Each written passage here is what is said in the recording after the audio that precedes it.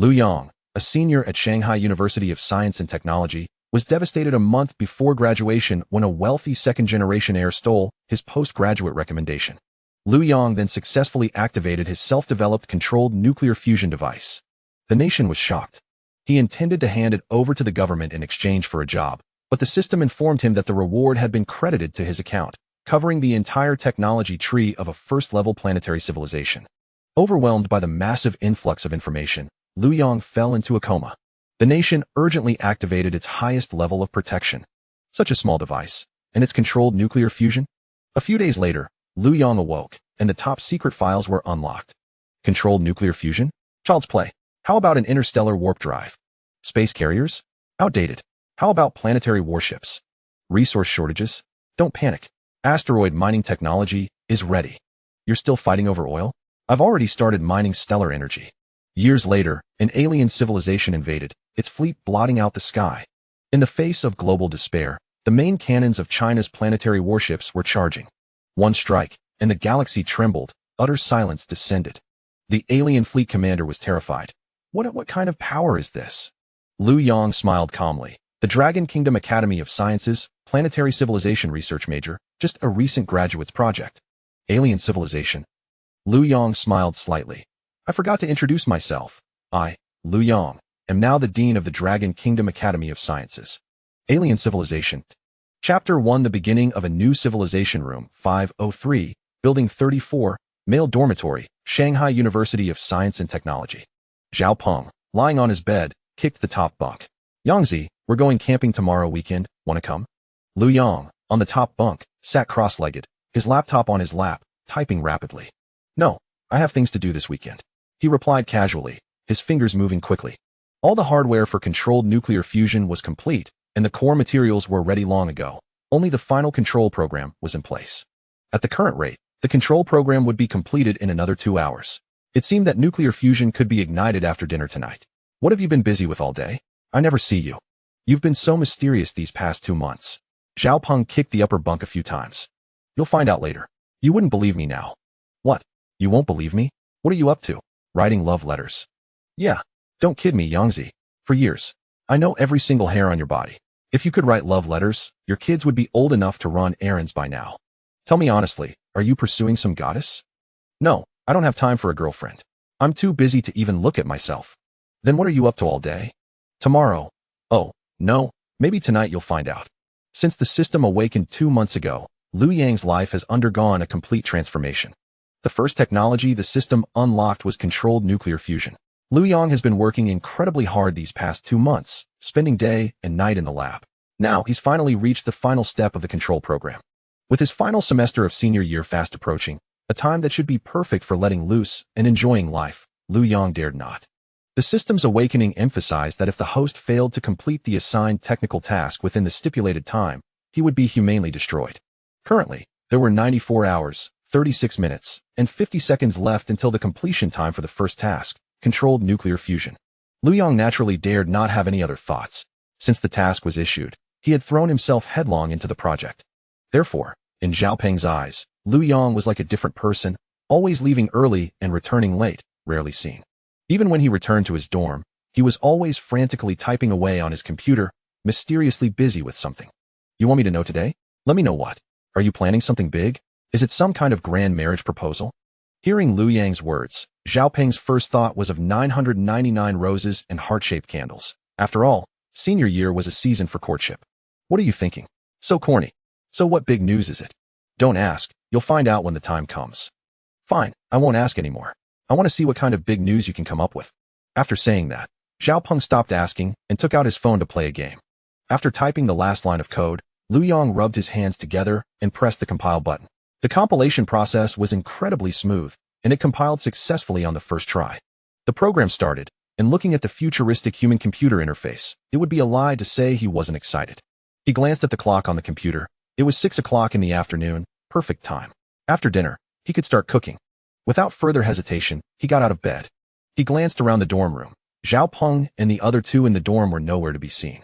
Once I finish the project, I'm going to seize the last moments of my senior year and let loose, Liu Yang muttered, leaving the dorm and heading towards the cafeteria. The system was undeniably awesome. Software programming, polymer materials science, systems engineering, advanced mathematics, plasma physics, magnetohydrodynamics, nuclear physics, polymer chemistry, systems cybernetics. This knowledge, integrated into his brain by the system, made Liu Yang feel terrifyingly powerful. For the past 2 months, his biggest hobby during his breaks was no longer playing games, but reading various academic papers on Jihu, a Chinese QA website, seeing bugs everywhere. It was like playing a game of Spot the Difference. The feeling of finding bugs at a glance was incredibly satisfying. Those papers seemed to him as simple as a university professor looking at a kindergarten student's homework. This was only his first scientific project. If this continued, what would become of him? Thinking about the future, he was filled with anticipation. Of course, it would be even more perfect if that damned system stopped threatening to humanely destroy its hosts. Entering the cafeteria, it was peak dining time, packed with people. Liu Yang casually took 2 dishes and found an empty seat. "Hey, isn't this Yang Ji?" a male voice called out. Liu Yang looked up and saw Zhang Mufeng from the next class. A rich second-generation heir, whose family used their wealth to secure him a guaranteed postgraduate admission to the computer science department at Shanghai University. This spot originally belonged to Liu Yang, but the department forcibly removed it and gave it to Zhang Mufeng. Tomato and egg stir-fried cabbage. "Yang Ji, why do you only ever have these 2 dishes? You need to take care of your health. Always eating vegetarian food. Without some meat, your body won't grow properly." Zhang Mufeng's mocking voice came again. "Feng Ji, Liu Yang eating tomato and egg stir-fry is considered me? I've seen him many times without any vegetables, only free soup. Maybe Liu Yang just likes that." "Haha. Yeah, free things are always tempting. Some people just like to take advantage of small things. People from small towns are just people from small towns, a poor bastard. Want to get a guaranteed postgraduate admission? Don't you know what kind of world this is? Is being good at studying everything? Ignorance is bliss." The 3 or 4 people around Zhang Mufeng relentlessly mocked Liu Yang. "Liu Yang, let me tell you, your guaranteed admission to graduate school is a done deal. Don't hold on to any illusions. If you cause any more trouble, I won't show any mercy as a classmate," Zhang Mufeng whispered in Liu Yang's ear. "I hope you're a smart guy. It's the last month, so behave yourself. I won't make things difficult for you. I hope this is the first and last time you go to the counselor." With that, Zhang Mufeng patted Liu Yang's shoulder heavily, waved his hand, and left with his henchmen. 2 days ago, after learning that Zhang Mufeng had taken his place in graduate school, Liu Yang went to see his counselor. Actually, he didn't care. He really didn't care about a mere graduate school spot in the computer science department of Shanghai University. However, he was still upset that his opportunity had been lost so inexplicably, so he went to ask his counselor. Although the counselor wanted to help, the decision was made jointly by the department head and the party secretary, and he was powerless to do anything about it. Somehow Zhang Mufeng found out about this, leading to what just happened. Liu Yang grinned at the backs of Zhang Mufeng and his group, then shook his head. He really didn't have time or the inclination to deal with them. "Yangzi, what did Zhang Mufeng say to you just now?" Zhao Peng appeared out of nowhere, carrying a tray of food. "What else can I say? He's just warning me not to cause trouble." "The graduate school recommendation? Zhang Mufeng is a real scoundrel, relying on his family's money to act recklessly. Why are there people like that everywhere? And the department is awful too." Zhao Peng picked up a chicken leg from his plate and placed it on Liu Yang's plate. "I got too much, you eat one for me." "Speaking of which, Yangzi, are you really just going to let the graduate school recommendation go like this?" "It was a joint decision by the 2 big shots in the department. What could I do?" "So what are your plans now? Find a job?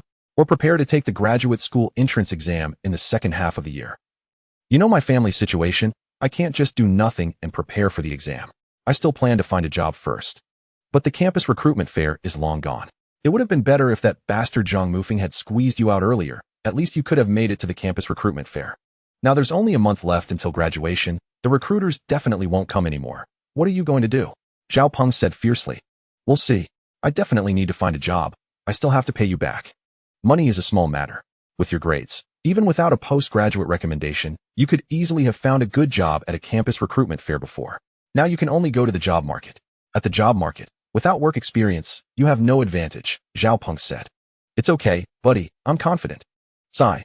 Zhao Peng sighed heavily and fell silent. Looking at Zhao Peng sighing across from him, Liu Yang was deeply moved. Zhao Peng had taken care of him a lot over the past 4 years, especially the countless times he'd said things like, "I've had too much, can you eat one for me?" Liu Yang remembered them all. This nuclear fusion project had drained all his savings of over 30,000 yuan, money he'd painstakingly saved from scholarships, part-time jobs, and tutoring. If it weren't for Zhao Peng and a few other brothers lending him almost 20,000 yuan in the end, the project would have completely failed. If the leading scientists in China knew that humanity's first controlled nuclear fusion experiment failed because of a mere 20,000 yuan shortfall, I wonder if they would kill him. After finishing his meal, Liu Yang said goodbye to Zhao Peng and went to the laboratory. 2 months had passed, and the first ignition of controlled nuclear fusion was about to begin. Chapter 2. Activation of Level 1 Emergency Response Building Number 3 is an aging experimental facility of the Science and Technology College. Since the completion of the new laboratory building, this place has largely fallen into disuse. The rooms are cluttered with obsolete equipment, and few people visit. To assist underprivileged students, the school has implemented various work-study opportunities, with the management of Building Number 3 among them. Few applicants vie for this position, as the so-called management primarily involves cleaning duties. Liu Yang has occupied this role for over a year, and unexpectedly, the nuclear fusion project has proven to be of great utility. At the end of the first floor of Building Number 3 lies the largest laboratory, spanning approximately 100 square meters. In the center of the room stands the nuclear fusion generator that Liu Yang constructed, a device neither belonging to a tokamak nor resembling a stellarator. The generator is relatively small, positioned atop a table. 2 cables, as thick as infant arms, extend from the device, drawing attention. One end connects to the mains power, while the other links to the load. Numerous control lines on the generator connect through holes in the wall to the controller in the adjacent control room. Liu Yang stands by the controller, installing the control program via a laptop. Through the dual-pane glass, he can clearly observe the setup in the neighboring laboratory. Upon completing the installation of the control program, Liu Yang moves to the room housing the nuclear fusion generator. He meticulously checks the generator, load, data reader, monitoring cameras, ignition devices, and other equipment, ensuring everything is properly calibrated. Returning to the control room, Liu Yang glances outside. Night has fallen, and the streetlights and classroom lights of other buildings have illuminated. He dons specialized sunglasses, as the light released upon ignition will be exceedingly intense. Staring directly at it could result in blindness. Observing the control program on the controller, Liu Yang presses the start button. In an instant, the lights in both the control room and the laboratory extinguish, and the generator in the laboratory erupts with a blinding brilliance, akin to the sun. 1 second, 10 seconds, 100 seconds. The self-sustained combustion is successful, and the nuclear fusion generator operates stably. The Q value reaches 200, with an astonishing energy input-output conversion ratio. An unceasing stream of energy is delivered to the load. The first controllable nuclear fusion for humanity has been born, a day destined to be recorded in history. Liu Yang feels no surprise. A product of the system is bound to be exquisite, and success is inevitable. As Liu Yang presses the start button, the entire Magic City Science and Technology College is plunged into darkness, all lights extinguished. The darkness spreads like ripples from a stone cast into a tranquil lake, radiating outward from the heart of the college. Soon, a quarter of the Magic City district is enveloped in shadow. Magic City Electric Company. In the monitoring room of the power building, the staff gazes at the massive display screen, which has suddenly gone dark over a quarter of the city. Everyone is bewildered. What is happening? Why is there a widespread power outage? The duty team leader looks at the flashing alarm on the wall and shouts, "Power consumption in Zone B. Power consumption in Zone C. Power consumption in Zone D." Personnel at their stations loudly report data from their computers. A massive power draw. What could this mean? Where is this electrical behemoth? Quickly investigate. Duty team leader Zhang Jian issues orders and picks up the yellow hotline phone on his desk. According to regulations, if a power outage exceeds 1/7 of the city's area, the emergency response mechanism must be immediately activated, with a quarter of the city affected. This far exceeds the initiation threshold. After 20 years in the field, Zhang Jian has never witnessed such a large-scale sudden blackout. His immediate task is to report this incident and obtain authorization to initiate the emergency response protocol. Beep, beep, beep. In the power building, the yellow phone on the desk of Deputy Director Wang Jiangguo suddenly rings. This hotline is reserved for emergencies, and he cannot recall the last time he heard it ring. As Wang Jiangguo lifts the receiver, he hears the urgent voice of Zhang Jian on the other end. "Director Wang, there has been a massive power outage. It is estimated that a quarter of the entire Magic City is offline. We have detected a significant instantaneous power consumption and are currently investigating. Should we activate the Level 1 response mechanism? Initiate Level 1 response as per the established protocol." Understood. After hanging up, beads of sweat form on Wang Jiangguo's forehead. He is acutely aware of what activating a Level 1 response entails. This is no trivial matter. Since the establishment of the National Emergency Management Bureau, a Level 1 response in Magic City has never been initiated. The activation signifies a monumental upheaval. If it is a natural disaster, it indicates a grave danger. Wang Jiangguo instinctively glances out the window. The scene is tranquil and serene, clearly devoid of any natural calamity. Thus, it must be a man-made disaster. One capable of triggering a level 1 response is no ordinary event. Could it be a terrorist attack? Wang Jiangguo feels his hands begin to tremble. The national grid's ultra-high voltage transmission technology is unparalleled globally. Achieving such a large-scale power outage cannot merely result from damaging a few transformers or incapacitating several substations. The grid was designed with the possibility of external attacks in mind, incorporating early warning systems, redundant designs, and backup power sources as part of a complex protective framework. Yet now, these safeguards have instantaneously succumbed to paralysis, vulnerable to the core. What kind of technological means could accomplish this? The more Wang Jiangguo contemplates, the more apprehensive he becomes. He hastily retrieves his mobile phone to contact the bureau chief. Meanwhile, in the monitoring room of the power building, duty team leader Zhang Jian opens the glass cover on his workstation and presses the red button inside. As he does so, a specially designed red light begins to flash on the wall. The level 1 response mechanism is now activated. From this moment, firefighting, public security, armed police, hospitals, national security, and even military forces will form a joint command center, responding to the crisis under the direct leadership of the municipal government. Have we identified the source of the power consumption? Zhang Jian inquires of the engineers at their stations. We have narrowed the target area to a radius of 10 kilometers. One engineer projects a map from his computer onto the large screen on the wall. A panoramic map of the Magic City district is displayed, with a circle drawn in the southwestern corner. Zoom in, Zhang Jian instructs the engineer. As the map is progressively magnified, the 10-kilometer radius becomes increasingly distinct. Is this the university town? Zhang Jian asks. Yes, it is the university town, but there are no major power consumers. The engineer responds. Our field personnel are currently conducting checks in the vicinity. For now, we can only confirm this area, and we have yet to identify the specific location of the power consumption. Share all data with the Joint Command Center, Zhang Jian commands. Adhering to the response mechanism's requirements, and promptly shares data with the command center system. Team leader, could this be a terrorist attack? One of the engineers inquires. Explain your reasoning, Zhang Jian prompts, as gathering various opinions and insights is also part of his responsibilities within the response mechanism. The emergency protocol explicitly states that once activated, it is imperative to collect diverse opinions, analyses, and suggestions, as even an unconsidered remark might alter the course of events. The collected insights will be directly entered into the decision-making information database to support higher authorities in making the most accurate decisions. First, the university town and its surroundings do not host high power-consuming enterprises. The engineer begins his analysis. Second, even a superpower consumer could not instantaneously drain the grid's electricity and cause severe overloads and shutdowns of electrical equipment. Thirdly, from the inception of our power grid design, we established an automatic shutdown system with a maximum threshold limit.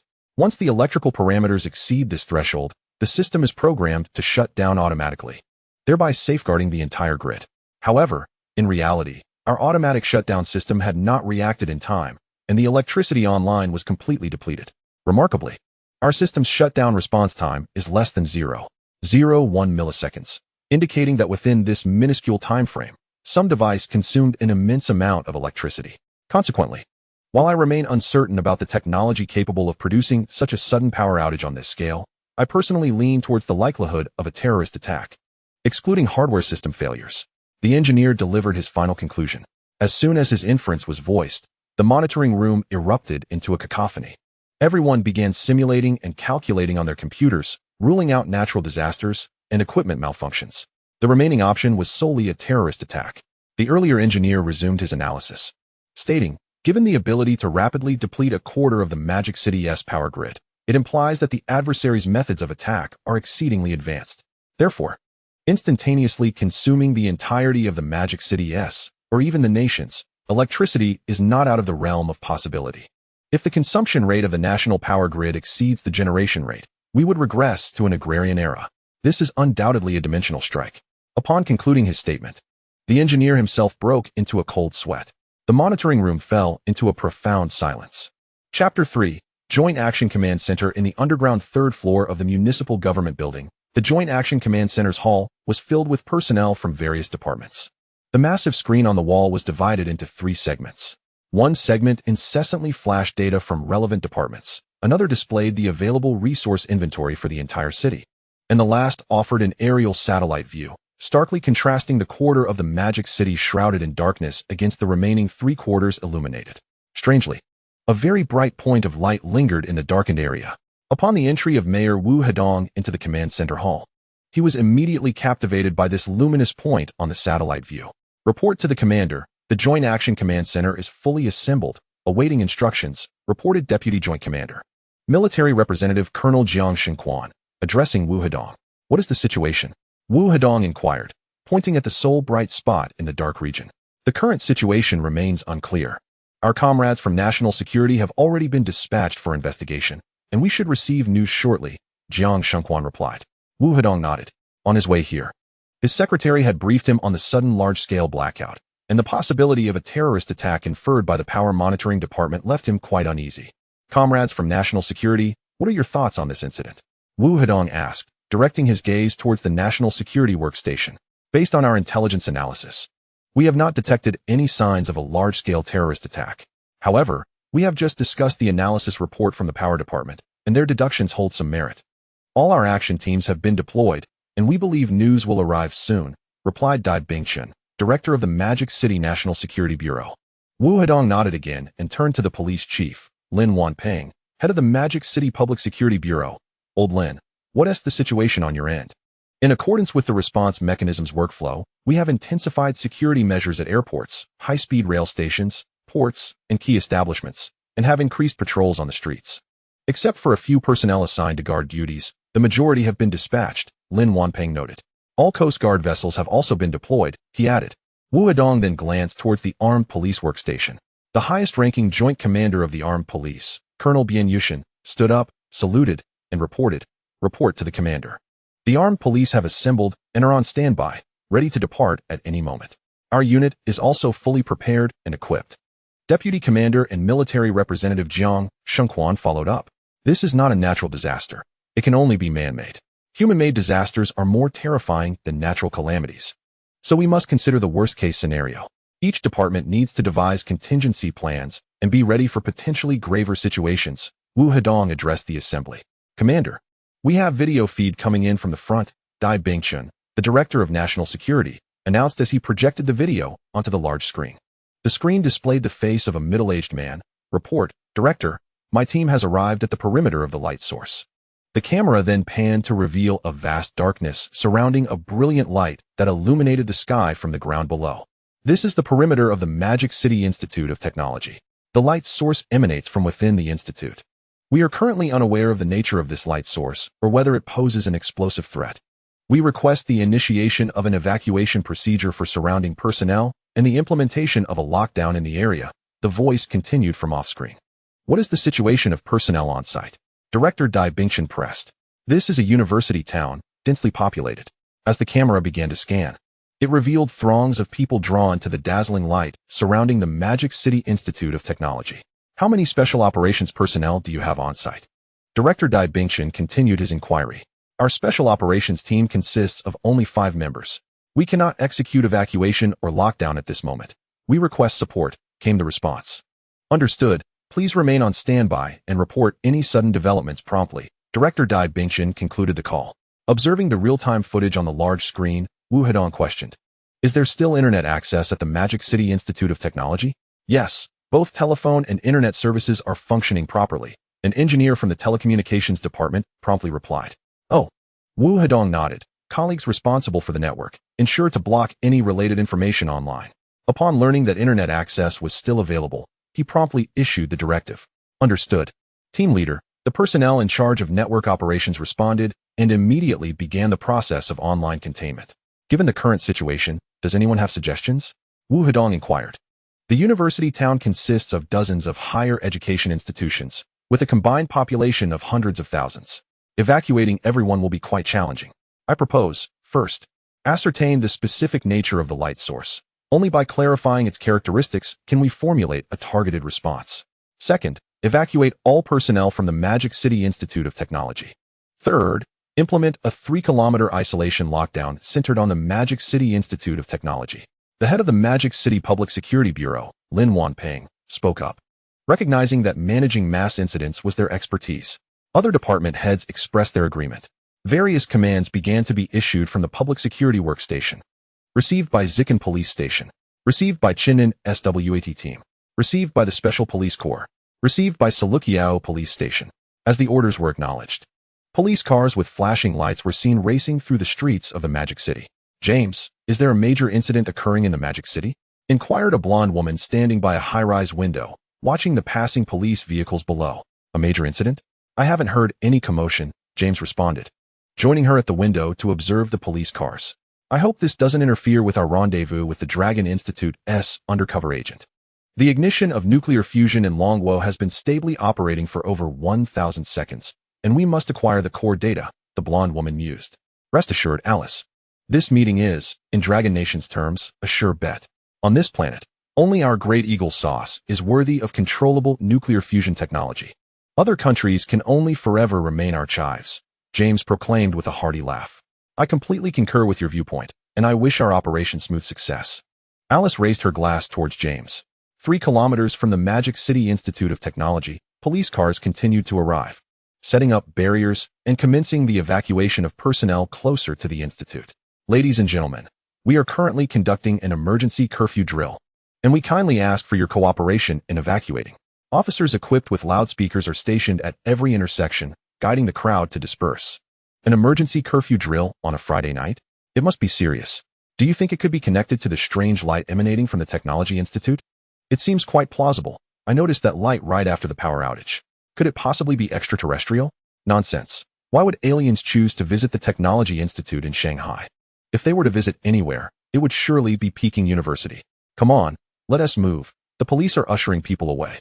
The crowd, dense and dark, gradually makes its way towards the quarantine line, approximately 3 kilometers away. Inside the Joint Command Center, Director Dai Bengxian of the National Security Bureau established another video link to the Special Operations Team on site. The crowd that had gathered outside the Technology Institute had been dispersed, leaving only darkness around, while the mysterious light within the institute continued to flicker. Report to the director. The public security officers are preparing to enter the Technology Institute campus for personnel evacuation. Our Special Operations Team is ready to approach and conduct reconnaissance. Came the voice from the Special Operations Team. Agreed. Maintain the video connection and exercise caution, Director Dai Bingchen advised. Understood. In the video, 4 special operatives formed a combat formation, cautiously advancing towards the Technology Institute. Chapter 4. Most likely a nuclear fusion. What on earth is that? Wasn't Building 3 already abandoned? What is happening? I don't know. I was studying on the 3rd floor of Building 7 during the blackout when I turned and saw that light. I saw it too. That light is blinding. It has been nearly 2 hours, and there are no signs of it diminishing. Did you record any videos? How could we not? We started filming right away and already posted it online. The rooftop of Building 7 was crowded, to be precise. Anywhere with a view of Building 3 was packed with onlookers. From the moment the blackout occurred, people began noticing the anomaly of Building 3, and the crowd only grew larger. However, no one dared to approach Building 3, as the light was simply too dazzling, even from a distance. One had to squint to see it. It's hard to imagine what would happen if someone were to view it up close without any protective measures. Eyes would be irrevocably damaged in an instant. As Zhao Peng climbed onto the rooftop of Building 7, he suddenly recalled what Liu Yang had said to him earlier that afternoon, something about understanding tonight. Could this be the big news Liu Yang referred to? Zhao Peng pondered. Old Zhao, when did you arrive? A voice called out to him, and he turned to see Li Fei, the dorm leader. Boss, you're here too. I just got here. I was dining outside, and after the blackout, I wandered around a bit before seeing everyone heading towards our institute, so I came back. I just arrived too. I saw you as soon as I came up. What on earth is going on? Li Fei asked Zhao Peng. I'm not quite sure, but I feel this might be related to Yangtze. Zhao Peng recounted his conversation with Liu Yang to Li Fei. No way. With that level of brightness, can Yangtze really be responsible? I doubt it. You're overthinking it. Li Fei chuckled. Yeah, maybe I am just overthinking, Zhao Peng admitted, smiling sheepishly. Attention, students. We are currently conducting an emergency curfew drill. Please cooperate in evacuating. The sound from the loudspeaker echoed from the base of the building. Shortly thereafter, officers clad in uniforms began to ascend to the rooftop of Building 7. What is that? Is that a sniper?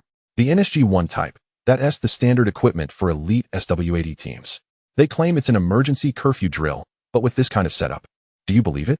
I don't. They're definitely here for that light. Look, someone else coming. A shout emerged from the crowd, and everyone halted their evacuation to gaze at Building 3. 5 individuals, armed and in a scattered formation, crouched low as they cautiously approached Building 3. Stopping about 100 meters away, one of them retrieved a drone from a backpack and launched it into the air, directing it swiftly towards Building 3. Are they planning a direct assault? Conversations erupted on the rooftop of Building 7. How cool. Those 5 are clearly in an assault formation. Did you see that drone? Just tossed it up effortlessly. It must be military grade. Wait, those 5 aren't in police uniforms. If they're not SWAT, they might be from national security. What is happening at our institute? Even national security is involved. This situation is escalating. Not long after dinner, Lin Changchun, the president of the Technology Institute, received a call from his secretary, informing him of an incident at the college. A widespread blackout had occurred, accompanied by an unidentified bright light emanating from Building 3. President Lin instructed his secretary to quickly contact the heads of various departments and summon them to the institute for a meeting. For those unreachable by phone, he ordered someone to visit their homes. He hurriedly drove to the institute, his phone nearly overheating from the barrage of calls. He received inquiries from the Education Bureau, public security, local government, and others. Individuals he typically could not reach were now calling him. However, the problem remained. What had transpired in Building 3, he had no idea. As he neared the institute, witnessing the throng of people gathered, President Lin felt a pang of anxiety. Upon entering the campus, he was met with a significant police presence, leading him to believe the situation was far more serious than his secretary had conveyed. In the parking lot, President Lin spotted other department heads who had already arrived. The secretary's efficiency was commendable. After a brief discussion with the group, President Lin urgently sought out an officer to introduce himself. Soon, someone led him and the others to a police officer who appeared to be in charge. Hello, I am Lin Changchun, president of the Technology Institute. He introduced himself. Greetings. I am Wu Zhaiqiang, the captain of the special police team, the officer replied, shaking Lin's hand. Due to the urgency of the situation, I will be brief. President Lin, please provide an overview of the circumstances surrounding Building 3. The captain spread out a map of the Technology Institute on the hood of a police car, illuminating it with a flashlight, pointing to the location of Building 3. Building 3 is essentially in an abandoned state. It contains only some obsolete equipment. Apart from that, it is largely vacant, President Lin explained. The exterior of the building remains intact, indicating no external breach, which suggests the light must be emanating from within. The captain paused. Were there any experiments conducted in Building 3? None. I have inquired about all departments, and no experiments have taken place in Building 3. The heads of each department are present. You may ask them. President Lin gestured to the department heads standing behind him. The captain scanned the faces of the department heads, refraining from further inquiry, as he understood that President Lin would not fabricate answers under such circumstances. You are all technical experts. Do you have any insights regarding the current phenomenon? The captain inquired. Captain, our institute primarily focuses on software. Hardware is not our strong suit, President Lin responded. Oh, I see. President Lin, I kindly ask you and your colleagues to remain for a while longer.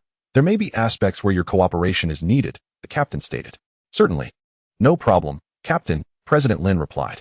In the Joint Command Hall of the municipal government, live video from the Special Operations drone was projected onto a large screen. As the drone approached Building 3, the video displayed an immense, blinding light, rendering everything else invisible. The drone continued to adjust its angle.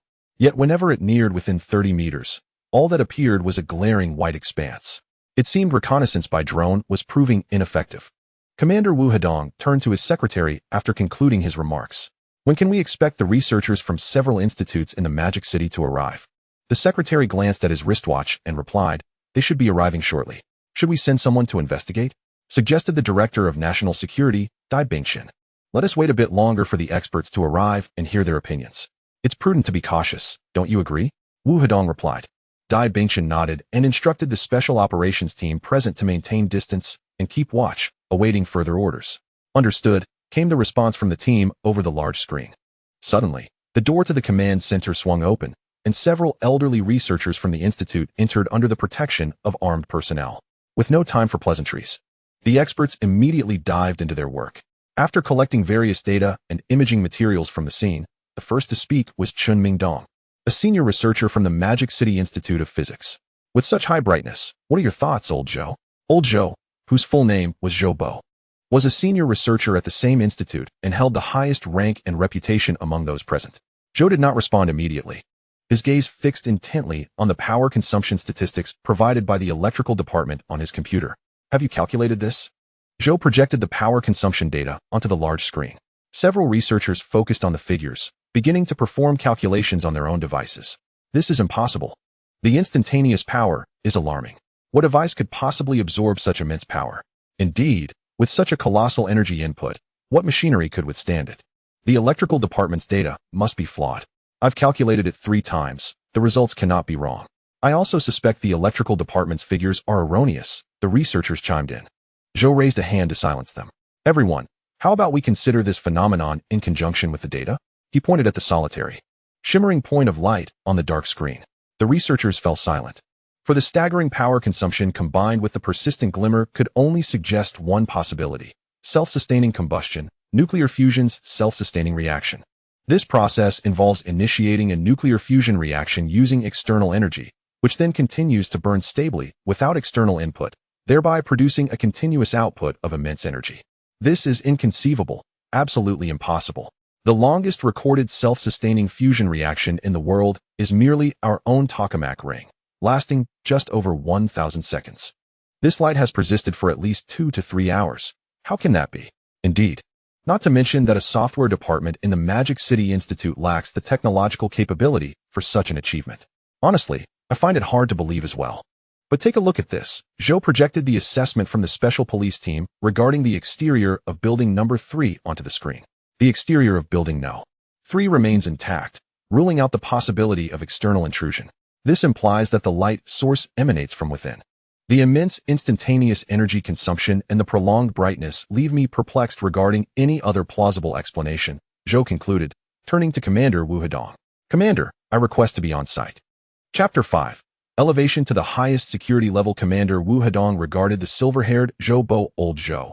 The situation remains unclear. It's too risky for you to go personally. Perhaps we should allow the national security personnel to enter building number 3 and assess the situation? That is absurd. Zhou Bo is a senior researcher at the Magic City Institute of Physics, particularly a world-class expert in nuclear physics. What if something goes awry? What exactly is happening inside building number 3? We have no information at all. What if it suddenly explodes? Wu Hedong was reluctant to let Zhou take such risks. Commander, you heard our discussion earlier. If it truly is a controllable nuclear fusion reaction, do you grasp the implications it holds? Zhou pressed. Before Wu could respond, Zhou continued. If my conjecture is accurate, humanity's entire history will be rewritten from this day forth. From now on, our dragon country will eclipse every other nation, and they will appear to us as primitive tribes in the jungles of Africa, creating an absolute civilizational gap. Those in the hall who lacked technical expertise were taken aback by Zhou's words. They understood that for the past 60 to 70 years, every nation with any semblance of strength has been researching controllable nuclear fusion, recognizing it as the embodiment of limitless clean energy.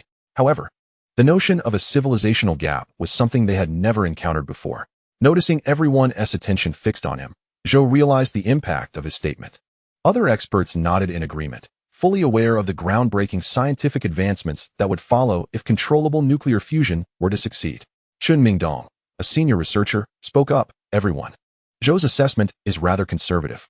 To speak plainly, once controllable nuclear fusion is achieved, the entire Earth will undergo qualitative transformations across all aspects: ecological, civilizational, cultural, and military. In truth, physics has stagnated over recent decades. Theoretical advancements are virtually non-existent. Progress has relied solely on experimental trial and error, akin to blind men crossing a river, struggling to find a path forward. Not only physics, but other scientific disciplines have similarly reached a standstill. Chun Mingdong's remarks shocked everyone once more, revealing the current scientific community's paralysis.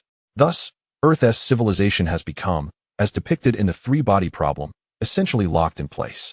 His statement detonated like a bomb, igniting fervor in the previously quiet hall.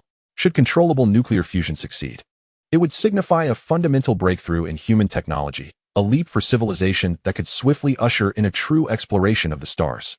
Chen's eyes sparkled with excitement. Please direct your attention to the screen. Zhou projected a set of data onto the display. This represents the instantaneous energy input values calculated by the experts earlier, along with the duration of energy input. Zhou highlighted the 2 data points on the screen with a laser pointer. The reaction time of 1/10 billionth of a second aligns perfectly with the requirements for tritium-deuterium fusion. Coupled with this immense energy input, I personally lean towards the conclusion that there is a nuclear fusion device currently operating within building number 3 of the Magic City Institute, rather than a terrorist attack. While I am uncertain how this device operates, the data cannot deceive. I propose we contact higher authorities. This matter must be elevated to the highest levels of strategy and confidentiality. It cannot be underestimated, Zhou concluded, looking at Commander Wu Hedong. Wu Hedong returned Zhou's gaze. Recognizing that Zhou's analysis was grounded in scientific reasoning, relieved that it was not a terrorist incident, he felt a sense of ease. Yet the gravity of controllable nuclear fusion weighed heavily on him. Before he could voice his thoughts, the Deputy Commander Jiang Xinquan suggested, "Commander, should we enhance the security level at the Magic City Institute?" I concur. Given the current situation, aside from the initial power loss, no further catastrophic consequences have unfolded. I stand by old Zhou's analysis, so elevating the security level is imperative. The Director of National Security, Dai Bingchen, also expressed his agreement. Agreed. Agreed, the assembly echoed. Wu Hedong nodded. I will personally report this matter to the State Council and immediately elevate the security level at the Magic City Institute to the highest tier, expanding the lockdown radius to 10 kilometers. Everyone, surrender your mobile phones. Access to the command center will be restricted to entry only, and the special police will seal off the entire municipal building. Wu Hedong decisively activated the highest level of internal security protocols. Outside the 3-kilometer security perimeter of the Magic City Institute, a large crowd remained gathered in the darkness, clearly witnessing the brilliant light illuminating the skies above. In a distant shadowy corner, 2 figures were quietly conversing. Xiao Quan, have the videos been recorded? Rest assured, Mr. Dantian, I had already captured the video outside building No. 3 before the police arrived. Koizumi, your response this time was remarkably swift. You performed admirably, and I shall petition for your commendation. Thank you, Mr. Dantian. It is merely my duty. Koizumi, in your estimation, what on earth could this phenomenon be? The individual referred to as Dantian gazed at the distant luminescence in the night sky and queried. Mr. Dantian, I too am uncertain. At that moment outside building number 3, the blinding radiance rendered one unable to open their eyes. I have never witnessed such brilliance. It seemed even more dazzling than the sun. How peculiar. How could the Magic City Institute of Technology possess such a thing? Aren't they an institution focused on software? Dantian mused, stroking his chin. Mr. Dantian, should we not report this incident promptly? A vague sense of unease lingers within me. I cannot fathom what schemes the Dragon Kingdom is concocting this time. Dantian nodded. You are absolutely correct. Quickly utilize discrete channels to relay this intelligence. I shall remain here to assess the situation further. Koizumi bowed respectfully to Dantian and then disappeared into the shadows.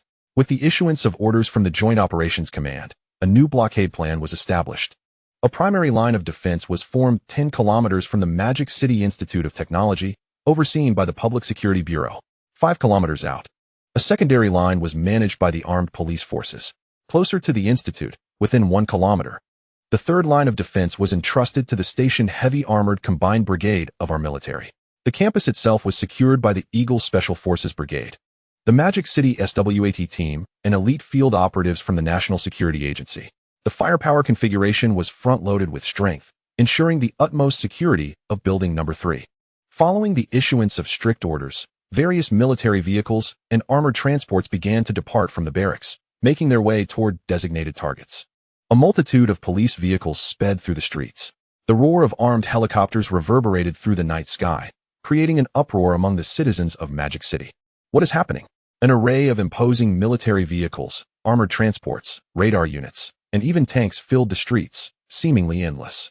Traffic officers began to manage the roads, giving precedence to military vehicles. What on earth is going on? Are we on the brink of war? I haven't heard anything about it. Could it be a military exercise? That is indeed plausible, but doesn't this seem a bit excessive? Indeed, even the armed helicopters have been deployed.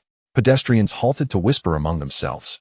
As personnel arrived, the blockade expanded to a 10-kilometer radius. Students within the Magic City Institute were instructed to return to their dormitories and refrain from leaving. In the dimly lit room of the male dormitory, room 503 of Building 34, only Zhao Peng and Li Fei remained. After being dispersed from the rooftop of Building 7, they had returned to their dormitory as per the police's instructions. Where is Yangzi? I haven't seen him return, Li Fei remarked. Daxing has gone home. He mentioned it to me this afternoon, but I have no idea where Yangzi has run off to, Zhao Peng replied. Ah, that reminds me of something, Zhao Peng said. What is it? Li Fei inquired. Isn't Yangzi the work-study administrator for building number 3? Zhao Peng countered. Yes, he has been doing that for over a year now. Are you suggesting that this incident is somehow linked to Yangzi? Li Fei recalled Zhao Peng's words on the rooftop. Indeed. I have always felt that this matter is connected to Yangzi. Have you not noticed how mysteriously he has behaved over the past 2 months? Zhao Peng commented. Stop overthinking it. Let me call Yangzi and see, Li Fei declared, pulling out his phone. The call to Liu Yang connected, but no one answered. After several attempts, the outcome remained the same. No one is picking up, Li Fei informed Zhao Peng. This situation is becoming increasingly grave. Do you think Yangzi could handle this alone? Li Fei pondered aloud. And what did he mean when he mentioned wanting to create a big news story this afternoon? This incident happening in the very building he manages. Doesn't it seem too coincidental? Zhao Peng asserted. If we consider it from that perspective, you might have a point. 3 to 4 hours have passed since the blackout. If this truly involves Yangzi, surely nothing disastrous has occurred? Li Fei suddenly felt a wave of unease. You jinx. Zhao Peng spat on the ground. However, upon further reflection, he began to see some merit in Li Fei's argument. Boss, I believe you may be right. We ought to report this immediately. It is better to be safe than sorry. Let us go. We should head out now, Li Fei declared, rising to make his way towards the door. Chapter 6. The occupants of building number 3 may be Liu Yang. The corridor outside the dormitory was crowded with students.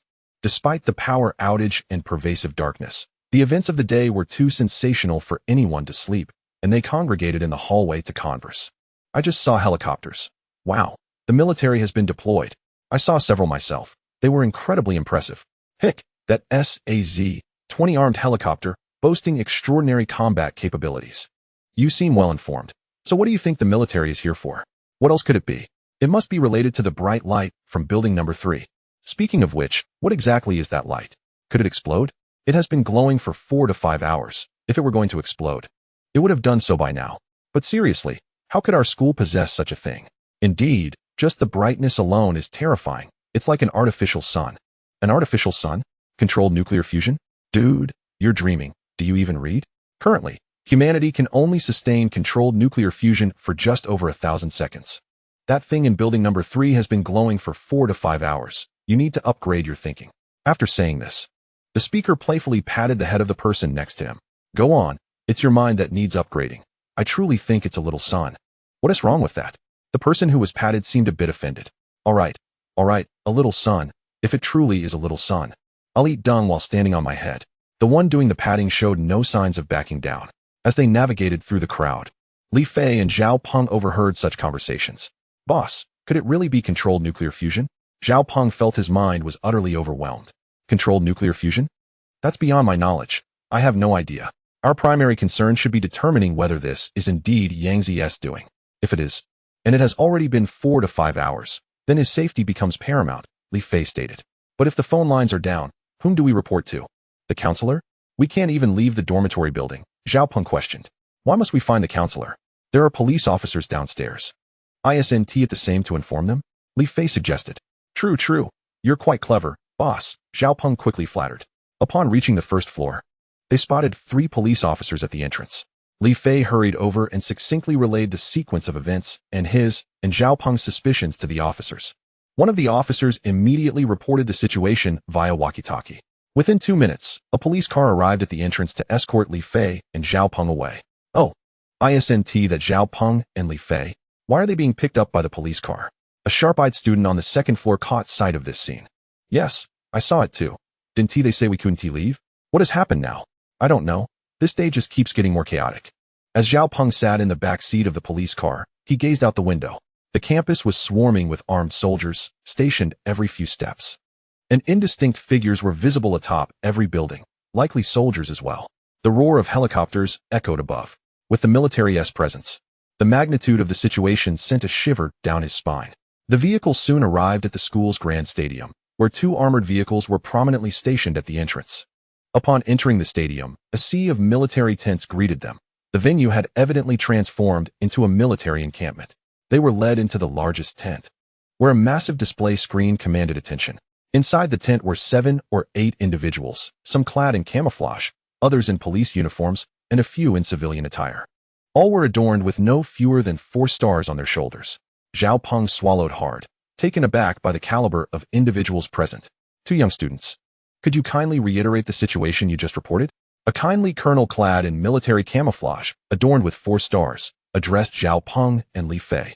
The military presence startled Zhao Peng momentarily. The situation had evidently escalated beyond his initial assumptions. Otherwise, why would the military be in charge? He exchanged a glance with Li Fei, licked his lips, and steadied his nerves as he nervously recounted the conversation he had with Liu Yang earlier that afternoon, leaving nothing out, including their exchange in the dining hall.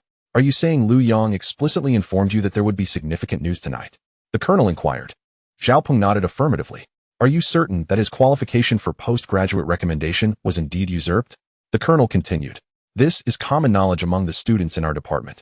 It was only announced 2 days ago. You may verify it, Zhao Peng replied. The colonel remained silent, merely turning to observe the enormous display screen inside the tent, which was directly connected to the Joint Operations Command Center.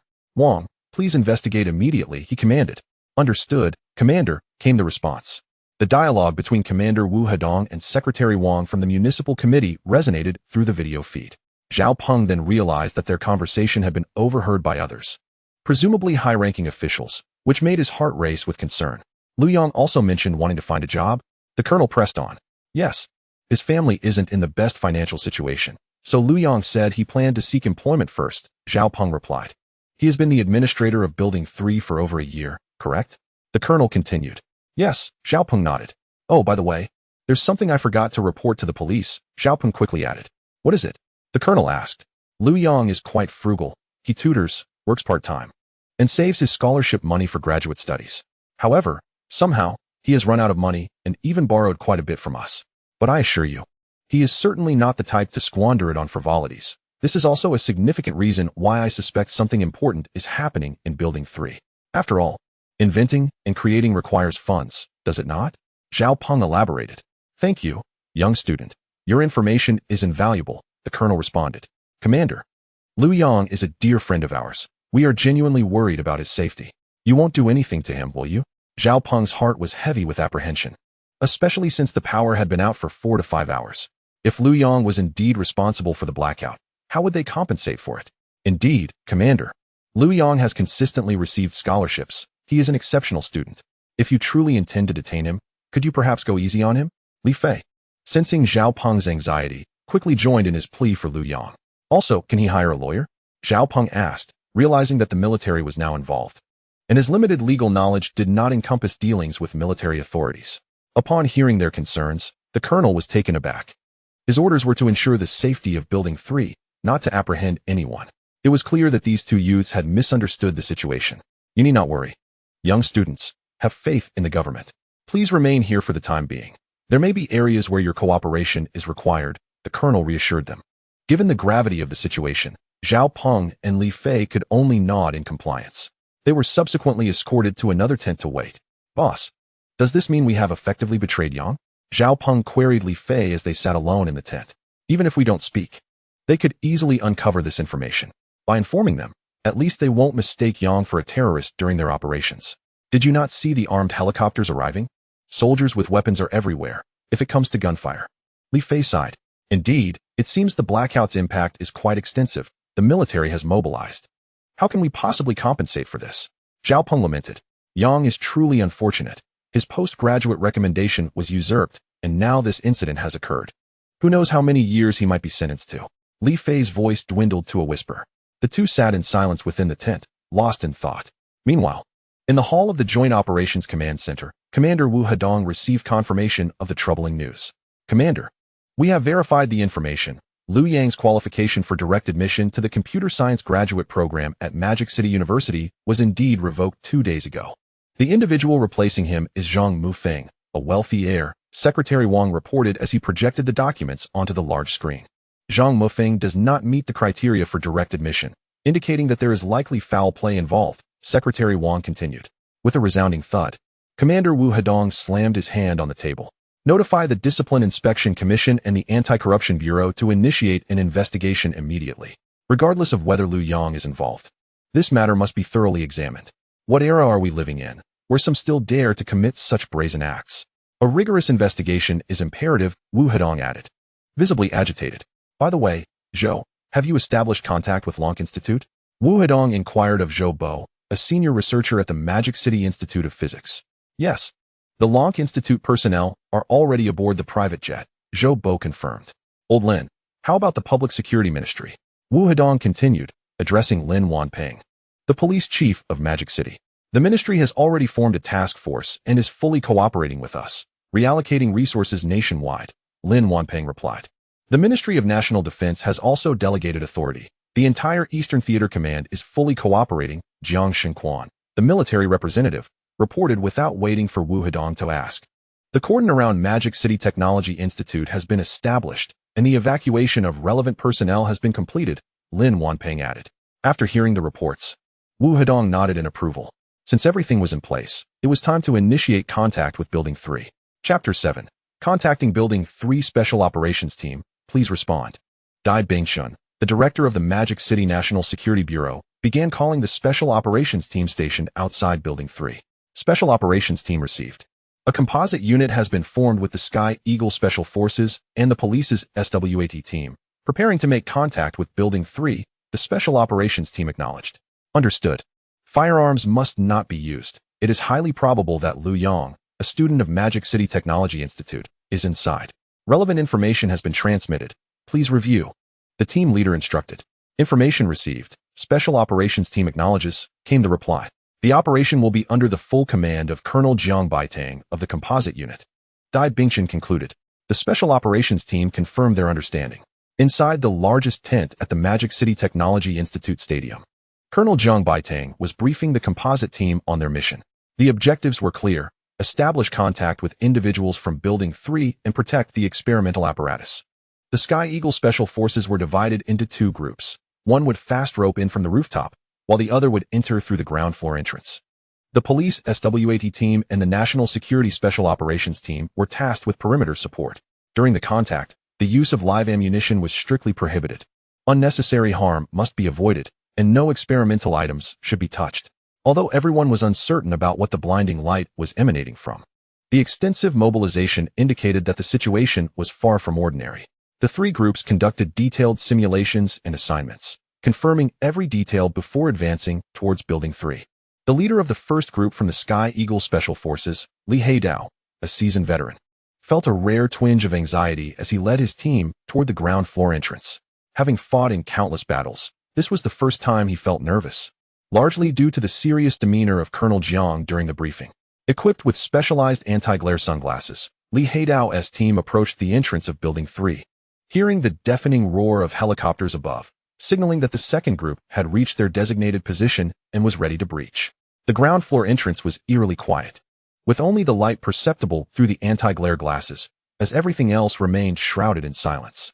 Li Heidao gently waved his right hand, signaling a tactical advance. As the Special Operations team behind him entered in succession, a light source emanated from a room deep within the first floor. Li Heidao's squad split into two, cautiously moving along the walls of the left and right corridors. They passed through several dark rooms, empty except for some antiquated equipment. The rumbling of helicopters overhead gradually faded. Li Heidao knew that Team 2 had completed their rapid descent from the rooftop and was now starting to search downwards. Before him lay two final rooms, one with an open door facing the corridor, light spilling forth from within. This must be the source of the illumination, he thought. Command Center, we have identified the light source, Li Heidao reported softly via the intercom. In truth, even without his report, the camera mounted on his shoulder had already transmitted the footage to the command center's large screen. To the left, another room bore a wooden sign reading Control Room. The door was closed, and they were preparing to enter. With a gentle push, Li Heidao found it unlocked and pushed the door open. The dazzling glow from the fusion device in the laboratory illuminated the control room through the dual-pane glass, casting the space in brilliant light. A quick glance revealed the control room was modest in size, housing a workstation-like apparatus, and on the floor lay an unconscious individual. Li Heidao swiftly entered the room. Checking the carotid pulse of the person on the floor, it was still beating. Report to command. Liu Yang has been found, currently in a state of unconsciousness. Li Heidao was well aware of Liu Yang's appearance. This basic information had been shared with the Special Forces team during their mission briefing. With a wave of his hand, a soldier promptly lifted Liu Yang and rushed outside, while the others stood guard to protect the equipment. Through the dual-pane glass, Li Haidao finally saw the light source. The camera on his shoulder, equipped with strong light protection, relayed the scene clearly to the large screen at the Joint Command Center. In the Command Center hall, Zhou quickly assessed that the light source device was neither a tokamak nor a stellarator. "Young comrade, please stand in front of the workstation in the room," Zhou said, his voice trembling with excitement. Li Haidao approached the workstation, where a controller displayed various data in an orderly fashion, though he couldn't comprehend any of it. "My heavens, is this data real?" As the camera shifted to the controller's screen, Chief Researcher Chen Mingdong exclaimed in astonishment. "Look, the input is 0. Chen cried out. "Is that the load power output? Such an immense energy output is simply unbelievable." His voice grew louder with excitement. Quickly. Retrieve the energy input just now and calculate the Q value." Zhou voice quivered with urgency. A group of researchers began to search their computers for the power consumption data provided by the electricity department. "Q value, 200, one researcher quickly announced. "Mine is also 200. Another chimed in. "Me too. I also have a Q value of 200. How is this possible? How can this be?" One researcher stared at the data on the screen, muttering in disbelief. Could controllable nuclear fusion have truly succeeded? Zhou nearly shouted. "I must go to the scene immediately. I need to see Liu Yang." "Oh, Liu Yang. Wait, how is Liu Yang?" Zhou suddenly recalled, realizing that Liu Yang was unconscious in the footage. The workstation had already displayed new video footage on the large screen. Outside Building 3, Liu Yang lay on a specially designed hospital bed in a military medical vehicle, still unconscious, while military doctors began their diagnosis. "The military transport helicopter is arriving shortly. We will promptly transfer Liu Yang to the military hospital," came the voice of Brigade Commander Jiang Baitang from off-screen. "What is Liu Yang's condition now?" asked Commander Wu Hedong. "He is still under examination. Results are not yet available," Jiang Baitang replied. "Regardless, we must ensure Liu Yang's safety," Zhou shouted, disregarding decorum. "Understood. We will ensure the mission is completed," Jiang Baitang affirmed. "The security level at the hospital will be elevated to the highest level," added Deputy Commander and Military Representative Jiang Xinquan. "Understood. Rest assured, Commander," Jiang Baitang replied. In the video, a massive military transport helicopter descended slowly. The powerful downdraft from its blades sending leaves swirling. 3 armed Z-20 helicopters circled above. Several soldiers swiftly lifted Liu Yang from the medical vehicle and boarded the transport helicopter without delay. Moments later, the transport helicopter ascended, escorted securely by the 3 Z-20s. Watching the helicopter fleet depart on the screen, Zhou was reminded of the equipment still operating in Building 3. "Xiaochun, hurry and send the data to the Lonk Institute," Zhou instructed Chen Mingdong. "We must get to the scene immediately." "Understood, Zhou Lao." "History is truly about to be rewritten," Chen Mingdong exclaimed, excitedly pounding his right fist into his left palm. "Commander, I won't elaborate on the seriousness of the situation. We must head to the scene now," Zhou said solemnly to Commander Wu Hedong. Just then, Jiang Baitang's voice resonated from the video. "Report, Commander, Building 3 is secure. No other individuals have been found. Command received. Continue to secure Building 3. Absolutely no lapses allowed," Deputy Commander Jiang Xinquan instructed Jiang Baitang. He added, "Deploy all available forces you have on hand to surround Building 3. Without orders, not even a fly should be allowed to enter." "Understood. We will ensure the mission is completed," Jiang Baitang's voice was resolute. Commander Wu Hedong looked at Zhou. "Zhou Lao, you and the researchers can depart now. Lao Lin, please arrange security for Zhou and the others." Wu Hedong directed Public Security Bureau Chief Lin Wanpeng. Lin Wanpeng picked up the intercom to organize security for the experts. Zhou, clutching the printed data, rushed out of the command center, followed closely by several researchers, their figures vanishing behind the door. Chapter 8. Unconsciousness at the Shanghai Military District General Hospital. On the rooftop of the inpatient department, a massive transport helicopter descended slowly. Awaiting the arrival were doctors and nurses, notified in advance. Transporting patients via military helicopters was not unusual, but having 3 armed Z-20s providing escort was a rarity. Department head Hu Ruiming gazed in wonder at the circling helicopters overhead, curious about the significance of the patient being delivered. The spectacle was indeed impressive. 10 minutes prior, he had received a call from the military district, specifically requesting him to prepare the best medical team for the reception. After hanging up, he wasted no time gathering all the finest doctors and nurses from his department, a throng of them awaiting eagerly on the rooftop of the inpatient building. However, he never anticipated such an elaborate display. This was a first in his 30-plus years of practice. As the transport helicopter's door slowly opened, several soldiers jumped down and returned with a stretcher.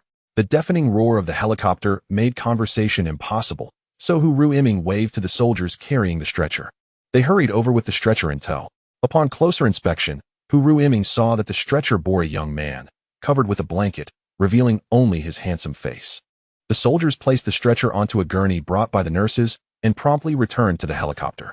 Hu Ruiming, accompanied by other doctors and nurses, hurriedly descended the stairs, heading towards the designated emergency room.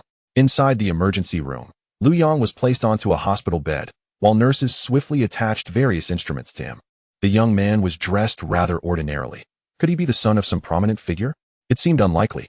Hu Ruiming couldn't fathom why 3Z-20 helicopters were escorting him. Lost in thought, he was suddenly alerted by the voices of doctors and nurses reporting data. Director, the patient's blood pressure, blood oxygen, and heart rate are all completely normal. Director, the patient's pupils respond normally to light. Director, the patient's nervous system reacts normally to external stimuli. Director, the patient's pulse is normal. Blood tests, stool tests, and urine tests were conducted. Given that the patient was in a coma, there must be some underlying abnormality. Hu Ruiming began issuing instructions, and the nurses busied themselves once more. Proceed with an MRI and a brain CT scan, Hu Ruiming added. An hour later, in the conference room, Hu Ruiming held a thick stack of test reports, looking bewildered. Surrounding him were a circle of doctors, all equally perplexed. These were the most esteemed physicians from the Military General Hospital.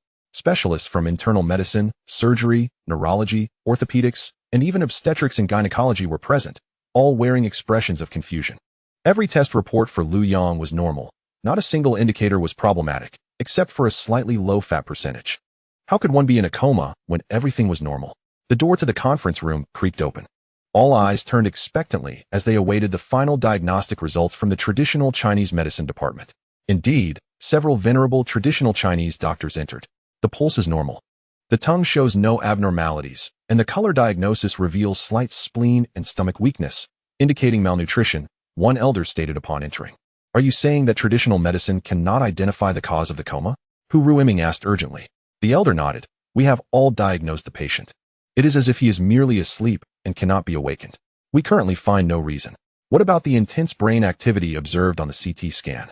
Hu Ruiming inquired. The CT indicated that Liu Yang's brain activity was extraordinarily vigorous, surpassing the highest threshold seen in normal individuals, a phenomenon unprecedented in documented medical history. No, I've never heard of such a situation. The elder shook his head. Silence enveloped the room. A person with every indicator normal, yet trapped in a coma, left them utterly at a loss. If the patient's condition persisted, aside from administering nutritional fluids to sustain his bodily needs, they could do nothing further. A vegetative state? A doctor murmured. Impossible. All his vital signs are perfectly normal.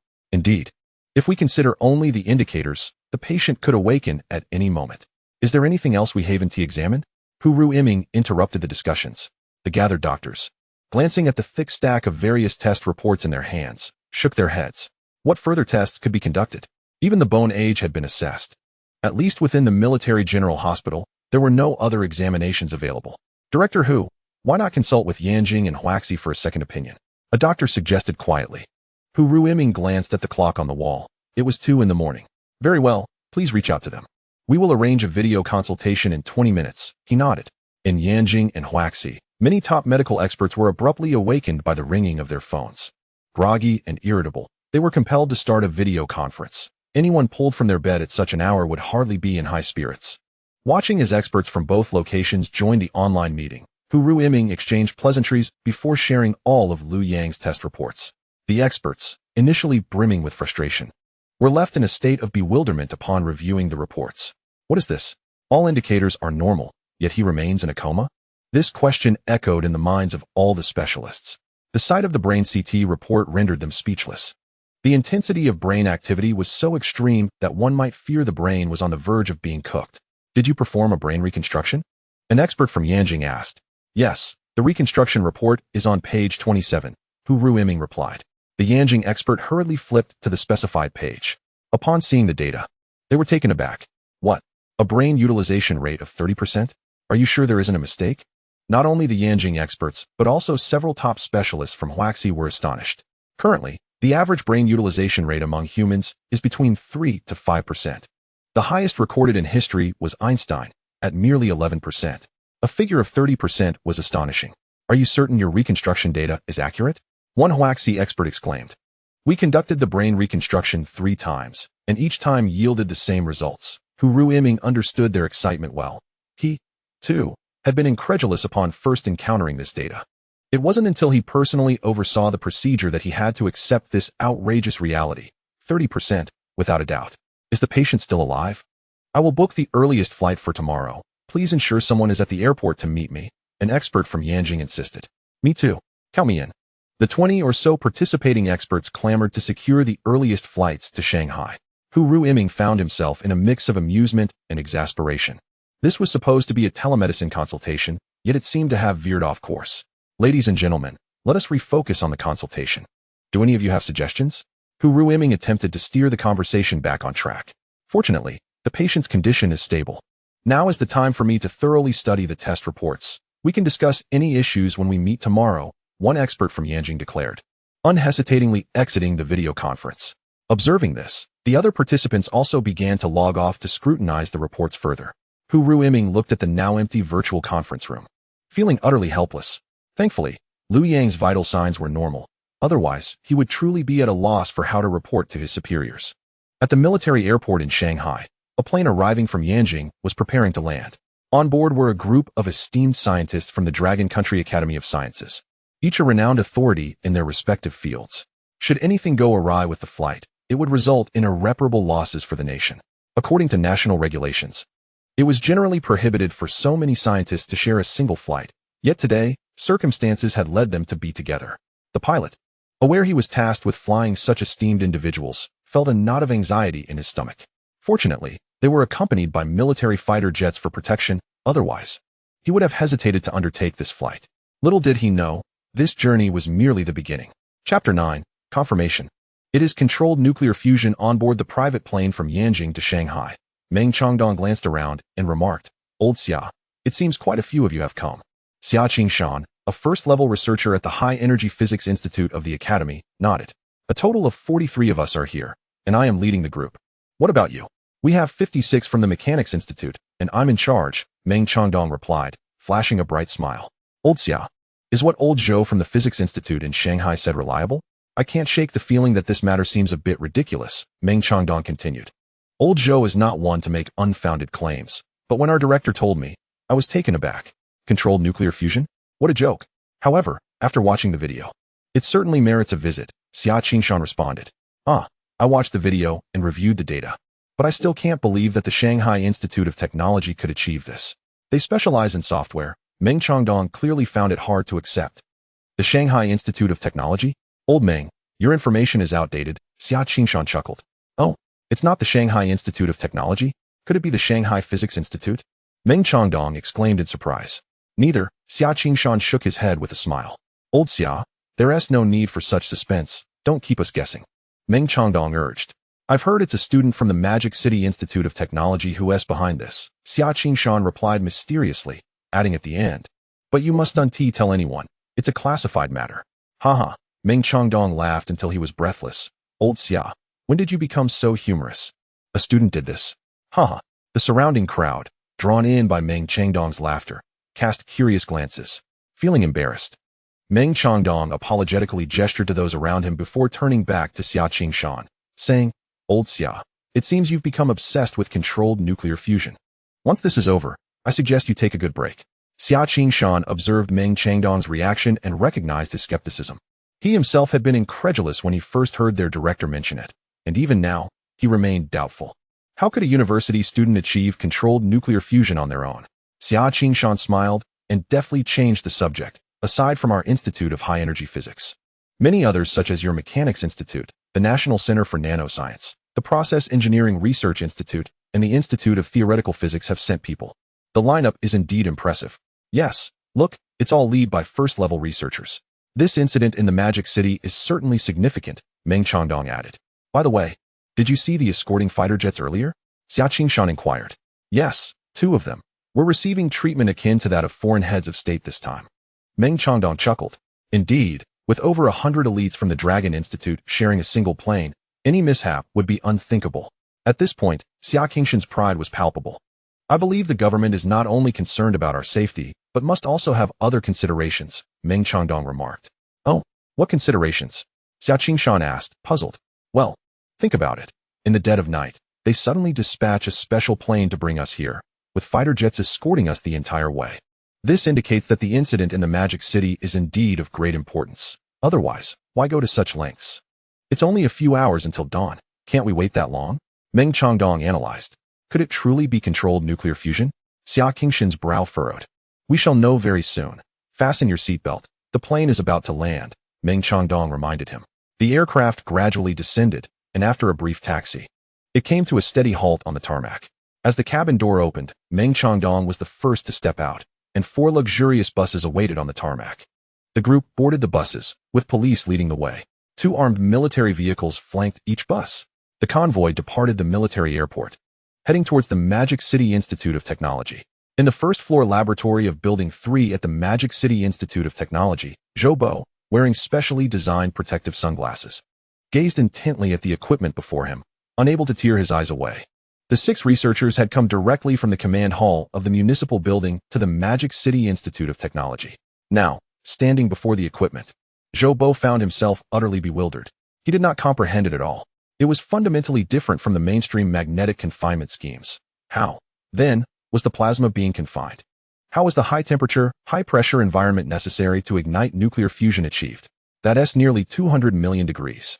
The highest limits of known heat-resistant materials barely reach 4 or 5,000 degrees. How does the plasma operate in a regulated manner during self-sustained combustion? What mechanism controls these tiny sprites? And how are the escaping neutrons managed? How are the raw materials introduced? Staring at the equipment, Zhou Bo's mind was filled with endless questions. Yet, he was 100% certain that what lay before him was a bona fide controlled nuclear fusion device. Though he could not understand the apparatus, the terrifying power data being outputted and loaded onto the load was undeniable. The input from the municipal power supply had already been disconnected. Now, only this device continued to deliver a steady stream of energy. Was this not controlled nuclear fusion? Not only that, but it was an extremely advanced controlled nuclear fusion apparatus. The tokamak or stellarator devices currently in the world were at least several hundred times larger than this one before him. The controlled nuclear fusion devices under development worldwide resembled von Neumann's computers from decades ago, large and cumbersome, occupying several rooms. In contrast, the device before him was like a sleek, lightweight laptop, small yet powerful. Reflecting on this, Zhou Bo became increasingly exhilarated, dialing the Joint Operations Command Center directly, informing the commander. The target has been confirmed. I propose we enhance security measures further. The commander, Wu Hedong, was taken aback upon receiving the call. Enhance security? How? All available personnel had already been dispatched. Surely, they couldn't seal off the entire Magic City. This matter had escalated beyond his control as the mayor of the Magic City. After hanging up on Zhou Bo, Wu Hedong immediately contacted the General Office of the State Council. Soon, a joint task force led by the State Council was swiftly established. Among them, the Eastern Theater Command assumed control of the entire Magic City's defense. In places invisible to ordinary citizens, at a certain naval base in the east, 2052C and 3052D destroyers received orders and swiftly departed the naval port, vanishing into the vast ocean. Simultaneously, 2 strategic nuclear submarines from a submarine base also disappeared from their dock. All airports were placed on a state of alert, with fighter jets fully fueled and armed, ready for combat at a moment's notice. Coastal radar systems were activated, continuously scanning the airspace. A military camp was ablaze with lights, soldiers preparing for deployment. Xia? Have you arrived? Xia Qingshan heard the director's inquiry over the phone. We just disembarked, now on the bus, probably still about 30 minutes away, Xia Qingshan replied. Oh, good. I just received a call from old Zhou confirming that we're on our way. The director's voice startled Xia Qingshan. Really confirmed? Xia Qingshan exclaimed, his voice rising. Confirmed. Old Zhou said it's an entirely different design approach that he couldn't comprehend. I fear that all research institutes of the Dragon Institute will need to relocate to the Magic City. Ha! The director seemed in high spirits, teasing. Are they all coming? Xia Qingshan asked. This project intersects numerous fields, you know best being on the front lines. The leaders of each discipline will surely attend, the director explained. Furthermore, the director continued, given the current situation, security has reached the highest level. The State Council is personally overseeing it, and only first-level researchers are qualified to enter. Is that so? What about the people I brought? Xia Qingshan grew anxious. Let them wait for now. We'll see what the next steps are, the director replied. Understood. Director, Xia Qingshan said just as he hung up the call. Beside him, Meng Changdong's phone rang as well. It was a call from the director of their Mechanics Institute, conveying the same message. Only first-level researchers were allowed entry. After hanging up, Meng Changdong stared blankly at Xia Qingshan, who returned the gaze in kind. They exchanged looks for a long while without speaking. Finally, it was Meng Changdong who broke the silence. Old Xia, am I dreaming? Has controlled nuclear fusion truly succeeded? It seems so. Such matters are not taken lightly, Xia Qingshan replied. Meng Changdong scrutinized Xia Qingshan. Old Xia, you previously mentioned that it was a university student from the Magic City Institute of Technology who achieved this. Could that also be true? Hearing Meng Changdong's words, Xia Qingshan fell silent. After a moment, he slowly said, based on the current information, it appears to be true. They have not only accomplished what we could not, but from the director's words, they've done it even better than us. Good heavens, if that's the case, what kind of prodigy is this student? Meng Changdong murmured. The two stared out the window, lost in thought, no longer speaking. Chapter 10, Comprehensive Preparation. The night was deep. The stadium of the Magic City Institute of Technology was bustling with people. Dozens of high-altitude suspended lights illuminated the entire stadium brilliantly. The Grand Command tent welcomed General Guo Huimin, the highest commander of the Eastern Theater. Upon receiving orders, General Guo hurriedly made his way to the Magic City Technology Institute, without even visiting the Joint Command Center of the municipal government. The seasoned general was acutely aware of the significance of Building Number 3, and he understood that this world is far more intricate and perilous than what ordinary people can perceive. He felt compelled to oversee the situation personally to ensure peace of mind. The destructive tendencies of certain malevolent nations, who would rather obliterate than allow others to possess, were unmistakable. They indeed possessed the capability to execute such threats, thus necessitating vigilance. The theater's staff had devised the most detailed contingency plans, mobilizing personnel and equipment in accordance with the established strategies towards designated zones. Not only the Eastern Theater, but also other theaters of Long Nation began large-scale mobilizations, with combat readiness orders reaching down to the company level. Even several mobile brigades of the Rocket Army departed their barracks, heading towards the vast forest. The aircraft carrier battle groups of the North Sea Fleet and the South Sea Fleet advanced into their respective maritime territories, expanding their defensive perimeter to beyond 3,000 kilometers from the coastline. No less than 3 satellites hovered above the Magic City, conducting all-encompassing surveillance. It is no exaggeration to assert that should anyone dare to provoke the wrath of the heavens and attempt to strike Building Number 3, they would face the most ferocious retaliation from Long Nation. Thus, tonight might very well herald the eve of a Third World War. Sir, why not transport the equipment from Building Number 3 to a concealed base? This would significantly minimize the risk of exposure, inquired one of the theater staff. This question left many perplexed, as aside from a select few, most were bewildered. If the equipment could be moved and discreetly hidden, the risk of exposure would be virtually eliminated, and such a considerable mobilization would be unnecessary. I, too, believe that relocating the equipment would be the safest and wisest course of action, General Guo replied. The issue at hand is that it cannot be moved. Why not? The staff member asked, puzzled. When the special forces entered Building Number 3, they found only one individual, who is now in a state of unconsciousness. No one dares to tamper with the equipment, for thus far, no one has been able to comprehend it. Should it be damaged, and that person remain unresponsive, the loss would be catastrophic. Experts from the Long Institute should be arriving soon. We hope they can provide a solution. If that unconscious individual could awaken sooner, we could extricate ourselves from this predicament, as the ramifications are too extensive to conceal. Therefore, we must prepare comprehensively for the worst-case scenario, General Guo patiently elucidated. Within the bounds of classified information, certain matters must be communicated to subordinates. Otherwise, they would be unable to perform their duties effectively. Is that equipment truly so vital as to necessitate such a grand display? Another staff member continued to inquire. Absolutely vital. We would not hesitate to deplete our forces for it, General Guo asserted with conviction. That equipment represents the future of the entire Long Nation, and indeed, the future of humanity. The staff members were left astounded by General Guo's declaration. Meanwhile, on the other side of the Pacific, 12 hours behind Long Nation, it was precisely 5 o'clock on a Friday afternoon in the United States. At the CIA headquarters in Langley, Michael Gordon, the head of the Asian Intelligence Group, placed the last document in his desk into a safe. After a busy week, the weekend was always something to look forward to.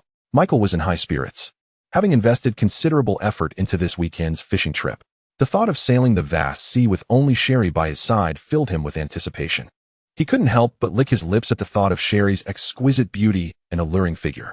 Michael had put in considerable effort to secure a date with Sherry, and he had to admit that she captivated him completely.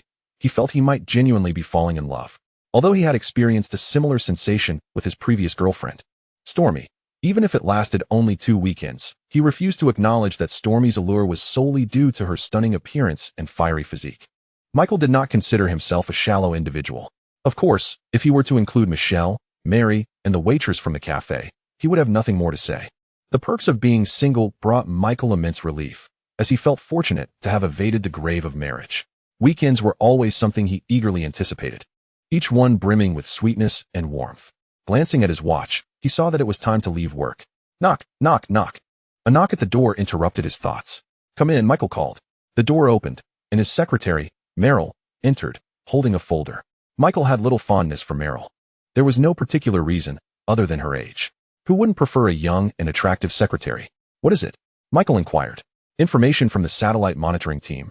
Meryl adjusted her glasses with one hand while presenting the folder to Michael with the other. Michael did not extend his hand to take it. It was after hours, and the stingy federal government would not grant him an extra penny in overtime pay. Just place it on the desk, he instructed. Michael would not offer his services to the federal government free of charge, not even for a second. The satellite monitoring team reports that it concerns Long Nation, Meryl said. Though older, she was not foolish. She knew Michael well enough to mention the contents of the intelligence report. Long Nation? What trouble are those yellow-skinned monkeys in now?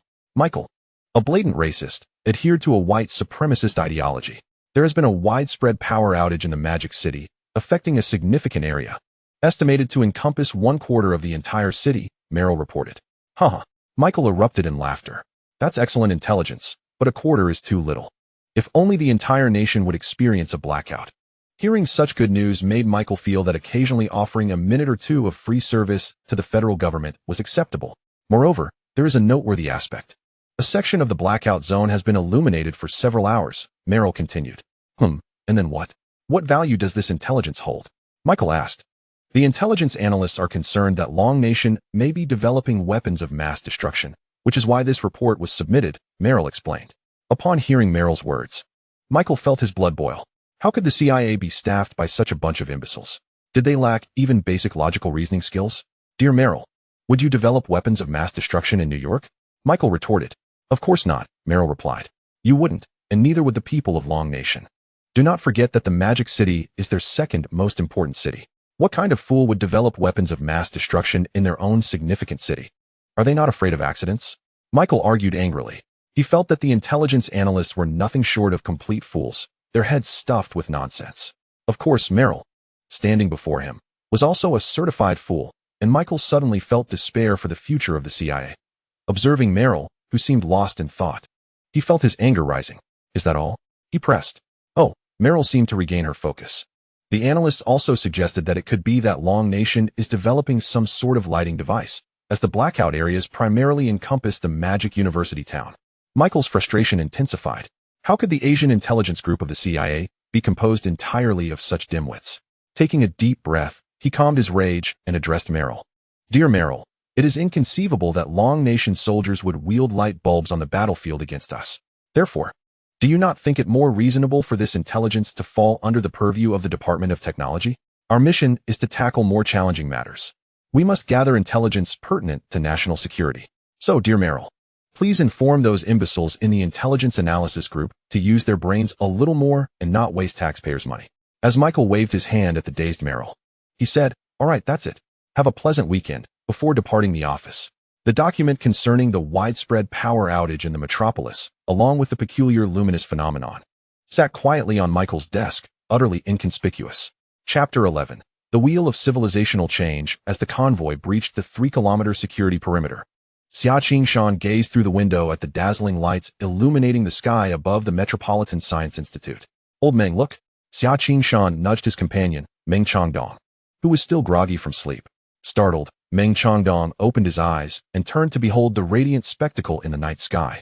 Wow, is it that bright? He exclaimed in surprise. Yes, we're still 2 or 3 kilometers away. The brightness will likely intensify as we approach, Xia Qingshan replied. When the tokamak in Yanjing was ignited, its luminosity was far inferior to this, Meng Changdong remarked. Our director previously mentioned that the design concept for this is neither a tokamak nor a stellarator. I wonder how it's being realized. Xia Qingshan nodded in agreement.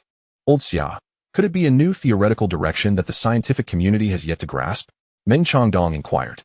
If even old Zhou cannot comprehend it, it suggests a completely novel direction, which implies a significant theoretical breakthrough.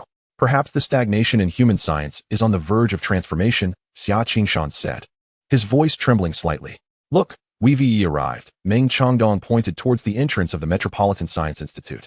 The convoy swiftly entered the grounds. Upon disembarking, Meng Changdong spotted Chun Mingdong from afar. The two were old acquaintances. Old Meng, I've been waiting for you, Chun Mingdong called out, waving as he approached. This is Chun Mingdong, a senior researcher at the Metropolitan Institute of Physics. We have collaborated on projects in the past. Meng Changdong introduced him to Xia Qingshan. After exchanging pleasantries, Chun Mingdong led the team of over 20 senior researchers from Yanjing towards building number 3, while other personnel were appropriately accommodated by the military. Due to heightened security protocols, only researchers of level 1 and above are permitted into building number 3, Chun Mingdong explained as they walked. Everyone has received their access passes. Please ensure they are worn at all times. The military security is exceedingly stringent, he reminded them. Oh, and please also wear the specially designed protective goggles to safeguard your eyes. The group promptly donned their special access passes around their necks and put on the protective sunglasses. Outside building number 3, engineering troops were engaged in construction. Old Chen, what is going on here? Xia Qingshan inquired. Since the equipment cannot be moved and we dare not shut it down, the military has decided to erect a structure to cover the light source, reducing the risk of further exposure, Chun Mingdong replied. Indeed, that is a sound strategy. The others nodded in agreement upon hearing his explanation.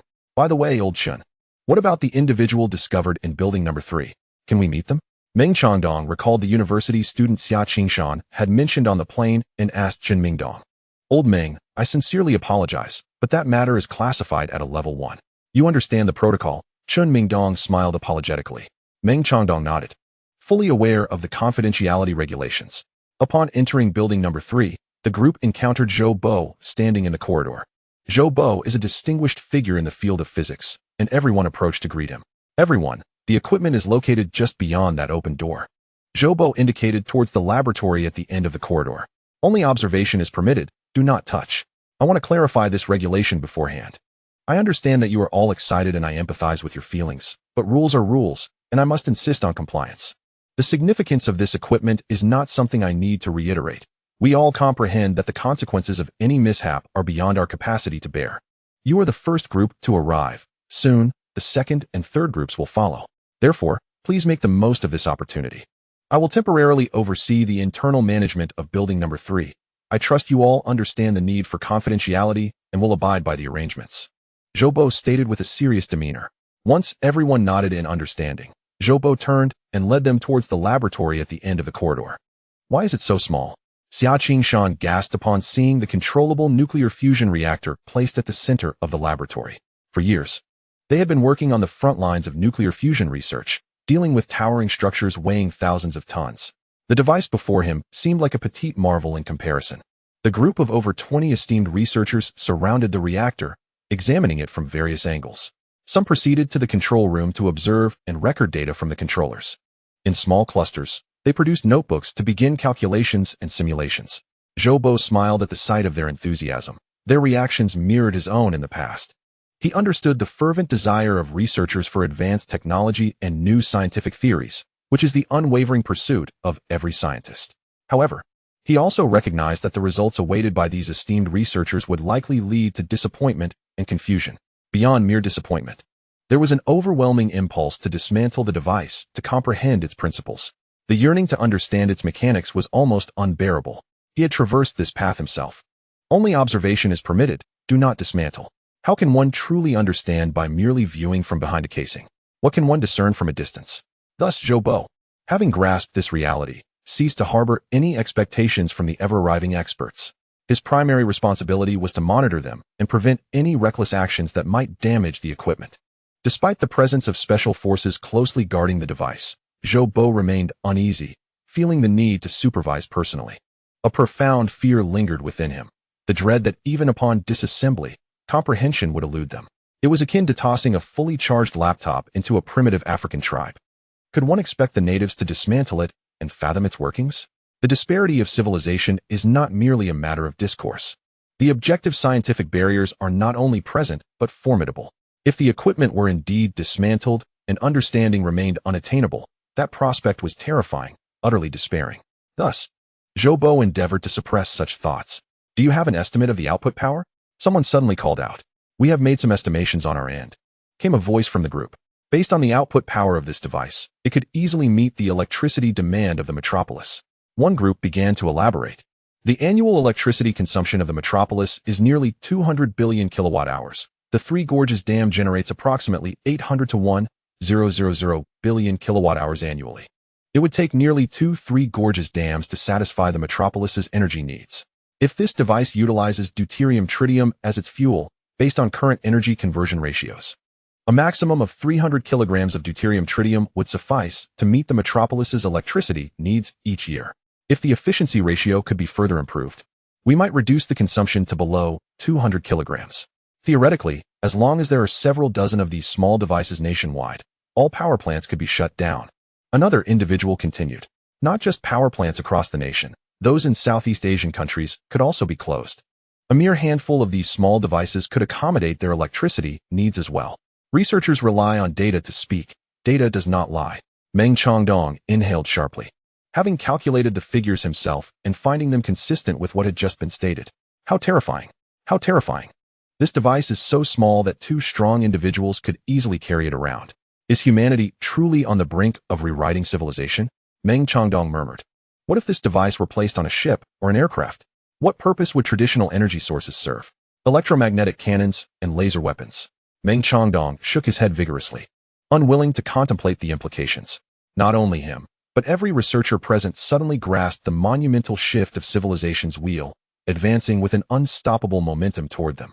Chapter 12. Level 1 Planetary Civilization in the Military District's General Hospital, in the Internal Medicine Director's office.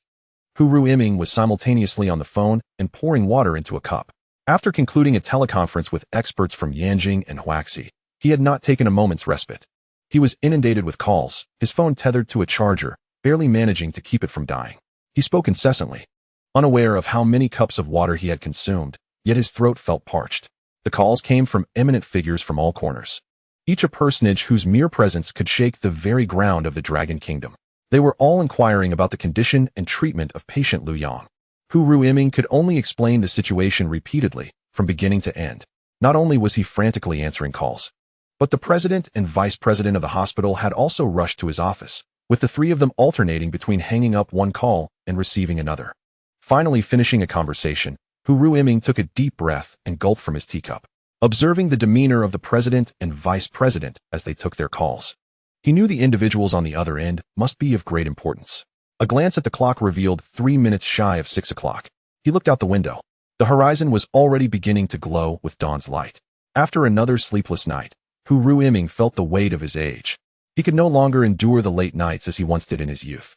Seeing President Zheng Menqi also finish her call, he noticed she seemed to have more gray hairs than before. He quickly approached her with the teacup, urging, "President Zheng, please drink some water." She accepted the cup and took a hearty sip, revealing her own thirst. Hu Ruiming promptly refilled her cup and inquired, "Just who is Liu Yang? Why are so many influential figures concerned about him?" Zheng Menqi rubbed her temples and replied slowly, "I don't know, and I dare not ask.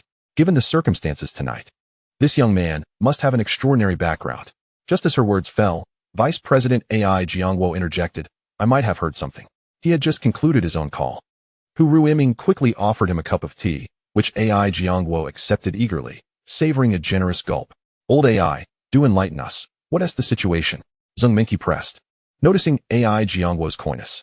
"I've heard this young fellow is connected to some invention," Ai Jiangwo stated before taking another sip. What invention could rouse so many dignitaries? From government officials to military personnel, and even the media, does this invention not have a rather broad application? Hu Ruiming pondered aloud. "You haven't seen anything yet. Just a moment ago, I received a call from the Health Commission, and prior to that, the Ministry of Health and the Ministry of Foreign Affairs." Zheng Menqi replied with a smile. "I just hung up from the State Council, and they inquire roughly every 20 minutes, Ai Jiangwo added, placing his empty teacup on the desk. Hu Ruiming felt a wave of bewilderment wash over him. He had never encountered such a scenario where so many departments were simultaneously concerned about one individual. By the way, the Health Commission is coordinating a gathering of top doctors from across the nation to come to Modu for a consultation tomorrow, Zheng Minqi suddenly observed, looking out the window. No, wait, it's today. We'll be receiving quite a number of people, alongside the personnel from Yanjing and Huaxi who had participated in the teleconference. The number of attendees was indeed substantial. Yes, the War Zone's command will ensure coordination and security. Everyone involved in the consultation must sign a confidentiality agreement, Zheng Minqi continued. Liu Yang's case is exceptionally unique. We truly have no direction on how to proceed. With so many experts coming to assist, it's a tremendous relief. Or else we would be at a loss for our next steps, Hu Ruiming exhaled, feeling the burden on his shoulders lighten considerably. Has there been any progress with the brain reconstruction? AI Jiangwo inquired. Yes, Hu Ruiming replied, turning to retrieve a report from his desk. Previously, the brain utilization rate was at 30%. This newly submitted report from half an hour ago shows it has risen to 40%. What? Both Zheng Minqi and AI Jiangwo exclaimed in unison. The interval between the first brain reconstruction and the recent one was 3 hours, during which the brain utilization rate had increased by 10%, equivalent to the addition of another Einstein, Hu Ruiming elaborated. This is impossible, it cannot be. Zheng Minqi protested loudly. The data from half an hour ago was consistent across 3 tests. I, too, thought it improbable, yet the data remains as such. Hu Ruiming shrugged in resignation. This has never occurred in human history. It is a miraculous event in the annals of medicine, AI Jiangwo expressed, visibly thrilled. Director AI, you're not suggesting we dissect him for research, are you? Hu Ruiming teased, observing AI Jiangwo's excitement. Don't say that. I truly would. But have you seen the security forces outside? Even if I wished to, I wouldn't dare, AI Jiangwo chuckled. Hu Ruiming was well aware of the security. Since Liu Yang was brought down from the transport helicopter, the entire military district hospital was swarming with armed soldiers. The corridor outside Liu Yang's room was so tightly packed it was hardly an exaggeration to say it was impenetrable. There were personnel from national security, public security, armed police, and military forces, all maintaining different perimeters. The entire floor housing Liu Yang had been completely vacated, with the 17th floor of the inpatient building hosting only him as a patient. In such circumstances, not only was it impossible to conduct a dissection, but it was also unfeasible for unrelated personnel to even catch a glimpse. What about other vital signs? Are there any changes? Zheng Minqi pressed further. No. All other vital signs are completely normal, remarkably healthy, except for the state of unconsciousness, Hu Ruiming said, which was why he felt secure enough to take calls.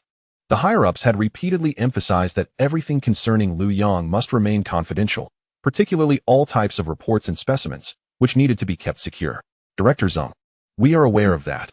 All specimens tested last night have been confiscated by the military. Hu Ruiming nodded in agreement. Let us go check on Liu Yang's current condition, Zheng Minqi suggested. In the hospital room, Liu Yang lay quietly on the bed, surrounded by monitors casting a soft green glow. All data appeared remarkably normal and stable. However, what Zheng Minqi and the others were unaware of was that Liu Yang's mind was undergoing a profound transformation. Upon successfully activating the controllable nuclear fusion device, the system rewarded him with the complete set of technologies from a level 1 planetary civilization. This comprehensive technology encompassed all facets of a planetary species survival and development. The massive influx of data prompted the system to initiate protective measures for Liu Yang, guiding him into a deep slumber. The human brain is an extraordinarily wondrous organ. If harnessed correctly, its potential is virtually limitless. The system continually stimulated the individual neurons within Liu Yang's brain. Stimulated neurons would begin to chemically react and connect with other neurons. 2 interconnected neurons formed the smallest unit of a neural network. Continued stimulation of this unit would lead to the growth of new independent neurons within it. If the stimulation of the neurons persisted, an increasing number of neurons would connect with one another, thereby forming larger neural networks. These newly formed neural networks would become the carriers of the new technologies. Once the new neural networks were established, new neurons would emerge on the network, which could continuously give rise to even more networks. Liu Yang's neurons are expanding exponentially within his brain, giving rise to a vast new neural network. The system continuously loads various technologies from a first-level planetary civilization onto this neural network. The intense activity observed in Liu Yang's brain, along with the increasing utilization during its reconstruction, is a result of the incessant generation of neural networks and the loading of first-level planetary civilization technologies. The speed of system loading is accelerating, and when Liu Yang awakens, not only will the Dragon Kingdom become extraordinarily powerful, but the entirety of Earth's civilization will also ascend to a new pinnacle, heralding the dawn of the first-level planetary civilization era. Chapter 13. Money and Power Transactions. Defying the Wind. Capture. At the International Airport in Magic City, a flight to Europe is awaiting departure. In the T1 terminal waiting hall, Zhang Mufeng sits on a chair, gazing out at the tarmac, where the airplane has arrived and boarding should commence shortly. This trip to Europe for their family of 3 is a reward for Zhang Mufeng's diligent studies. Such rewards are an annual occurrence, and Zhang Mufeng has grown numb to them. What is so enjoyable about that wretched place in Europe? The long flight is far less enticing than spending time with beautiful junior classmates, he muses, as he thinks of his junior classmate. An image of Liu Yang unexpectedly surfaces in his mind, causing him a twinge of anxiety. Impossible. He had just warned him at dinner yesterday. Besides, what trouble could such a worthless person create? Zhang Mufeng reassures himself. After dinner at school yesterday, he returned home, completely unaware of the events unfolding at the Magic City Institute of Technology. He glanced at his parents sitting across from him and felt the need to discuss the situation with his father. Dad, is there any chance that my graduate school recommendation will encounter issues? He inquired of Zhang Baiao. Zhang Baiao, wearing a conspicuously large gold chain around his neck, appeared unfazed. What issues could arise? We've already received the money, he replied confidently. As someone who has risen through the ranks of corruption, Zhang Baiao believes there is nothing in this world that money cannot resolve. If something is amiss, it must be due to insufficient funds. His wealth is certainly not lacking. That Liu Yang fellow approached the counselor, Zhang Mufeng mentioned. Haha, little Feng, you need not worry about someone like Liu Yang. He lacks even the qualifications to be your rival. Zhang Baiao laughed heartily. Zhang Baiao's confidence stemmed from the fact that both the Magic City Institute of Technology and Magic City University have taken his money. A mere graduate school recommendation is hardly a significant matter, and he felt no cause for concern. Indeed, little Feng, this world adheres to social hierarchies. One must engage with those of commensurate status. What class does Liu Yang belong to? And what class do you belong to? He cannot even perceive the light of your parking space. Such a person is simply not worth your attention, interjected Zhang Mufeng's mother, Li Yan. Why do we take you to Europe every year? It is to continuously immerse you in the ways of the upper class. Those of the upper class must embody the essence of the upper class. Therefore, remember that you are of the upper class, Li Yan added. And Liu Yang, a poor student from a small, insignificant place, what could he possibly use to compete with us? Crushing him would be a matter of minutes. Zhang Baiao continued to reassure his son. Do not underestimate Liu Yang. You have no idea of your father's influence, Li Yan chimed in cheerfully. As the family engaged in lively conversation, they remained oblivious to the 5 individuals approaching them. Among the group were 2 members of the Anti-Corruption Bureau, 2 police officers, and 1 from the Disciplinary Committee. As they drew near, Zhang Mufeng's family noticed them for the first time. One of the Anti-Corruption Bureau officials produced his credentials and displayed them before the trio, stating, Zhang Baiao, we are from the Anti-Corruption Bureau. Your matter has come to light. Please come with us. Zhang Baiao was taken aback and instinctively asked, Comrade, what matter has come to light? He was fully aware of the numerous illicit dealings he had engaged in, yet he believed that all such matters had been meticulously handled. Otherwise, he would not have been able to enjoy such a carefree existence.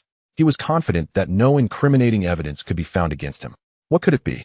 Money and power transactions. You know this best, the Anti-Corruption Bureau official replied coolly. Comrade, I have connections with the district chief.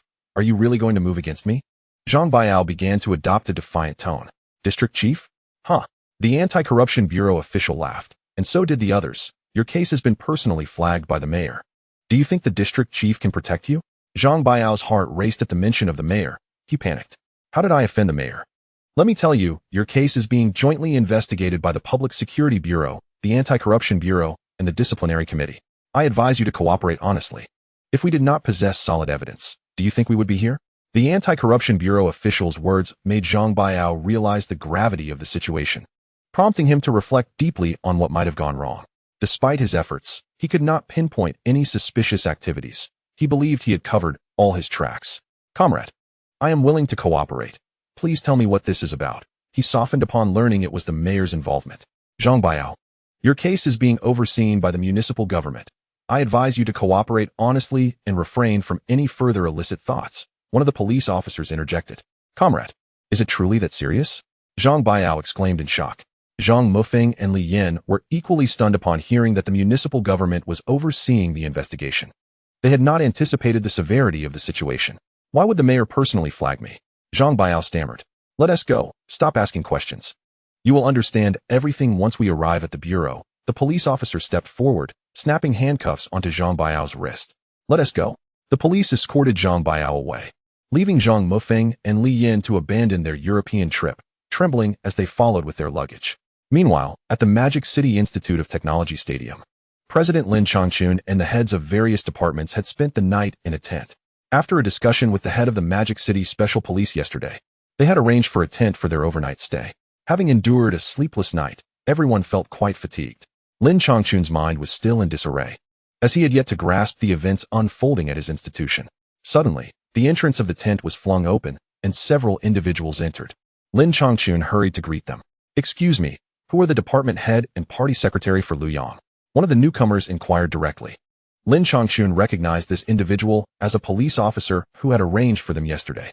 Liu Yang? Lin Changchun was momentarily bewildered, unable to recall who Liu Yang was. Principal. Liu Yang is a senior in the computer science department. The principal's secretary quickly interjected upon seeing Lin Changchun's confusion. Oh, from the computer science department, Lin Changchun said, still unable to remember Liu Yang, as there were simply too many students. However, he was aware of the department head and party secretary. Old Qin, Old Tan. They are looking for you, Lin Changchun called into the tent. Department head Qin Yangsen and party secretary Tan Jin were dozing off in their chairs and were startled awake by Lin Changchun's voice. The police officer who had spoken earlier, along with others who had entered with him, approached Qin Yangsen and Tan Jin. Gentlemen, I am from the Anti-Corruption Bureau. Here are my credentials.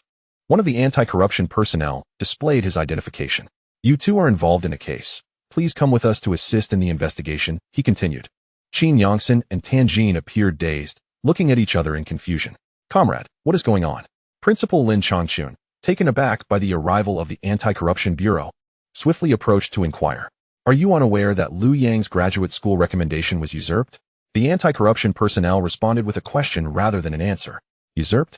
Liu Yang's graduate school recommendation? Lin Changchun repeated, shaking his head in disbelief.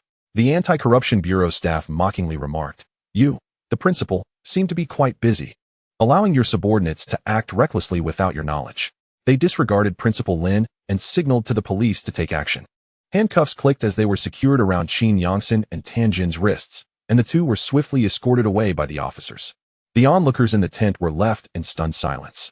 Lin Changchun hurriedly stopped the Anti-Corruption Bureau personnel who were about to exit, asking, Comrade, could you please explain what is happening? They accepted bribes from Zhang Baiao, the father of your computer science student Zhang Mufeng, and allowed Zhang Mufeng to replace Liu Yang for the graduate school recommendation quota in the computer science department, came the reply. The mayor personally oversaw this matter yesterday. How can you, as principal, be unaware of such a significant incident? After delivering the statement, they exited the tent. The crowd erupted in confusion. Who exactly is Liu Yang? Chapter 14. Liu Yang's parents in a small county in southwestern Longguo. Huixian is Liu Yang's hometown. At precisely 7 in the morning, during the peak of the workday, Liu Yang's parents busily operated their breakfast stall, which served as the family's source of income. Boss, 2 fried dough sticks and a cup of soy milk to go. Boss, 2 eggs and a bowl of plain porridge. Here please. Auntie, 2 meat buns.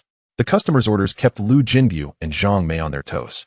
Across the street corner, 2 men sat, their eyes scanning the street like radar.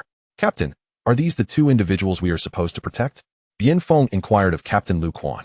Last night, they had received orders to fly and then drive from Yanjing to Huixian overnight, exhausting themselves in the process.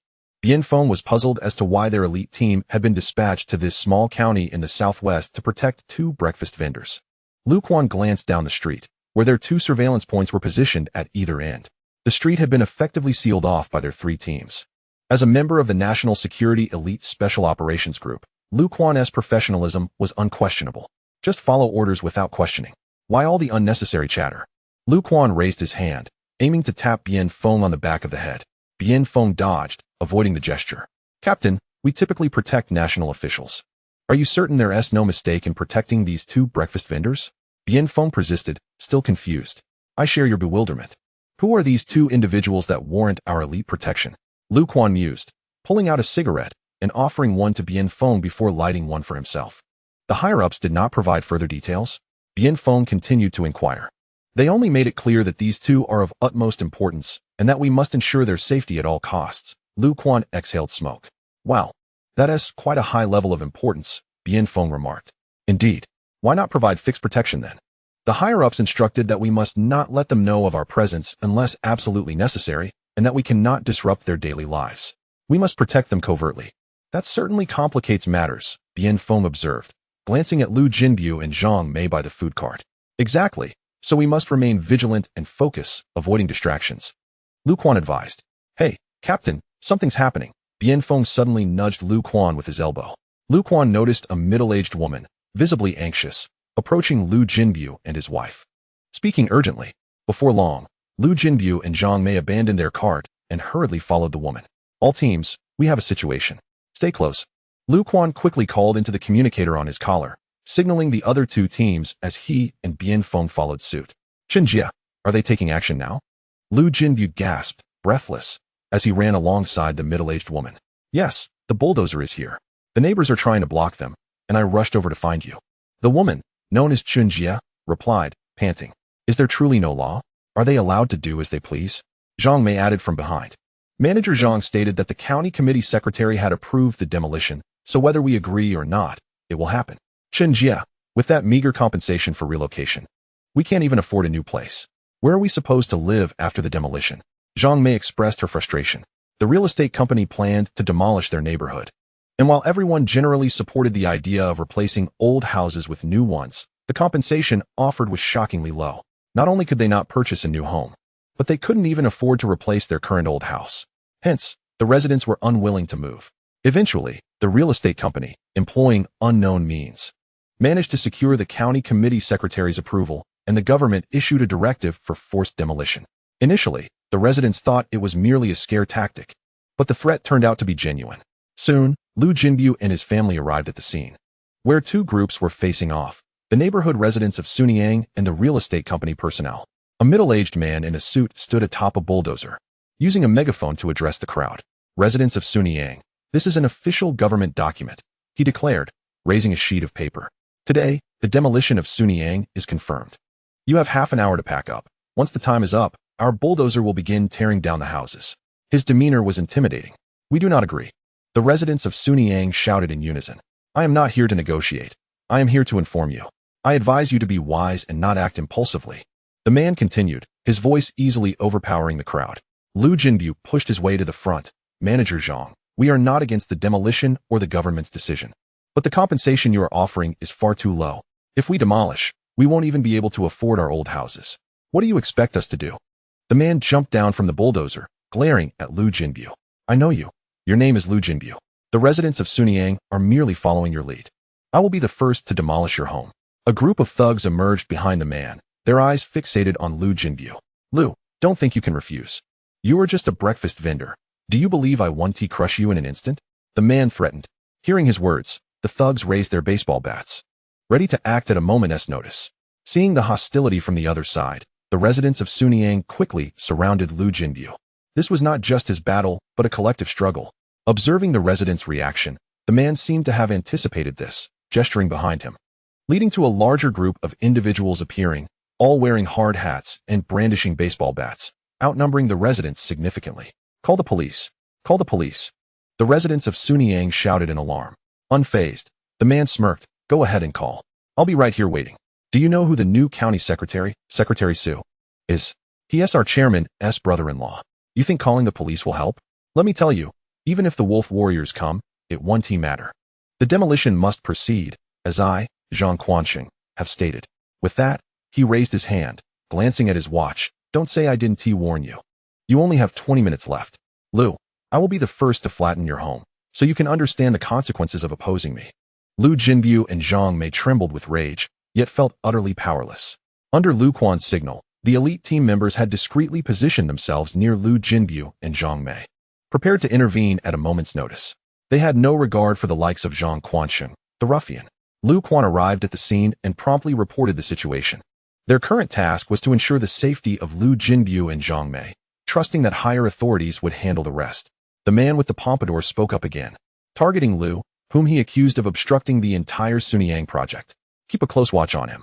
If he continues to be uncooperative, teach him a lesson. He shouted to the thugs behind him.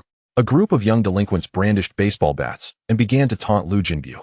Liu Quan's hand rested on the concealed grip of his handgun. Should anyone dare to harm Liu Jinbu or Zhang Mei, he would not hesitate to fire.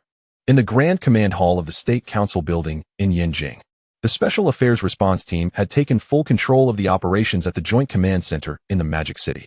The events unfolding at Building 3 of the Magic City Institute of Technology had escalated beyond local management, necessitating the mobilization of national resources. The Special Affairs Response Team, spearheaded directly by the State Council, involved key departments from across Longguo. It had been unequivocally established that the equipment within Building 3 was a sophisticated controllable nuclear fusion device. Analysis from various sources indicated a profound connection between this device and Liu Yang, who had been thoroughly investigated by the Intelligence Department over the past 6 months, particularly regarding his financial activities. They had nearly concluded that the controllable nuclear fusion device was indeed Liu Yang's creation. Team leader Yu Tianming surveyed the report in his hands, silently thanking the heavens for their fortune. The first batch of experts from Lonk Institute and the Magic City Research Institute had already submitted preliminary performance reports, showcasing exceptional energy conversion rates and remarkably stable energy output. The more data Yu Tianming reviewed, the more elated he became. Suddenly, the director of the National Security Bureau, Chen Tianzi, approached him. "Chief, I just received a call from the Special Operations Team dispatched to Liu Yang's hometown," Chen Tianzi informed him. "Oh, what is the situation?" Yu Tianming inquired. Chen Tianzi quickly relayed the events that had transpired in Huixian. "This is pure chaos. It's utterly reckless," Yu Tianming exclaimed, slamming his palm on the desk. He instructed the Special Operations Team to ensure the safety of Liu Jinbu and Zhang Mei, even if it meant exposing themselves. "Understood," Chen Tianzi affirmed. Liu Yang's family home was likely to be designated as a significant cultural heritage site, and it was imperative that it not be carelessly vandalized. Yu Tianming, contemplating this, summoned his secretary. "Secretary Liu, please address this matter immediately." He briefed Secretary Liu on the situation, expressing that a single miscreant could ruin everything, and they needed to be dealt with swiftly. Secretary Liu nodded and promptly grabbed the phone to start organizing the response in Huixian. Chapter 15. Drawing the gun after finishing his call, Liu Yongchang remained in a daze. Receiving a phone call from Secretary Liu of the State Council office early in the morning was unprecedented for him. As the governor of a southwestern province, he was certainly aware of Huixian within his jurisdiction. However, he was oblivious to the implications of Sunyang and Liu Yang, leaving him perplexed. Who exactly was Liu Yang to warrant such a personal call from someone of Secretary Liu's stature? Why was he unaware of such an individual in his own province? The urgency of the situation quickly dawned on him. Before long, Liu Yongchang connected with his secretary, instructing him to prepare a vehicle and cancel all engagements to come and fetch him immediately. He felt compelled to personally visit Huixian. What era are we in? Still engaging in forced demolitions? Has Su Mejiang lost his mind? Liu Yongchang muttered, searching for Su Mejiang's number on his phone. Having only recently been assigned to Huixian, Su Mejiang had already stirred up such trouble. His political career seemed to be nearing its end. Liu Yongchang mused as he dialed. The call was quickly answered, and Su Mejiang's voice came through. "Governor Liu, hello. Su, are you involved in demolition work?" Liu Yongchang asked directly without pleasantries. "Yes, we are," Su Mejiang cautiously replied, uncertain of the situation behind the early morning call from the governor. "Are you planning to demolish a project called Sunyang?" Liu Yongchang pressed. "Sunyang is a project by Xinglong Real Estate. That is indeed the case," Su Mejiang explained. "Stop that project immediately." "Right now?" "The State Council office's Secretary Liu just called me regarding this matter," Liu Yongchang insisted. Su Mejiang felt a wave of unease wash over him at the mention of the State Council office. How did he get entangled with such a high-level institution? Regaining his composure, he asked, "Governor, what is going on?" "Secretary Liu personally called me, inquiring about the demolition in Huixian, specifically mentioning a person named Liu Yang." Liu Yongchang elaborated, concerned that Su Mejiang might not grasp the gravity of the situation. "You need to investigate Liu Yang immediately. Someone of Secretary Liu's caliber wouldn't be concerned with just anyone," he added. "Liu Yang?" Su Mejiang murmured, having no recollection of the name. "Stop pondering. Contact that real estate company immediately." "I'm on my way," Liu Yongchang concluded before hanging up. Su Mejiang felt as though he had lost his wits. Xinglong Real Estate belonged to his brother-in-law, and he had shares in it as well. How could a demolition in Sunyang escalate to involve the State Council office? Beads of sweat began to form on Su Mijiang's forehead. Meanwhile, at Sunyangli, with 2 minutes remaining, the man with the pompadour fixated on his watch. Brothers, do you see that? That's Liu Jinbu's house. Let us level it first, he commanded, pointing at Liu Jinbu's residence. Understood, Zhang, just watch us. 2 thugs clambered onto the bulldozer, roaring to life. The deafening roar of the bulldozer echoed, causing discomfort to the ears. Liu Jinbu shoved Zhang Mei aside and dashed toward the bulldozer, intending to halt it. Realizing the danger, Zhang Mei desperately clutched Liu Jinbu, attempting to pull him back. How could a person stand against such a massive machine? Lu Quan reacted swiftly, rushing to shield Liu Jinbu and Zhang Mei. The other members of the special operations team quickly surrounded them as well. Who are you? Liu Jinbu asked, bewildered by the sudden appearance of Lu Quan and the others. Unfamiliar with the unfolding chaos. Before Lu Quan could respond, the bulldozer slowly advanced toward them. Take them away, Lu Quan ordered. And 2 special operatives swiftly pulled Liu Jinbu and Zhang Mei backward. Stop! Get out of the vehicle, Lu Quan shouted, pointing at the thugs in the bulldozer. One of the thugs halted the vehicle, poking his head out to glance at the man with the pompadour. The pompadour-wearing man raised a loudspeaker, commanding the thug, drive forward. Let us see who dares to block the way. He gestured toward Lu Quan and the others from Sunyangli, instructing the thugs behind him to clear a path. The thugs brandished their bats and began advancing toward Lu Quan and the others standing in front of the bulldozer. Get them! The pompadour-wearing man shouted through the loudspeaker. A group of thugs rushed forward with bats in hand. The people of Sunyangli were terrified. How could they possibly contend with these delinquents? Realizing the situation had spiraled out of control, Lu Quan disregarded caution and drew his gun, firing a warning shot into the air. The sharp crack of the gunshot silenced the scene, and both factions turned to look at Lu Quan, their eyes drawn not only to the gun in his hand.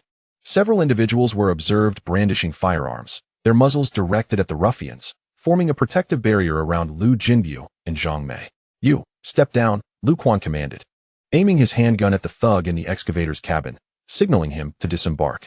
The thug dared not resist. Swiftly, he extinguished the excavator and leapt down. With the cessation of the machine's deafening roar, the atmosphere became eerily tranquil. You all, discard your baseball bats, Lu Quan instructed the group of thugs. The sound of bats clattering to the ground echoed throughout the area. The onlookers in Sunyang were left in a state of bewilderment. The sudden appearance of this armed group was surreal. Why were they specifically safeguarding Liu Jinbu and Zhang Mei? All eyes turned toward the couple, who were equally perplexed, utterly unaware of the unfolding events. Comrade, what is happening? Liu Jinbu cautiously inquired of his companion, Bien Feng. Presently, Bien Feng held a firearm. One hand pointed at the pompadoured thug, while the other firmly grasped Liu Jinbu's arm, shielding him protectively. You will understand in due time, Bien Feng responded, equally at a loss for an explanation. Liu Jinbu glanced between Bien Feng and Zhang Mei, eager to ask, but uncertain of what to say. Having only encountered local officials in his life, he found this situation, being shielded by armed individuals, reminiscent of scenes from television. Comrades, have you mistaken your target? Zhang Mei could no longer contain her curiosity and spoke up. You are Zhang Mei, and your partner is Liu Jinbu, correct? Lu Quan stepped closer, reassured by their nods. Then there is no mistake. I will explain everything later, but for now, time is of the essence. The pompadoured thug trembled at the sight of the firearms aimed at him. Isn't Liu Jinbu just a street vendor? What is the story behind these armed individuals? Confounded, he could not fathom the situation. Meanwhile, Su Mijiang, the county party secretary of Huixian, was on his way to Sunyang, his mind racing. After concluding a call with Governor Liu, he had attempted to reach his brother-in-law, the chairman of Xinglong Real Estate and the project head for Sunyang. But his efforts were in vain. The phone rang incessantly without an answer. That scoundrel must be indulging in revelry again, Su thought, feeling the pressure mount. Xiaoqin, can you drive a bit faster? He urged the driver, hoping they could arrive in time. He had already informed the police to be on standby. Suddenly, his phone rang. It was the county police chief. What can you tell me about Liu Yang? Su inquired urgently upon answering. Secretary Su, there are a total of 4,873 people named Liu Yang in the county, but we have not found one in Sunyang. Not found. How can that be? Su asked, perplexed. Secretary Su, the information regarding Liu Yang and Sunyang has been classified as top secret in the household registration system, making it inaccessible. What? Top secret? Su's anxiety grew. Indeed. It is classified, and our county bureau lacks the authority to access it. The police chief's response sent Su into a panic. The situation had escalated beyond his control. Are there any individuals with the surname Liu in Sunyang? Su recalled Governor Liu's emphasis on the importance of the name. Yes, there are a few households with that surname. But we cannot access any files related to Liu Yang. The records have been secured at the highest level. However, I have contacted the local police station, and they confirmed that there are indeed several households with the surname Liu in Sunyang. They are currently investigating to see if anyone bears the name Liu Yang. The police chief provided a swift update. Good. Expedite your efforts and inform me immediately upon discovering anything, Su commanded before ending the call. The situation was proving more troublesome than he had anticipated. Even the county police lacked the necessary clearance. Who was this Liu Yang that warranted such secrecy? Su furrowed his brow in contemplation. Growing increasingly anxious, he realized the gravity of the situation. Governor Liu had personally made contact, and he needed to tread carefully. Before long, their vehicle arrived in Sunyang. Upon disembarking, Su was met with a crowd of individuals crouched on the ground, hands clasped atop their heads. Secretary Su. Secretary Su. He heard someone call out, waving from among the throng. Recognizing the figure, he approached. This was Zhang Quansheng, a lackey of his brother-in-law and a subordinate at Xinglong Real Estate. Su stepped quickly to the pompadoured thug's side. Only when Su arrived did the thug dare to rise. Earlier, he had complied with orders under the threat of firearms. But now emboldened by the presence of his superior, he spoke hastily. Secretary Su, you have finally arrived. These individuals are not only obstructing the demolition. They are threatening us with firearms. Su's expression darkened. This was a serious matter. He glanced around, but did not see any guns in sight. Liu Quan and his group had concealed their weapons after gaining control of the scene. Their attire did not suggest they were thugs. Men and women alike stood in a peculiar formation, seemingly guarding two individuals. Who are those two at the center? Su inquired of the pompadoured thug. Liu Jinbu and his wife. It is Liu Jinbu who has incited the locals to protest against the demolition. Did you say Liu? Su interrupted, his urgency palpable. The thug paused, momentarily puzzled. Is Liu Jinbu not named Liu? Of course he is. His name is Liu Jinbu, and he sells breakfast with his wife. Does this Liu Jinbu have a son named Liu Yang? Su pressed, urgency etched on his face. Why wouldn't he know? The thug replied, shaking his head. Just then, Su's phone rang again. It was the police chief. Secretary Su, we have located the individual responsible for Sunyang. There is indeed a Liu Yang, but he is a university student currently studying in the Magic City. His father's name is Liu Jinbu, and his mother's name is Zhang Mei. They operate a breakfast stall. The police chief quickly relayed the findings. It seemed that this Liu Jinbu was indeed the key figure. If those surrounding him were armed, they could only be from the police or state security. What kind of person would warrant such protection? Who, then, was Liu Yang? This demolition had unearthed a powder keg. If mishandled, it could result in catastrophic repercussions. Su felt the weight of the situation settle heavily upon him. His body slick with sweat. Chapter 16. The governor pays a visit. Gentlemen, I am Su Mejiang, the county party secretary of Huixian. Su, uninterested in the pompadoured thug's lengthy complaints, quickly approached Liu Quan. Years of navigating the political landscape had honed Su's instincts, and a mere glance confirmed that Liu Quan was the one in charge. Liu Quan produced his state security identification, allowing Su a glimpse. So it was indeed state security. His initial suspicion that these individuals were enforcers had been correct. However, he had not anticipated them to be from state security. A sense of unease began to settle within Su as he realized that the trajectory of events had surpassed his expectations. We are here under orders from our superiors to protect Liu Jinbu and Zhang Mei. They were about to take action against them. Liu Quan pointed at the group with pompadours and said to Su Mejiang, there has been a misunderstanding indeed. We, the county committee, will certainly investigate this matter thoroughly. Su Mejiang began to flatter. He had scrutinized Liu Quan's credentials earlier, noting not only that they were from the National Security Bureau, but also that they originated from the headquarters in Yanjing. The accent in Liu Quan's speech further revealed his Yanjing roots. Su Mejiang realized that the situation was potentially more serious than he had anticipated. If he mishandled it, his political career could be at an end. He resolved to put on a performance, to showcase his finest acting skills. Su Mejiang decided that he would first cultivate an image of integrity and righteousness. Very well, I shall not disturb your tasks further, he said. A smile plastered across his face, hoping Liu Quan would perceive his utmost goodwill. Turning his gaze towards the residents of Sunyang, he prepared to unleash a grand display. Addressing the crowd with a loudspeaker he had seized from the Pompadour group, Su Mejiang proclaimed, the demolitions in Sunyang are illegal and improper. We, the county committee and government, will resolutely combat such nefarious actions. Sacrificing the Pompadour leader was a necessary strategy. Su Mejiang had already prepared himself for this eventuality.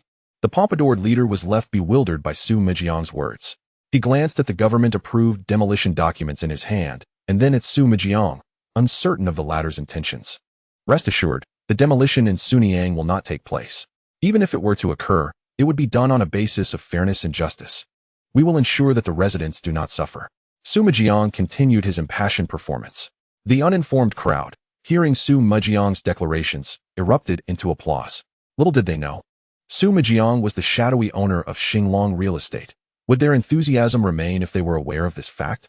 Lu Quan observed Su Mijiang's fervent display with a cold smile. He understood that Su Mijiang's attempts to extricate himself from this predicament through such theatrics were utterly futile. Only the stern hand of the law awaited him. Everyone with discernment understood that today's incident was a result of collusion between money and power, with certain individuals acting as protectors of malevolent forces. Su Mijiang's appearance, whether early or late, came right after reporting to his superiors, indicating he had sensed pressure from above.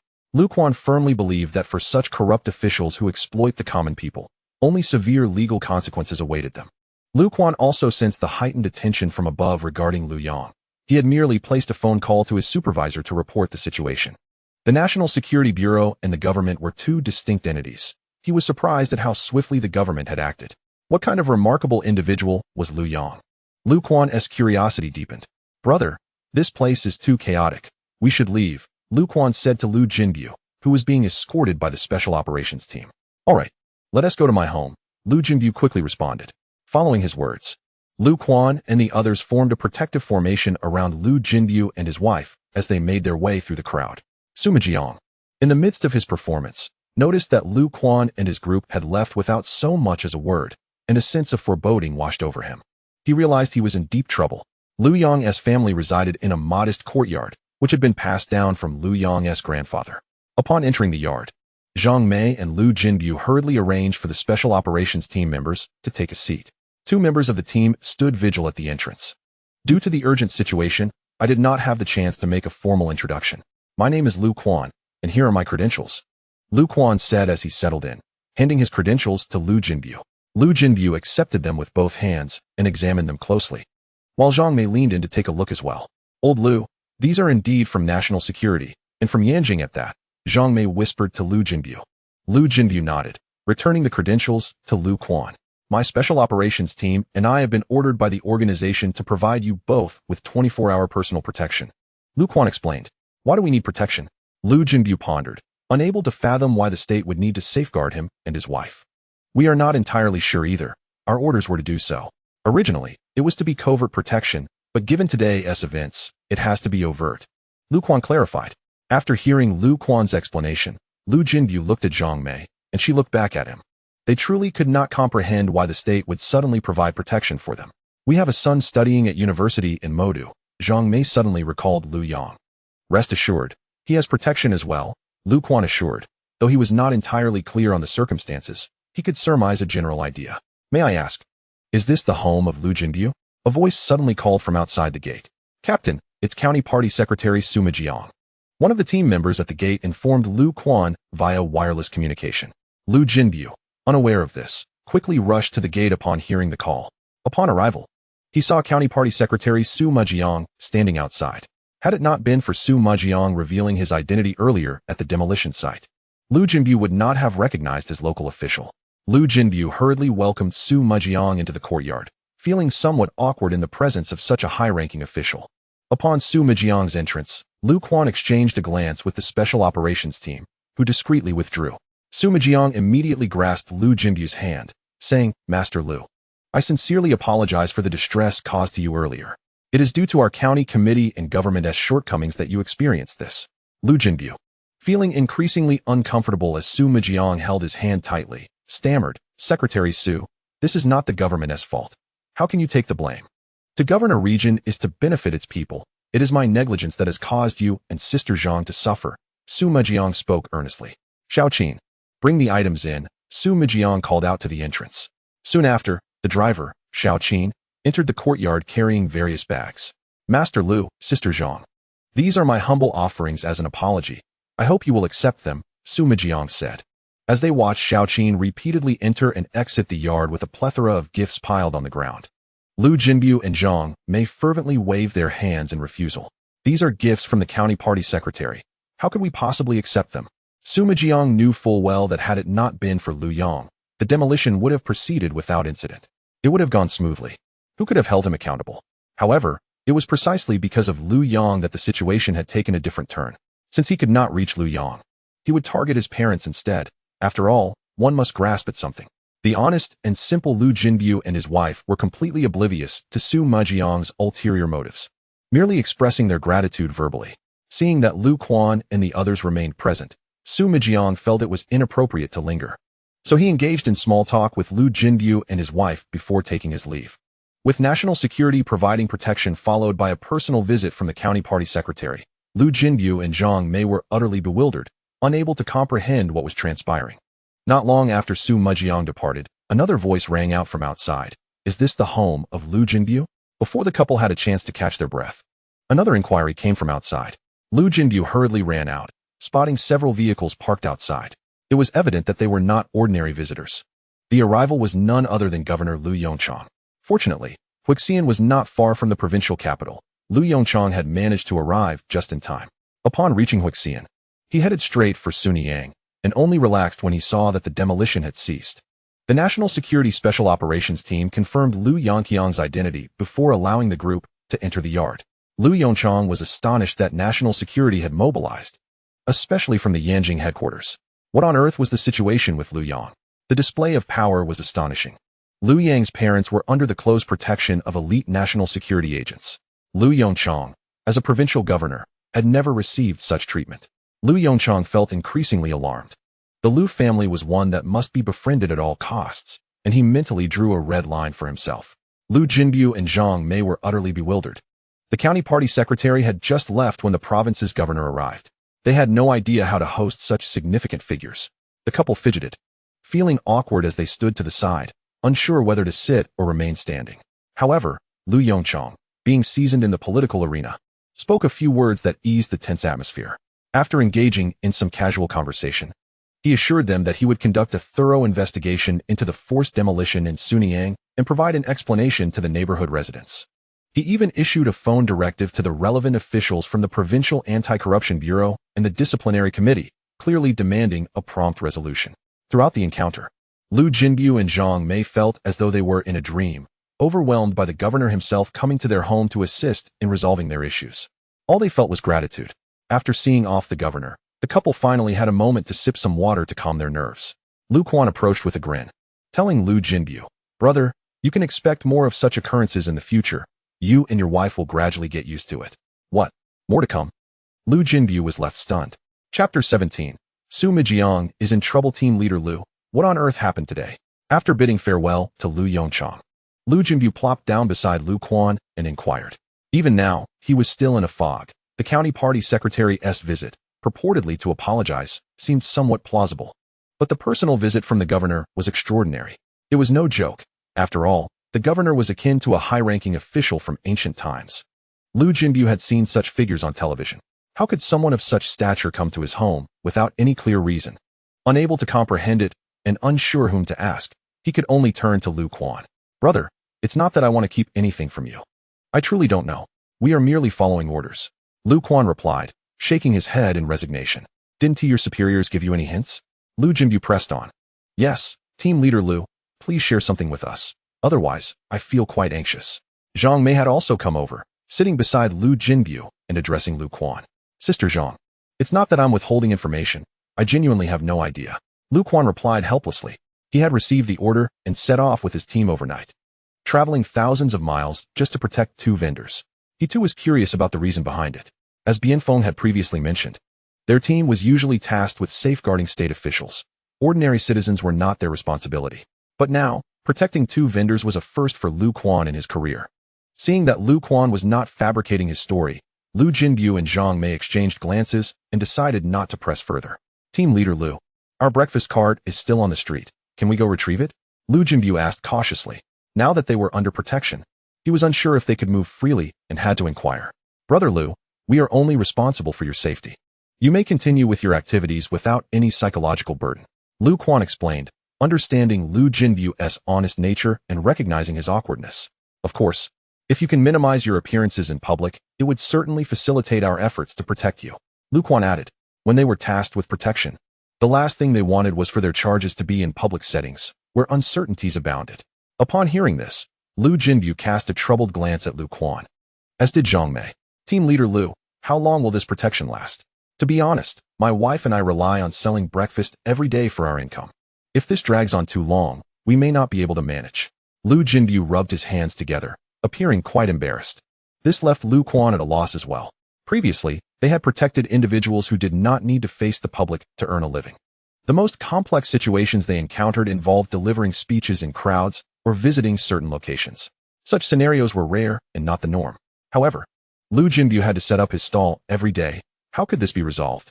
Liu Quan felt a bit of a headache, knowing that people still needed to conduct their business to make a living. He did not respond immediately, but pondered for a moment before saying, Brother Liu, Sister Zhang. The intent of our previous arrangements was to provide discreet protection, so as not to disrupt your lives. However, the occurrence of the forced demolition necessitated that we reveal our identities. Although you are now aware, we can continue to provide covert protection, and you may go about your business as usual. Liu Jinbu understood that Liu Quan was considering their situation, and he was not entirely oblivious to the complexities involved. I apologize for the trouble we are causing you, Team Leader Liu, he said, glancing at Liu Quan and then at the other security personnel present. Team Leader Liu, you mentioned minimizing public appearances. I assure you, after we finish selling, my wife and I will return home, causing you no inconvenience. Observing Liu Jinbu's earnest demeanor, Liu Quan chuckled, Brother Liu, there's no need to be so anxious. The situation is not as dire as you think. How about we retrieve your stall first? Liu Quan suggested. All right, let us go collect it. With that, Liu Jinbu and Zhang Mei led the group to pack up their stall. Meanwhile, Sima Jiang could not settle down after returning to his office. He canceled all his appointments and shut himself in his office. The ashtray on his desk was already overflowing with cigarette butts, and the room was filled with a haze of smoke. Sima Jiang stubbed out a cigarette he had barely begun to smoke, feeling increasingly agitated.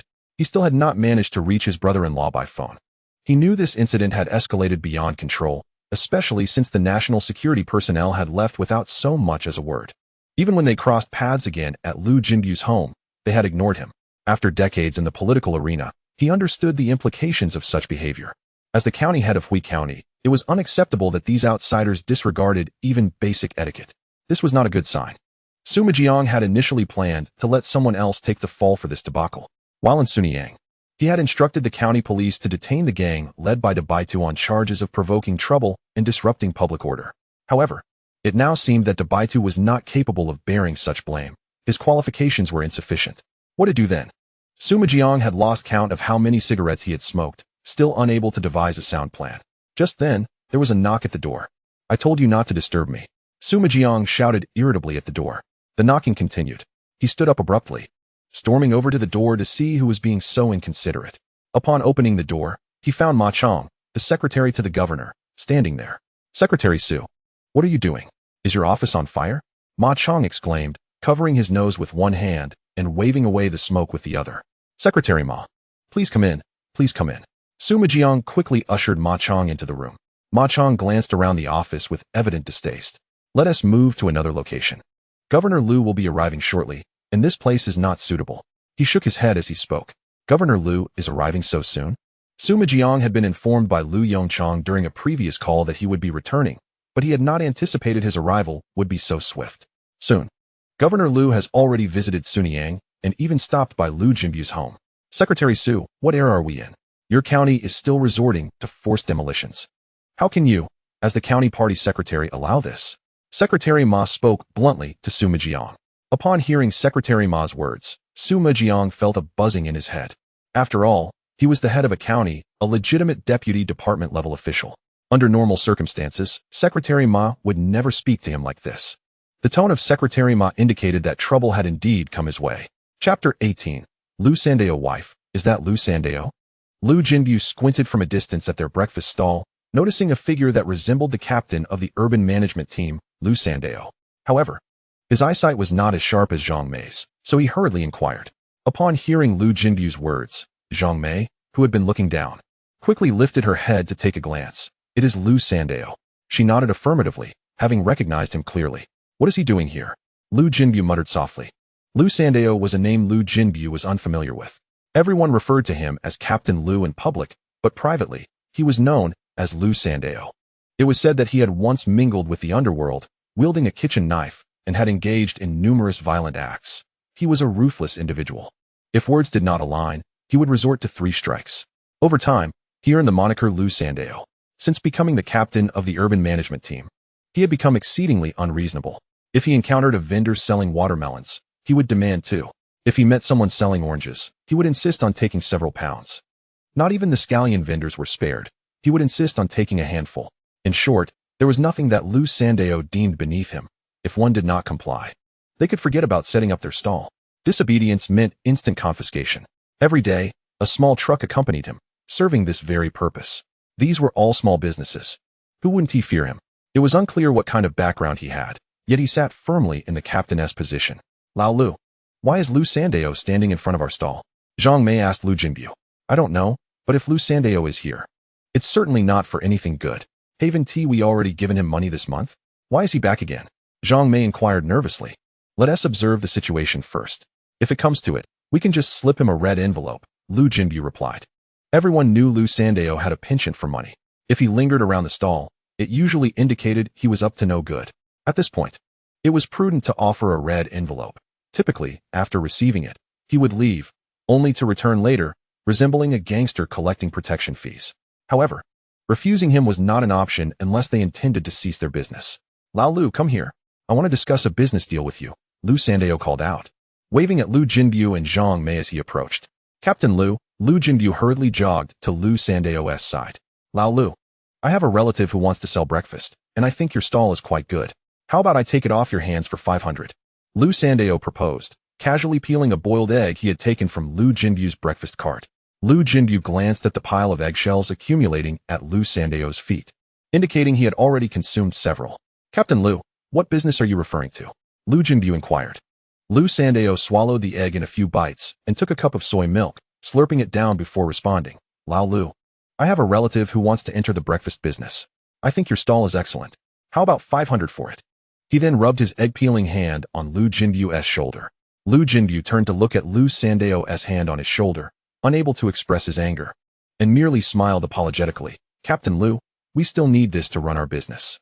We don't plan on transferring it. Lao Lu, you're not giving me face here. I don't want anyone else's. Yours is the best.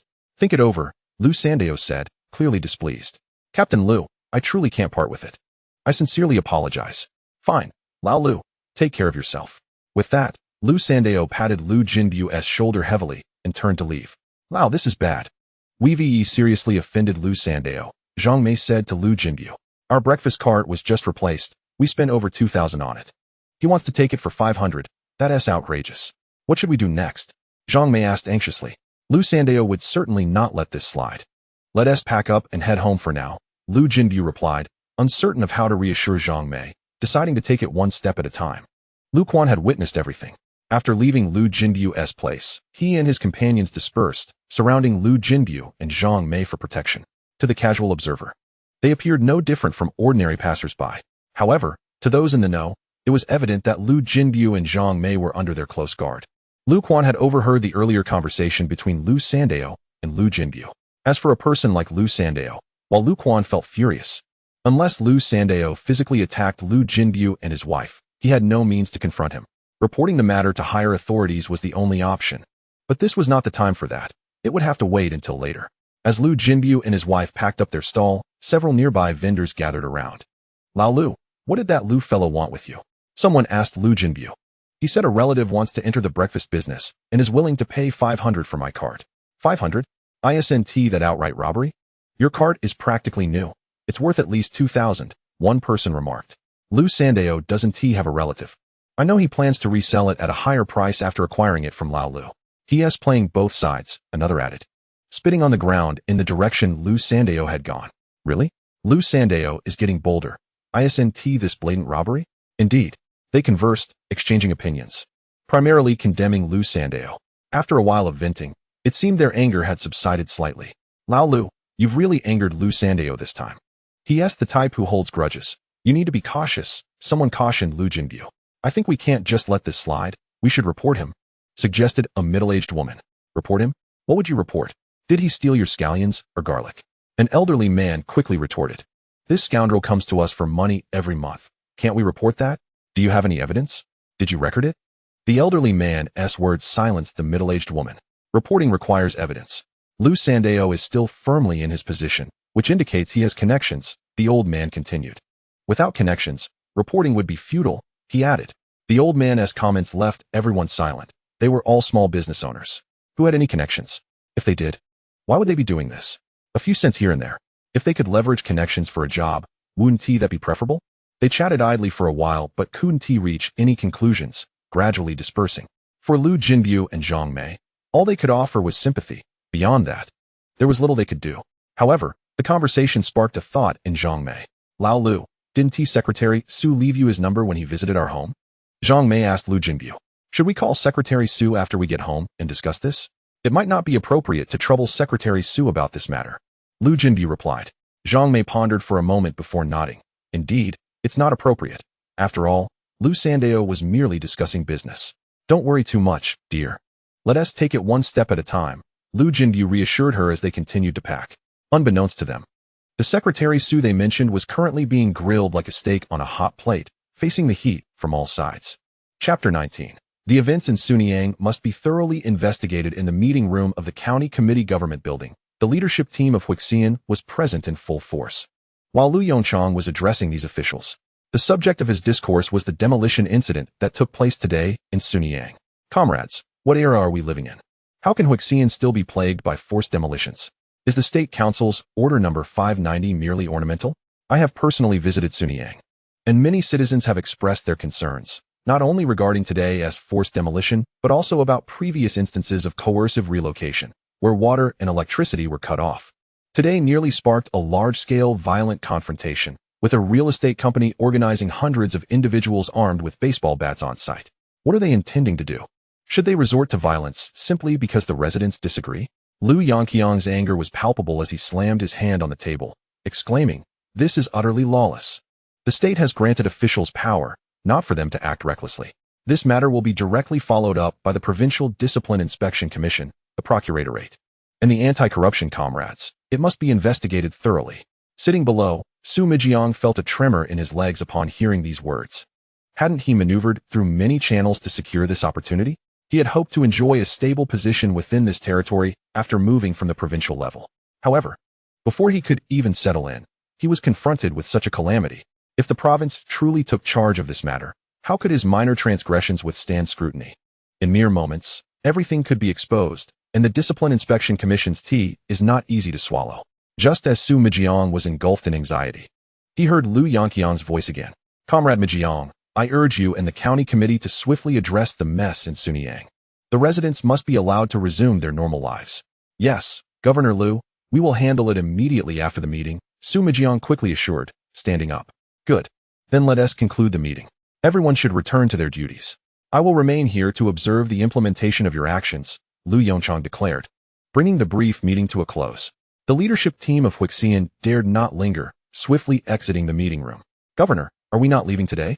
After everyone had departed, Secretary Ma approached Liu Yongchang and inquired. "We will not leave. I need to see for myself the chaos Su Mijiang has created in Huixian. Had it not been for the call from Secretary Liu in the office, I would still be in the dark about these matters. By the way, Ma, have the comrades from the Provincial Discipline Inspection Commission set off?" "They have already departed," Secretary Ma replied, glancing at his watch. "If they move quickly, they should arrive soon. Please contact them. Once they arrive, have them send a few individuals to Sunyang to understand the specifics, especially regarding Liu Yang's household. Do you understand?" Liu Yongchang looked at Secretary Ma. Secretary Ma nodded promptly. This was imperative, as Secretary Liu had specifically mentioned names. If one does not understand how to perform their duties, they ought not to remain in this position. "Governor, do you know who Liu Yang is?" Secretary Ma, intrigued, asked. "I do not." Liu Yongchang shook his head. "As you saw today at Liu Yang's home, both Liu Jinbu and his wife are ordinary individuals. I cannot fathom what Liu Yang's true significance is.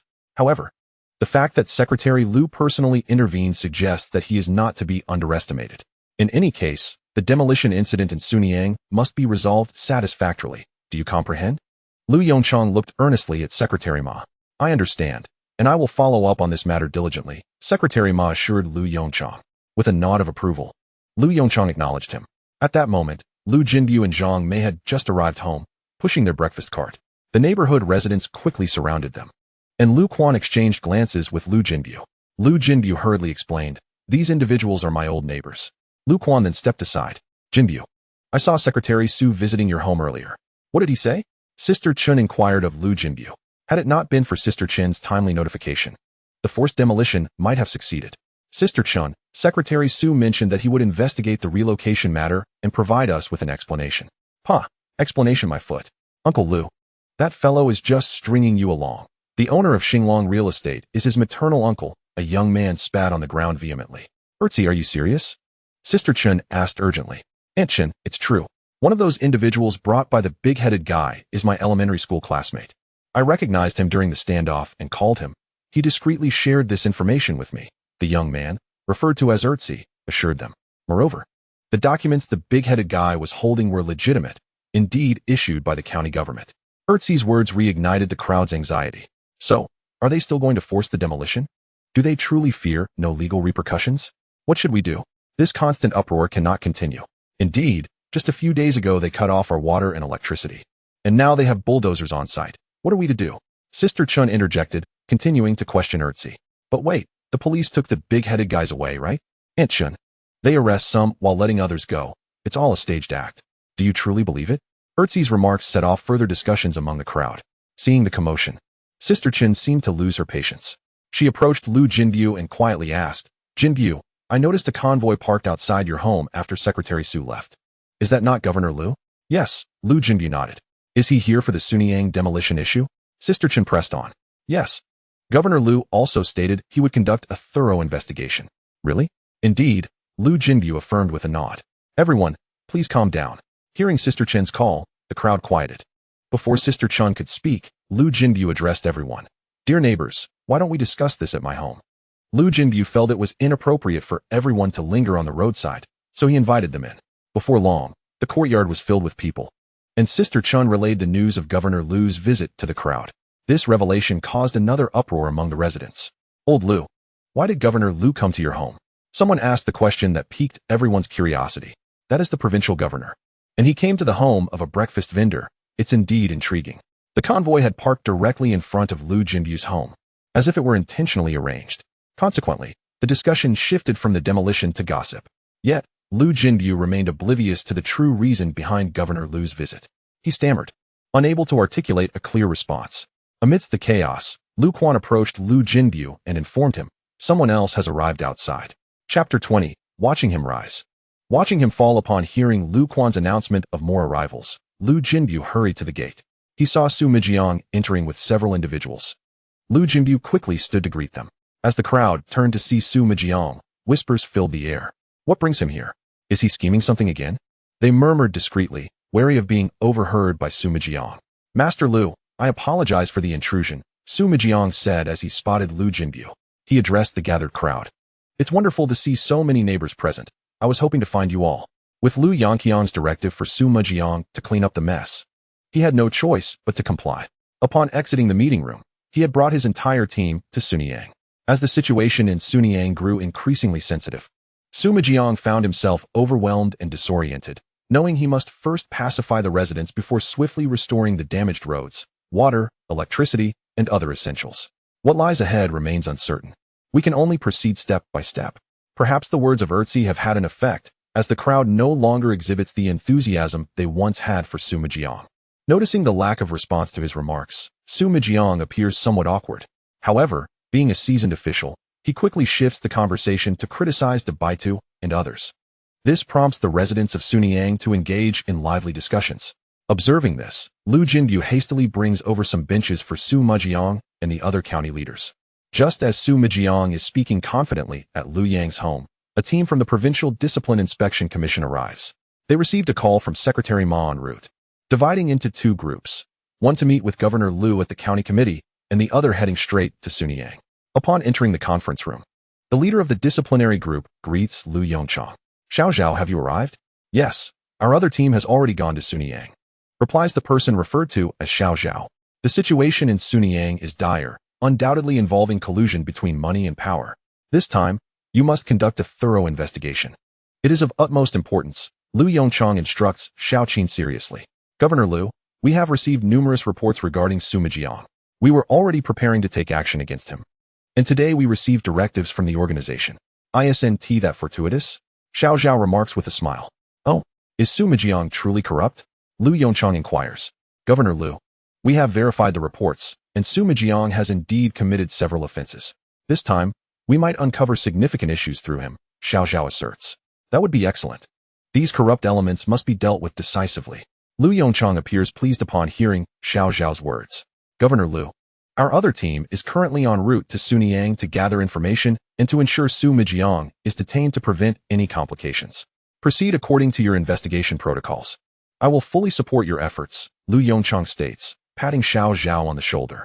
Meanwhile, outside Liu Yang's home, 2 special agents on guard stop 5 individuals, 3 plainclothes officers, and 2 in police uniforms. Excuse me, is Sima Jiang inside? One of the plainclothes officers asks the special agents, showing his identification. Please hold on. The special agent promptly calls Lu Quan. Upon receiving the news, Lu Quan quickly steps out of the courtyard.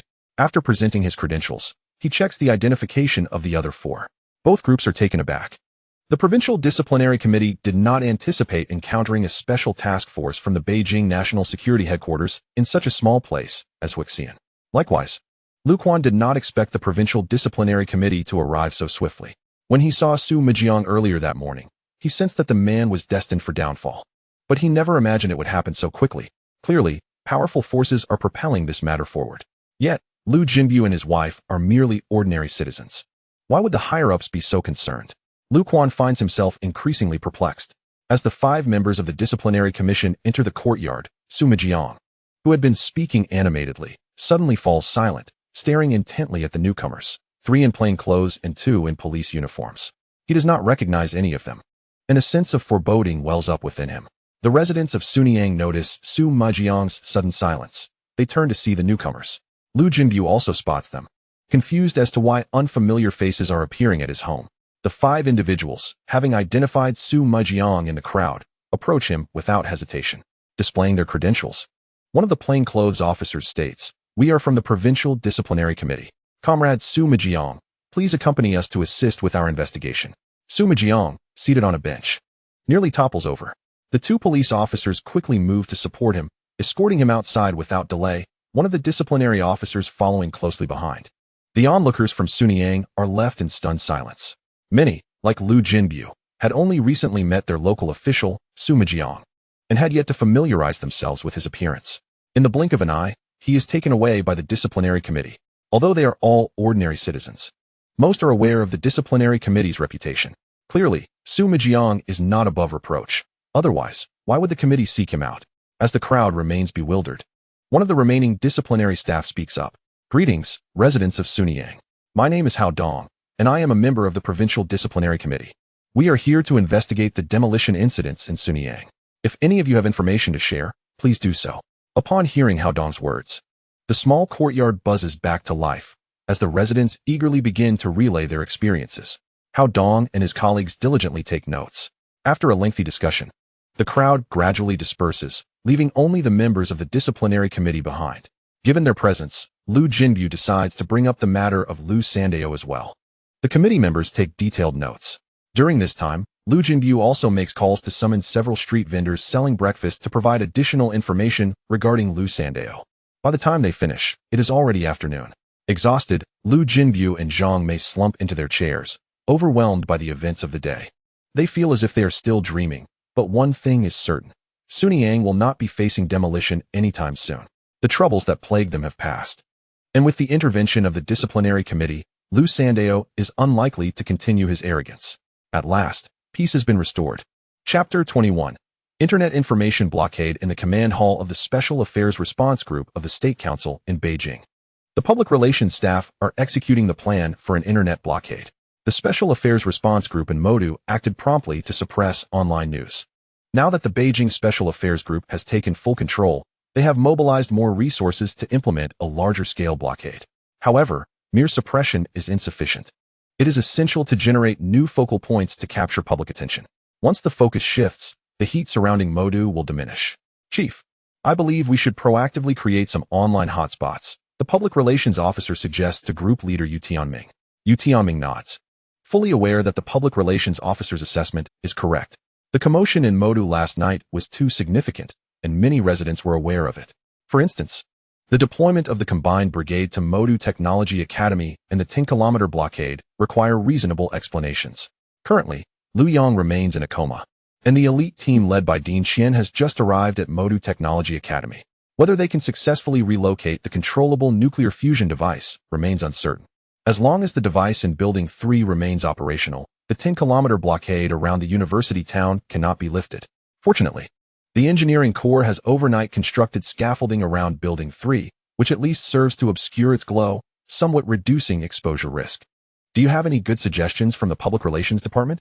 Yu Tianming inquires of the officer who just spoke. The public relations officer hands Yu Tianming several sheets of paper. These are some celebrity gossip stories. Perhaps we could divert attention to them and create new societal hotspots? Yu Tianming gazed at the celebrity gossip in his hands, nodding in agreement. All right, let us proceed with this plan for now. The head of publicity acknowledged his words and returned to the workstation, instructing the staff to initiate the promotion of new trending topics. Brother in leather pants. Fortune has finally smiled upon you. You are about to regain your spot on the trending list, a staff member gestured to a colleague, glancing at the imminent trend. Indeed, this fellow has always had a streak of bad luck. Whenever he manages to trend, it's swiftly overshadowed by another topic. However, this time, he surely does not realize that his resurgence serves to protect controlled nuclear fusion. The colleague laughed in response. In a way, brother in leather pants is contributing to the nation, haha. As gossip about several celebrities was arranged for online release, the trending topics swiftly shifted to their favor. At last, brother in leather pants has achieved his long-desired wish, remarked a staff member at the publicity desk. Thanks to everyone's efforts, the online information blockade was executed efficiently, with no news related to the events in the Magic City surfacing online. Yu Tianming was acutely aware that hostile forces had never relented in their attacks against them. Many realities eluded the imagination of ordinary individuals. For instance, foreign espionage agencies had long been lurking in the comment sections, seeking to exploit the chaos. They either disguised themselves as enthusiasts of relevant topics or disseminated rumors to incite panic. Alternatively, they would instigate disputes, maliciously setting topics to flood screens and create divisions, thereby manufacturing confusion. Some comment sections were rife with toxicity, likely orchestrated by those with ulterior motives deliberately stirring trouble. Thus, preventing the leakage of information online was of utmost necessity. Although the promulgation of the anti-espionage law had heightened public awareness regarding espionage, the methods employed by spies were varied and sophisticated, making it challenging for the average person to guard against them. The CIA, in particular, was notorious for its myriad tactics, conducting operations online in an exceedingly clandestine manner, often without ethical boundaries. A decade ago, the number of hackers affiliated with the CIA's Cyber Intelligence Center exceeded 5,000. These individuals were categorized into different groups within the center, each tailored to develop unique tools for infiltrating various devices. Take household appliances, for instance. The CIA's embedded device branch had developed a hacking program named Crying Angel, primarily targeting Samsung televisions from South Korea. Once infected, the television would appear to be turned off. But in reality, it transformed into a listening device, eavesdropping on conversations within the room and transmitting recordings to CIA servers over the internet. There were even more extravagant espionage devices, such as spy printers, which, even when disassembled, would reveal intricate circuitry without indicating which components served as the storage or processing chips. Essentially, these printers appeared indistinguishable from ordinary ones. Despite being a spy printer, it was essential for it to transmit stored data to be useful. Oddly enough, these spy printers would periodically malfunction. After a certain time, they would inexplicably break down, but the issues were minor, often just a paper jam. Resolving a jam was straightforward, merely requiring the user to open the ink cartridge for reinstallation. This was where the trick lay. Upon discovering a jam, the printer had to be tilted slightly during repair, which would activate an internal sensor, prompting the printer to send all stored data. The tilt triggered its communication protocol. Similarly, shredders would scan and store data while shredding documents.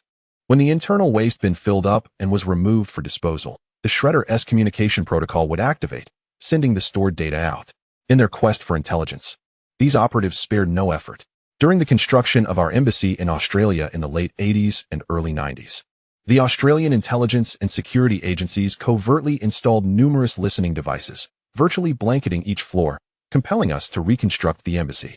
Aside from eavesdropping, many hacking programs were employed for destructive activities, such as attempts to infiltrate the control systems of automobiles and trucks for assassination purposes. In 2021, the then CIA director, Burns, publicly stated that the United States had effectively reconstructed its espionage network in China. The previous network was initially established during the Bush administration and dismantled during Obama's tenure by Chinese security agencies. Since President Biden took office, there has been a vigorous effort to rebuild the CIA's espionage network in China, culminating in what is now termed effective reconstruction. Therefore, the importance of information security cannot be overstated. Yu Tianming had always regarded this matter with great seriousness, emphasizing that network security and information management must not be neglected. Chapter 22. The inability to shut down the controlled nuclear fusion reactor within Building 3 of the Magic City Technology Institute. The president of the Dragon Science Institute, Qian Jiangguo, accompanied by a group of leading scientists, had arrived from Yanqing to observe the controlled nuclear fusion device. Qian Lao, this configuration is quite peculiar. The design rationale is entirely elusive, one of the scientists remarked. Qian Lao, the output power is astonishingly stable. The data appears almost fabricated. It's simply incredible. Another chimed in. Qian Lao, look at this size. My goodness, it's hard to fathom how such a small apparatus can generate such immense power. Qian Lao, come quickly to look at this controller. This human-machine interface is unlike anything I have ever seen. It's simply exquisite. Despite the barrage of comments surrounding him, Qian Lao was ensnared in deep contemplation, scrutinizing the controlled nuclear fusion generator before him. He too could not discern the design philosophy behind the device, utterly baffled by its operational principles. However, it was unequivocally clear that this design transcended all existing paradigms of controlled nuclear fusion, indicating a significant scientific breakthrough. The more he pondered, the more exhilarated he became. Is this device capable of being shut down? General Guo Huimin, commander of the Eastern Theater Command, inquired as he accompanied them into Building 3. Theoretically, it can be shut down. Come, let us proceed to the adjacent control room, Qian Lao replied. The group entered the neighboring control room, where Sun Hongtao, the head of the Software Research Institute, along with his team of software experts, had been diligently observing the control program running on the controller. While Sun Hongtao was not an expert in the hardware of controlled nuclear fusion, he was undoubtedly a top-tier authority in software. How is the situation, Sun? Qian Lao inquired upon entering the control room. Qian Lao, this control system is remarkably intricate. Look here, Sun Hongtao pointed at the display screen of the controller. This controller appears to be quite an old device from the Magic City Technology Institute, with severely outdated performance in every aspect. However, after installing the control program, it operates very smoothly. This indicates that the control program has cleverly maximized the potential of the equipment. Furthermore, this small display screen can adequately present a wealth of data. The designer of this control program is truly exceptional. The programming language employed by him does not appear to correspond to any currently utilized within the realm of programming. I am unable to discern its nature at this moment. Particularly striking is the interface for human-machine interaction, which seems exceedingly futuristic. It is truly bewildering how such an antiquated hardware setup could achieve this. Sun Hongtao exclaimed. Xiao Sun, is it possible to shut down the system? Qian Lao inquired. Theoretically, yes, there is a shutdown program available, Sun Hongtao replied. The design of this control program is exceptionally flawless. He added, ladies and gentlemen, I trust you are all aware of the situation in Building 3 and the circumstances in Modu. If we can disable this device and expedite the transfer, it would not only help restore public order in Modu swiftly, but also facilitate further research. Therefore, I propose we shut down the device. I wonder what your opinions are? Qian Lao began to solicit the views of the scientists present. Currently, the individual involved, Liu Yang, remains in a comatose state at the hospital, with no certainty of when he might awaken. Allowing the device to continue functioning in Building 3 is certainly not a viable option. We have verified all the data. Shutting it down should pose no issues and will not damage the apparatus, a scientist remarked. Moreover, as Director Sun mentioned earlier, the control system is exceptionally well designed, and a shutdown program is indeed available, so we should be able to proceed without complications. I support the shutdown. I concur. I too agree. The scientists unanimously expressed their consent to deactivate the controllable nuclear fusion device. Observing the consensus, Qian Lao turned to Sun Hongtao and said, Xiao Sun, I would appreciate it if the colleagues from your software department could initiate the shutdown program. Sun Hongtao had been intently observing the operational control program on the controller, and now the opportunity to intervene had finally arrived, which was indeed a welcome prospect. Certainly, Qianlao, I shall take care of it personally. Sun Hongtao responded as he began to operate the keyboard on the controller.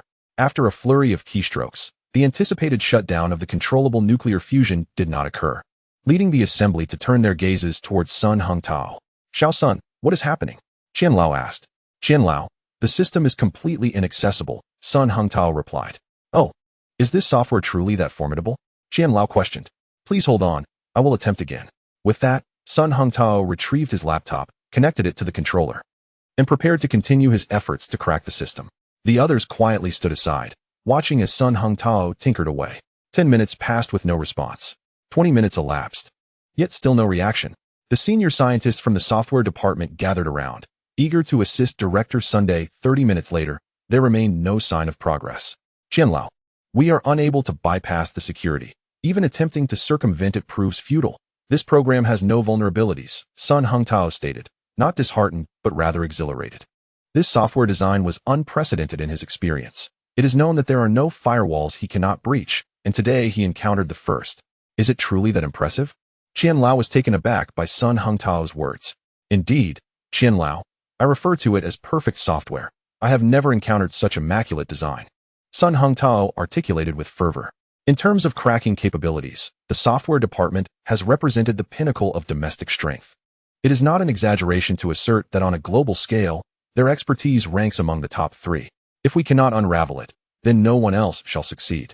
Sun Hongtao's assertions were met with no dissent. The prowess of the Software Research Institute at Lonk Academy is widely acknowledged, with their influence evident in nearly all significant national projects. A collective gasp echoed among those present. They were baffled by the hardware of the controllable nuclear fusion and now found themselves equally perplexed by the software. How could a mere university student, Liu Yang, achieve such feats? What singular force enabled him to accomplish this? The developments regarding Liu Yang had been shared with the scientists by the Yanjing Command yesterday. Everyone expressed disbelief that such an advanced device could have been independently created by a fourth-year student. Yet, various indicators continued to suggest that Liu Yang was indeed the architect. Leaving the scientists speechless, this was beyond comprehension. Does this imply the device cannot be shut down? Commander Gua, lacking technical expertise, managed to grasp the situation through Sun Hongtao's explanations.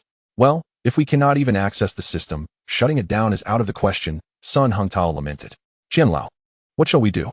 Commander Gua asked, anxiety creeping into his voice as he turned to Qianlao. Qianlao, equally at a loss, replied, at this point, we must either wait for Liu Yang to awaken or for the raw materials of the reaction device to be depleted. Otherwise, there are no alternatives. Upon hearing Qianlao's words, Commander Gua fell silent. A hush descended over the room. Those present represented the absolute strength of the scientific community in Longguo. They had eagerly traveled from Yanjing to Modu, anticipating the opportunity to showcase their talents, only to find themselves bewildered by the incomprehensible hardware and software. Initially, they had feared that shutting down the device would cause damage, but now they realized their capabilities did not even extend to that. The array of esteemed individuals shook their heads with wry smiles. Commander Gua, what is Liu Yang's current condition? Qianlao inquired. According to the latest updates from the hospital, he remains in a coma. Fortunately, all his physiological indicators are still normal, Commander Gua reported. That is reassuring. This young man must not encounter any misfortune. He is a treasure for Longguo, Qianlao stated. Rest assured, Qianlao. Today, the nation's top medical experts have converged upon Modu with their assistance. Liu Yang should awaken soon, Commander Gua assured him. Indeed, once Liu Yang awakens, all issues will cease to be problems. Commander Gua, may I visit Liu Yang? Qianlao added. Certainly, you may. If you wish to go, I will arrange for a helicopter to take you there immediately. Thank you, Commander Gua. I must personally see this remarkable young man. I too wish to meet this extraordinary individual who has so adeptly orchestrated our efforts, Commander Gua replied. With that, he briefly conferred with his aide before departing Building 3 alongside Qianlao. They were bound for the hospital to ascertain the true nature of the remarkable Liu Yang. Chapter 23. Conservative treatment on the 17th floor of the Military District General Hospital. Top doctors who had arrived on the earliest flights from across the nation crowded into Liu Yang's hospital room. None of them had ever encountered a patient in such a condition. All physiological indicators were healthy, yet the individual remained in a deep coma. Director Hu. Has the brain reconstruction data been released? A doctor inquired of the internal medicine director, Liu Yang. Yes, it has. The brain utilization rate is at 50%. Liu Yang replied. His eyes reddened from a sleepless night, yet his demeanor exuded excitement. This data was updated 3 hours after the last reconstruction, now revealing an additional Einstein, bringing the total to 5. Liu Yang was elated. Liu Yang's condition was a nightmare for every doctor, but also an extraordinary subject for research that every physician would covet. My goodness, 50%, what does that even signify? While I trust the data is accurate, it is nonetheless astonishing. Indeed, Einstein's brain utilization rate was only 11%. Yet he profoundly impacted human civilization. One can scarcely imagine what Liu Yang's 50% could yield. It is fortunate that Liu Yang hails from our Longguo, otherwise, the implications could be terrifying. Upon hearing Liu Yang's brain reconstruction data, the doctors engaged in hushed discussions. Ladies and gentlemen, let us convene in the conference room to allow Liu Yang to rest properly, Liu Yang suggested. Nodding in agreement, they quietly exited Liu Yang's room. On the hospital bed, Liu Yang maintained a serene expression. His brain activity had reached its zenith and was now gradually diminishing. The immense information download from a level 1 planetary civilization was nearing its conclusion. A brain operating at 50% utilization had successfully digested and integrated all knowledge from the level 1 planetary civilization. Once the final download and integration are completed, Liu Yang will soon awaken. In the hospital conference room, the top doctors who had stepped out of Liu Yang's ward took their seats one after another. Did you watch the online video today? Are you referring to the lockdown at the Shanghai Technology Institute? Yes, and also regarding the advanced technology that cannot be disclosed. I did watch it. What is your point? Do you think Liu Yang might be connected to these events? Surely not. I heard he is just a senior in college. If that is the case, doesn't the security outside seem overly exaggerated? Now that you mention it, it does seem that way. The doctors engaged in hushed discussions about Liu Yang's condition. Ladies and gentlemen, we are all aware of Liu Yang's situation. I wonder if anyone has suggestions that might help him awaken, Liu Yang interjected, noticing the murmurs. Upon hearing his words, the doctors ceased their conversations. Yet no one offered a response. They had meticulously analyzed all of Liu Yang's test reports, but found no clues. Without identifying the issue at hand, there was no solution, an utterly perplexing scenario. Realizing the silence, Liu Yang understood that the experts present had no feasible plans. He recognized that it was not their fault. Liu Yang's condition was indeed too extraordinary. Finally, an expert from Yanjing spoke up, stating, in my personal opinion, without further evidence indicating any specific issues with Liu Yang, conservative treatment is the best option. What do you mean by conservative treatment? Liu Yang inquired, pleased that someone had finally spoken. I mean to do nothing and let nature take its course, the expert continued. The expert's suggestion did not amuse the others present. How could doing nothing be considered treatment? In fact, most in attendance supported this viewpoint. Given Liu Yang's unique situation, abstaining from intervention appeared to be the wisest choice. Nodding in agreement with the Yanjing expert, Liu Yang shared the same sentiment. A neurosurgeon added, Liu Yang's brain has been in a state of intense activity. An increasing utilization of brain capacity implies a continual growth of neural connections, which requires a substantial amount of energy.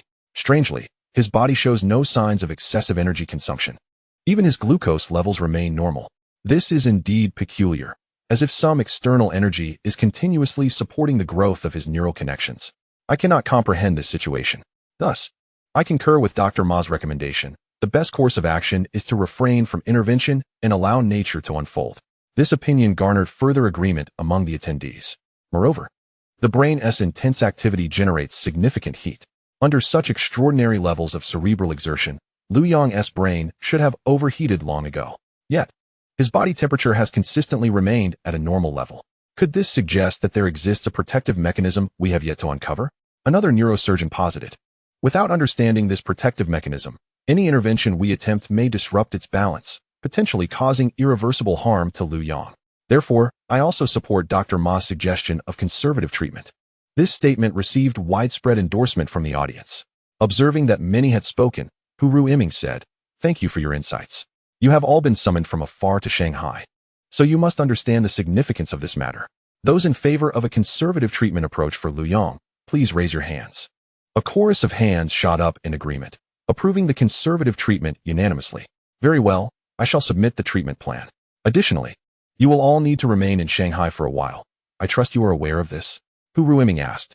The attendees nodded, having been informed prior. They hoped for Liu Yang's swift recovery. Those who had achieved expertise in their fields were not naive, and they likely understood Liu Yang's importance to the nation. At that moment, Hu Ruiming's assistant rushed into the conference room and whispered in his ear, "Director, Elder Qian and Commander Guo from the Eastern Theater have arrived. They wish to see Liu Yang." Hearing this, Hu Ruiming took a deep breath, realizing the significance of these two prominent figures. "Where are they?" he promptly inquired. "Right outside the door. They didn't come in since you were in a meeting and are waiting outside," the assistant replied. "They shouldn't be left standing." "Goodness. You have no sense of urgency," Hu Ruiming said, hastening out of the conference room. Hu Ruiming's abrupt exit left the other experts in the conference room bewildered, unsure of what was happening. Approaching the door, they discovered Elder Qian and Commander Guo waiting outside. "Elder Qian?" one expert exclaimed. "Elder Qian has arrived. And Commander Guo is here too." The room erupted with excitement as medical experts rushed to greet them. Elder Qian is a patriotic scientist devoted to the nation's progress, while Commander Guo is a celebrated military hero. In the Dragon Kingdom, both are figures well known even to small children. "Greetings, Elder Qian." "Greetings, Commander Guo." The medical experts called out in unison. Both Elder Qian and Commander Guo smiled and shook hands with everyone. "Apologies for interrupting your meeting," Elder Qian said gently.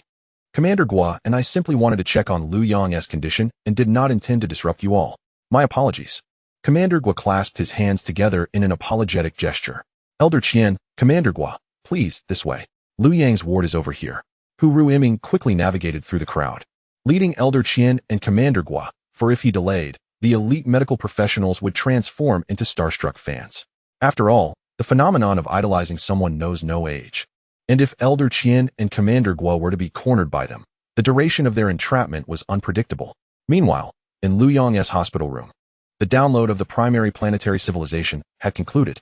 The final processes of digestion and integration were complete. Beneath tightly shut eyelids, the quivering of his eyeballs was distinctly visible. Liu Yang was on the verge of awakening. Chapter 24. Liu Yang awakens. Hu Ruiming led Elder Qian and Commander Guo away from the throngs of admirers and briskly entered Liu Yang's hospital room. Inside, the life monitoring equipment emitted a soft green glow. All monitored life indicators were within normal ranges. Upon entering, Elder Qian first glanced at the data displayed on the monitoring devices and nodded slightly. "It appears that Liu Yang's life indicators are very stable. This is truly wonderful," Elder Qian remarked to Hu Ruiming. "Indeed, Elder Qian. Liu Yang's life indicators have remained stable since he was admitted yesterday. There should be no imminent danger," Hu Ruiming replied. "Then why has Liu Yang remained in a coma?" Commander Guo asked, puzzled. "To be frank, Commander Guo, we have never encountered a situation like Liu Yang's. We have assembled the nation's top doctors, yet we have yet to determine the cause of his unconsciousness," Hu Ruiming admitted awkwardly. "Oh, so the cause of Liu Yang's coma remains elusive?" Elder Qian expressed his curiosity upon hearing Hu Ruiming's words. "Yes. We have conducted every possible examination and checked all relevant indicators. A joint consultation of both Western and traditional medicine has yielded no results thus far," Hu Ruiming responded. "Will Liu Yang awaken?" Commander Guo inquired.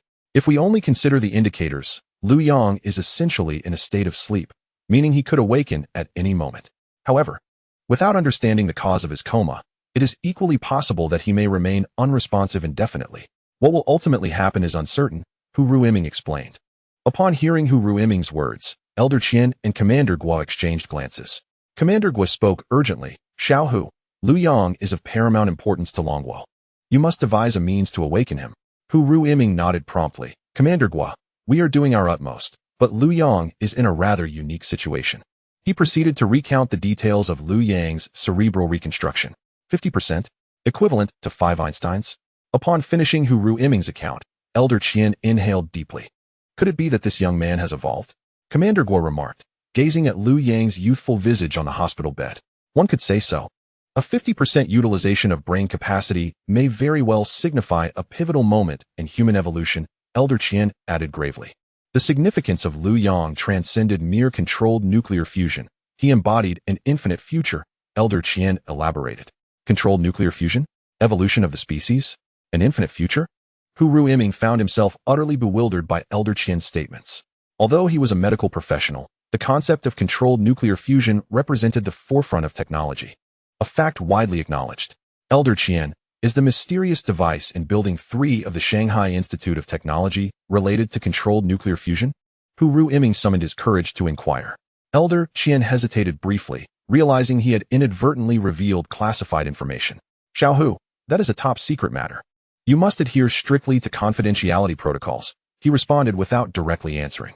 Nevertheless, Hu Ruiming understood that Liu Yang had indeed made advancements in controlled nuclear fusion. All his prior uncertainties were resolved. The presence of armed escorts, the evacuation of the 17th floor of the hospital, the multitude of security personnel, and the reason Elder Qian and Commander Gua had visited the hospital in person, all of it pointed to Liu Yang's immense importance. Oh, it seems Liu Yang's eye movements are quite rapid, Commander Gua observed as he leaned in to scrutinize Liu Yang closely, noting the rapid oscillations beneath Liu Yang's closed eyelids. Hu Ruiming, jolted back to attention by Commander Gua's remark, quickly leaned in for a closer look. Just as Commander Gua had described, Liu Yang's eye movements were indeed swift. Xiaohu, what is happening? Elder Qian inquired. Elder Qian, we are still uncertain. We will commence an examination immediately. Hu Ruiming replied as he prepared to gather personnel for Liu Yang's assessment. At that moment, Commander Gua announced, Liu Yang has awakened. Liu Yang felt as though he had enjoyed a restful slumber, the exhaustion of the past 2 months dissipating, leaving him invigorated. Upon opening his eyes, he found himself face to face with 3 individuals. Slightly taken aback, Liu Yang sat up and surveyed his surroundings, realizing he was in a hospital and clad in a patient gown. How did I end up here? Wasn't I in the laboratory? Time was of the essence, so he focused on the 3 people standing at his bedside. Elder Qian? Liu Yang exclaimed, his eyes widening in astonishment. This was his idol, the president of the Longwo Academy of Sciences. Elder Qian smiled warmly and nodded at him. Commander Gua? Liu Yang had read extensively about this legendary figure who safeguarded Longwo's eastern front. Commander Gua smiled back at him. The 3rd individual was unfamiliar to Liu Yang. Yet he too wore a smile. Liu Yang hurriedly tossed aside the blanket, eager to rise from the bed. He was overwhelmed with excitement to see Elder Qian and Commander Gua. Elder Qian quickly pressed Liu Yang back down. Liu Yang, you have just awakened and need to rest. Lie down, he urged. Elder Qian, what brings you here? I can't be dreaming, Liu Yang stammered, overwhelmed with emotion. It is a relief to see you awake. You have been unconscious for over 10 hours, Elder Qian replied cheerfully. Unconscious? Liu Yang recalled that after the activation of the controlled nuclear fusion device, the system had begun rewarding him with advancements, leading to his fainting. Turning to the window, he noticed the daylight streaming in, confirming that he had indeed been unconscious for a significant duration. However, to him, it felt as though he had merely taken a brief nap. Elder Qian, I'm feeling perfectly fine. There's nothing to worry about, Liu Yang assured him. He realized that Elder Qian's presence was undoubtedly linked to the nation's awareness of the controlled nuclear fusion development. Elder Qian, has the controlled nuclear fusion device been operating smoothly during my unconsciousness? Liu Yang inquired. It's been running exceptionally well. Liu Yang, you are truly remarkable. You have single-handedly resolved a monumental challenge for humanity. Extraordinary. Elder Qian exclaimed, repeatedly giving Liu Yang a thumbs up. Indeed, this young lad has proven himself. He has orchestrated our efforts while he simply slumbered, Commander Gua teased, clearly delighted to see Liu Yang awake. Elder Qian and Hu Ruiming chuckled at Commander Gua's jest. For your sake, several military districts of Longwo were mobilized. Your capabilities are indeed impressive, Commander Gua continued. Liu Yang sheepishly scratched his head, realizing that while he anticipated some commotion, he had not expected such a significant response involving multiple military districts. Elder Qian, Commander Gua, let us return to the Technology Institute. I know you must have many questions for me, Liu Yang proposed. No, those questions can wait. What is most important now is ensuring you do not face any further issues. You must remain in the hospital for at least a day for observation. As we cannot take any chances, Elder Qian promptly rejected Liu Yang's suggestion. Elder Qian, I truly am well. I feel great, Liu Yang insisted, even flexing his biceps for emphasis. The cause of your unconsciousness remains undetermined. We cannot take that risk. You must stay in the hospital for 1 more day, and only leave once everything is confirmed to be all right, Elder Qian stated with a mix of affection and firmness. Liu Yang fully understood the reason for his unconsciousness, but was unable to divulge it to anyone, resigning himself to another day in the hospital. However, he recalled the device in Building 3 at the school. Elder Qian, I will heed your advice and remain here for another day. But what will happen to the device in Building 3? Liu Yang asked. Is that device your creation?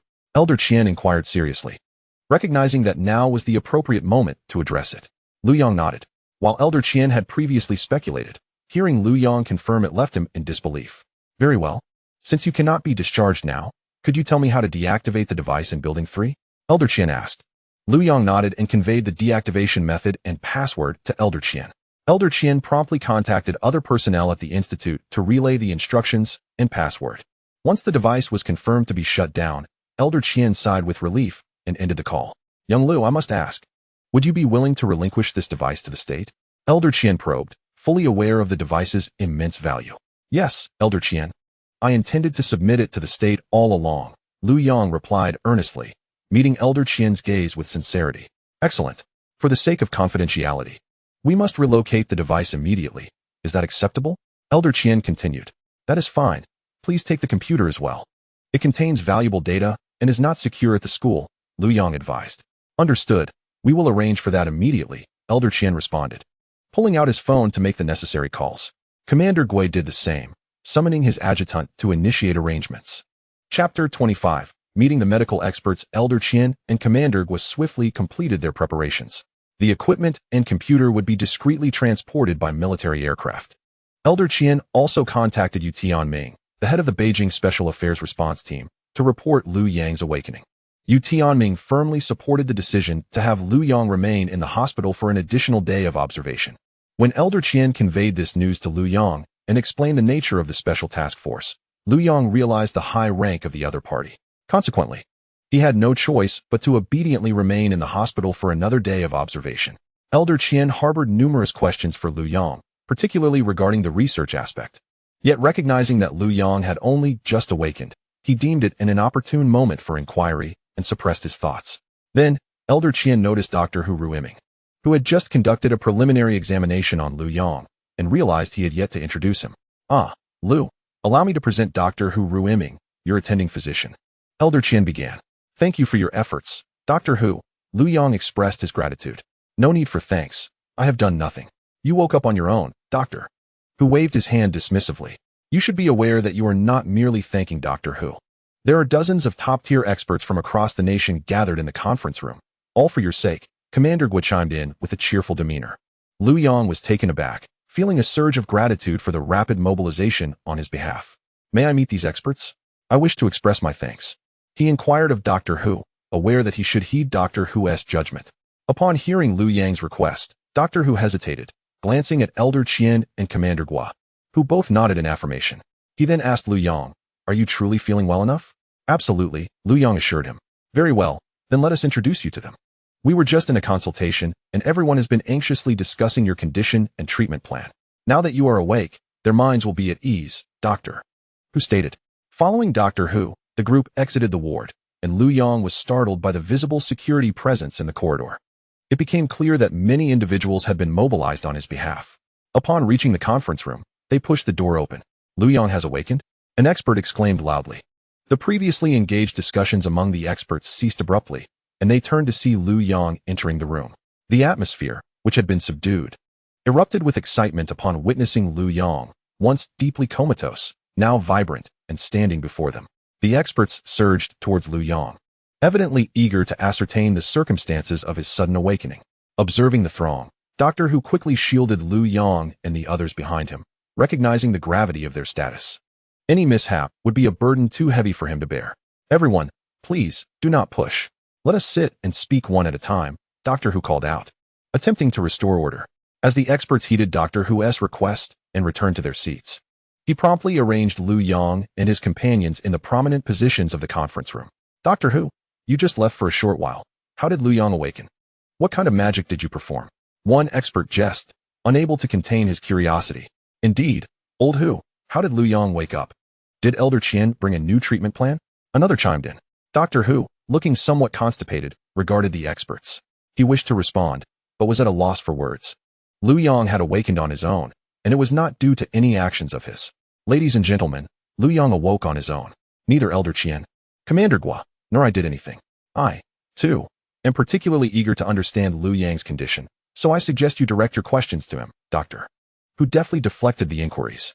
Liu Yang, can you explain the enhancement in your brain utilization rate? Are you aware of it? A neurology expert inquired, posing the question that weighed heavily on his mind.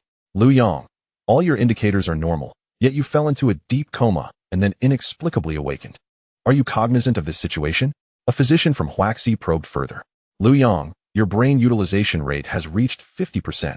Have you noticed any peculiarities in your body? Do you feel different from before your coma? A neurosurgeon from Yanjing asked. The conference room quickly transformed into a bustling press conference, with the experts morphing into reporters, disregarding all decorum as they bombarded Liu Yang with questions. Amidst the chaotic scene, Doctor Hu, perspiring from the exertion of maintaining order, implored, "Everyone, please calm down." One at a time. As Doctor Hu endeavored to restore tranquility, Liu Yang took a moment to assess his own circumstances.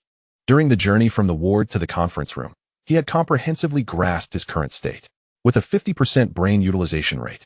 The full suite of technologies from a first-level planetary civilization had been integrated, encompassing all facets necessary for the development of a planetary society, truly an all-encompassing system.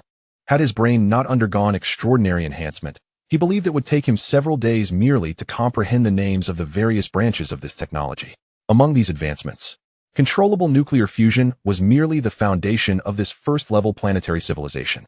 The controllable nuclear fusion device he had developed in the third building of Magic City now seemed akin to a toy. This time, the system had not assigned him specific tasks as it had previously, but instead allowed him to construct Earth's first-level planetary civilization according to the actual circumstances. This leniency relieved him immensely. Otherwise, the pressure of a constantly monitoring system would have been overwhelming. Regarding his physical condition, there were also significant enhancements. The increase in brain utilization had greatly amplified Liu Yang's sensory perceptions. For instance, with respect to his hearing, he could distinctly hear the heartbeats of those around him, even amidst the raucous environment of the conference room. It was as if his physical capabilities had multiplied exponentially. His cells felt as though they had undergone a complete upgrade. He now sensed an unparalleled agility and boundless energy. Liu Yang believed he could effortlessly break the 100-meter record, and with a slight exertion, surpass it in under 6 seconds. Breaking 5 seconds seemed well within reach. Of course, he would never disclose such thoughts. He could unmistakably sense that the experts gathered before him were eager to dissect and study him. Chapter 26. The experts' astonishment. Through Doctor Hu's efforts, the conference room finally quieted. Liu Yang regarded the experts and began, "First and foremost, I wish to express my sincere gratitude for your efforts in coming such a long way for my sake." Liu Yang stood and bowed to all the experts as a sign of appreciation. "I understand that you must have numerous questions, and I will gradually share what I know. Please do not rush," Liu Yang continued, glancing at the brain reconstruction examination report on the conference table, which he had noted upon entering the room, and decided to begin with it. "I trust you have all reviewed my brain reconstruction examination report. Neurons and astrocytes form the foundation of the neural network, akin to the bricks and gravel required for constructing a building." As soon as Liu Yang spoke, the experts specializing in neuroscience and neurosurgery were taken aback. They had not anticipated such a professional discourse from him. Everyone was aware that Liu Yang was neither a medical nor a biological scholar. They had expected him to share his personal experiences as an ordinary patient, but instead, he commenced with an academic tone. The experts, perplexed by Liu Yang's unexpected articulation, fell silent, attentively listening to what he had to convey. According to the classification of medical fields within a Type 1 planetary civilization, the current medical practices of humanity on Earth resemble mere child's play, as our understanding of the human body remains frustratingly superficial. Enhancing the life quality of the Earth's population is a crucial aspect of a Type 1 planetary civilization. To achieve such elevation, it is imperative to first uplift the standards within the Dragon Nation, for it is the foundation upon which all else relies. Can a Type 1 planetary civilization be deemed as such without the Dragon Nation? Liu Yang is quite discerning in understanding the significance of priorities. The enhancement of life quality is not an instantaneous process. It begins with the overall improvement of healthcare in the Dragon Nation, followed by an elevation in the life standards of its people, which inherently includes the enhancement of physical health, essentially, evolution. However, within the human cerebral cortex, neurons and astrocytes are merely superficial cells with limited functional capacities. Liu Yang elaborated that the true determinants of the neural network's composition and the chemical interactions therein, as well as the cells in the cerebral cortex, are paramount, such as the rosehip neurons. "What do you mean, Liu Yang? How do you know all this?" Suddenly, a brain research expert stood up, exclaiming excitedly at Liu Yang. "There may be other novel cell types in the cerebral cortex. We have been researching this topic for 4 to 5 years, and currently, the mainstream neuroscience community is investigating it. Yet to my knowledge, there has been no substantial progress globally. What is this rosehip neuron you mentioned?" The expert continued. "The reason for naming it the rosehip neuron is due to its resemblance to the shape of a rosehip. compared to traditional neurons. They possess longer axons and more synaptic connections.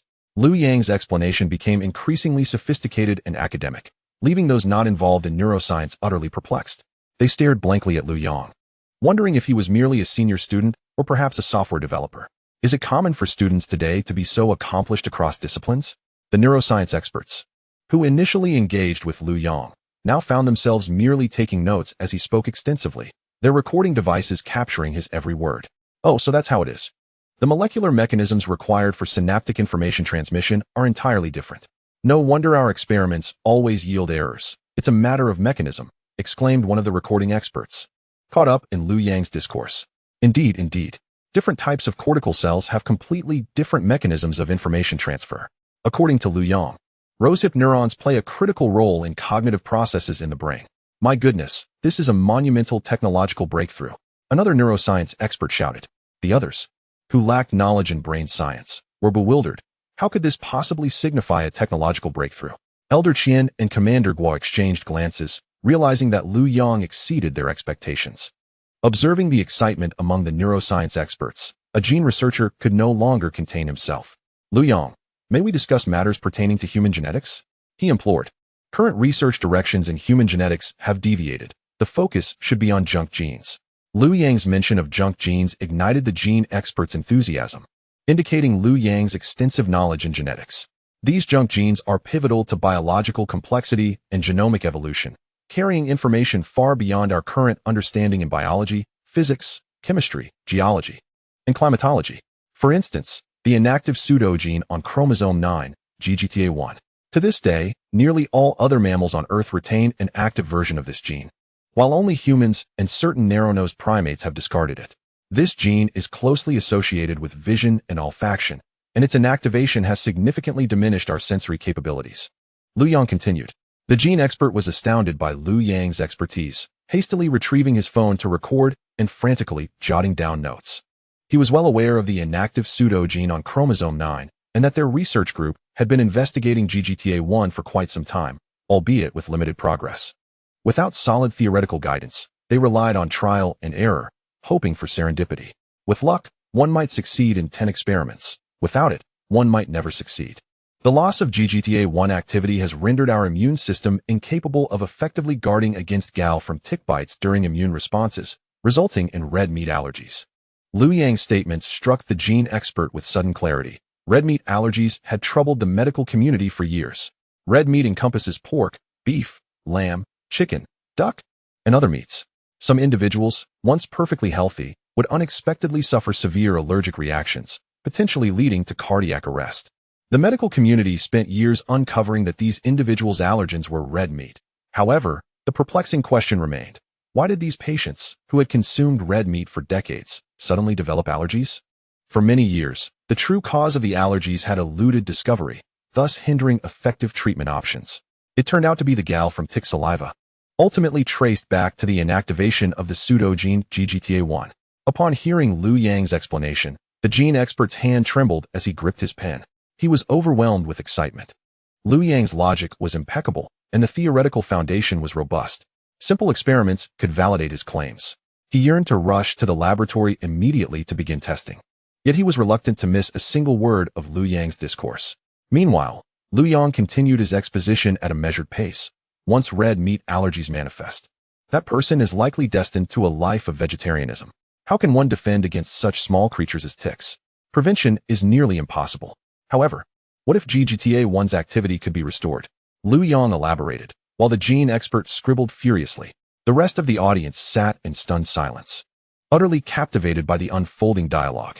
Liu Yang had seamlessly transitioned from discussing neuroscience to genetics. The gene expert, who led the global human genome sequencing team for the Dragon Nation, held a world-class status in genetics research. Yet, he now resembled an eager pupil, intently absorbing Liu Yang's teachings. The other experts in the conference room perceptibly noted the gene expert's unusual behavior. They were all astute individuals. Although they did not grasp the specific fields Liu Yang and the gene expert were discussing, it was evident that this young man possessed profound knowledge. They began to ponder the implications. Today, it seemed, Liu Yang was not going to leave easily. Just how much does he truly know? Chapter 27. The security level continues to rise. Little did they know that what Liu Yang had just shared regarding neuroscience and human genetics was akin to a popular science lecture for him, merely skimming the surface of the true depth of brain science research and human genetic study. Even this seemingly trivial exposition had already bestowed immense benefits upon the leading figures in these two fields present at the scene. The potential hidden within the human brain is astonishing. This organ, which constitutes merely 2% of the body's total weight, consumes 450 kilocalories of energy daily. The study of modern human brain science is still in its infancy. Meanwhile, Commander Gua was bewildered. Wasn't this meeting meant to express gratitude? Unexpectedly, classes have commenced. Not only are they underway, but they seem endless. Although Commander Gua cannot comprehend the words spoken by Liu Yang, he is acutely aware of the profound significance embedded in Liu Yang's discourse. In that instant, Commander Gua felt that the security detail previously assigned to Liu Yang at the Military District General Hospital was woefully inadequate. Rising from his seat, he discreetly exited the conference room. Once outside, he promptly contacted the staff at the command center, instructing them to bolster the security measures at the Military District General Hospital. At all times, there must be a minimum of 2 all-weather reconnaissance and strike drones monitoring the situation in real time. In the event of an emergency, 3Z-20 helicopters and 1 transport helicopter must arrive at the hospital within 3 minutes to ensure Liu Yang's safe evacuation. Additionally, armored vehicles must remain on standby, creating 2 completely secure evacuation routes to guarantee a successful retreat. The ground security must also be reinforced with 2 special forces battalions to provide close protection for Liu Yang. Following the issuance of these orders, the staff sprang into action. Commander Gua then reported Liu Yang's situation to the Special Affairs Response Team located in Yanjing. Upon learning that Liu Yang had awakened and was in stable health, Team Leader Yu Tianming exhaled deeply, relieved that the weight on his shoulders had finally been lifted. When he heard Commander Gua's report that Liu Yang had begun teaching in the inpatient department's conference room, Yu Tianming was taken aback. Wasn't Liu Yang engaged in high-energy physics? Oh, no. He initially studied computer software before delving into high-energy physics. How is it that he is now involved in medicine? Just how many talents does Liu Yang possess that we are unaware of? As Yu Tianming listened to Commander Gua's updates, his mind raced with thoughts. This was hasty. Too hasty. He chastised himself for having previously underestimated Liu Yang. Commander Gua, the response team has only one directive for you. Ensure Liu Yang's safety at all costs. Yu Tianming stated earnestly. Rest assured, I will resolutely fulfill this mission, Commander Gua replied. After concluding his conversation with Yu Tianming, he recognized the urgency of reporting Liu Yang's situation to the higher-ups, as it could significantly influence many critical decisions, including when Liu Yang might be discharged and whether there would be a public disclosure. Thus, Yu Tianming hastily picked up the red telephone on the desk. Meanwhile, Commander Gua, having finished his call with Yu Tianming, was preparing to personally inspect the security on the 17th floor of the inpatient department when he noticed Elder Qian quietly leaving the conference room as well. Elder Qian, what brings you out? Commander Gua inquired. I came out to make a phone call. And you? Elder Qian replied. I also made a call. Just reassigned the security detail for Liu Yang. This young man cannot afford any mishaps, Commander Gua stated. Indeed, I intended to remind you. This young man is extraordinary. Truly remarkable. No amount of protection is excessive, Elder Qian remarked. To have such talent is indeed a blessing for our dragon nation, he chuckled heartily. Yes, I have already reported the situation to the Special Affairs Response Team in Yanjing, and the team leader ordered me to spare no effort in ensuring Liu Yang's safety. Commander Gua affirmed. Elder Qian nodded, recognizing the breadth of Liu Yang's expertise, which was indeed rare and exceptional. Are you planning to have Liu Yang conduct on-site teaching at the hospital? Commander Gua asked, somewhat incredulous, as Elder Qian's proposal seemed audacious. Realizing his oversight, Elder Qian slapped his forehead. I got so carried away with joy that I forgot this is still a hospital. With that, the 2 elderly men shared a laugh. Suddenly, Elder Qian's laughter ceased. No, we must expedite their arrival. The other dozens of research institutes at the Dragon Academy related to controllable nuclear fusion are closely monitoring the situation. Once Liu Yang is discharged, he will be in high demand. As the director, I must ensure fairness. I heard Liu Yang is looking for a job. I will present them with the opportunity. Whether they can secure Liu Yang will depend on their abilities. Elder Qian laughed heartily. Elder Qian felt a sense of satisfaction in maintaining fairness. Although he had overestimated Liu Yang, this estimation was still insufficient. This led to other research institutes at the Dragon Academy, such as the Atmospheric Physics Institute, Acoustics Institute, Geographic Science and Resource Institute, Aerospace Information Innovation Institute, and the National Space Science Center, among others, not receiving notifications. Many years later, when recalling the events surrounding Liu Yang, they would unanimously believe that Elder Qian's bias had resulted in their exclusion. Chapter 28. All intellectual properties submitted to the state Liu Yang. Liu Yang, do you have any suggestions for treating severe combined immunodeficiency? As Liu Yang concluded his discussion with the genetic experts, he took a sip of water, and one of the specialists in human immunity quickly interjected. Upon hearing this expert's question, the others could no longer remain seated. Liu Yang, what are your thoughts on growth delays, even stagnation? Liu Yang, is depression a psychological disorder or a physiological one? Liu Yang, what triggers mutations in cancerous tumor cells? Each expert eagerly sought answers to their queries. To ensure Liu Yang heard their questions, they began raising their voices to drown out one another. In no time, the conference room descended into a state of chaos once again. The genetic expert then approached Hu Ruiming, pulling him towards the exit. Old Qin, what are you doing? Hu Ruiming asked, his eardrums aching from the cacophony. Hurry up, old Hu. Quickly arrange a place for experimentation. The pathology lab will suffice. The genetic expert insisted eagerly. Old Qin, can't we take it slow? Hu Ruiming replied, observing the chaotic scene in the conference room. The genetic expert was undeterred. His only thought was to verify Liu Yang's hypothesis regarding the relationship between the inactive pseudogene on chromosome 9 and red meat allergies. Old Hu, I've already contacted the Gene Institute in Modu to send me the necessary experimental materials. They are en route, and I cannot wait any longer, the genetic expert declared. Reluctantly, Hu Ruiming allowed himself to be dragged out of the conference room by the expert to arrange a location for the experiments. After a brief uproar, the experts in the conference room recognized that this chaos was untenable and quickly devised a solution.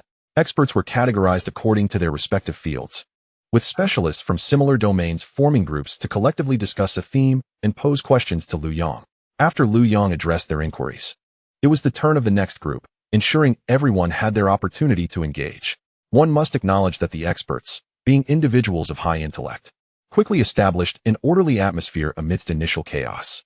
By the time Elder Qian and Commander Guo returned to the conference room, they were greeted by a scene of experts seated in various circles, deliberating the questions their groups would present to Liu Yang. Elder Liu, what is happening here? Elder Qian inquired, puzzled. They resemble graduate students collaborating on project topics.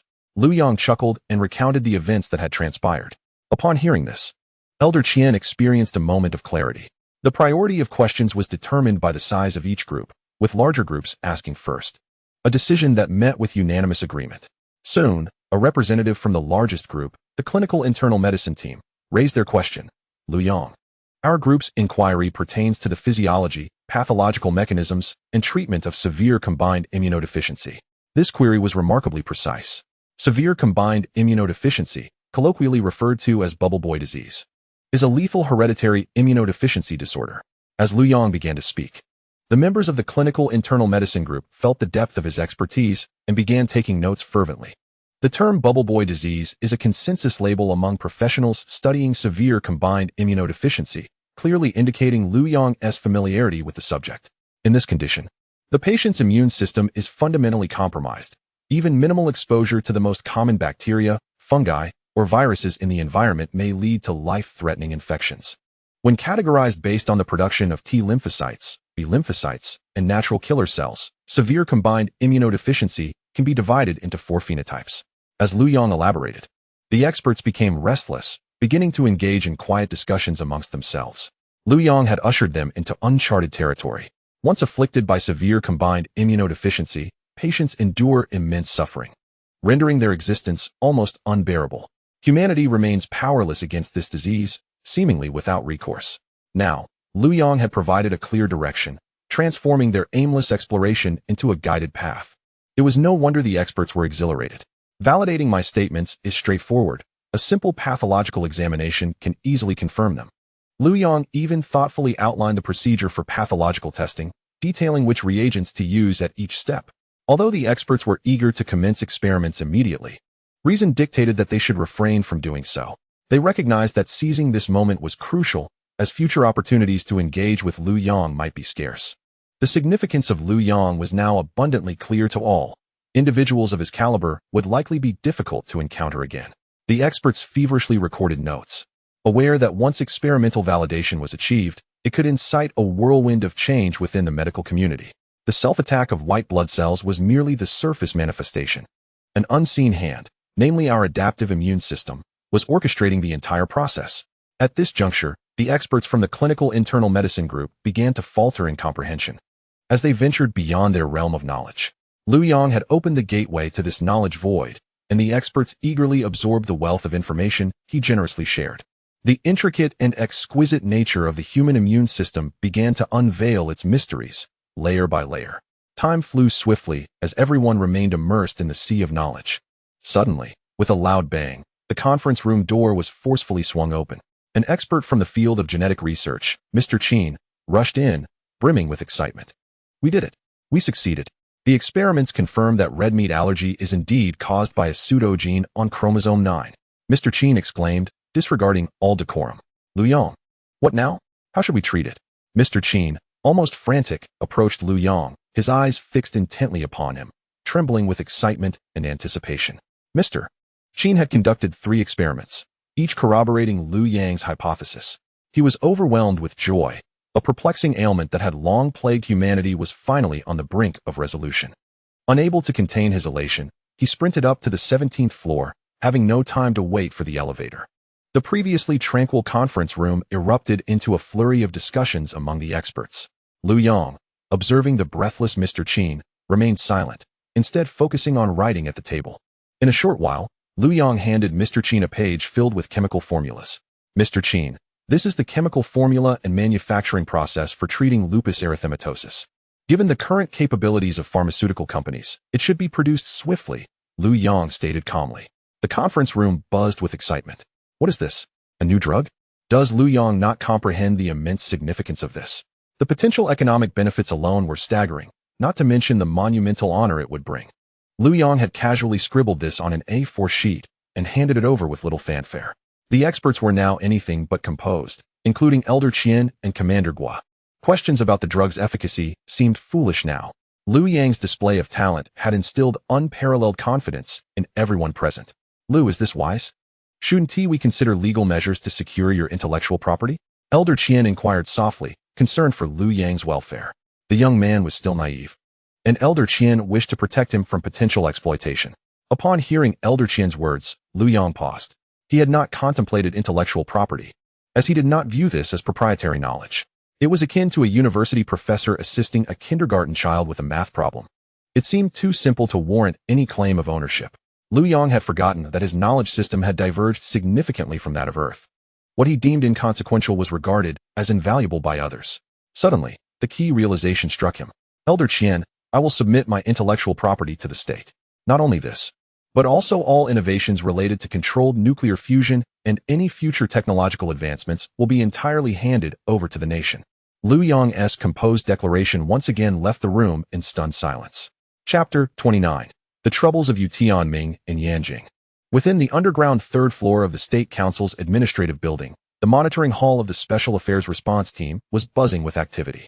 Team leader Yu Tianming had just concluded a report to several high-ranking officials. Over the phone, Yu Tianming sensed the elation of the officials. However, their astonishment was palpable upon learning that the controlled nuclear fusion device in Building 3 of the Magic City Technology Institute was a simplified, low-cost version, costing a mere 50,000 yuan. After multiple confirmations and reassurances, they finally felt at ease. Yu Tianming understood the officials' sentiments well, as he himself had initially reacted with similar astonishment, perhaps even more exaggerated than theirs. When the officials heard that Liu Yang had decided to become a swordsmith, Yu Tianming could feel their sense of relief from the other end of the line. Over the years, many talents had been nurtured in Longguo, with several departing the country. As the old Chinese saying goes, when it rains, the mother must marry, and such matters are often beyond one's control. Fortunately, Liu Yang was not among them. Otherwise, it would indeed be a source of great concern. Reflecting on Liu Yang, Yu Tianming couldn't help but smile wryly. This young man had emerged quietly, and within a mere 2 days, he was beginning to influence the overarching strategic layout of Longguo. Even if Liu Yang were to generate no further innovations, the mere existence of the device in Building 3 of the Magic City Technology Institute was already a significant advancement, sufficient to upend the prevailing national strategy. It may even alter the current global landscape. The emergence of the device in Building Number 3 compels a comprehensive reevaluation of the nation's strategic framework. These adjustments span numerous industries and affect hundreds of millions of people, truly a ripple that could stir the entire body. If managed adeptly, a successful transformation could yield a monumental leap in national strength. Conversely, mismanagement could incite internal turmoil, transforming fortune into misfortune, an uncertainty that looms large. The apparatus within the third building of the Magic City Technology Institute, with a modest production cost of 50,000 yuan, is remarkably lightweight and portable, easily carried by just 2 robust individuals. Coupled with its formidable energy output, one must question the necessity of power plants. Hydropower, thermal power, nuclear power, wind power, and solar power, all rendered superfluous, it seems. Naturally, shutting down power stations is the least of the challenges. The real conundrum lies in the fate of the personnel employed at these facilities. Across the nation, the workforce in power generation likely numbers in the hundreds of millions, representing countless households. Thus, the issue of livelihoods is paramount. Without a viable solution, the abrupt introduction of new technology carries significant risks. Contemplating these matters, Yu Tianming rubbed his aching temples, realizing that the situation with power plants is merely one facet of a far larger dilemma. What of the downstream industries connected to power generation? Coal, oil, natural gas, along with transportation, storage, and equipment manufacturing. These sectors collectively employ tens of millions. What will become of these individuals? What are their families? Moreover, consider the implications. If power is needed in a location, a few laborers could transport this compact device there, erect a small structure, or merely place a cabinet at the entrance and establish transmission lines, facilitating electricity supply as desired, without the cumbersome processes of site selection, design, and construction that characterize current power plant development. Thus, the industries associated with the design, construction, and equipment for power plants would also lose their necessity, potentially impacting millions more. The potential fallout from such upheaval is staggering. A failure to manage these transitions could precipitate a massive wave of unemployment. Yu Tianming dared not dwell on the implications, feeling his temples throb with mounting pressure. Coupled with Liu Yang's formidable capabilities, one could only wonder what else he might unleash.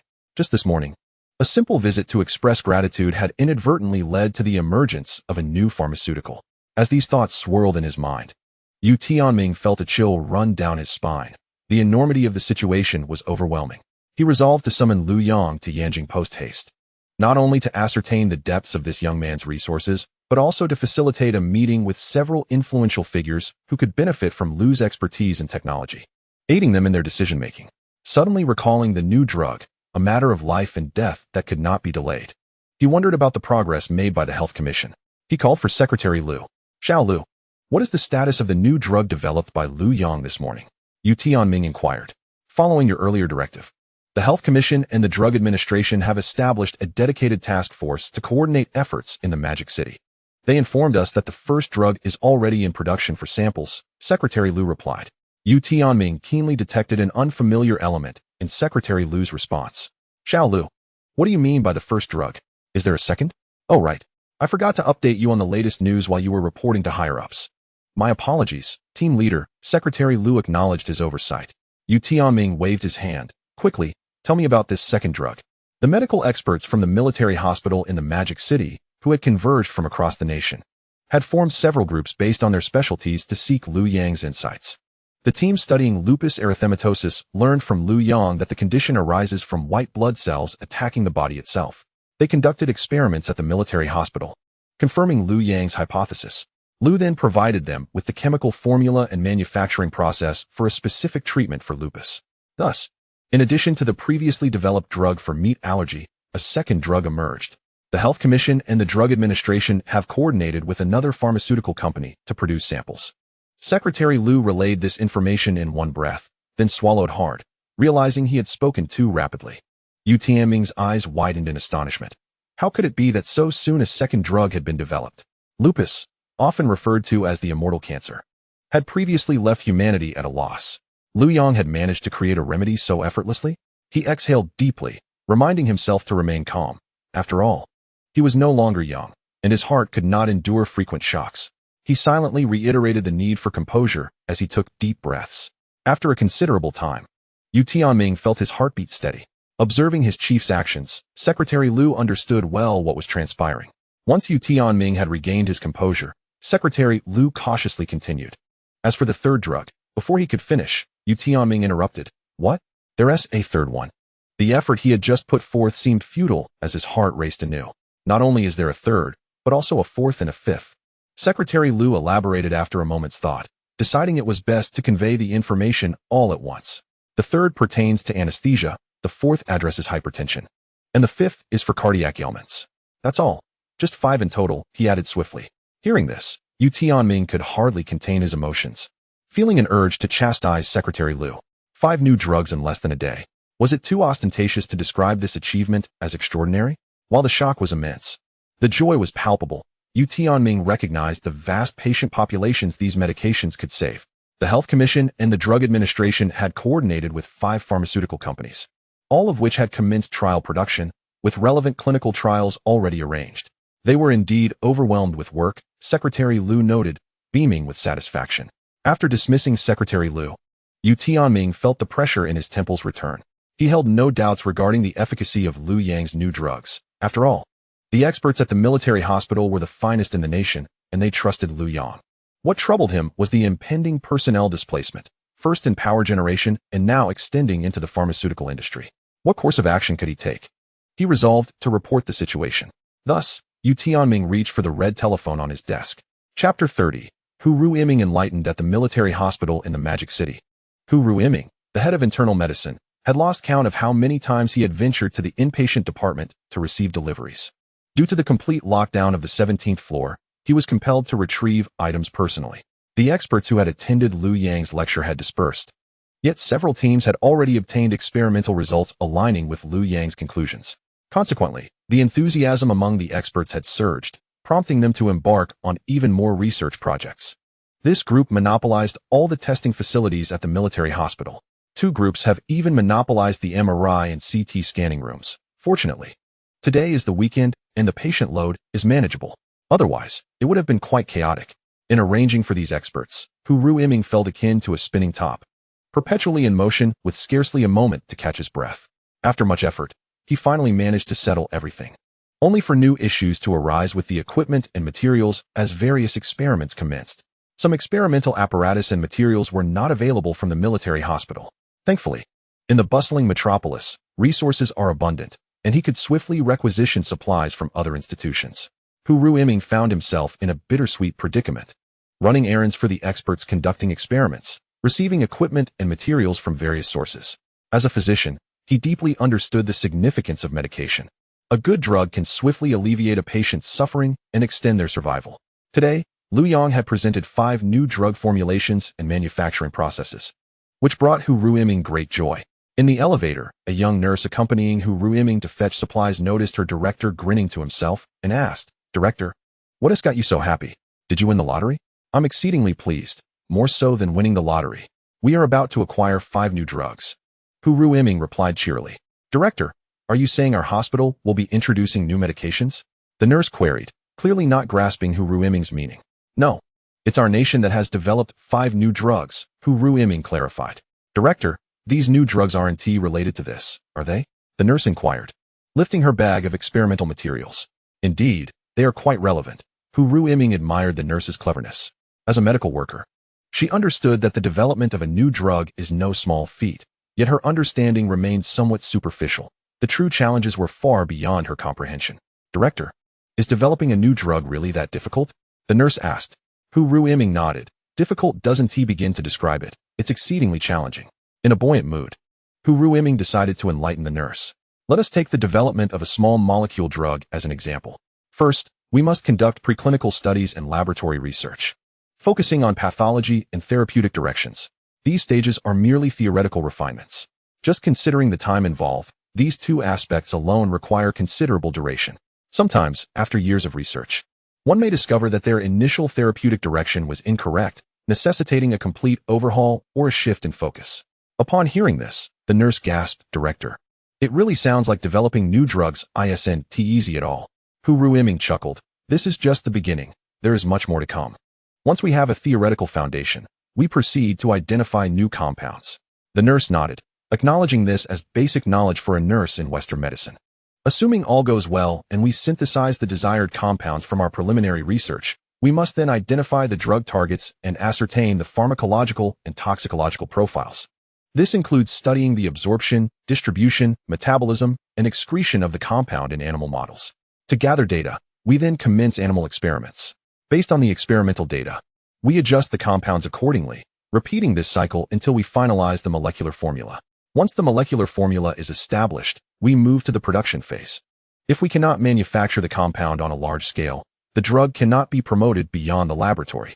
Thus, the next challenge arises in manufacturing. Do you understand the significance of the manufacturing process? Hu Ruiming inquired. The nurse shook her head. No, I don't. Do you know which company produces the best aspirin in the world? Hu Ruiming asked. I don't know, she replied. Bayer produces the finest aspirin because their formulation ensures that the drug dissolves only in the small intestine, thereby mitigating the gastric mucosal damage that aspirin can cause. Conversely, other manufacturers' aspirin dissolves in the stomach, significantly reducing its therapeutic efficacy. Although the molecular formulas may be identical, differences in manufacturing processes and the quantity of excipients used can lead to varying drug effects. Wow, there are so many intricacies involved. The nurse exclaimed. Yes. The manufacturing process is another critical threshold for the success of a new drug. An effective manufacturing process is paramount. If we are extraordinarily fortunate and successfully navigate all the aforementioned stages, we then advance to large-scale clinical trials. Only upon successful completion of clinical trials can a drug be brought to market. Can you guess how long it takes for a new drug to move from conception to market approval? Hu Ruiming asked. 5 years. The nurse suggested. Hu Ruiming shook his head with a smile. At least 10 years. In many cases, it can take nearly 20. The nurse gasped. It takes that long? Goodness. How much does that cost? The investment in developing a new drug often exceeds billions of dollars. Some drugs can even require hundreds of billions, Hu Ruiming explained. Now you understand why your director is so pleased, he added with a grin. The nurse nodded and then asked, Director, do we really have 5 new drugs? Yes. Hu Ruiming confirmed with a nod. Director, does this have anything to do with Liu Yang? The nurse, having been present since Liu Yang's admission, had observed the activity on the 17th floor and could deduce some details. Just keep it to yourself. Do not speak of it indiscriminately. Remember the confidentiality regulations. Hu Ruiming reminded her. Being a military personnel, the nurse was well aware of the importance of confidentiality. She nodded in acknowledgement. So, do we count as having participated in the development of these new drugs? She asked playfully, raising her bag of experimental materials. Absolutely.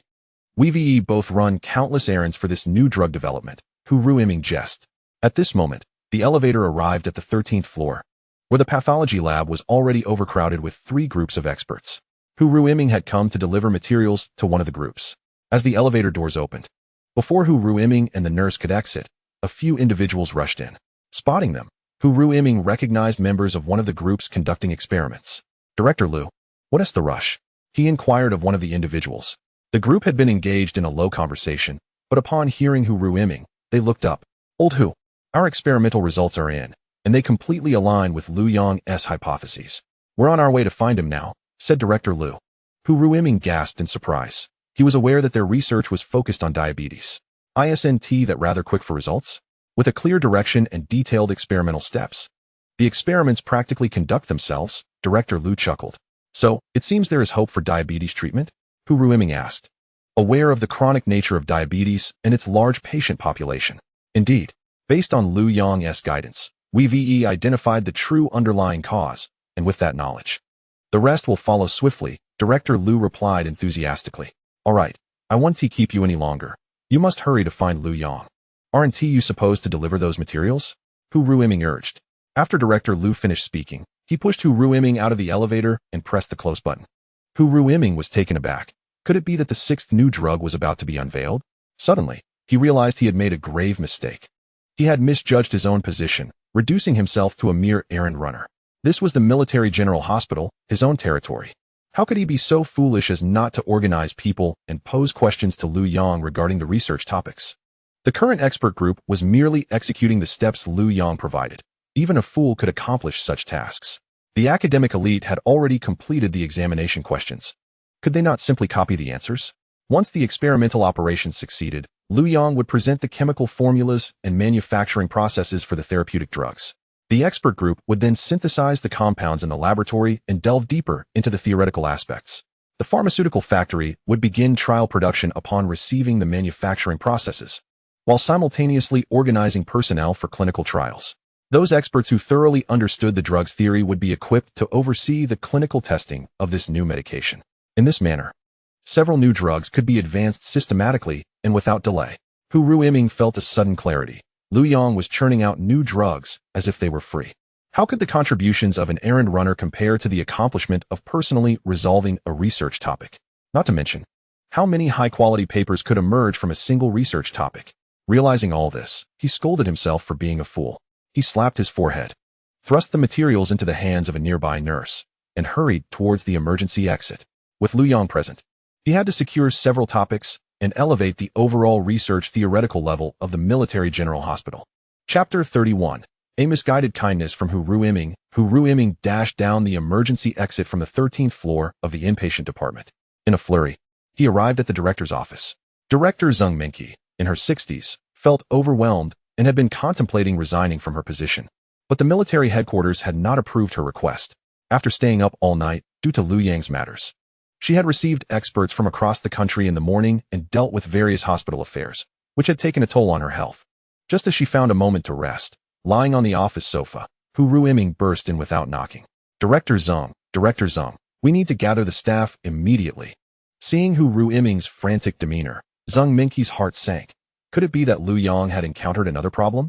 She was aware that Liu Yang had awakened and knew about the arrival of Elder Qian and Commander Gua, but everything had seemed fine. Why was there yet another issue? Sitting up abruptly, she asked, "Old Hu, is something wrong with Liu Yang?" Upon hearing her words, Hu Ruiming realized his actions had led to a misunderstanding.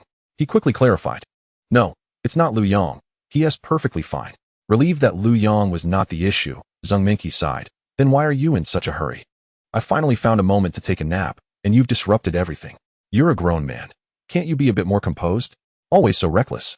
At that moment, Hu Ruiming had no time to be concerned about Zheng Minqi's reprimands. He hurriedly recounted the epiphany he had experienced at the elevator. "What? Teaching the experts? And 5 new drugs have been developed?" Zheng Minqi, not even wearing her shoes, leapt up from the sofa. She had visited the inpatient department that morning and knew Liu Yang was in discussions with the experts, but the details eluded her. She had been called away due to hospital matters and had not been able to attend to the happenings on the 17th floor. To her astonishment, they were actually holding classes. Not 5. There may be a 6th one out already. Hu Ruiming recalled that Director Liu and the others had already gone to find Liu Yang. Given Liu Yang's work style, it was quite possible that they had already received the chemical formulas and manufacturing processes for a diabetes treatment drug. "Old Hu, are you sure your mind is clear?" Zheng Minqi said, reaching out to touch Hu Ruiming's forehead. Hu Ruiming turned his head aside, avoiding her hand. "Director Zheng, even if I am a bit hasty, would I lie about such matters? The joint working group from the Health Commission and the Drug Administration has already arrived in Modu. The pharmaceutical factories have begun trial production." "Really? The Health Commission and Drug Administration have sent people?" Zheng Minqi still found it hard to believe. Indeed, my esteemed Director Zheng. How could I deceive you? Let us not dawdle. We need to gather the staff quickly, or we'll miss the opportunity," Hu Ruiming urged. Upon hearing Hu Ruiming's insistence, Zheng Minqi came to her senses. Understanding that Hu Ruiming would not say such things unless they were likely true, her spirits lifted, and she no longer felt fatigued. "Quickly, let us go find old AI. We need to confer." With that, Zheng Minqi headed outside to locate Vice President AI Jiangguo.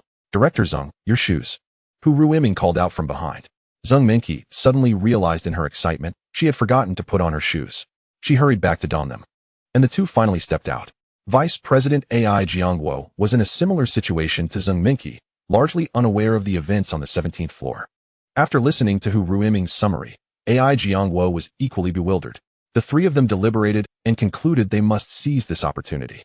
It was absurd. The Military General Hospital was their domain, and there was no reason for them to simply serve as a backdrop for others. The Military General Hospital was not devoid of talent. Professors and doctors were plentiful, albeit the overall strength was somewhat inferior to the experts on the 17th floor. Nonetheless, they had capable individuals. Surely they could secure a few research topics.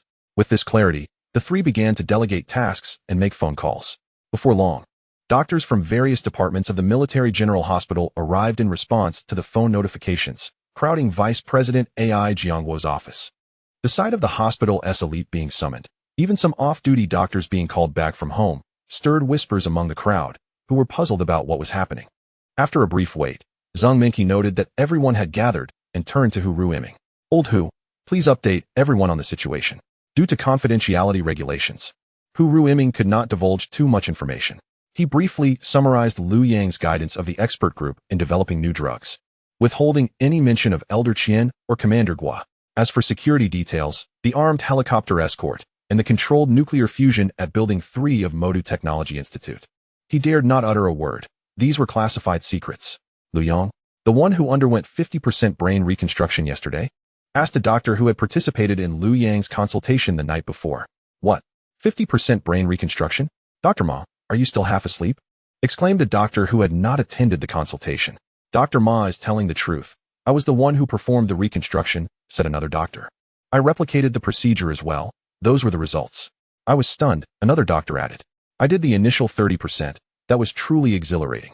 When I informed Director Hu, he nearly reprimanded me, suspecting I had fabricated the data. A doctor laughed. My goodness, who is this Liu Yang? Asked a doctor who had not attended the consultation. Indeed, weren't we told he was just a university student? Yes, he is supposedly from Modu Technology Institute. ISNT, that a third-tier institution focused on software? How could they harbor such a prodigy? The doctors erupted into animated discussions, their voices growing increasingly fervent. In the modest office of AI Jiangguo, which was already bustling with people, the atmosphere had transformed into a cacophony reminiscent of a market as everyone engaged in animated discussions. Silence, please, Hu Ruiming called out loudly to regain control of the chaos. Our current focus is to secure the project. The situation has been briefed to everyone. Liu Yang may be discharged at any moment. We must seize this opportunity. Is Liu Yang really that impressive? A doctor inquired skeptically. I heard he is just a fourth-year undergraduate studying software at a third-tier university. Is it not rather frivolous for us to collaborate with him on a project? Another doctor echoed the sentiment, his tone laced with disdain. Indeed, I was summoned here in such haste, thinking it was a serious matter. This is utterly absurd, lamented a non-on-call physician. Haha, sending a group of medical PhDs and professors to consult a mere software student about a project? Who? You must be out of your mind. A doctor scoffed. Every field has its expertise. Even if he utilizes 50% of his brain, the gap between software and medicine is astronomical. Who among us has not toiled in the medical field for decades to attain our current standing? Liu Yang, despite his talents, is barely in his 20s. Surely he did not start studying medicine in kindergarten. Even Einstein is not known for any contributions in medicine, and high brain utilization does not equate to omnipotence. Laughter erupted in response to his remarks. But what about the 5 new drugs mentioned by Director Hu? Surely that cannot be fabricated. Another doctor challenged Hu Ruiming and Liu Yang. Dr. Niu, as a medical PhD, you should be well aware of the complexities and processes involved in drug development. Even if Liu Yang presents a polymer's chemical equation, how can it be deemed useful without extensive clinical trials? ISNT writing a chemical equation rather trivial? Which of us couldn't effortlessly produce several? The head of the emergency department interjected. He is a professor-level chief physician, intimately familiar with the realities of Chinese pharmaceuticals, where original research drugs are scarce. Convincing him of Liu Yang's capabilities would be an insurmountable task. Absolutely, Director Hu is right. We must respect scientific laws. Liu Yang is not a deity. The prospect of 5 new drugs in half a day is entirely implausible. Someone concurred, prompting nods of agreement from other doctors.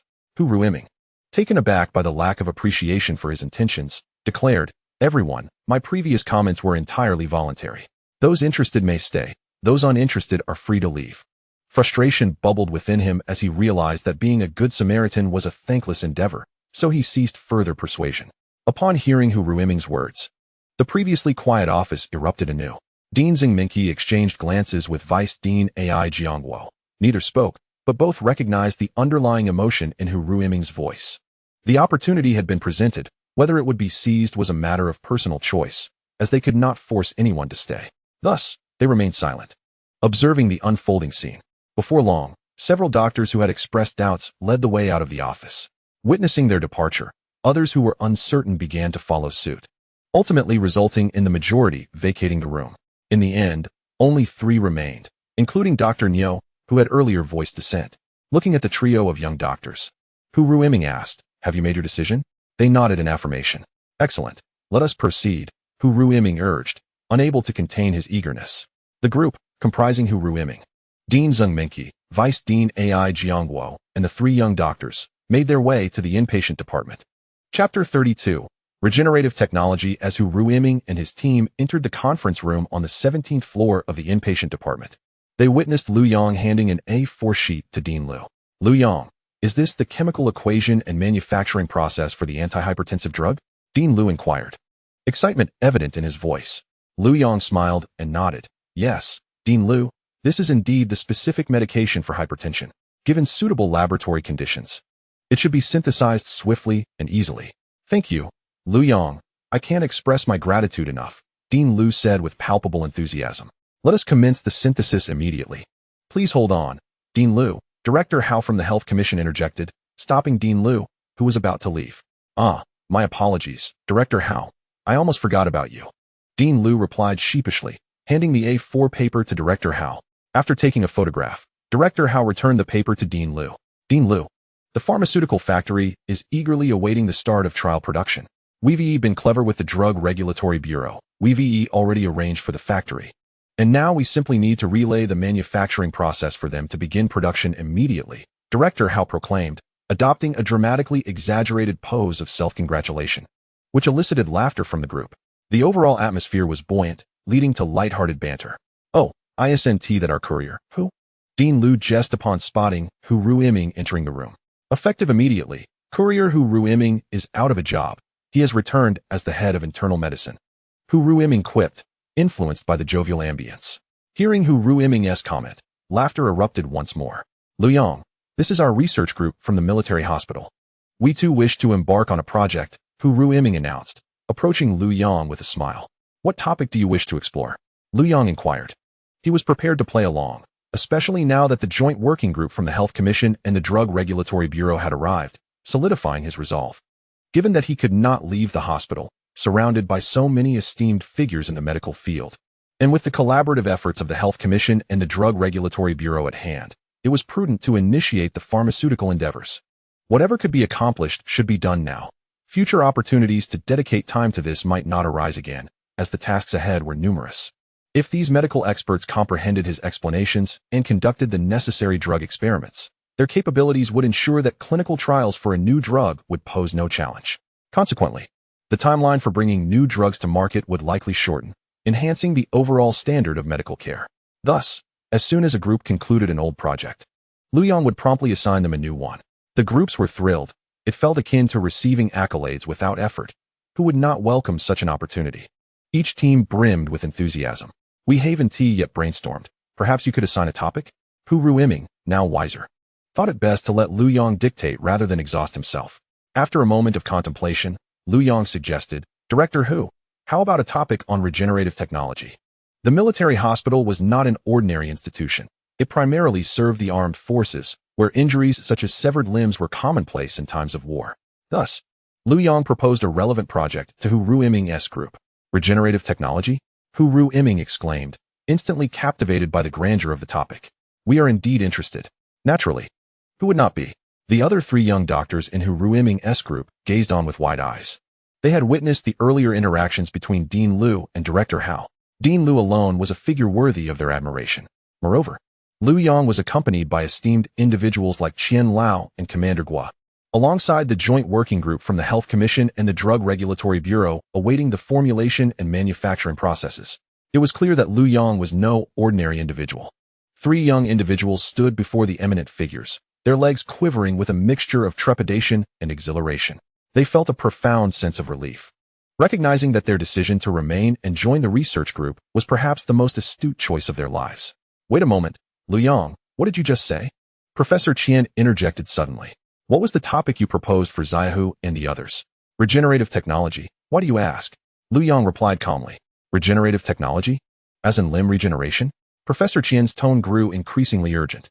Well, to be precise, regenerative technology encompasses not only limb regeneration but also organ regeneration, Liu Yang stated matter-of-factly. What? Organs can regenerate too? It was not just Professor Qian who gasped. Everyone present was taken aback. The various tissues of the body are originally produced by the body itself. If they could grow before, there is no reason they cannot regenerate in the future.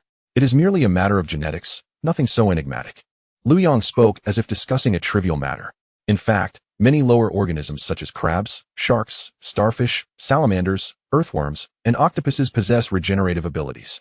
We as humans pride ourselves on being the pinnacle of evolution. If we cannot surpass these simpler organisms, how can we consider ourselves superior? For instance, our liver can regenerate. If 70 to 80% of it is removed, it can return to its original size within a few months. If the liver can regenerate, why not other organs? Therefore, one should have confidence in their own body. It is far more resilient than one realizes. Is the regenerative technology you mentioned akin to that of the liver, allowing the damaged organ time to gradually restore itself? Professor Chen inquired. There are two operational models. One is the gradual regeneration you mentioned, while the other employs specialized cells to effectively 3D print new organs directly onto the body. Each model has its own application scenarios. For instance, gradual regeneration is impractical on the battlefield, whereas printing can swiftly address issues of missing limbs or damaged organs, Liu Yang elucidated. After hearing Liu Yang's explanation, Commander Guo could no longer remain seated. No one in attendance understood the implications of successfully implementing this technology in the military better than he did. Liu Yang, we shall proceed with this. What resources do you require? I will allocate them immediately, Commander Guo declared, thumping his chest. Observing Commander Guo's enthusiasm, Liu Yang smiled. Commander Guo, it is Director Hu and his team who will be undertaking this project. You should inquire about their needs. It was only after Liu Yang's reminder that Commander Guo turned to Hu Ruiming. Director Hu, henceforth, whether it be funding or personnel, I will ensure your requests are met. I will personally oversee this project. You need not concern yourself with hospital matters. Just focus on learning from Liu Yang and successfully securing this research topic. Dean Zeng. Dean AI. From this moment on, please execute the personnel arrangements for Hu Ruiming according to the directives just given. Commander Guo instructed Zeng Minqi and AI Jiangguo. Upon hearing Commander Guo's words, Hu Ruiming was taken aback. He had merely intended to seize an opportunity for a brief respite, yet unexpectedly found himself not only quenching his thirst, but feasting on a banquet. A project under the direct supervision of the commander. What success could that yield? Liu Yang had proposed the topic. How could he not have confidence in it? As for the resources needed, Hu Ruiming had no inkling. Nevertheless, he understood that Liu Yang's actions were intended to elevate his standing in Commander Guo's eyes. Liu Yang was indeed assisting him. Hu Ruiming glanced at Liu Yang, gratitude evident in his eyes, to which Liu Yang responded with a warm smile. Hu Ruiming's heart soared with joy. The three young individuals behind him were equally exhilarated. They had just received an order from the highest authority of the Eastern Theater Command. Figures like Commander Guo were far beyond their usual reach.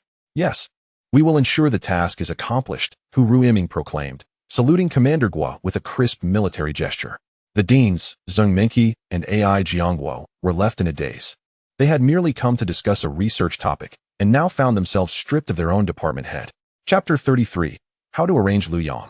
Liu Yang commenced imparting knowledge about regenerative technology to Hu Ruiming's group.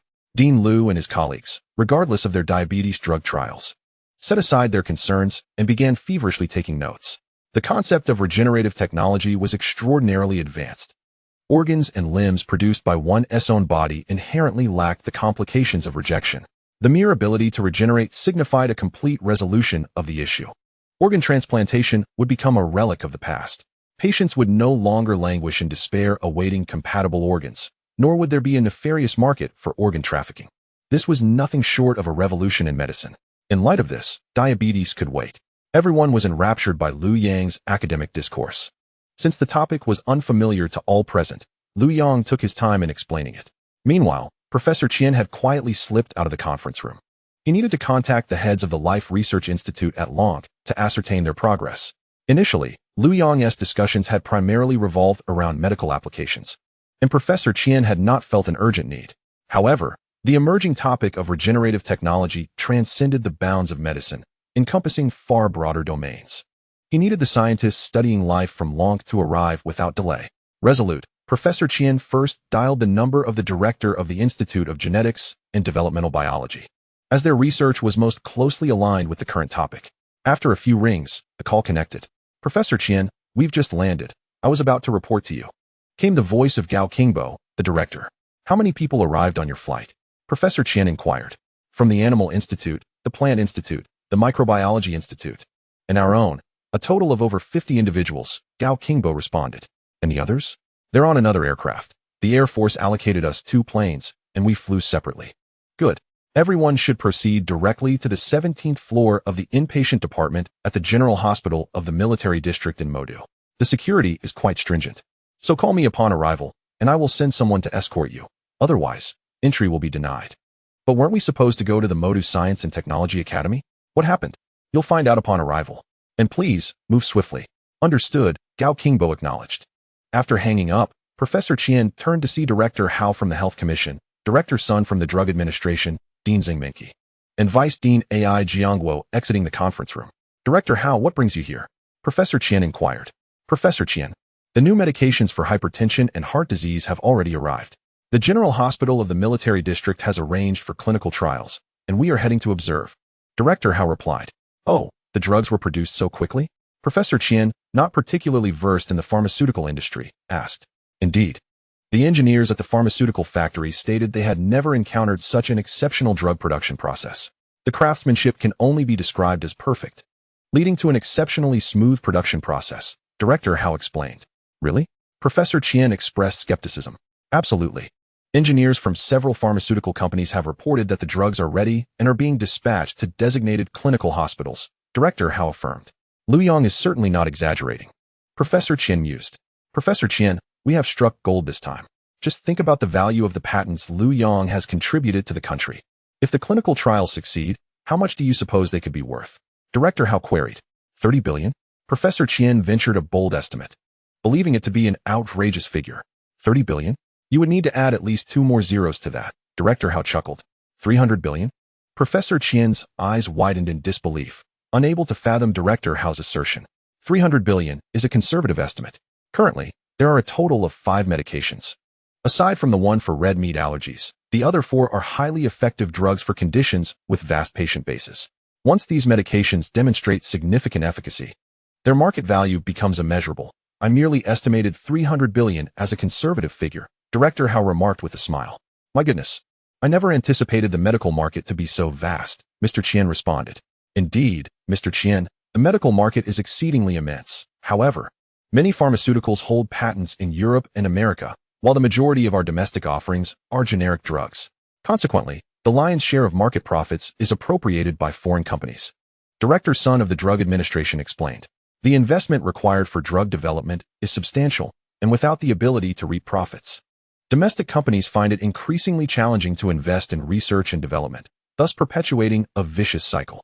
Director Sun continued his elucidation, revealing Mr. Qian's surprise at the current state of China's pharmaceutical industry. Pharmaceuticals are categorized into original and generic drugs. Original drugs enjoy a 20-year patent protection period, after which other manufacturers may produce generics. Our domestic original drugs are few, leaving us with minimal market share in the international pharmaceutical arena, compelling us to contend for a slice of the domestic market. This is why both Director Hao and I personally rushed here upon hearing news of new drugs. Director Sun stated. Mr. Qian finally comprehended why the joint task force from the Health Commission and the Drug Administration was led by the heads of these 2 agencies. If all procedures are completed and Liu Yang's new drugs prove effective, we could possess 5 original drugs of our own, allowing us to compete robustly with Europe and America in the international pharmaceutical market, Director Sun added. What if the regenerative technology proves successful? What then? Mr. Qian inquired. If regenerative technology truly unfolds as Liu Yang described, capital would flow into the Dragon Kingdom like an unstoppable torrent, Director Sun chuckled. If successful, the implications are beyond imagination. Setting aside limb regeneration, the demand for organ transplants is staggering, with countless patients awaiting suitable organs, Director Hao remarked. Everyone present, aside from Mr. Qian, was well versed in the intricacies of the medical field and fully understood Liu Yang's significance within it.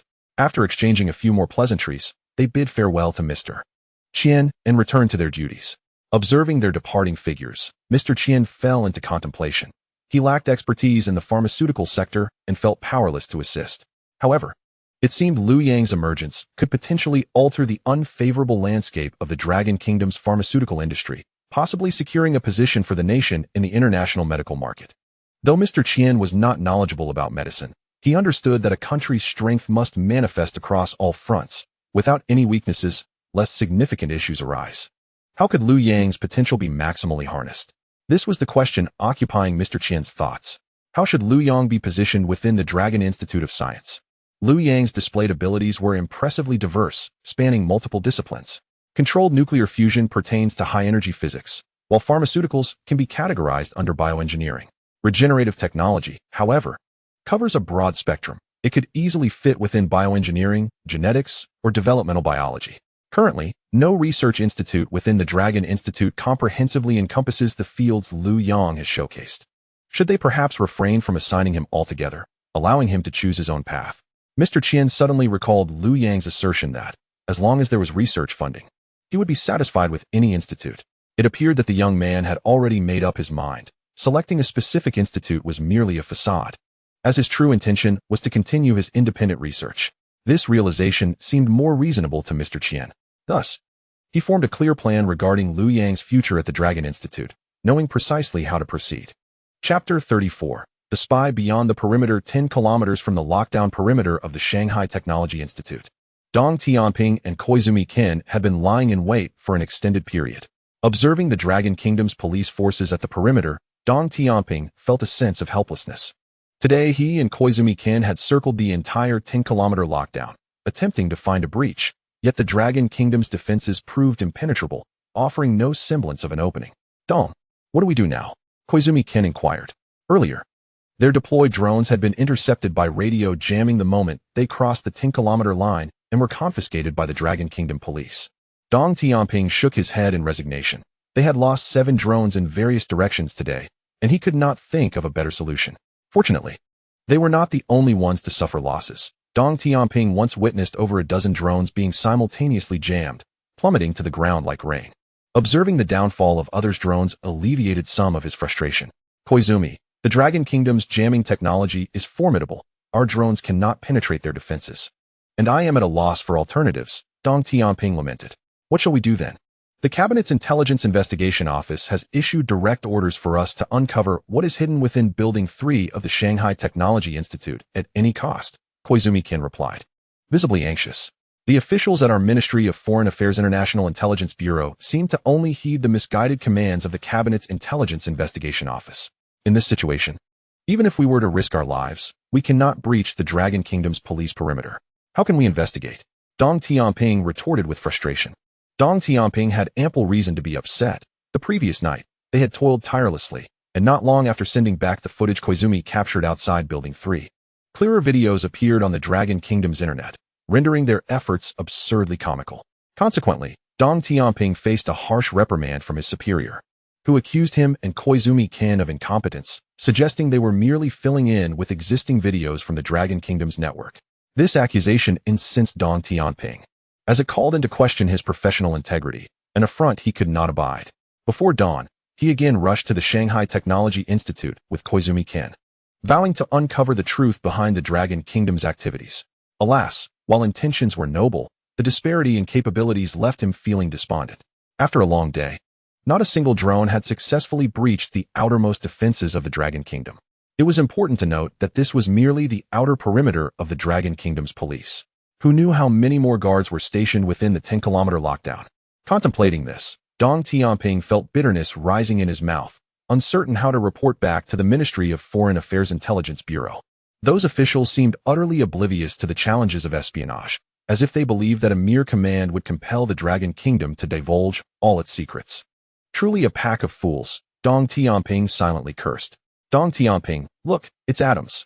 Just as Dong Tianping was lost in his grievances against the officials, he suddenly heard Koizumi Ken's hushed exclamation. Following Koizumi's finger, Dong Tianping spotted Adams. Adams was a spy from the John Bull Central Intelligence Agency, and during their training at John Bull, he had been in the same cohort as Dong Tianping and Koizumi Ken, making them quite familiar with one another.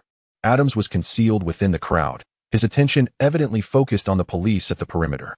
Observing the dense throng before him, Dong Tianping could not fathom why the Dragon Kingdom's citizens were so drawn to spectacle. Whenever there was commotion, they seemed unwilling to miss a moment. Presently, the area outside the perimeter was teeming with onlookers, many of whom were live-streaming the event online. Strangely, as long as one refrained from approaching the lockdown line, the Dragon Kingdom's police paid little heed to their photography. However, Dong Tianping was grateful for the presence of these curious citizens, as their crowd made it significantly easier for him and Koizumi Ken to maneuver. Let us approach him and have a word, Dong Tianping suggested to Koizumi-kin. Two individuals navigated through the throngs of people and arrived behind Adams. Adams, it's been a while, Eastfield Pingy said, patting Adams on the shoulder. Upon turning around, Adams was greeted by the familiar face of Eastfield. Eastfield, what brings you here? He inquired, soon noticing Koizumi-kin beside him. Koizumi, you made it as well. Adams quickly acknowledged. Shall we find a quieter spot to chat? Eastfield suggested, gesturing towards the edge of the crowd. Adams nodded, and the trio squeezed their way out to a secluded corner. Eastfield, do you have any intel? I could offer something in exchange. Adams initiated the conversation. Intel? In the world of espionage, it's often a game of deception. Perhaps we can unearth something valuable, Eastfield replied, fully aware of the intricacies involved. As a matter of fact, I do have some intriguing information regarding the Magic City Institute of Technology, which I believe will pique your interest. Oh, Adams's eyes sparkled with curiosity. Do tell. What is the situation? Recognizing Adams's interest, Eastfield seized the opportunity. What intel do you have to offer in return? I possess information regarding the movements of the Dragon Institute. Adams stated. You don't mean the leaked details about Director Qian Jiangwo, do you? That has been circulating online and hardly qualifies as intel, Eastfield retorted. Not that, but something else entirely, something that will not disappoint. Are you interested in a trade? Adams proposed. Eastfield hesitated, pondering the implications of Adams's information. The director of the Dragon Institute is now at the Magic City Institute. What further valuable intel could exist? He was increasingly skeptical, aware that both parties were seasoned players in this game of wits. Fine, Eastfield, I understand your doubts. How about this? I will divulge my intel, and you can assess its value. If you find it worthwhile, you may share your findings with me. This way, you have nothing to lose, and we can establish some goodwill. What do you think? Adams suggested. All right then, let us proceed as you proposed, Eastfield agreed, sensing that this arrangement favored him. Are you familiar with the various research institutes at the Dragon Institute? Adams inquired. You mean the Animal Research Institute, the Plant Research Institute, the Microbiology Institute, and the Institute of Genetics and Developmental Biology? Eastfield responded, demonstrating his knowledge of the Dragon Institute's endeavors. Adams nodded. There are more than just those. We also have the Paleontology and Paleoanthropology Institute, the Biophysics Institute, and the National Bioinformatics Center of the Dragon Kingdom. Upon hearing this, Eastfield's brow furrowed. Adams, so many institutes? What has transpired? Have their directors and leading scientists all converged in the Magic City? They have indeed, Adams replied. Eastfield, now alert, sensed the gravity of the situation. Such a significant gathering. What could necessitate the presence of so many diverse scientists? Have they possibly discovered extraterrestrial life? Adams shook his head. I only know they were urgently summoned early this morning and transported by military aircraft. Is this related to the events at Building 3 of the Magic City Institute? Eastfield queried. I cannot say for certain, but it appears not, Adams remarked. The first group of scientists arrived at the Magic City Military District General Hospital. The Magic City Military District General Hospital? Isn't that a facility within the Eastern Theater of the Dragon Kingdom? How does it connect with the Dragon Institute? Eastfield pondered, feeling somewhat bewildered. Indeed, we too are perplexed. We are still gathering information, Adams replied. Eastfield's instincts told him that the collective mobilization of so many research institutes was significant. Something momentous was undoubtedly afoot. Chapter 35. Adams's analysis. Thank you, Adams. Although I cannot yet assess the value of your intel, I am willing to exchange information with you, Eastfield declared. He had resolved to share with Adams the details of Koizumi-kin's immediate arrival at Building 3 of the Magic City Institute the previous day. Considering it his contribution to the exchange, Eastfield instructed Koizumi to recount the events to Adams. So, you arrived at Building 3 of the Magic City Institute shortly after the power outage? Adams asked. Yes. We were preparing to sway a teacher in the university town when the power went out. We then noticed a massive glow emanating from the Magic City Institute and rushed over, Koizumi explained. You saw the glow almost immediately after the outage. Adams pressed. Yes. It was unmistakably bright. It was impossible to overlook, Koizumi affirmed. The light originated from Building 3 of the Magic City Institute? Adams inquired further. Indeed. Many followed the light to the Magic City Institute, ultimately discovering that the source was from Building 3, Koizumi confirmed. When did the Dragon Kingdom start the lockdown? Adams asked. Quickly, the Dragon Kingdom's police arrived and began expelling anyone not affiliated with the Magic City Institute, Koizumi recounted. Did they immediately impose a 10-kilometer lockdown? Adams inquired. Not at first. It began with a 3-kilometer perimeter.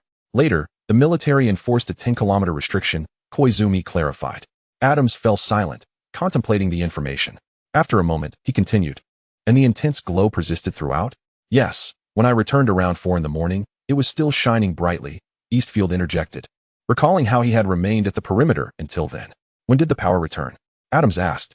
I'm unsure. It was still out when I left, Eastfield replied. He was puzzled by Adams's line of questioning, but felt he was on the verge of grasping something significant, albeit unclear.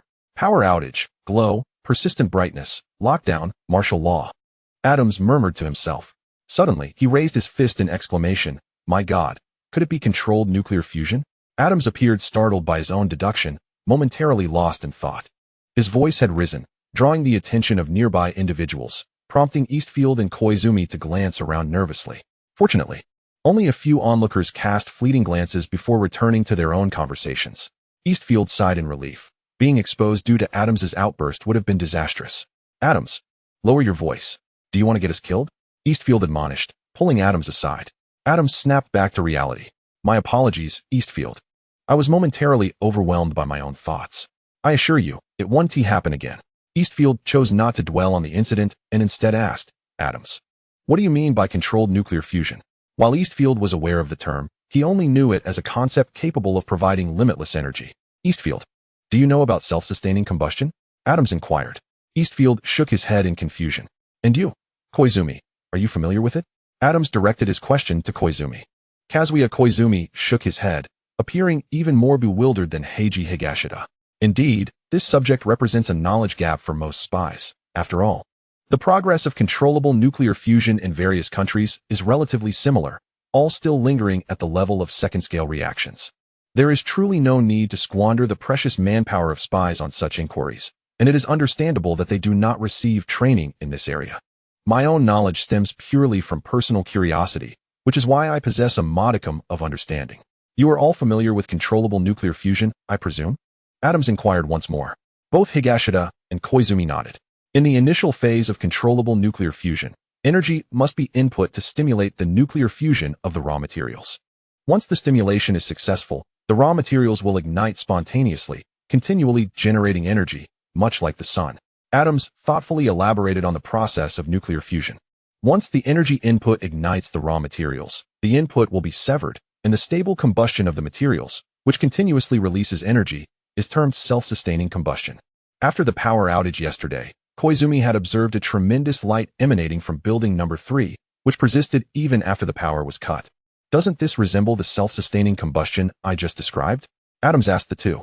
Indeed, it bears a striking resemblance. And then, Higashida responded. Did you not mention that the light remained when you left in the early hours, and that the power had not yet been restored? Adams continued. Yes, that is correct. Higashida affirmed with a nod. Thus, this means that the light persisted for quite some time after the power outage.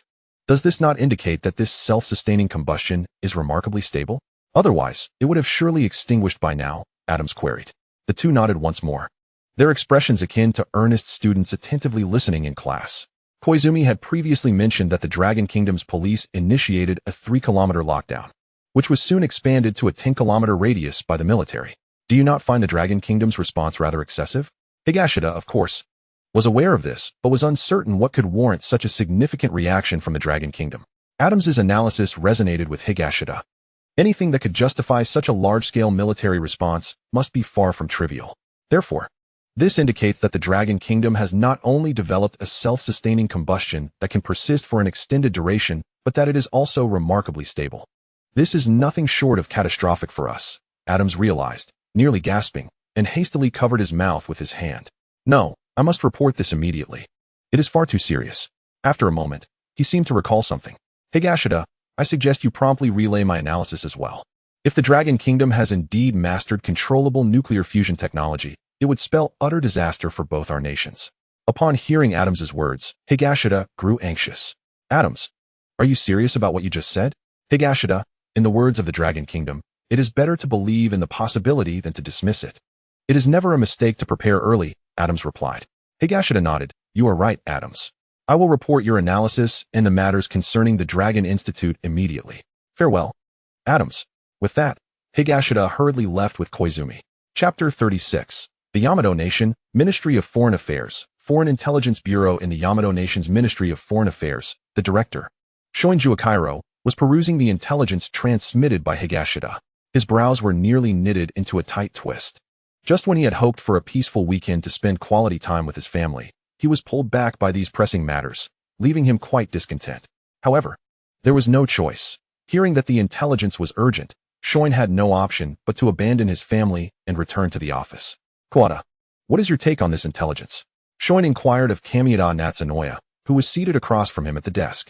Kamiyada Natsunoya, the head of the Intelligence Analysis Group at the Foreign Intelligence Bureau, had been engaged in intelligence work for nearly 30 years and was a seasoned spy. Director Shoin, this is a satellite surveillance photograph of the Dragon Kingdom's magical capital Technology Institute, taken from last night to this morning. Kamiyada did not directly answer Shoin's question, but instead extracted 2 high-resolution photographs from his folder and handed them to him. Shoin accepted the photographs, which exhibited a brilliant light emanating from building number 3 of the Magical Capital Technology Institute. This photograph must be the work of optical satellite number 7, Shoin speculated. Indeed. Director Shoin, it is indeed a masterpiece of optical satellite number 7, achieving a resolution of 30 centimeters, Kamiyada replied, pride evident in his tone. This one is slightly less impressive, yet still quite clear. It must be from optical satellite number 6, Shoin remarked, examining another photograph. Correct, Director Shoin. We currently have 9 spy satellites in orbit, providing continuous surveillance of major areas in the Dragon Kingdom, Kamiyada added, producing a stack of photographs. Has the Eastern Theater of the Dragon Kingdom begun mobilizing? Shoin was surprised to see a long line of Dragon Kingdom vehicles depicted in the photographs. Not only the army is mobilizing, several vessels from the 052C and 052D destroyers that were docked in the military port are now missing. Once they set sail, we will be unable to track them, Kamiyada explained, flipping through the stack to reveal 2 photographs. This one was taken during dinner. He pointed to an image showing a military port brimming with naval vessels. And this one was taken in the early hours. He indicated another photograph, depicting the same port but with 5 warships absent. What are the Dragon Kingdom's intentions? Have they announced any exercises recently? Shoin began to sense the gravity of the situation, his previous discontent dissipating. We have already checked. The Dragon Kingdom's maritime administration and military have not released any announcements regarding exercises, so it should not be an exercise. Kamiyada stated. Please take a look at these, he continued, pulling out photographs depicting the 3 lockdown lines established around the Magical Capital Technology Institute. Such a large-scale lockdown. I don't recall this ever happening in the Magical Capital, Shoin remarked, studying the photographs. I do not recall it either. This should be the first time. Our analysis group believes that something extraordinary has emerged from building number 3 of the Magical Capital Technology Institute, Kamiyada asserted, retrieving a tablet to play a video. Jian Guiqian is also at the Magical Capital Technology Institute. Shoin recognized Jian Guiqian in the video. Not only him. Numerous heads from the Dragon Institute's high-energy physics, chemistry, mechanics, theoretical physics, and several other departments have arrived, taking a late-night flight to the Magical Capital. Oh. It seems that the luminous entity within building number 3 of the Magical Capital Technology Institute is indeed noteworthy. Moreover, the Dragon Institute's animal research, plant research, microbiology, biophysics departments, and dozens of others have also arrived in the Magical Capital, but they are headed to the Magical Capital Military District General Hospital, not the Magical Capital Technology Institute. I wonder what has transpired there, as security measures have also intensified considerably. Upon hearing Kamiyada's words, Shoin's expression grew grave. So, has your analysis group reached a conclusion? We consulted several top nuclear physics experts domestically, and their hypotheses align with Higashida's intelligence, suggesting a high probability of controllable nuclear fusion reaction, Kamiyada reported. Is that confirmed? Shoin, sitting upright in his chair, asked solemnly. There is a 90% probability, Kamiyada replied. Have the Dragon Kingdom truly achieved this? Just recently. They announced a stable self-sustaining combustion lasting over 1,000 seconds. How could they now manage several hours? This defies scientific understanding. Shoin exclaimed. Take a look at this. Kamiyada retrieved a photograph showing engineers constructing scaffolding around building number 3. Director Inu, the Dragon Kingdom has enveloped building 3, which implies that there is a substantial probability that the reactions within may still be ongoing. It has been nearly a day, not just a few hours. Director Inu stood up abruptly from his chair, exclaiming, impossible, Zai, absolutely impossible. The Dragon Kingdom cannot have achieved this so swiftly. His voice was laced with agitation. For he understood all too well that should the Dragon Kingdom indeed have mastered controllable nuclear fusion, the days of prosperity for our nation would be irrevocably over. Director Inu. We previously deemed it impossible, yet the multitude of clues we have gathered compels us to consider this seriously, Zai responded. Have the intelligence agencies and the Eagle Nation reported on this? What have they said? It has been reported, but Michael, the head of the Asian intelligence group, hung up on us during the weekend, came the reply. The weekend? These individuals are insufferably arrogant, always failing to discern the gravity of the situation. Have you continued to escalate the report? Director Inu retorted in anger. Zai Kurita nodded, stating, following the intelligence sharing protocol, we escalated the matter to Adam Smith, the head of the Foreign Intelligence Division at the Eagle Nation SCIA. However, he claimed he had been dismissed, declaring it useless to inform him about this issue before abruptly ending the call. Thus, we are uncertain whether the Eagle Nation is even aware of this development. What? Director Inu exclaimed in disbelief. Adam Smith has been dismissed? Zai affirmed with a nod. It seems Wang and Musk are systematically eliminating dissent, Director Inu remarked. After a moment of contemplation, he continued, regardless of the Eagle Nation, our priority now is to deliver this intelligence to the Cabinet Intelligence Investigation Office. This is a matter of utmost importance. I will personally communicate with the Eagle Nation. Should our fears be realized, the pressure from the Dragon Kingdom will be unprecedentedly terrifying, capable of crushing us all. His voice trembled with apprehension. Director Inu, could the situation truly be that dire? Zai Kurita inquired. It may be far more severe than I initially indicated, Zai. Our time may be running out, Director Inu replied. What about the matters concerning the military district in Magic City? Zai Kurita asked. Let us set that aside for the moment. We must focus all our efforts on investigating the situation regarding Building 3 at the Magic City Institute of Technology. This is our primary concern, Director Inu declared. With that, Director Inu fell silent, turning to gaze out the window as the last hues of twilight slowly faded into darkness.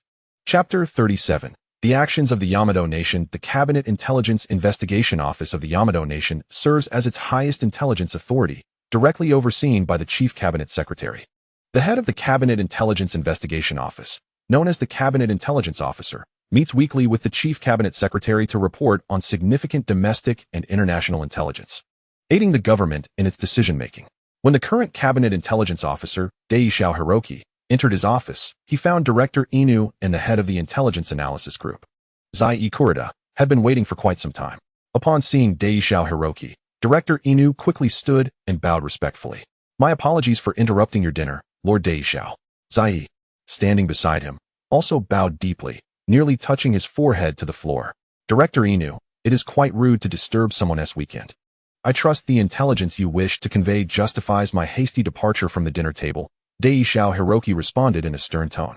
I sincerely apologize, Lord Daishao. And I extend my deepest regrets once more. Director Inu bowed again, his considerable girth making his efforts to bend deeper appear rather comical. Very well, rise and speak. Daishao Hiroki commanded as he took his seat behind the desk. Yes, Director Inu responded, standing upright. He dared not sit, fearing the ire of Daishao Hiroki for pulling him away from his leisurely weekend.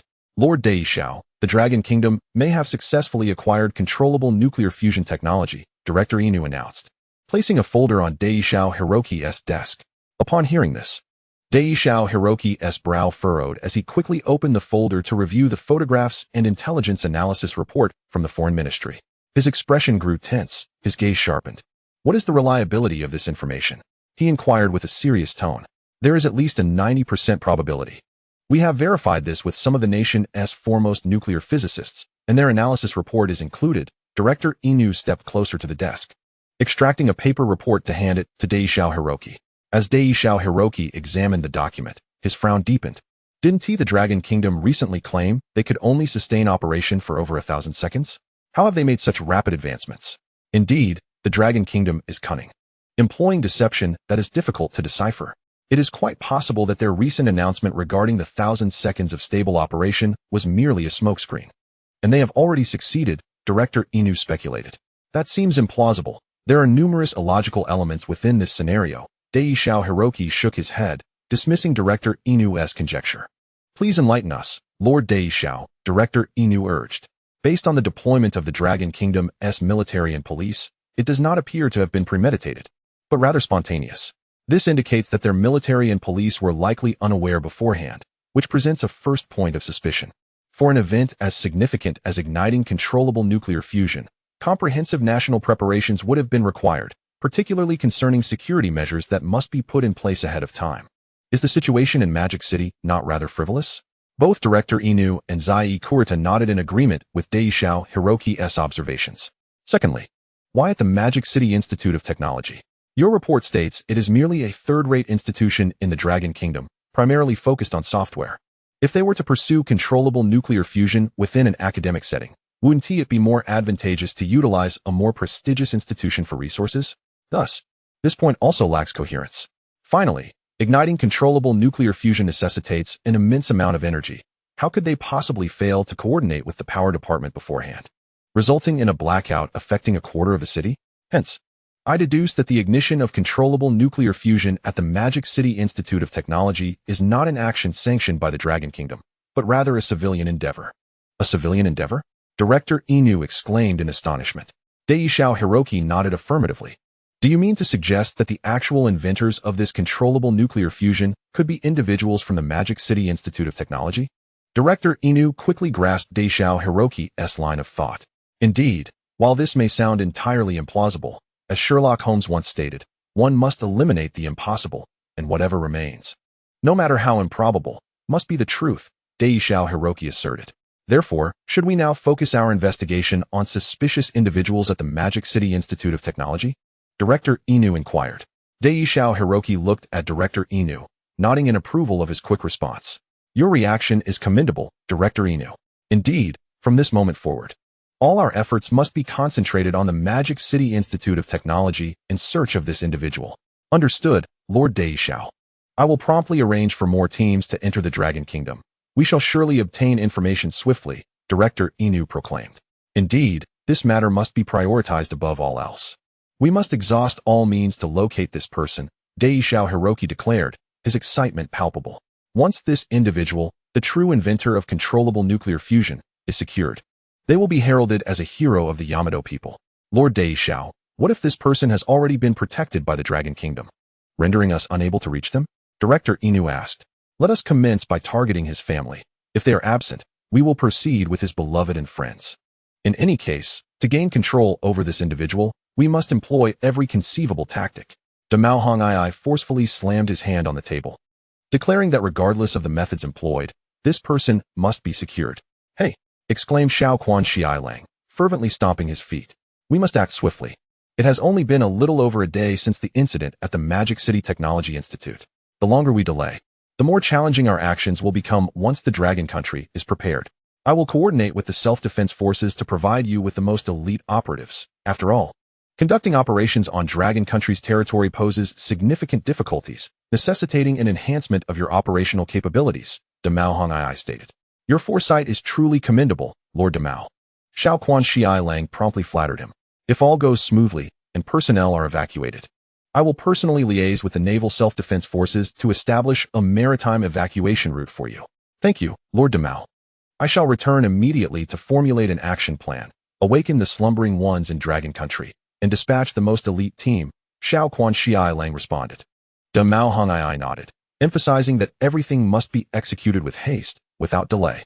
Lord Damao, what is our bottom line if we ultimately cannot control the inventor? Xiao Quan Xiaolang inquired. If we cannot possess him, then neither shall the people of the Dragon Country, Damao Hongii replied, making a gesture across his throat. Understanding the implication, Xiao Quan Xiaolang bowed and exited Damao Hongii's office alongside Xia Yi Guetian. Chapter 38. Lifting the lockdown. The military tents within the Grand Stadium of the Magic City Technology Institute have been completely dismantled. The blockade surrounding the institute has also been thoroughly removed, as if nothing had transpired. In the afternoon, Elder Qian finally remembered the need to shut down the controlled nuclear fusion apparatus in building number 3 and brought it up with Liu Yang. Liu Yang provided Elder Qian with the necessary password, allowing the scientists at the Magic City Technology Institute to deactivate the device. Brigadier Zhang Baitang of the Synthetic Brigade dispatched a helicopter to transport the apparatus directly to the military airport, where it was escorted by fighter jets straight to Yanjing. With the apparatus relocated, Liu Yang was placed under stringent protection at the headquarters of the Magic City Military District. The Special Response Team in Yanjing then lifted the blockade on the Magic City Technology Institute. The police, armed police, and military retreated accordingly. The most burdened were the engineers, who, after hastily erecting a scaffold outside building number 3 overnight, now had to begin dismantling it. Zhao Peng and Li Fei remained in the military tent until the synthetic brigade commenced its withdrawal, at which point they were escorted out. Outside the tent, by the military vehicles, stood Brigadier Jiang Baitang. "You two students, the matter is concluded. You may return now," Jiang Baitang said gently. "Chief, is Liu Yang all right?" Zhao Peng asked anxiously. "Rest assured, Liu Yang is fine. He is unharmed," Jiang Baitang reassured him. "Will Liu Yang be sentenced?" Li Fei posed his most pressing concern. Upon hearing Li Fei's question, Jiang Baitang burst into laughter. "Liu Yang has made such significant contributions to the nation. Rewards are still forthcoming. How could he possibly be sentenced?" Jiang Baitang chuckled. "So, it was indeed Liu Yang who caused the commotion in building number 3? Zhao Peng inquired excitedly. Jiang Baitang did not answer directly, only nodding with a smile. "That's splendid," Zhao Peng and Li Fei exclaimed, elatedly jumping in joy. "All right, you two students, thank you for your cooperation. I must take my leave now. Until we meet again," Jiang Baitang remarked before boarding the military vehicle, which swiftly disappeared, overtaking the departing main force. "Boss, Yangzi is fine. We worried for nothing last night. When he returns, we must treat him to a grand meal." Zhao Peng laughed. "Indeed, I hardly slept last night, and in my dreams I saw Yangzi being escorted away in handcuffs. When I see him, he shall certainly receive a good scolding," Li Fei added. After Jiang Baitang's departure, a lieutenant officer approached with 2 documents. "Gentlemen, this is a confidentiality agreement. I kindly request you both to sign," the lieutenant officer said politely. Upon receiving the documents, Zhao Peng and Li Fei were taken aback, realizing that today's events must remain confidential. However, they understood that signing the confidentiality agreement was imperative, leaving no room for negotiation. Thus, they readily affixed their signatures to the documents, initially believing that this would suffice. They soon learned that signing the agreement was merely the beginning. After completing the paperwork, the lieutenant officer led them into a tent. Inside, several individuals were already seated, behaving properly on their benches. "Boss, is that the principal over there?" Zhao Peng nudged Li Fei with his elbow. Following Zhao Peng's direction, Li Fei looked over and confirmed. "Oh, it does seem to be Principal Lin." At that moment, Principal Lin and his entourage were diligently seated inside the tent, engrossed in writing. Zhao Peng glanced over and realized they, too, were signing confidentiality agreements. As Zhao Peng and Li Fei observed Principal Lin, he had just handed several sheets of paper to a nearby officer. Subsequently, individuals continued to submit their signed agreements to the officer. Once everyone had completed the confidentiality agreements, the lieutenant officer began instructing all present on the importance of confidentiality. Including Principal Lin, the senior officials of the Technology Institute listened attentively. Seeing the principal so engaged, Zhao Peng and Li Fei dared not lose focus and earnestly absorbed the information presented. Once the lesson concluded, the officers required everyone to recite the confidentiality regulations. Only after everyone had memorized them were they permitted to leave. Upon learning they could exit, Zhao Peng and Li Fei dashed out of the tent.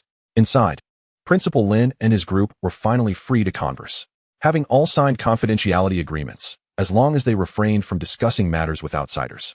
It was permissible for them to converse privately. They learned that the incident of the evening was instigated by a certain Liu Yang from the computer science department, a piece of information the military had chosen to disclose to them. Otherwise, there would have been no need for a confidentiality agreement. After a night of waiting, they finally gleaned some news. With the confidentiality agreement signed and the military having withdrawn, Principal Lin and his group commenced their discussion. "Who would have thought that our school would produce such a remarkable talent? Unbelievable, truly unbelievable. Our institute has birthed a true dragon. Indeed, what a spectacle it was, with police, national security, and ultimately the military getting involved. Principal, our institute is bound to gain recognition from this event. Principal, Liu Yang's recommendation for graduate studies must be reinstated promptly." Yes, Principal Lin, though we are unaware of the specifics of what Liu Yang accomplished in building number 3. It must have been impressive. We certainly cannot afford to offend him." Listening to the discussions, Principal Lin nodded frequently. "Secretary Wang, please arrange for an announcement to be broadcast throughout the school, publicizing the reinstatement of Liu Yang's graduate study recommendation. Oh, and also, let the news regarding the department head Qin Yangxin and the party secretary Tan Jin being taken away by the Anti-Corruption Bureau be disseminated, so that students are aware of the truth." Principal Lin learned of this news only after receiving a call from the Education Bureau. The matter regarding Liu Yang's recommendation being replaced had already reached the Education Bureau from the city. Upon receiving the news, the Education Bureau chief acted swiftly and contacted Principal Lin. However, the higher-ups at other schools were not privy to this information. Upon hearing Principal Lin's account, the group erupted in conversation. Reluctantly, Principal Lin recounted how municipal leaders had directly intervened, detailing how the Disciplinary Committee and Anti-Corruption Bureau had taken action. Principal Lin knew this matter did not involve confidentiality, hence could be discussed openly. Upon hearing Principal Lin's explanation, the crowd resumed their discourse. It seems Liu Yang's achievements in building number 3 are of great significance. Otherwise, the higher authorities would not be so invested. Indeed, moreover, let us not forget that the Anti-Corruption Bureau and the military are two distinct branches, implying that government officials are also closely monitoring Liu Yang. It is indeed reasonable. It appears that Liu Yang is quite remarkable. Shall we venture to building number 3? This suggestion received unanimous support, and a throng of individuals made their way toward building number 3. As they exited the sports field, they were taken aback to find the campus teeming with people. Once the blockade was lifted, crowds surged toward the Modu Institute of Technology, eager to uncover the events that had transpired. Naturally, building No. 3 became the focal point of curiosity. The engineers had nearly dismantled the outer scaffolding of building number 3, as reconstruction is inherently more challenging than destruction. A multitude gathered around building number 3, and it seemed that once the engineers completed their demolition, everyone would rush inside.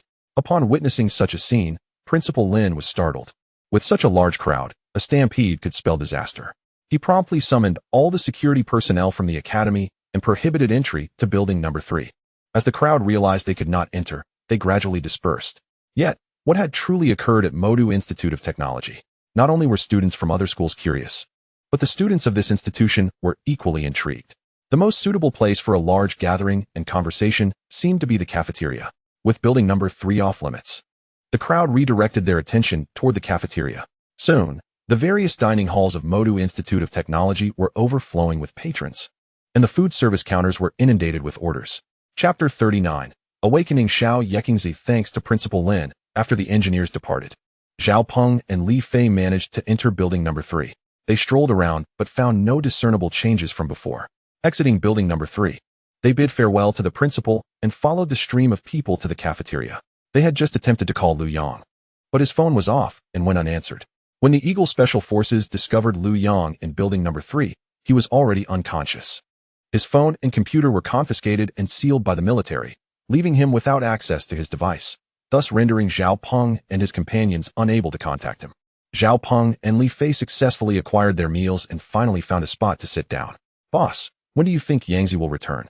Zhao Peng inquired of Li Fei. How would I know? Did the military commander not just say that Yangzi is doing well? There should be no issues. So don't worry.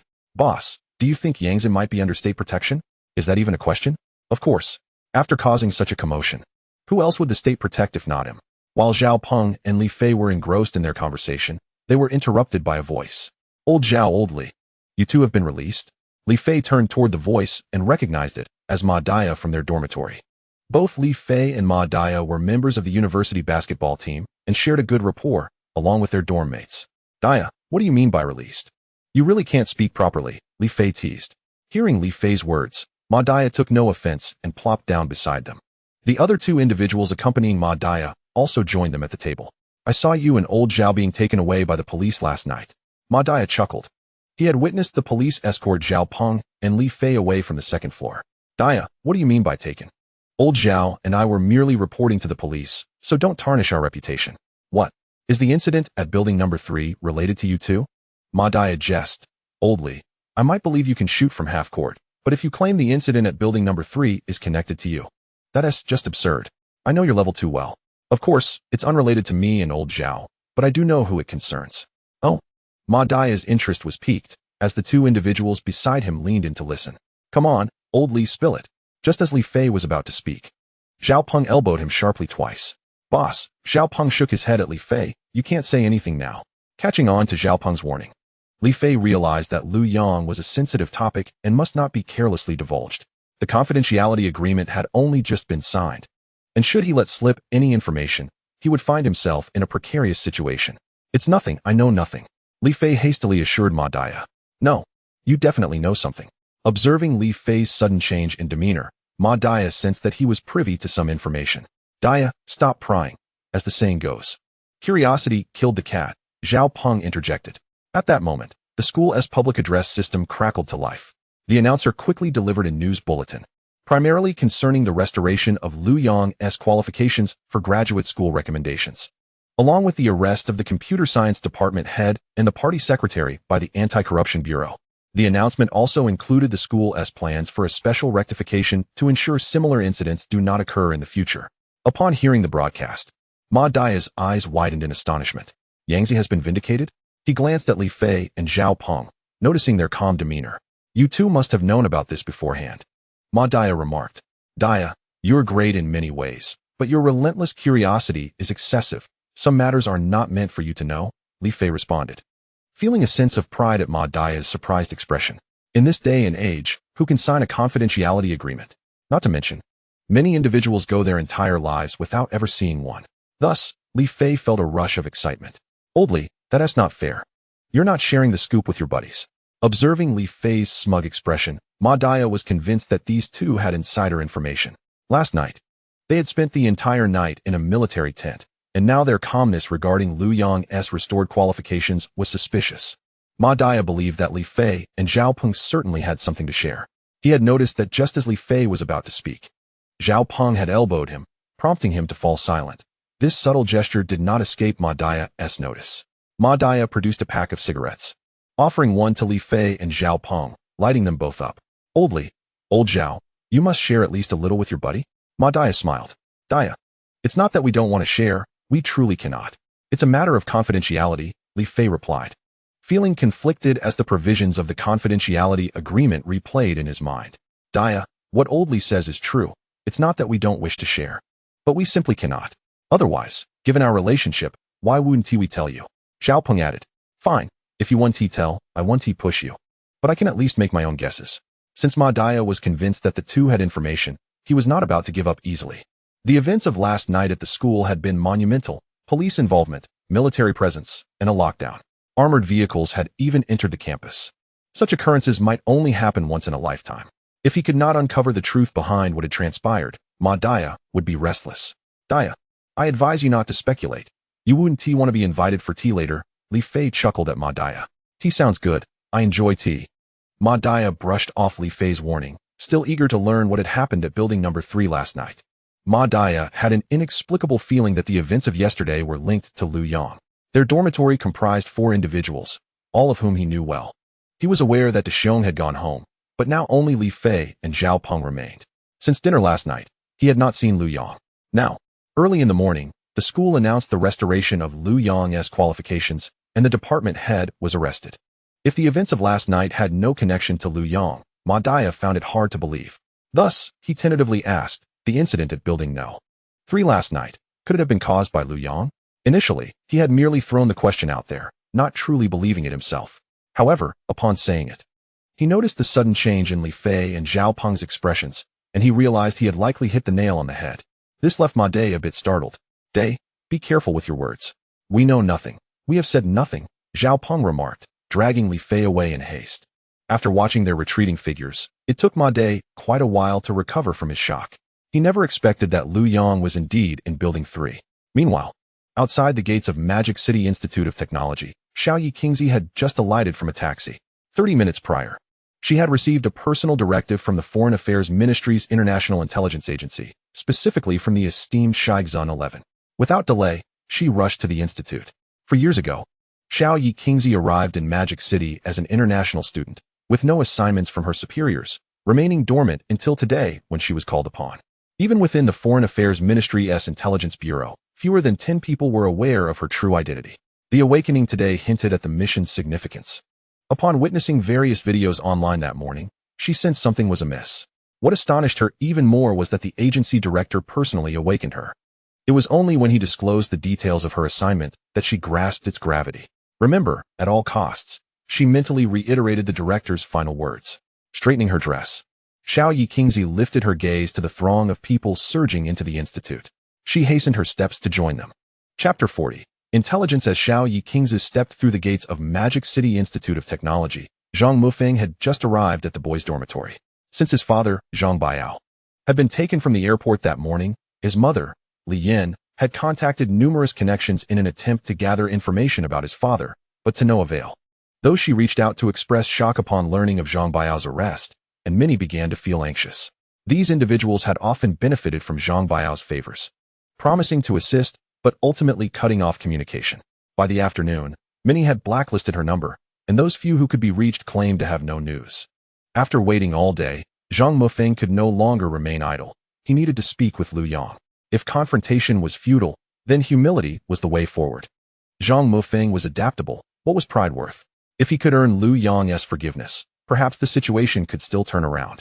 Upon arriving at the school gates, he was met with a sea of people, leaving him utterly bewildered. Spotting a classmate, he halted to inquire, only to discover that significant events had transpired at the school the previous night in his absence. Due to his father's circumstances, he had refrained from checking his phone, missing all the major news regarding the institute, including the military lockdown. During their conversation, Zhang Mufeng noticed his classmates' peculiar expression towards him, markedly different from their usual demeanor, which left him puzzled. He later attempted to reach out to his usual acquaintances, only to find that they had all blocked his number. His texts went unanswered, fueling his frustration. When misfortune strikes, it seems to follow relentlessly. On his way to the boys' dormitory, familiar classmates avoided him, as if he carried a contagious virus. Their eyes filled with disdain. Zhang Mufeng, unaware of the unfolding events, reflected on his 4 years at school as a prominent figure. Who dared to look at him in such a manner? Now, the tables had turned. Upon entering the boys' dormitory and reaching the second-floor staircase, he noticed a small crowd gathered, listening intently to someone speak. Is that really Liu Yang? Someone exclaimed. Hearing Liu Yang's name, Zhang Mufeng stepped closer, eager to learn what they were discussing. Ma Dai, engaged in lively conversation within the group, spotted Zhang Mufeng approaching. Although they were not in the same class, they were familiar, being from the same department. Well, if it isn't young Master Zhang, Ma Dai teased, flashing his signature bright smile. The crowd followed Ma Dai's gaze, and realization dawned upon them. What is he doing here? After such a significant incident, he still has the audacity to show his face. Surely he is not here to seek revenge on Liu Yang. He wouldn't dare. Liu Yang is leagues ahead of him now, they murmured. Zhang Mufeng had intended to remain inconspicuous, but now he found himself the center of attention. He overheard the hushed conversations about him, but couldn't comprehend the reasoning behind their remarks. His primary concern was locating Liu Yang and seeking his forgiveness. Dai, I heard you were talking about Liu Yang. Do you know where he is now? Zhang Mufeng asked, eager for information. Ma Dai shook his head. Right now? Not even the principal could locate Liu Yang. Why? Zhang Mufeng inquired, puzzled by Ma Dai's response. Don't you know? The commotion in Building 3 was orchestrated by Liu Yang. He must be under state protection now. How could you possibly find him? Ma Dai explained. Is that true? Zhang Mufeng asked, his mind racing. Of course it is. Li Fei from our dorm said so. Why would I lie to you? What benefit would that bring? Ma Dai replied. Upon hearing Ma Dai's words, Zhang Mufeng connected the dots. He had initially assumed Liu Yang had some connection to the mayor. Now it seemed his ties extended far beyond that, reaching into the very fabric of the state. His head buzzed with realization. After all, wasn't it precisely because Liu Yang lacked connections that he had been pushed aside for the graduate program? This was no mere lack of connections. This was a background potent enough to crush him. He felt as if he had stirred a hornet's nest. As he pondered, his anxiety grew. Young Master Zhang, did you know that Director Qin and Secretary Tan have been arrested? Ma Dai, harboring resentment towards Zhang Mufeng, seized the moment. Zhang Mufeng had long exploited his position at school, and with graduation nearing, he had brazenly ousted Liu Yang from the graduate program. Everyone was aware of this. But Zhang Mufeng had a protective shield, so no one dared to voice their anger. Now that the shield had been dismantled, it was the perfect opportunity to strike. What? Director Qin and Secretary Tan have been arrested? Is that true? Zhang Mufeng was taken aback by the rapid developments of the Anti-Corruption Bureau. The school broadcast made the announcement. Everyone heard it, Ma Dai stated nonchalantly. In that moment, Zhang Mufeng understood the shift in the crowd's demeanor towards him. While they had previously known of his role in ousting Liu Yang, they had been powerless to act due to their fear of him. Now that his protective influence had crumbled, their fear had transformed into disdain. Zhang Mufeng's already dwindling confidence, shaken by his father's arrest, dissipated further. Observing Zhang Mufeng's disheartened state brought Ma Dai a sense of satisfaction. Zhang Mufeng, now disinclined to listen to Ma Dai's banter, turned and rushed down the stairs. Visiting Liu Yang's dorm seemed futile. He needed to return home to discuss matters with his mother. With his head bowed, he hurriedly exited the dormitory building, only to collide with a young woman in a floral dress, knocking her to the ground. He quickly moved to help her up, and upon catching a glimpse of her face, he was momentarily entranced by her beauty. Xiao Yi Qingzi, bracing herself with her hands, prepared to rise. Upon witnessing the actions of Xiao Qingzi, Zhang Mufeng quickly realized the situation and hastily assisted her. I am terribly sorry. I truly did not see you, he apologized repeatedly. Oh, it's quite all right. You did not mean it, Xiao Qingzi replied, adeptly handling the man's demeanor. From Zhang Mufeng's gaze, she discerned that he was a bit of a lay-chayer, and she knew how to manage such types effortlessly.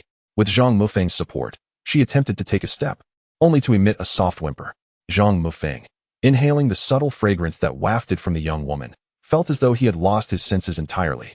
Especially after hearing her gentle sound. My foot seems to be twisted. Could you please help me to a place to sit? Xiao Qingzi said in a coy tone.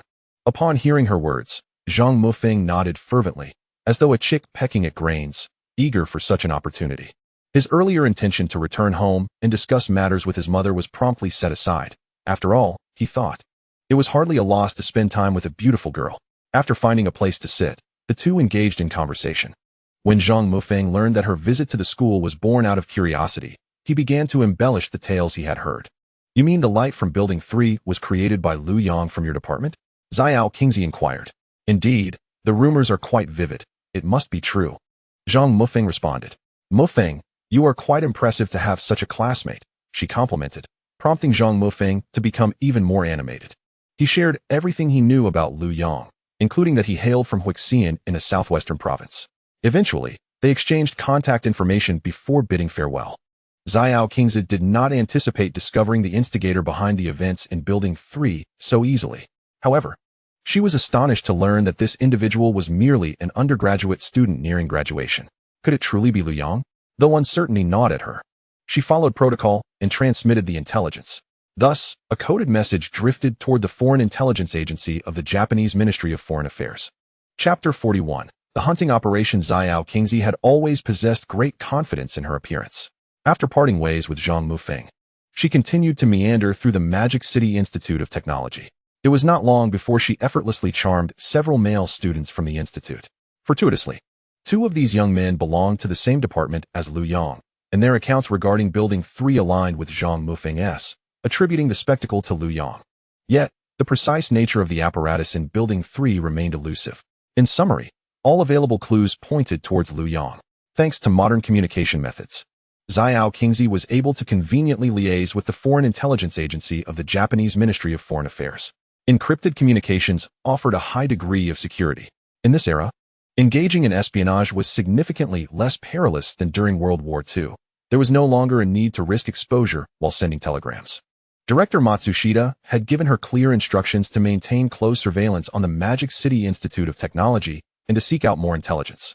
Meanwhile, additional forces would be following up on Liu Yang's background in Huixian, southwestern province. Just as Xiao Qingzi was leaving the institute, far away in a military camp on the western coast of Japan, Matsushita Inoue was briefing 12 Special Forces operatives in the operations room. Matsushita was set to lead his team on a hunting operation directed by the highest command of the self-defense forces. Each member of his elite squad had faced countless missions and was accustomed to sudden operations. However, the pre-mission briefing had noticeably stirred some unease among the team members. Captain Matsushita, are we really going to enter the Dragon Kingdom to capture someone? The sniper, Izumi, asked with a hint of trepidation. Matsushita was fully aware of the formidable challenge ahead, as they would likely confront the elite forces of the Dragon Kingdom's army. The Dragon Kingdom's military was renowned as the most powerful on the surface, and its special forces were the cream of the crop. Encountering such prowess could result in utter annihilation. The memory of the battle in Macau 10 years prior haunted Matsushita. They had collaborated with the CIA to seize Edward Snowden, only to be decisively defeated by the Dragon Kingdom's armed police special forces, suffering significant losses. Matsushita's previous team had perished entirely in that engagement. Had it not been for the last member who delayed the Dragon forces, he himself would not have escaped. The Dragon Kingdom's troops were terrifying, and even years later, Matsushita struggled to shake off the trauma of that battle. Those had been the special forces of the police, whose primary aim was to control rather than eliminate. They still left room for survival, exhibiting a degree of mercy. However, even these ostensibly merciful individuals had bested him and the CIA operatives. The special forces of the Dragon Kingdom, trained in lethal techniques with the sole purpose of obliterating their opponents, did not entertain the notion of leaving survivors. If they truly encountered such forces, the outcome would be unfathomable. Upon receiving the orders, Matsushita was rendered speechless. His instincts screamed that entering the Dragon Kingdom was a death sentence. Yet, the command had come directly from the Self-Defense Forces headquarters, leaving him with no choice. They would operate as a shadow unit. From the moment the orders were given, Matsushida's squad would no longer belong to the Japanese Self-Defense Forces. They would not even be considered Japanese. Regardless of the operation's success or failure, the Japanese government would adamantly deny the existence of Matsushida's team. Should they be captured in the Dragon Kingdom under the guise of the Self-Defense Forces, it would confirm Japan's aggressive military actions, potentially provoking direct retaliation against Japan itself, an outcome the government could not afford. Although Japan's military ranked 5th globally in 2022, surpassing the UK and France, it was not prepared for large-scale warfare. Thus, Matsushita understood that they were embarking on a solitary mission in dire circumstances. He glanced at the sniper Izumi, then surveyed the other members of the room, all of whom were waiting for his response. Indeed, Izumi. This time we will delve deep into the heart of the Dragon Kingdom and retrieve these two individuals, Matsushita declared, tapping the photographs of Liu Jinbu and Zhang Mei on the whiteboard. Their son, Liu Yang, is reportedly deeply connected to the Dragon Kingdom's controllable nuclear fusion project. Liu Yang is currently missing, and our task is to bring his parents back to leverage against him. Controllable nuclear fusion is of paramount importance. Liu Yang is crucial. If the Dragon Kingdom achieves controllable nuclear fusion ahead of us, it would spell doom for our nation. Thus, we must do everything in our power to prevent this. I understand that none of you wish to engage in combat on Dragon soil, but this time we must wager everything. We can only succeed. We cannot afford to fail. Matsushita slammed his fist on the table, growing increasingly fervent. If we succeed, we will be heroes of the Yamato people, and Japan will once again rise to become an undeniable force on this earth. His impassioned speech gradually eased the tension among the team, instilling a renewed sense of eagerness. The young team members had never engaged in a genuine confrontation with the Dragon Kingdom's military and police, which left them somewhat apprehensive. Observing the growing agitation among the team, Matsushita felt a sense of relief. After all, morale had been stirred. If fortune favored them this time, the operation might indeed succeed. The intelligence reports indicated that the protection surrounding Liu Jinbu and Zhang Mei in the Dragon Kingdom was relatively weak. As long as the Dragon Kingdom's special forces had not intervened, there remained a chance for victory. With these thoughts, Matsushita's internal tension eased considerably. The intelligence operations of the Yamato nation were commendably thorough, with numerous undercover agents established across various provinces of the Dragon Kingdom. Shortly after the intelligence from Xiao Qingzi was reported to the Ministry of Foreign Affairs Foreign Intelligence Bureau. The Bureau activated its agents located in a southwestern province of the Dragon Kingdom, quickly gathering information on Liu Jinbu and Zhang Mei's situation. Currently, only a small unit was tasked with protecting the Liu couple, particularly since the recent gunfire at the demolition site had been witnessed by many. The intelligence department speculated that it was likely the Dragon Kingdom's National Security Task Force, as the gunfire had merely been a warning. If it had been the Dragon Kingdom's special forces, even without firing a shot, the casualties among the onlookers would have been considerable. They would take an Air Force transport directly to Australia, then switch to a maritime vessel to reach Myanmar, before transferring to the border area between the Dragon Kingdom and Myanmar, and subsequently infiltrating the Dragon Kingdom. Upon entering, they would proceed by vehicle to Huixien in the southwestern region of the Dragon Kingdom. Matsushita explained the route to the team by pointing to a world map projected on the screen. As he observed the convoluted path, which seemed to encircle nearly half the globe, even he felt a shiver of apprehension. The flicker of hope that had ignited within him extinguished in an instant. Captain Matsushita, this plan appears rather unreliable, one team member remarked. There are simply too many handover points along the way, which significantly increases the risk of exposure. Furthermore, the Dragon Kingdom is vast. Even if we infiltrate from Myanmar, traversing several provinces to reach Huixien makes it all too easy to get detected. Matsushita nodded in agreement, sharing the team's concerns regarding the route's viability. The Army headquarters staff were utterly ignorant of special operations, executing their plan with Matsushita's team, armed with rifles and short-range weapons, would likely lead to their demise within 30 kilometers on the roads of the Dragon Kingdom. Could the myriad surveillance systems in the Dragon Kingdom be idle? Upon reviewing the plan, Matsushita nearly lost his composure. Is there an alternative plan? Another team member inquired. Matsushita nodded and began to outline a second plan. There is indeed another option. We could all don disguises and enter the Dragon Kingdom under different national identities, then regroup. After completing the mission, we would retreat via the first plan's route. Upon hearing Matsushita's words, the team began to discuss amongst themselves. While this alternative was still fraught with risks, it was far superior to the initial plan. Captain Matsushita, what about the weapons? The Dragon Kingdom has stringent regulations regarding arms, one team member asked. The intelligence department will supply us with weaponry, albeit of inferior quality, Matsushita informed them. Upon hearing this, the team fell silent, each quietly assessing the likelihood of mission success. After a while, one team member spoke up, Captain, why aren't the intelligence agents going themselves? Why must we undertake this perilous mission? This individual was still apprehensive about the dangers involved and preferred to abstain from participating. Matsushita sighed, feeling helpless in response to the inquiry. He too wished to avoid this mission, but such was the directive from above. We are deemed the strongest, and this operation holds immense significance. Which is why it falls upon us, he explained vaguely, striving to preserve the morale he had so painstakingly rallied. Noticing the team's silence, Matsushita retrieved a cloth bag and produced a stack of various passports. These are your new identities. Memorize them thoroughly, as we will proceed according to the second plan. He distributed the passports to everyone. Now, let us review the second plan. Matsushita began guiding the team through the details. Understanding King was quite pleased with his earlier comments.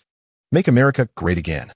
Although this slogan had languished during the 4 years of Sleepy Joe's administration, he was now back in the White House. It was time for this mantra to resonate across the universe once more. Understanding King believed no one understood the art of promotion better than himself, not even his mentor, Roy Cohn, who had succumbed to AIDS and died alone in a hospital. Recalling Roy, Understanding King remembered the diamond cufflinks he had gifted him at his last birthday party. Now that Roy was gone, perhaps he should find a way to reclaim those cufflinks. After all, they were diamonds. Suddenly, it struck him that they weren't diamonds at all, but rather cheap tin-lead alloys. A person as shrewd as he would never bestow genuine diamonds upon a worthless individual. Amused by his own cleverness, he silently commended himself.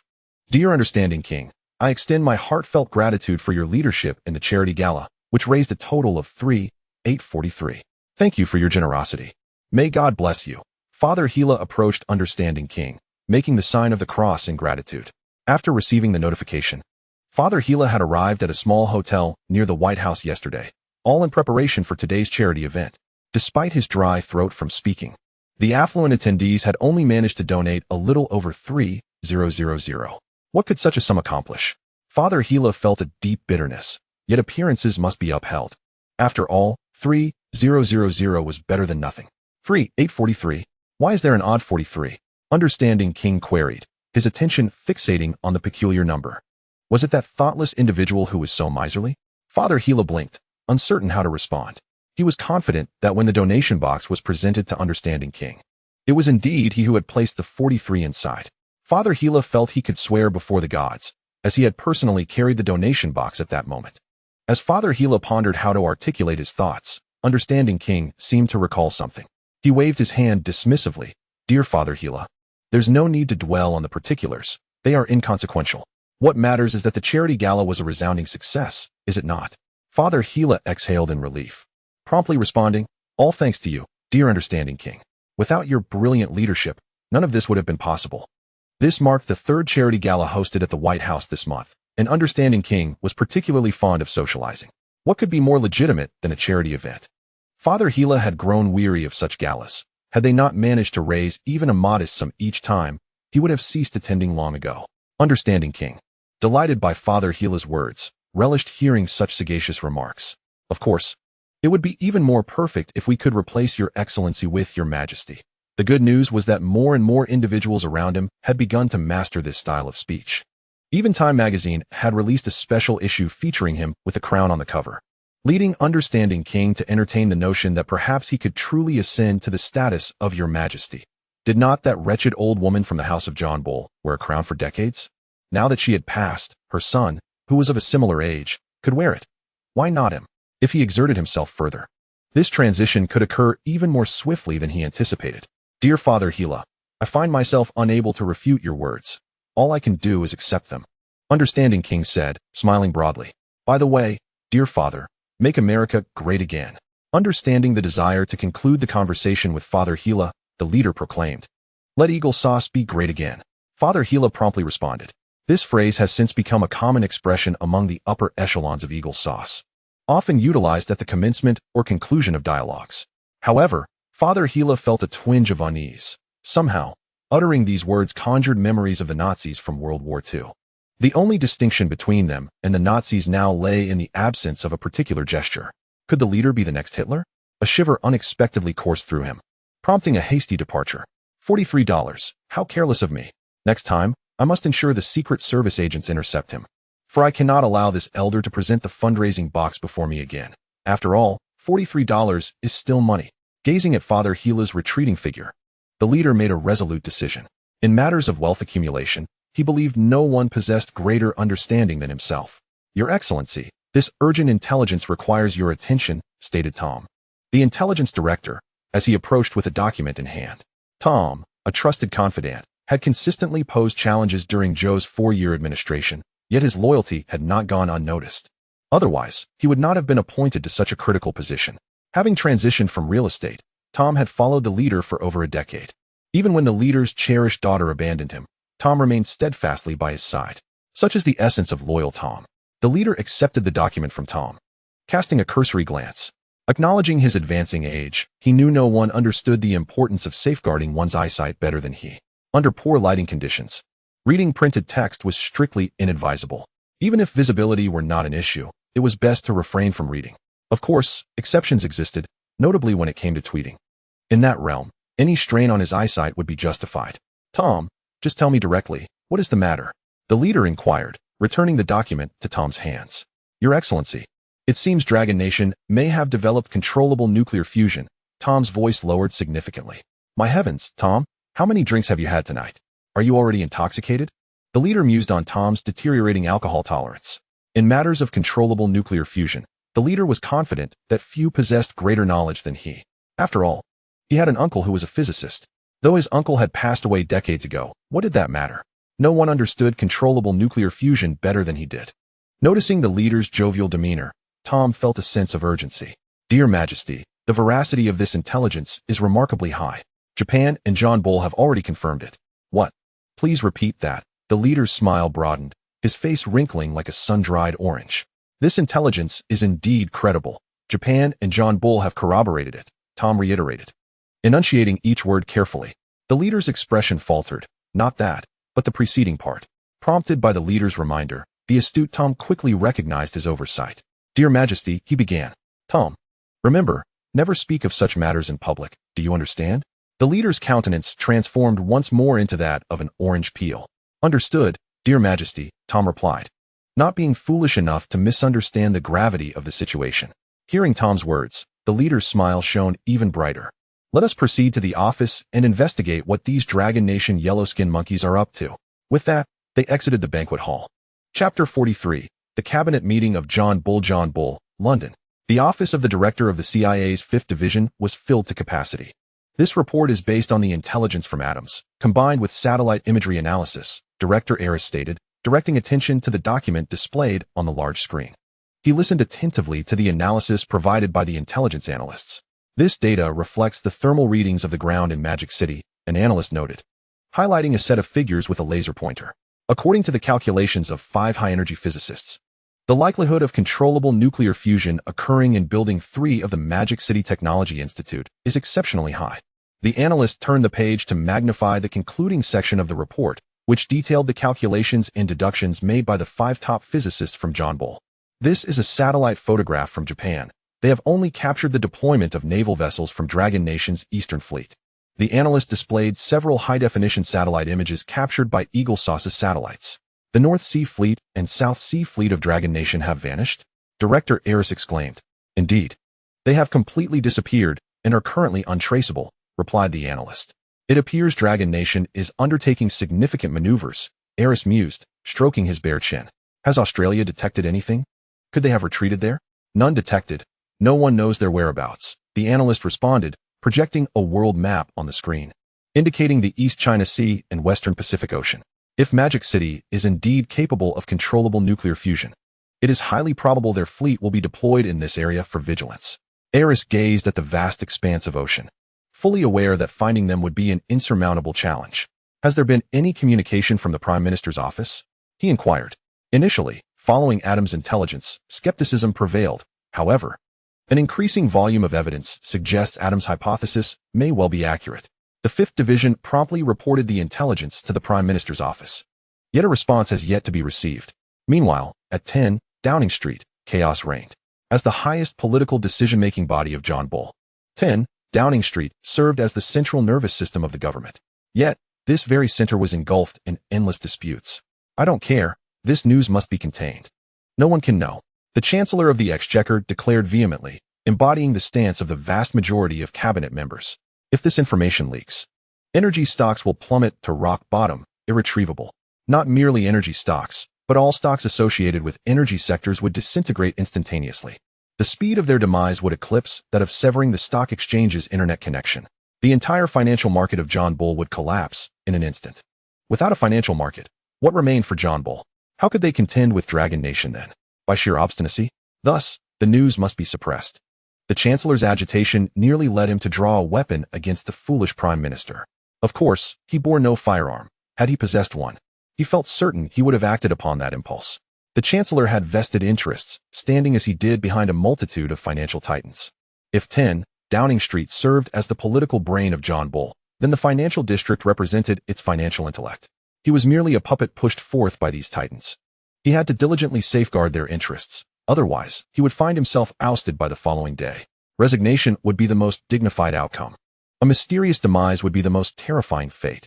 To them, the royal princess was of little consequence. A life could be extinguished with a mere command, let alone his own. He had to afford the Titans time to escape their capital.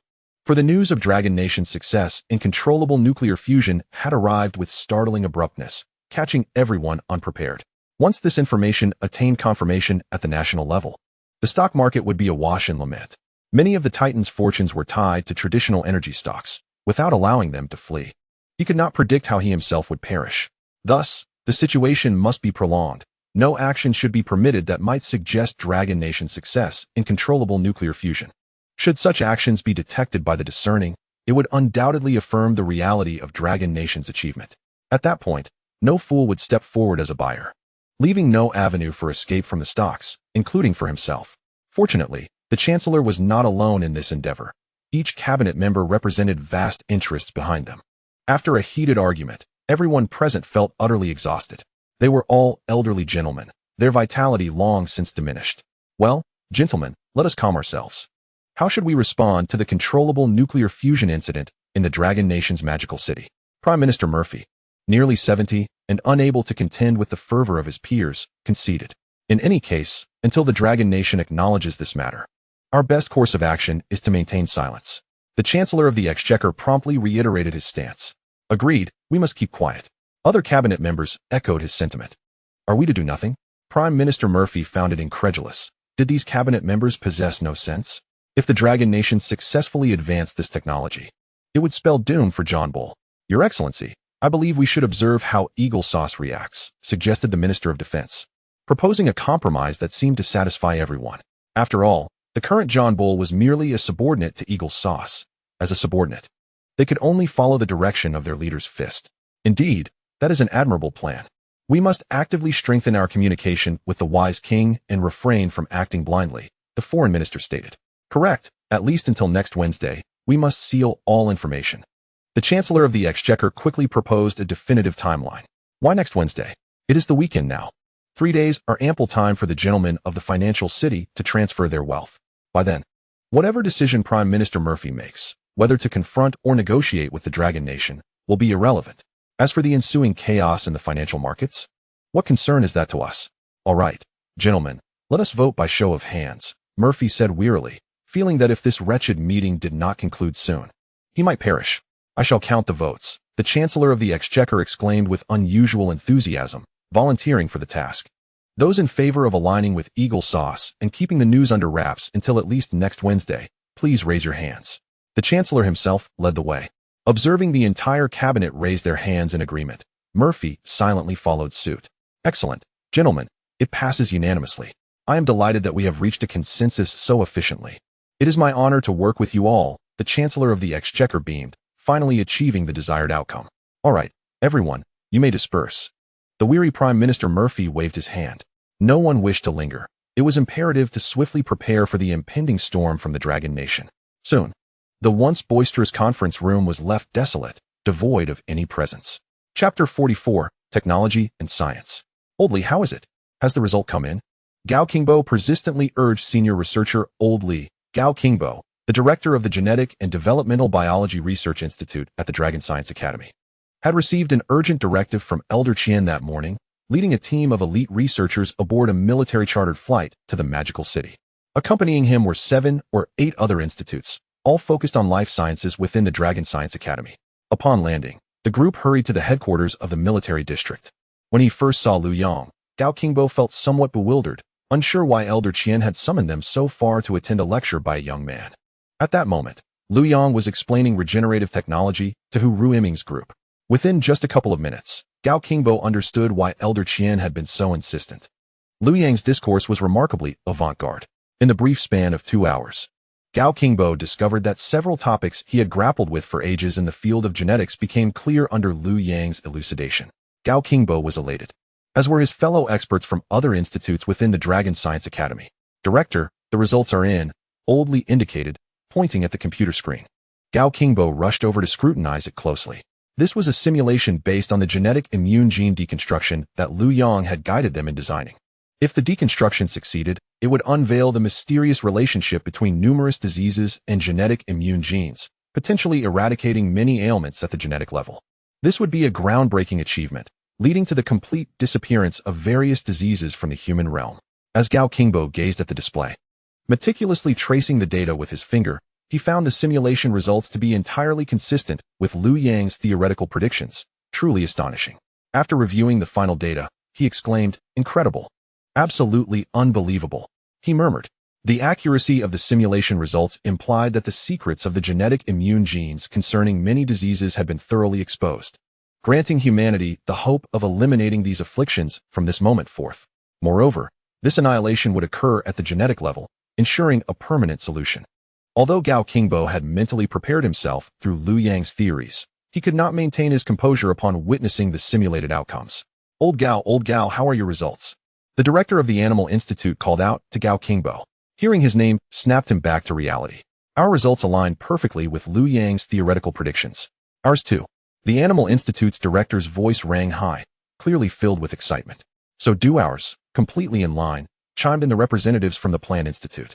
Gradually, other research institutes present reported their simulation results, each fully consistent with the theoretical predictions. As the simulation results were announced, the excitement among the scientists in attendance grew exponentially.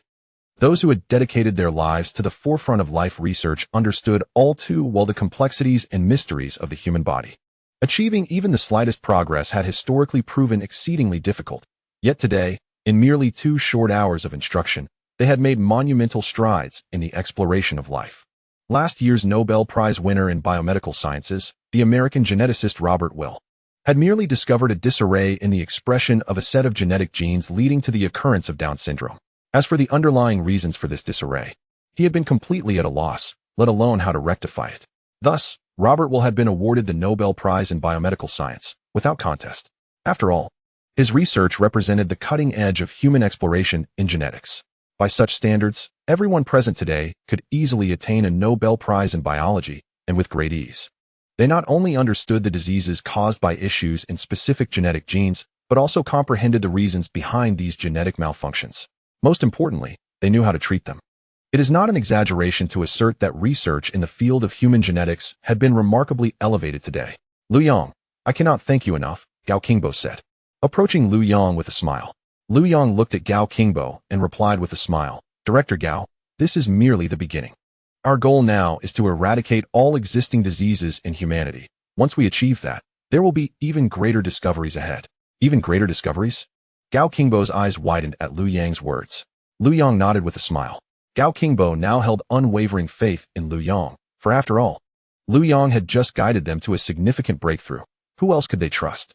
"Liu Yang, can we publish a paper?" Gao Qingbo inquired. "Certainly, but it can only be published in our own academic journal," Liu Yang replied. Regarding this matter, Liu Yang had previously reached a consensus with Elder Qian. "Why?" Gao Qingbo expressed his confusion. "Since it is an academic publication, it should ideally appear in influential Western scientific journals. Domestic scientific journals hold no sway on the global stage and are hardly read at all. What significance does it hold to publish cutting-edge academic papers in such scholarly journals? The mainstream scientific community abroad seems to overlook them entirely." Gao Guangbo cannot fathom why Liu Yang would make such a request. In truth, whether we acknowledge it or not, the Western precursors of Rome and Greece were already ahead of us more than 2 millennia ago. Elder Qian began to elucidate. The algebra, geometry, physics, chemistry, and other subjects we teach in our schools today were established by the West centuries ago.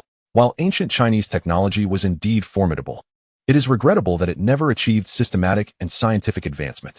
In contrast, the West excelled in this regard. This lagging behind has led to a continuous decline thereafter. As Elder Qian spoke, other scientists in the conference room began to gather around, nodding in agreement to his words. Observing their consensus, Elder Qian continued, "This technological and scientific gap has not only hindered the development of our ancient sciences, but has also rendered us relatively backward in the process of modernization. In fact, ancient China was indeed at the forefront in numerous fields, such as gunpowder, paper, printing, and the compass, technologies that astonished the world and propelled human civilization forward. However, these advancements were more oriented towards practical applications rather than theoretical science. For instance, while the mathematical achievements of ancient China are well documented, they primarily focused on solving practical problems. The arithmetic applications in the 9 chapters on the mathematical art did not evolve into a comprehensive system akin to Western geometry. By the 16th century, the Portuguese, armed with advanced navigation technology, successfully landed in Macau, while the Ming dynasty failed to respond effectively to this challenge. It is noteworthy that Zheng He's massive fleet had already sailed the seas in the 15th century. Why could they not do so later? Although the astronomical technology of the Ming dynasty was precise in practical applications, it too lacked a systematic scientific theoretical framework. In contrast, the West, through the research of figures like Galileo and Kepler, had long established the foundations of modern astronomy. The gunpowder technology of the Ming dynasty was unparalleled globally. Yet it did not give rise to a discipline of chemistry. Even alchemists during the reign of Emperor Qin Shi Huang mastered complex chemical processes. Yet they too failed to develop a formal discipline of chemistry. As a result, various cutting-edge technologies of the ancient era remained confined to a small group of individuals. In other words, while ancient China's technological prowess was far ahead of the world, it missed the window to construct a systematic academic framework. Reflecting on history, we can observe 2 other ancient civilizations, Sumer and Egypt, whose technological achievements were also remarkable, but similarly failed to transform their technologies into systematic science. Elder Qian's analysis was both logical and substantiated, prompting widespread nodding among the audience. These disparities, though seemingly academic in nature, harbor profound historical lessons. To ensure that the civilization of the Dragon Nation progresses further on the path of science, we must strive to alter this situation. Elder Qian looked around at the attentive audience and continued. The good news is that we have recognized the problem. It is never too late to make an effort. Otherwise, we will continue to be unable to establish our own academic system. The first step begins with restoring academic confidence, starting with the creation of our own rigorous academic journals. This aligns with Liu Yang's earlier remarks regarding the necessity of publishing solely in domestic journals. Upon hearing Elder Qian's words, the audience began to grasp the deeper meaning behind them. Chapter 45. Voice of Authority. After listening to Elder Qian, Gao Guangbo began to reflect on his own subconscious neglect of domestic academic journals. This oversight was instinctive, unconscious, and highly subjective, leading him to hastily conclude that domestic journals were inferior to their foreign counterparts, particularly those from the West, which he regarded as the standard and direction, an ingrained perception he had failed to notice.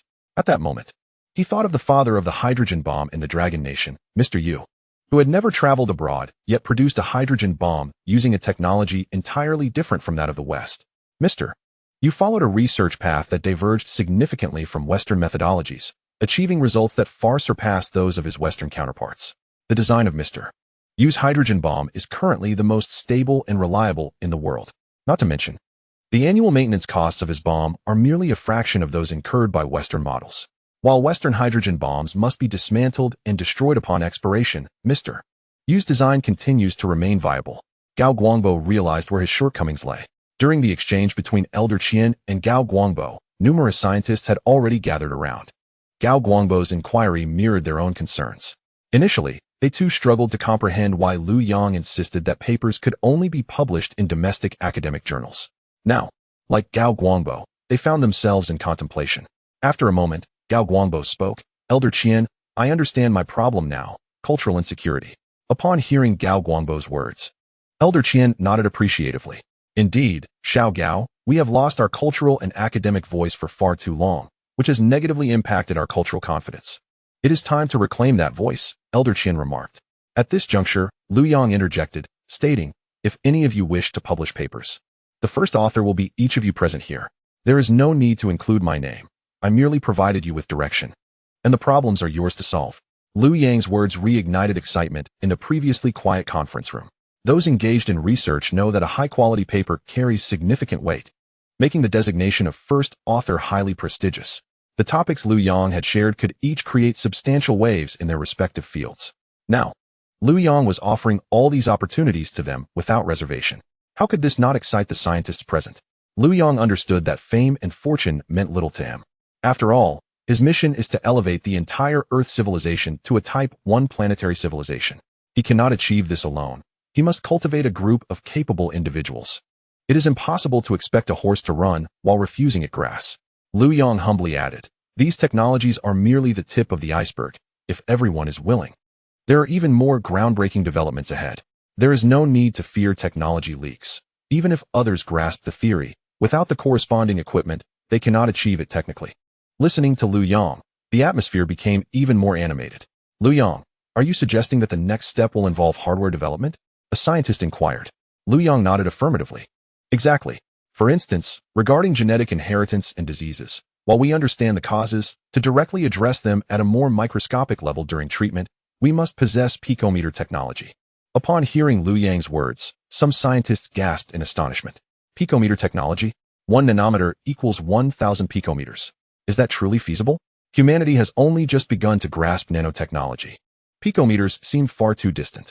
Liu Yang smiled. Picometers are not out of reach. Once we master picometer technology, the next step will be femtometer.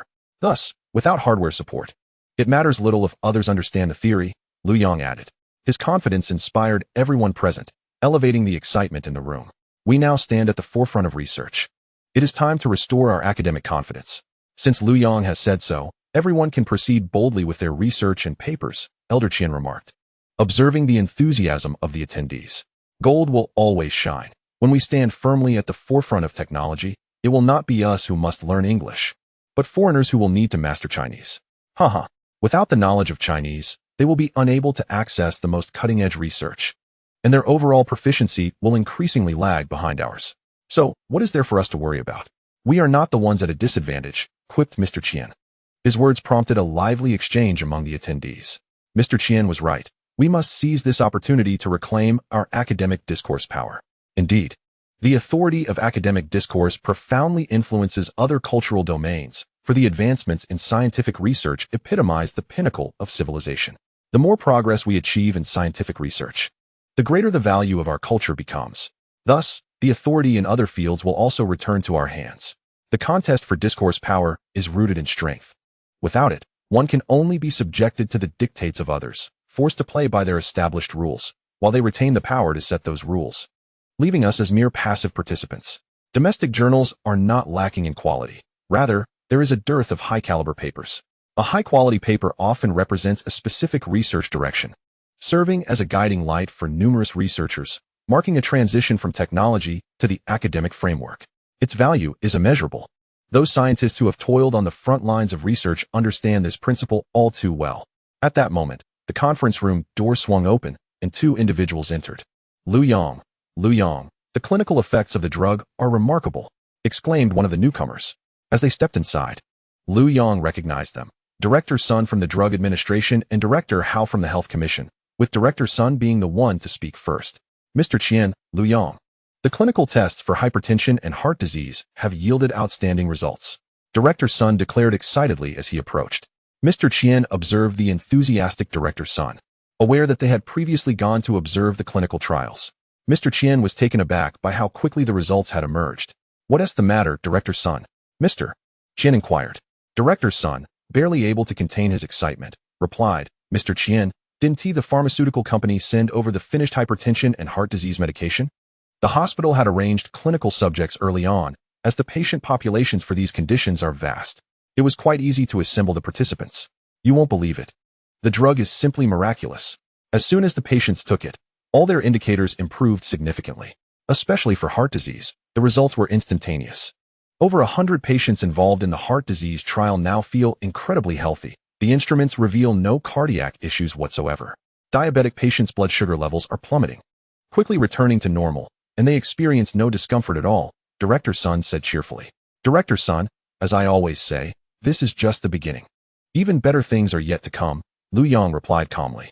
Upon hearing Liu Yang's words, the entire conference room erupted in excitement. No one doubted any longer. What will the future of Longguo hold? Everyone awaited it with bated breath.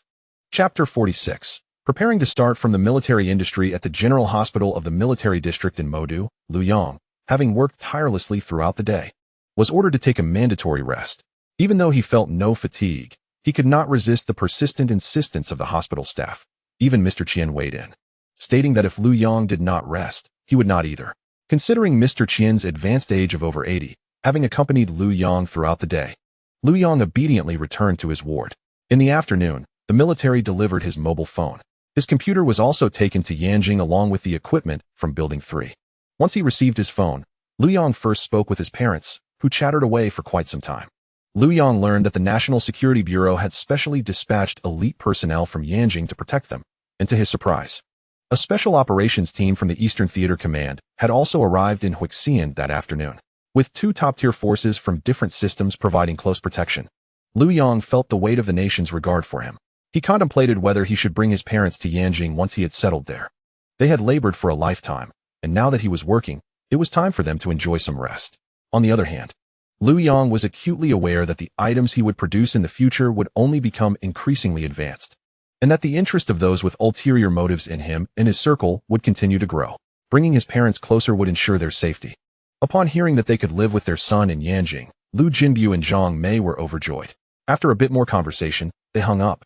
Liu Yang lay in bed, pondering how to realize the concept of a first-level planetary civilization. Although he possessed knowledge of every aspect of this civilization's technology, the challenge lay in how to implement this technology universally. It was akin to rapidly elevating a primitive tribe in the African jungle to the current level of human technology. Not to mention, explaining why the people entering and exiting an elevator are different would take considerable time. This only pertains to the cognitive shift regarding technology. Given more time, the issue would be manageable. Just as humanity has transitioned from landlines to mobile phones, and now to smartphones, with sufficient time, people can adapt quickly. Particularly, the citizens of Longguo exhibit an unparalleled acceptance of new technological products. It must be acknowledged that the populace of Longguo is remarkably intelligent. Even grandmothers selling vegetables in the market adeptly navigate smartphones. The real challenge lies in transforming people's ideological perspectives and altering their entire lifestyle. At present, apart from Liu Yang himself, no one on Earth comprehends the monumental changes that a first-level planetary civilization entails. This civilization signifies that the communities inhabiting the planet have achieved comprehensive control over it. Climate, environment, and geography can be adjusted as needed. In other words, the ocean you saw yesterday can swiftly transform into land if necessary. If desired, there will no longer be hurricanes, earthquakes, tsunamis, or even seasons that cannot be artificially controlled. The planet's energy will be utilized effectively. Interstellar travel will become as straightforward as riding a high-speed train or an airplane. Such a transformation is not only revolutionary but also profoundly disruptive, leading to significant ideological impacts. Thus, patience is essential. Selecting the right breakthrough point for this transformation is of utmost importance. After pondering for a while, Liu Yang resolved to begin with military matters. Only with formidable military support can the occurrence of this transformation be assured.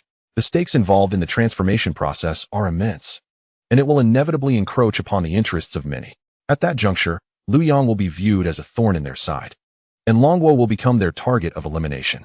A powerful, unparalleled military force is crucial to ensure the implementation and promotion of this transformation. Currently, Liu Yang's knowledge of the military situation in Longguo is limited, comprising only the publicly available information.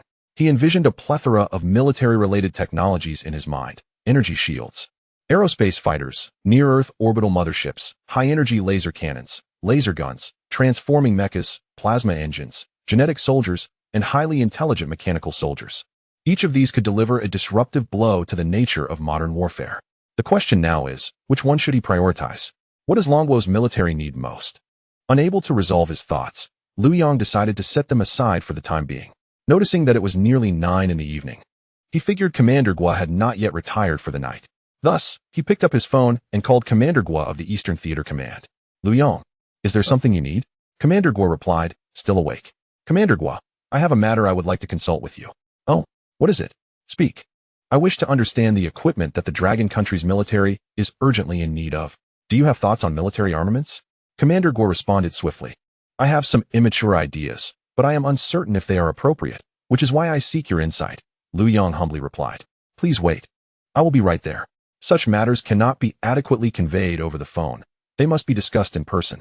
Fortunately, Commander Gua and Elder Qian are also residing on the 17th floor of the hospital tonight, or it would indeed be troublesome. Stepping out of the room, Commander Gua knocked on Elder Qian's door, intending to invite him along, as he is an outsider in technical matters and would benefit from Elder Qian's expertise. Just then, Elder Qian was not resting. Upon hearing Commander Gua's words, he hurriedly got dressed, and the two made their way to Liu Yang's room. Liu Yang was surprised to see Elder Qian and felt he had disturbed his rest, quickly offering his apologies. Elder Qian dismissed these concerns and urged Liu Yang to share his thoughts promptly.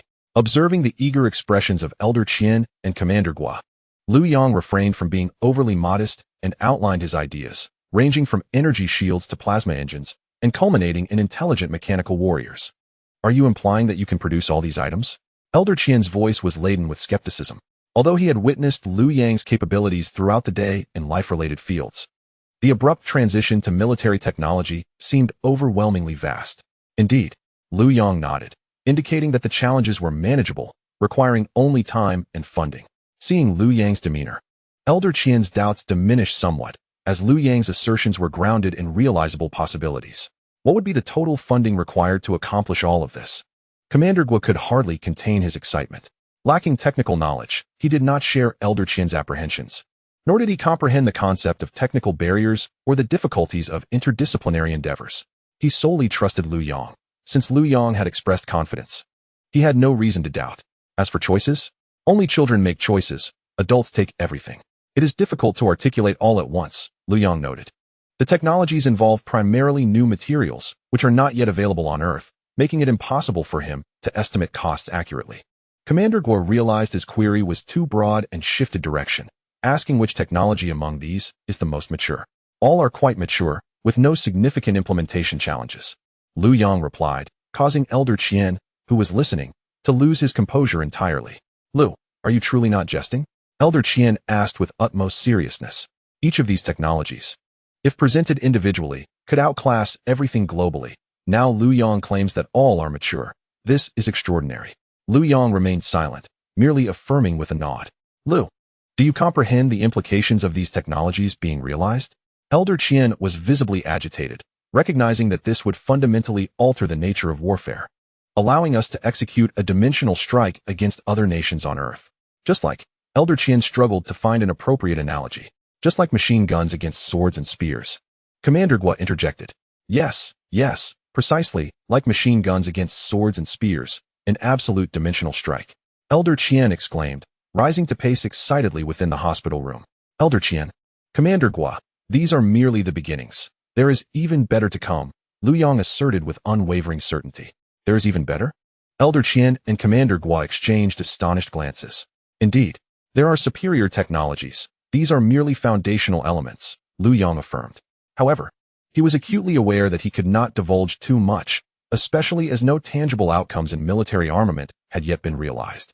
Elder Qian and Commander Gua's confidence in him stemmed from what they had observed of his capabilities in life sciences today.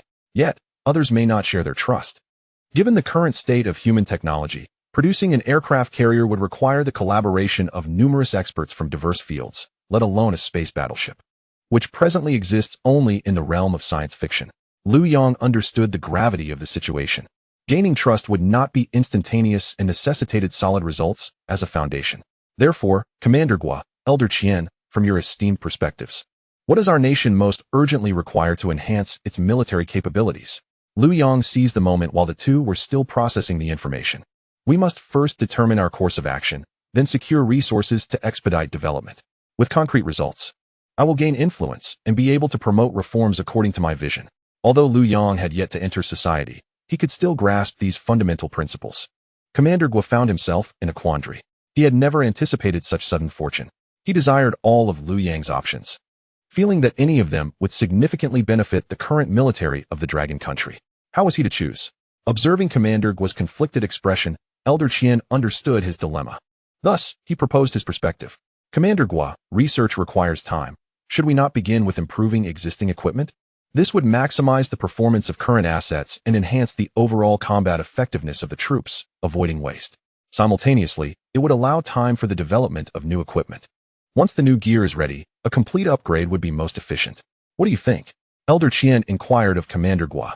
Upon hearing Elder Qian's suggestion, the furrow in Commander Guo's brow relaxed. Indeed, I was overly ambitious earlier, wanting everything at once and momentarily forgetting the glorious tradition of frugality within our military. Commander Guo's hearty laughter lifted the spirits of both Liu Yang and Elder Qian, lightening the atmosphere in the hospital room considerably. Allow me to discuss matters regarding the Eastern Theater. Commander Guo began to elaborate. It is well understood that the primary issue facing the Eastern Theater is Taiwan. While peaceful unification is the optimal strategy, we cannot dismiss the possibility of military action. Conducting operations to seize the island, executing decapitation strikes against the enemy, and curbing external military interventions are all feasible. The real challenge arises if the enemy retreats into urban areas to engage in street fighting. That would pose significant difficulties. After hearing Commander Guo's words, Elder Qian appeared puzzled. Is the Eastern Theater's military not adept at street fighting? In Elder Qian's mind, the Dragon Country's army was invincible and should not fear a mere island's urban combat. No, Commander Guo shook his head, his expression turning serious. You may not be aware, but when our army deploys, it does so with the strategic aim of occupation. Our deployment means we must conquer. Whether we maintain control afterward is a separate matter. Currently, urban warfare predominates. To occupy, street fighting is an unavoidable hurdle. In fact, it is where our army truly excels. Then why would street fighting in Taiwan be a concern? Elder Qian's confusion deepened following Commander Guo's explanation. Engaging in street fighting in Taiwan is not inherently difficult. The concern arises if these rascals frantically use civilians as human shields, which complicates matters. Commander Guo began to clarify. If they manage to control the populace, we would be constrained in our actions. If we strike, we risk harming civilians. If we refrain, these rascals remain unaddressed, creating a vexing situation. Otherwise, we could simply bombard the area. We have no shortage of shells, and any damage could be repaired later. After listening to Commander Guo, both Elder Qian and Liu Yang fell silent. The scenario described by Commander Guo was indeed plausible, necessitating vigilance against these despicable individuals resorting to desperate measures. If, during a military unification, the enemy were to utilize civilians as shields, the Dragon Country's military would find itself in a passive position. Commander Guo, what is the current status of micro-drone development in the Eastern Theater? Liu Yang inquired. Liu Yang's question delved into classified information, yet Commander Guo held a strong trust in him. No matter how advanced micro-drones might be, they could not rival controllable nuclear fusion technology. Liu Yang has surrendered even such advanced technology to the state. Should one still harbor concerns about his potential for leaks? Thus, Commander Guo began to elaborate in detail on the various models of drones currently deployed within the military. From long-endurance, high-altitude reconnaissance aircraft to swift cruise-capable large drones capable of launching precision strikes, and finally to compact, vehicle-launched micro-drones. Commander Guo recounted them all. After absorbing Guo's explanation, Liu Yang had already conceived a comprehensive plan in his mind. To Liu Yang, this seemed a rather straightforward endeavor. Firstly, the micro-drones should continue to be miniaturized, drastically reducing their size, with a payload sufficient to eliminate a single adversary. Secondly, the swarm command system for the drones ought to be rendered intelligent, enabling rapid friend or foe identification and autonomous engagement against recognized enemies. Consequently, Liu Yang conveyed his proposal to Commander Guo and Elder Qian. In truth, Liu Yang's ideas aligned with the current research directions pursued by military experts, albeit their implementation was fraught with challenges. One of Elder Qian's students happened to be involved in this topic and had encountered numerous issues during research, frequently seeking guidance from Elder Qian. Upon hearing Elder Qian's words, Liu Yang felt no surprise. If the military experts of Longwo had not contemplated these two directions, that would indeed have astonished him.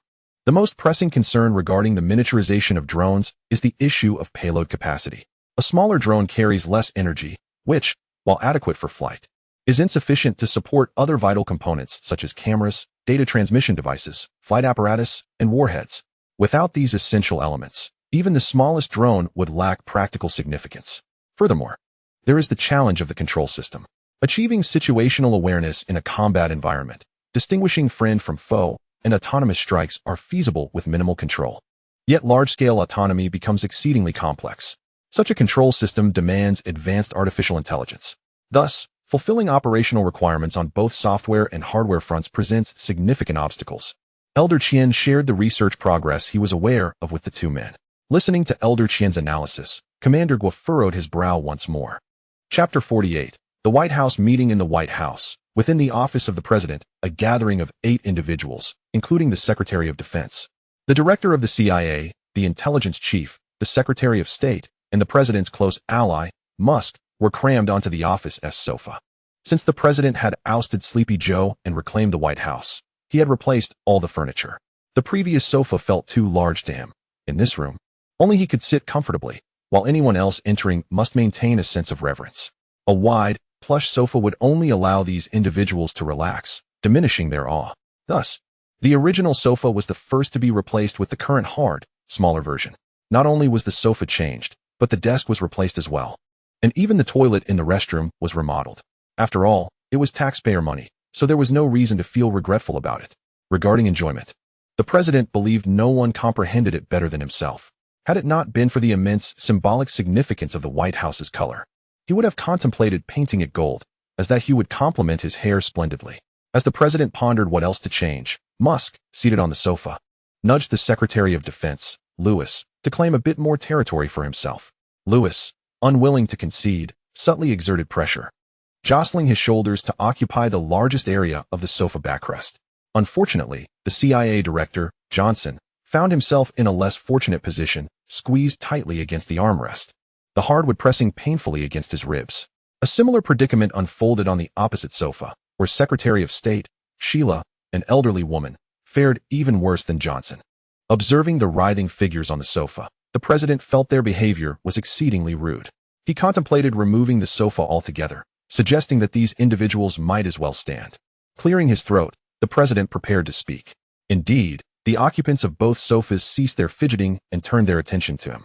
You have all seen the reports regarding Longwo's controllable nuclear fusion technology. What are your thoughts? The President inquired. It must be suppressed at all costs. Sheila was the first to respond. The President harbored a certain disdain for this elderly woman, primarily due to her appearance. Yet he could not deny that many of her political views aligned with his own. Nodding at her words, he awaited her continuation. Longwo's controllable nuclear fusion technology will threaten our absolute dominance. We cannot permit its existence unless it is under our control. Sheila's tone was somewhat frantic, bordering on madness. I wholeheartedly concur with Ms. Sheila's viewpoint. This will deliver a catastrophic blow to the dollar, Yellen, the Federal Reserve's chair, exclaimed, rising from a small stool where he had been seated due to the absence of space on the sofa. The sudden sight of Yellen standing surprised the President. He had genuinely not anticipated anyone was behind the sofa. The small stool was indeed too low, leaving Yellen entirely obscured from view. It became evident to the President that this sofa must be removed. It posed a safety hazard. He pronounced the sofa's death sentence. Yellen was unaware of the serious consequences his actions would have on his colleagues. From that day forth, anyone entering that office, aside from the President himself, would be required to stand. It must be said that Yellen's small stool played a decisive role in this transformation. We must impose comprehensive sanctions on Longwo. Yes, we should unite all possible forces to sanction Longwo from every conceivable angle. Dispatch aircraft carrier strike groups. We must exert the most lethal military pressure upon them. We will seal off everything they wish to purchase. Not even a thread should slip through our grasp. Yellen's words ignited a fervor among the attendees, prompting a cacophony of opinions. Listening to the discussions, the President felt disheartened by the apparent foolishness of those he had gathered for support. Every measure they proposed had already been implemented during his first term. In this relentless campaign against Longwo, Sleepy Joe had surprisingly maintained a consistent stance, allowing the comprehensive policy to suppress Longwo to be firmly executed during his tenure. But what was the outcome?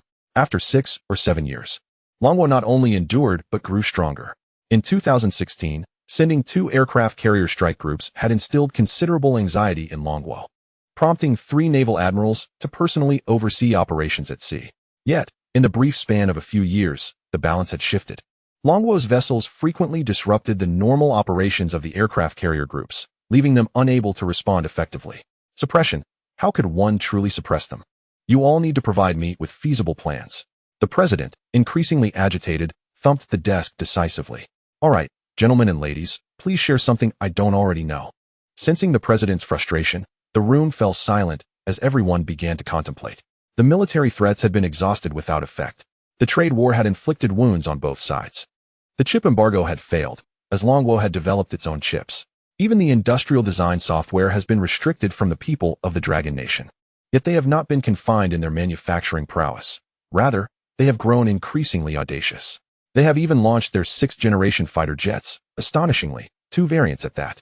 The shipbuilding industry has flourished, producing vessels that are successively larger and more sophisticated.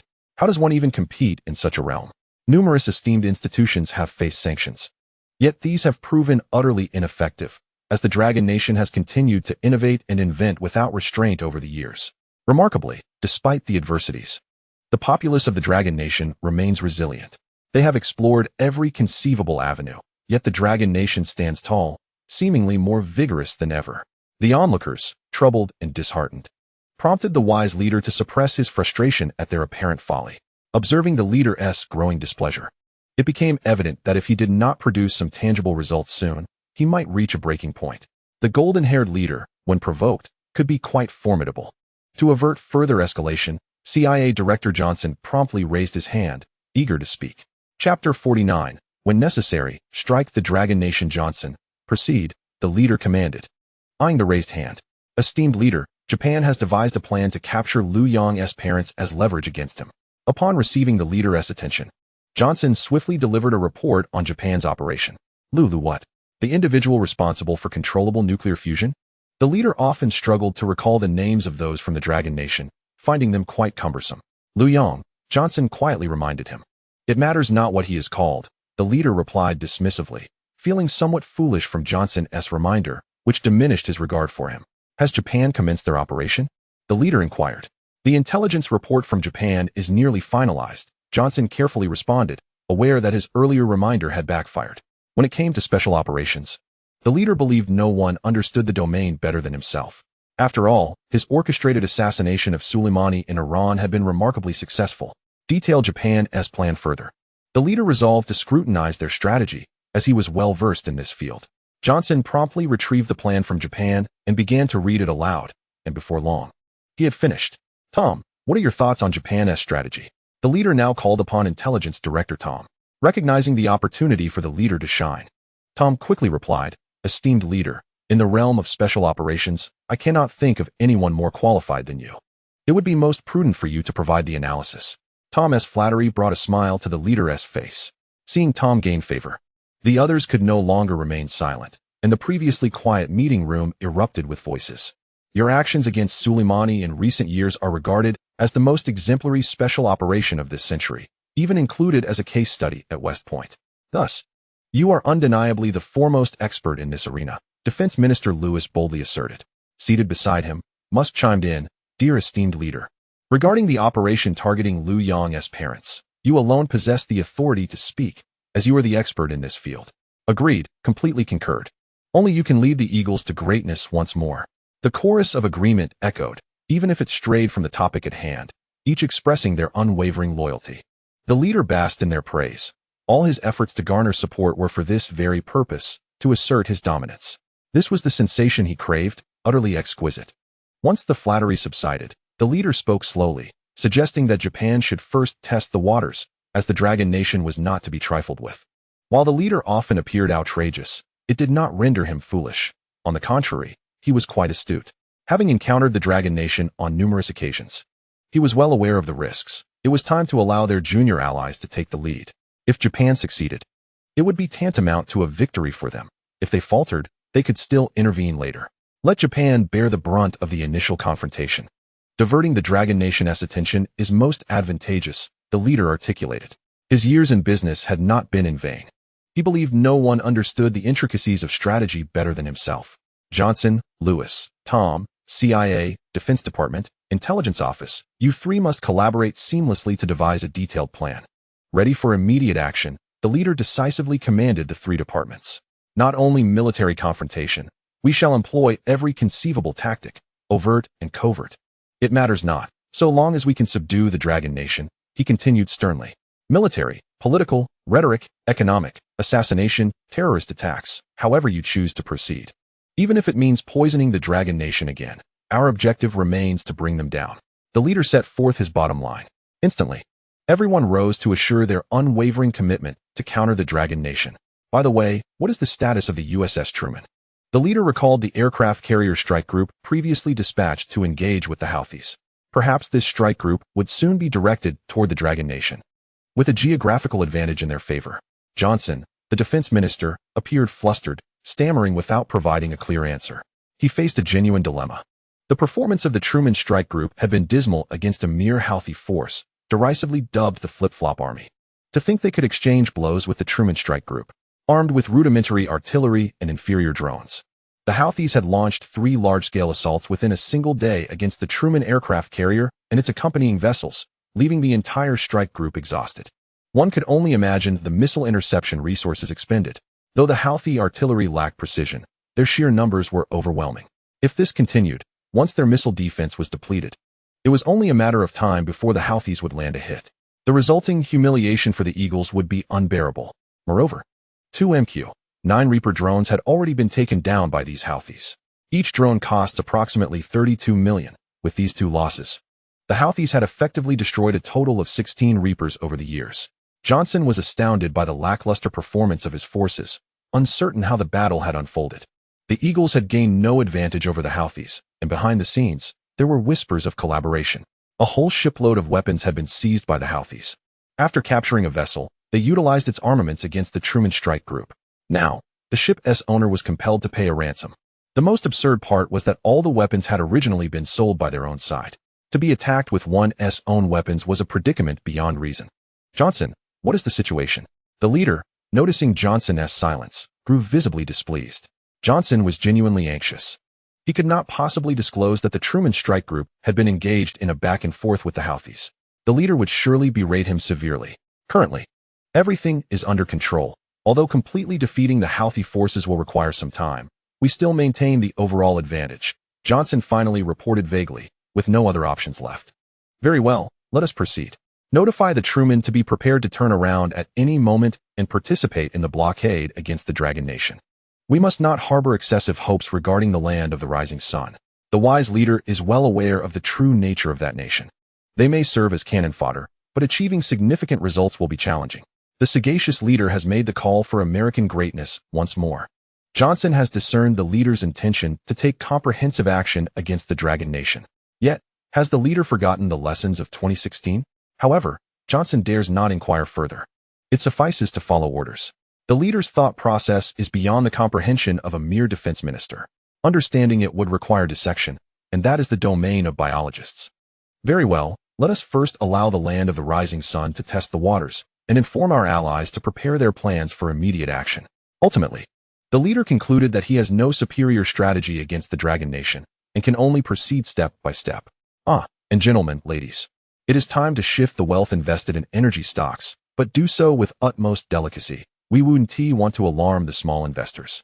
Thus, in preparing your plans, it is crucial to discern the gravity of the situation. Do you understand? The leader solemnly addressed the assembly. They all replied in unison, expressing their gratitude for the leader's counsel. After all, the nation belongs to everyone, but the wealth is one's own. Hence, the meeting concluded successfully, seemingly having touched upon the necessity of employing all means against the Dragon Nation.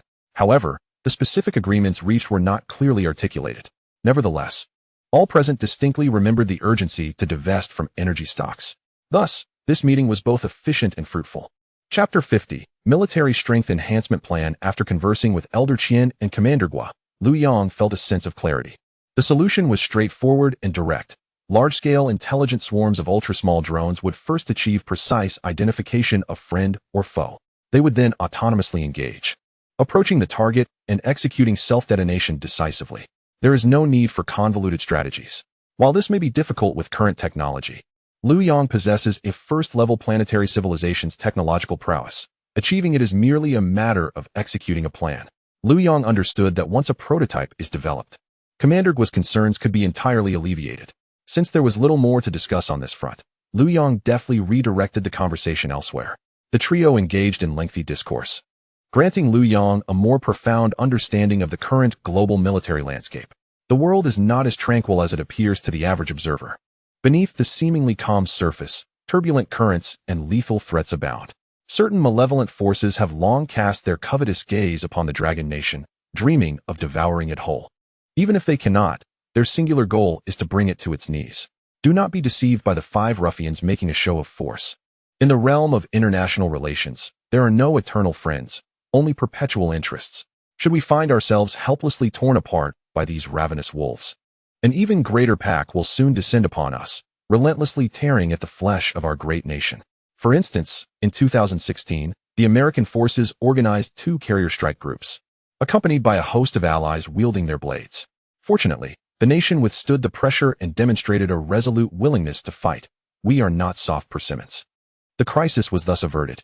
Although large-scale hot warfare did not erupt, these forces have never ceased their provocations at our doorstep, frequently conducting various exercises, be it joint operations or otherwise. The spectacle has never diminished. The average person might dismiss these as mere military drills, but history teaches us otherwise. In 1937, the Marco Polo Bridge incident saw Japan engage in large-scale live-fire exercises outside Wanping, leading to events well known to every citizen of the Dragon Nation. In 1968, during the Prague Spring, the Soviet Union perceived Czechoslovakia's reforms as an attempt to break free from its control. In August of that year, the Soviet Union, along with its Warsaw Pact allies, conducted military exercises around Czechoslovakia. On the night of August 20th, these exercises transformed into a genuine assault, resulting in the capture of Prague and the occupation of the entire country by the following day. The infamous Yom Kippur War is another prime example. Egypt, under the guise of military exercises along the Nile, lulled Israel into complacency. On October 6, 1973, as Israel observed Yom Kippur, Egypt seized the opportunity to cross the Suez Canal and swiftly overwhelmed Israeli defenses, nearly decimating their armored forces. Such instances of deception leading to real conflict are numerous. Furthermore, one must remain vigilant against the unpredictable nature of the American forces, who could strike at any moment. After bidding farewell to Elder Qian and Commander Gua, Liu Yang began contemplating how to rapidly enhance the overall strength of the military. Within his technological repository lies an abundance of excellent resources capable of swiftly bolstering military capabilities. The objective dictates the approach. Elevating Earth's civilization is the sole aim. Only through unified command can resources be consolidated to achieve a collective advancement in civilization. To realize this goal, those who disrupt must be tamed. As for the currently unruly American forces and their allies, they must be subdued. It is merely a matter of method and time. Whether through might or virtue, the outcome remains the same. Speaking of might, with or without Liu Yang, the Dragon Nation's military-industrial prowess would eventually crush these miscreants. It is only a matter of time. The J-20, along with the 6th-generation fighters from both the North and the South, are no mere models. Setting aside the extraordinary capabilities of these advanced aircraft, consider the J-20. Its stealth features are so refined that even our own radar struggles to detect it without the Dragon lens. The J-20, measuring approximately 20 meters in length and boasting a wingspan of around 13 meters, presents a radar cross-section comparable to that of a golf ball. Should we further enhance its stealth coating? It may soon require a signal emitter rather than the Dragon lens to avoid detection. This exemplifies the potential of our stealth capabilities. Beyond stealth, numerous other systems present significant opportunities for enhancement. Detection systems, fire control systems, flight control systems, thrust vectoring systems, electronic warfare systems, communication systems, navigation systems, cockpit display systems, and self-diagnostic systems, all of which must be integrated within a cohesive avionics architecture. Upgrading these systems could yield substantial benefits. The engines and propulsion systems hold immense potential as well. Replacing them with scramjet engines would undoubtedly enhance speed. The J-20 alone could wreak havoc, and further upgrades would be formidable. The disparity in aircraft generations is staggering. During the 2014 American Red Flag exercises, the F-22 achieved an air combat exchange ratio of 0.144 against the F-15, F-16, and F-18, simulating the destruction of 144 enemy aircraft with 0 losses. Thus, the generational gap is a profoundly alarming reality. At the Kadena Air Base in Japan, a squadron of F-22s has been stationed, their target unmistakable. This poses a significant challenge for our forces. In an effort to counter this predicament, we once attempted to leverage the high altitude, High-speed advantages of the J-8 to transform beyond visual range combat into visual range engagements. By capitalizing on speed superior to that of the F-22, we sought to strike first. However, this strategy entailed depleting the F-22's arsenal of 8 air-to-air missiles, necessitating the sacrifice of 8 J-8 aircraft to provide the ninth with an opportunity to fire. The plight of our Air Force during that time was indeed tragic.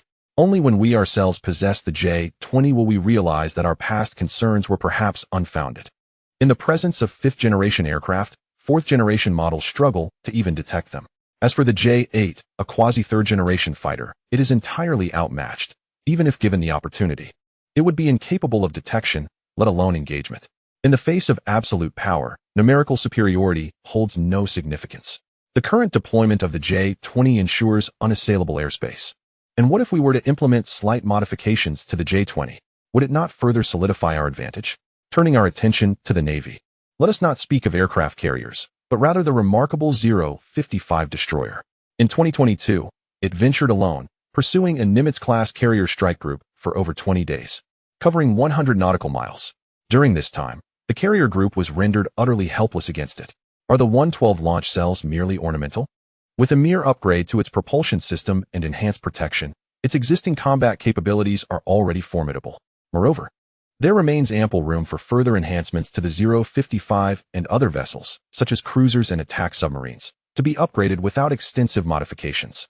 When the shipyards of our nation commence operations, they will not only cultivate new technical personnel, but also ensure that other combat platforms remain at the ready. The primary benefit lies in the conservation of both time and resources. As for individual soldiers, the best solution is undoubtedly the exoskeleton, a necessity that does not conflict with future objectives. Infantry must be equipped with the latest upgrades, advancing to version 20. Furthermore, we must systematically eliminate the enemy's living forces. In the event of a large-scale conflict, weapons of mass destruction can indeed be advantageous, though not in the form of nuclear arms. After all, the Earth belongs to all, and we cannot allow it to be tainted with radiation. In Liu Yang's mind, he envisioned two remarkably cost-effective solutions. These could be readily integrated into the existing combat platforms, significantly reducing the time required for implementation. Soon, a comprehensive combat power upgrade plan took shape. Chapter 51. Commencing the simulation, Liu Yang began to simulate scenarios in his mind.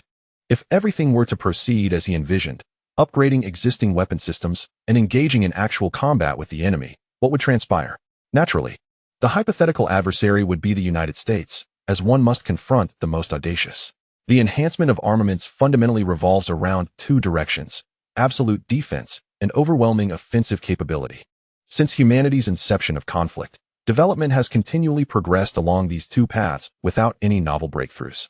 Let us first discuss defense, from the individual soldier to collective units. From personal to equipment.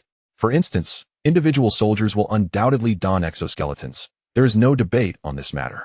Clad in my exoskeleton, you may fire upon me. Yet I shall remain unperturbed, allowing you to exhaust your ammunition. Should you still object? Do you wish to employ an RPG? Come. I shall stand firm and let you fire, with a mere furrowing of my brow to signify my defeat. Once your ears are ringing from the blast, we shall assess the outcome. Finding a scratch on my ultra-durable armor would be an arduous task. Still unsatisfied? Very well, bring it on. I await your challenge. Do you intend to bombard me with a tank? Is that not a violation of the rules of engagement? Presently, the primary battle tanks of the world predominantly utilize either 120mm or 125mm calibers. The shells are nearly as thick as my thigh. Is it not excessive to use such weapons against me? You claim to be enraged and wish to bombard me with such armaments? Fine. Let us see how effective your shells are against my phase displacement technology. If your projectile so much as grazes me, I shall concede victory to you. What? Still not satisfied? You wish to employ cluster munitions, a blatant disregard for conventions? How shameless. Very well, let us proceed. You likely lack the understanding of energy shields. No matter, allow me to enlighten you. Low-temperature plasma is utilized for high-power microwave protection. Sounding sophisticated, is it not? You need not comprehend it. Simply know that it is formidable. Come, unleash your cluster munitions. I shall shield our battlefield with energy barriers, adaptable in size, dictated solely by energy availability. Do I lack energy? Might I introduce you to a small, portable controlled nuclear fusion reactor? Fire away. What? You have exhausted your ammunition? You propose nuclear arms? I must insist that our discussion revolves around individual combat, and your suggestion is not within the current scope. Very well, save your nuclear discussion for later. Is it now my turn to demonstrate? I raise my energy pistol and effortlessly dispatch you with a single shot. You claim I am dishonorable, bullying you? Shall I refrain from using my energy pistol? Very well, at your request. I set aside the energy pistol and retrieve my electromagnetic pulse rifle. Upon seeing its size, you may be taken aback, but alas, it is too late, for I have already pulled the trigger. This time, your annihilation is even more complete. You remain unconvinced, insisting that I am taller and should allow my smaller companion to take a turn. My dear friend, does height truly hold any relevance? I wonder what thoughts inhabit your mind. Very well, I shall abide by your request, for we of the Dragon Nation prefer to resolve matters with grace. The smaller individual, bewildered, cannot fathom why this fool insists on allowing him to engage. The existence of a being that could be obliterated by an electromagnetic rifle should indicate the futility of attempting to use beam weapons against me. Yet, whether reluctant or not, the smaller individual fires a shot, clearly unwilling to squander energy on a singular combat when it could be reserved for tanks. Your fate remains that of utter annihilation, absorbable by flora without decomposition. You declare your surrender and attempt to flee. Seeking escape? That is impossible. The exoskeleton's thrust propels me at speeds of dozens to hundreds of kilometers per hour, easily overtaking you. How do you intend to escape? My friend, this is a multiple-choice question. Surrender is the sole option. If you wish to survive, it is the only path available. You insist on a naval conflict instead? You foreign devils are singularly stubborn, fixated on your own narratives. Merely in individual combat have I bested you. If your intellect were intact, you might ponder whether our nation falls short in heavy equipment. Truly, I find myself at a loss for words. Very well, as per your desire. Let us engage in naval warfare. To decisively eliminate the Dragon Nation's navy, you have spared no expense, deploying all available aircraft carriers. 1 Ford-class nuclear-powered carrier and 11 Nimitz-class nuclear-powered carriers. Admittedly, a bold display. A high-stakes gamble, indeed. The Ford-class carrier has awaited nearly 10 hours, while the other carriers only now awaken from their cold starts. These Nimitz-class carriers, the oldest among them having served for over 40 years, are regrettably slow to respond. After all, firing up the boilers takes time. Indeed, it is the boilers that generate the necessary heat. Without boilers, where is the hot water? Without hot water, steam cannot be produced to propel the propellers. If the propellers remain motionless, how can the carrier move? Let us not forget the reliance on steam to launch aircraft. Only our nation possesses a successful electromagnetic launch system. While the electromagnetic catapult on the Ford class has faced frequent mishaps, it can still be counted as one. Thus, do not underestimate the significance of the boilers. They are crucial to the carrier's operation. Fortunately, all boilers are now operational, diligently working away. The Ford class can only wait in vain. Not for this, but rather for that. What with nuclear submarines, destroyers, frigates, and supply ships, days have passed in a sluggish manner. Yet a formidable battle group has finally taken shape. Consequently, the Ford-class vessels, accompanied by their smaller counterparts, boldly ventured eastward across the Pacific.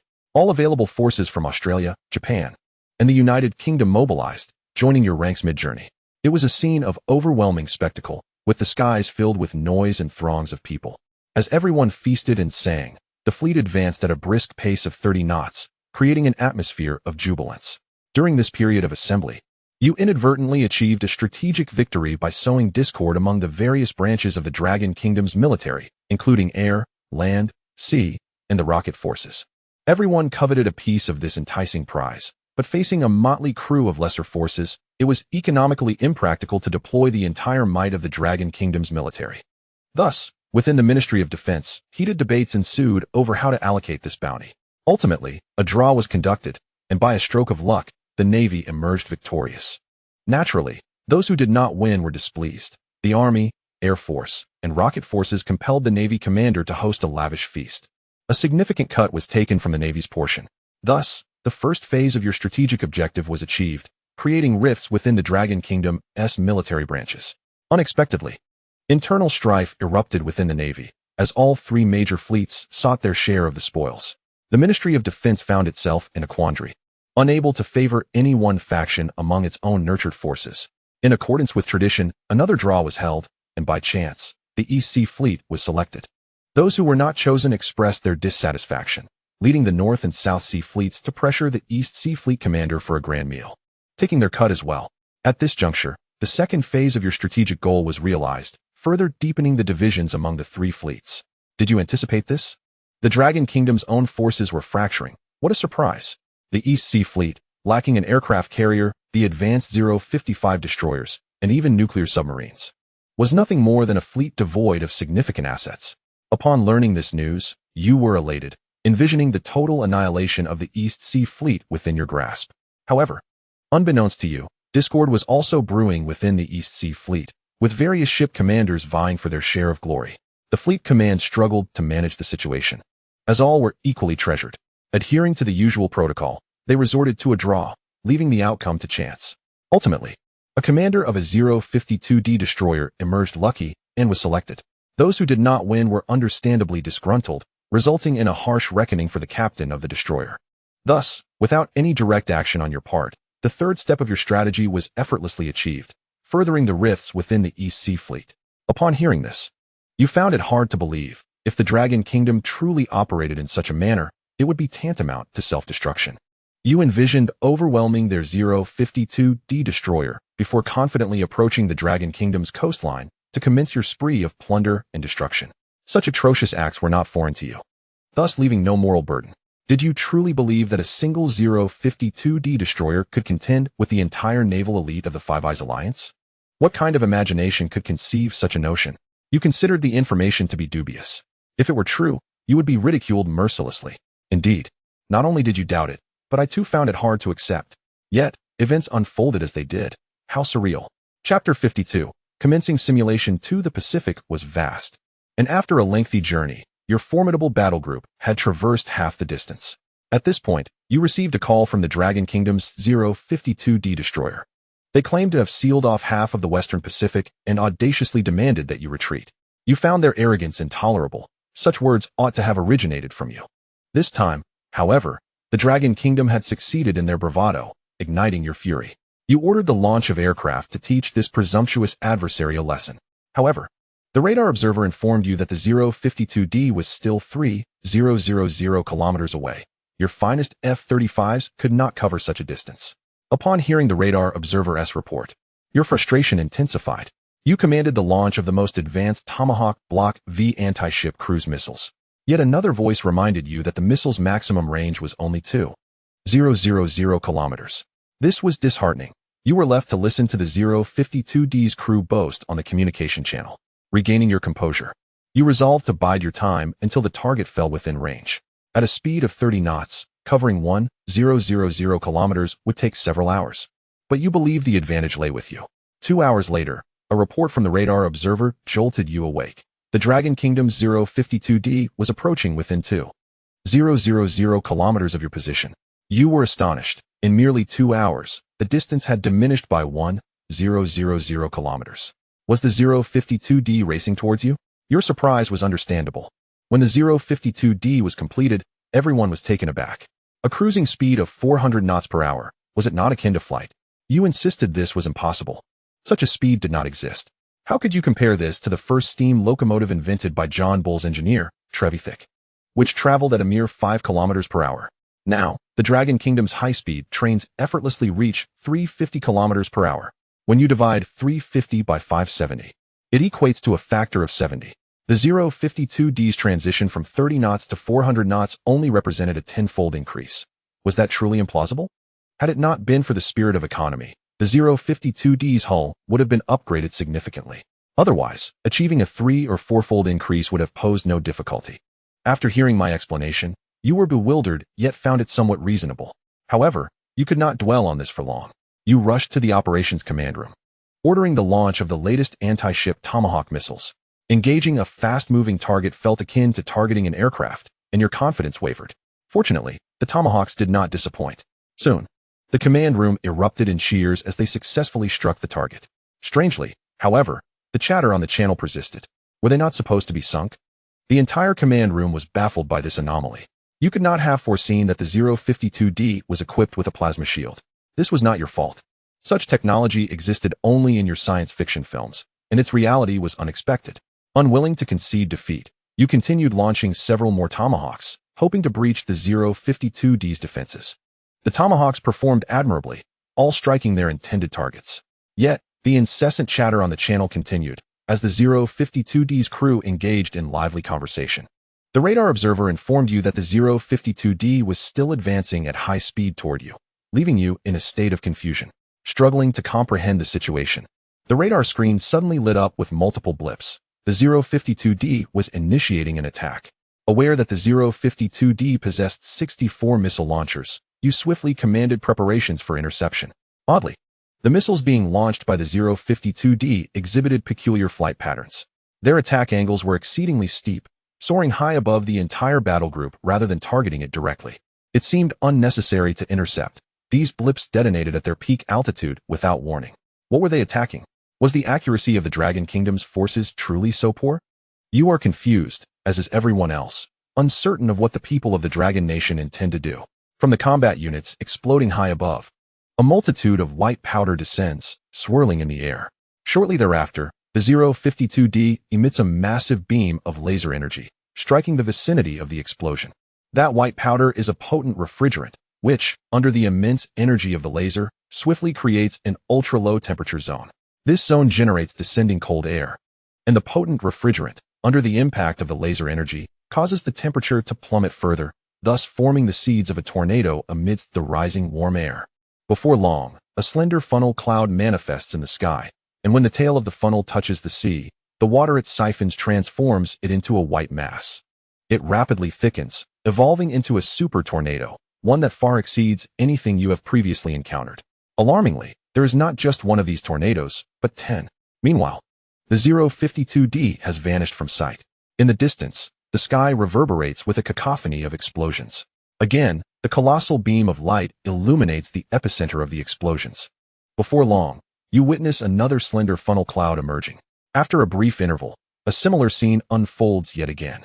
You have lost count of how many times you have witnessed such occurrences. Countless super tornadoes flit about the enormous carrier battle group before your eyes. From the moment you first beheld the funnel cloud, the incessant chatter of the Dragon Nation's broadcasts has ceased. Now, all you hear are the desperate cries for help from various vessels, rising and falling in a haunting chorus. A carrier, weighing over 100,000 tons, appears as nothing more than a fragile plaything before the might of these tornadoes, torn apart in mere moments. An hour? No, time does not feel that prolonged. Perhaps it is merely half an hour.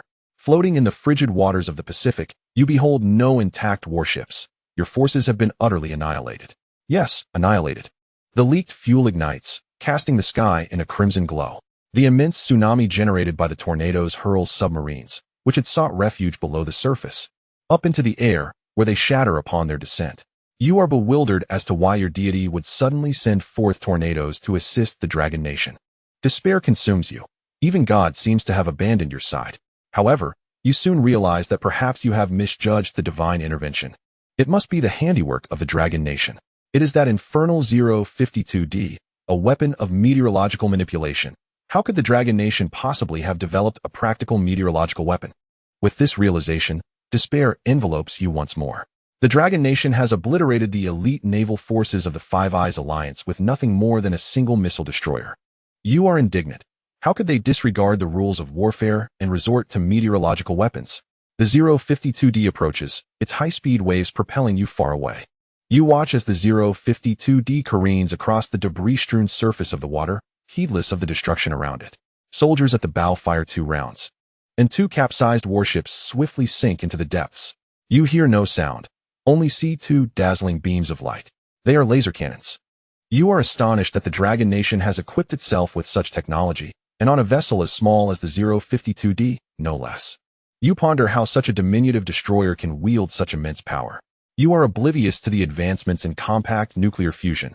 Would we ever disclose such secrets to you? Apart from the 052D, no other vessels are visible on the surface. Suddenly, a dark mass is released from the 052D, an overwhelming swarm, dense and numerous. You are unaware that these are the latest microdrones from the Dragon Nation. All you see are these tiny contraptions, scarcely larger than locusts, beginning to explode one after another. Each detonation emitting a barely perceptible glimmer of light. Following each explosion, the Alliance soldiers who once floated on the surface are forever consigned to the depths of the ocean. You perish as a small device collides with your face, obliterating your skull. Of course, you are not alone. You all depart in unison, not a soul left behind. You arrived singing songs and enjoying hot pot, only to find you shall not return. Regret washes over you. You should have enlisted in the army, at least there. One could choose to surrender. How ironic. You wish to surrender, yet the vast ocean conceals your escape. The swarm of drones departs, taking with them the Alliance soldiers who languished upon the surface. You lament how unceremonious this is, leaving none alive. In truth, you have misjudged us. The 052D is simply too small, as you understand. Even if we wished to, we could not accommodate you. Furthermore, no one witnessed your white flags of surrender. Moreover, time is of the essence. Everyone must hurry back for dinner. Hurry, and there may still be time. The base cafeteria has likely not yet closed. There truly is no time to concern ourselves with your plight. We depart, leaving not a single cloud behind, and the sea regains its former tranquility. Chapter 53. The Staff of God. Even as a specter, you remain obstinate. You assert that the 052D cannot be so formidable. I must be deceiving you. Very well. You are correct. Indeed, I have been misleading you. If the 052D were truly that powerful, the Dragon Nation would have long since ruled supreme. Thus, you are right. The 052D is not that formidable. However, the crux of the matter is that it is not merely the 052D. It is the modified 052D. Take note of the addition of the word modified. The distinction between a modification and an unmodified version is astronomical. There is no denying it. The military-industrial complex of the Dragon Nation is indeed extraordinary, whimsical, and refreshingly unadorned. So now, do you concede? The modified 052D has decimated your entire battle group, leaving no one unscathed. Hearing my words, you fall silent. The Dragon Nation's tendencies are as such. Once the word modified is invoked, anything becomes possible. You recall the Dragon Nation's J-20. There was an elderly gentleman named Zhang who fervently insisted online that the J-20 did not exist, nor did any fifth-generation aircraft. What everyone was witnessing was merely an upgraded J-10. How naive you were to believe him. After all, it was simply an upgrade. What could possibly change? Thus, you felt reassured, prepared to witness our downfall. Little did you know, that single modification transformed everything, rendering it an entirely different entity. While the Dragon Nation brazenly claimed it was the same model, you now regret not having learned about the culture of the Dragon Nation sooner. Had you possessed even a modicum of knowledge, you would not find yourself in such ignorance. This realization is a boon for you, as you have finally identified the root cause of your predicament, a lack of education. However, there is also a grim tidbit for you. Your skull has been shattered, and there is no chance for redemption. I ask you, do you concede? You stammer for a while, ultimately gritting your teeth and declaring that you still do not concede. You claim you still have an air force, which, while currently unable to traverse the Pacific to launch an offensive against us, at least allows you to protect your homeland. If we wish to breach your defenses, we must resort to nuclear weapons, and then we all perish together. Upon hearing your words, I chuckle. Truly, you are the epitome of stubbornness. You refuse to see the inevitable consequences. The army cannot compete, so you threaten nuclear war. The Navy cannot prevail. And yet you resort to nuclear threats as well. Is there truly nothing novel in your tactics? Did nuclear weapons provoke your ire? You cannot keep bringing them into the conversation. I must inform you, do not harbor thoughts of nuclear warfare. We shall not engage. It is ludicrous. After we crush you, we intend to claim your territory. Raising cattle and sheep is far more appealing, is it not? If you unleash nuclear weapons, and I respond in kind, the land becomes tainted, and how shall we tend to the livestock? Will we still feast upon lamb? Those Japanese devils are discharging nuclear waste into the ocean, ruining seafood for all. They shall be next on the list for retribution. Thus, I assure you, you will never have the opportunity to unleash nuclear weapons. The only chance lies within your dreams. In reality, there is not a shred of possibility. Have you heard of the Staff of God? I ask you. You nodded and mentioned having encountered it on a PowerPoint presentation. It was a ruse employed by an arms company to deceive the American military into parting with their funds. The arms company claimed that by equipping satellites with metal rods, they could launch these rods onto target areas once the satellite flew overhead. These rods would strike with tremendous kinetic energy, delivering a force comparable to that of a nuclear bomb. Furthermore, they boasted of no radiation, thus marrying might with environmental considerations. Truly, a quintessential instrument for annihilation and devastation. Another highlight of this weapon was its remarkably low maintenance cost, making it a paragon of affordability and efficiency. You remarked that all of this was merely the arms company's fanciful deception, fundamentally unattainable. After listening to your tirade, I chuckled. It was not entirely your fault. Your lack of worldly experience was not a crime. I informed you that we possess satellite modifications, equipped with numerous tungsten rods. Upon hearing this, you appeared astonished. Inquiring if we had indeed created the staff of God, I retorted that such nomenclature was rather pedestrian, considering that God does not reside within our celestial hierarchy. Hence, we refer to this marvel as a space-based kinetic weapon. Does it not sound impressively grand? Indeed, it is quite magnificent. When a tungsten rod descends from space at speeds exceeding a dozen Mach, the sheer kinetic energy is awe-inspiring. Under such colossal energy, the obliteration of a city is a sight to behold. I truly wonder what aircraft could endure such a strike. If cities are reduced to rubble, would airports fare any better? What missile silos could withstand such might? No matter how deep these silos may be, can they rival the depths of the bunkers beneath the White House? Even the bunkers of the American president would be uprooted, let alone those missile silos. I noticed your jaw quivering, a surprising reaction for one who is supposed to be a specter. Consequently, I attempted to reassure you. However, I acknowledge that my previous statements lacked completeness. In reality, we possess multiple satellite modifications, and we have thoughtfully considered the preferences of our clients. In addition to tungsten rods, we also provide titanium rods. Whatever flavor you desire, we shall deliver. Such is the meticulous nature of our people, unchanged over millennia. After my words, I noticed you were trembling once more. Recognizing that my previous consolation was insufficient, I continued to soothe you. We have personnel stationed in the heavens, and our space station can promptly replenish the consumed tungsten and titanium rods. You need not worry about the energy expenditure for satellite launches.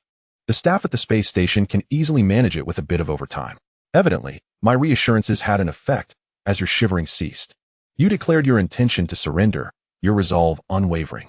I expressed my regrets, stating that we simply could not accept your capitulation. Once the tungsten and titanium rods are deployed, there would be no opportunity for surrender, not even for the president in his bunker. You contended that I had misinterpreted your sentiments, insisting that you genuinely wished to surrender. I retorted that you were already a ghost, and the notion of surrender was absurd.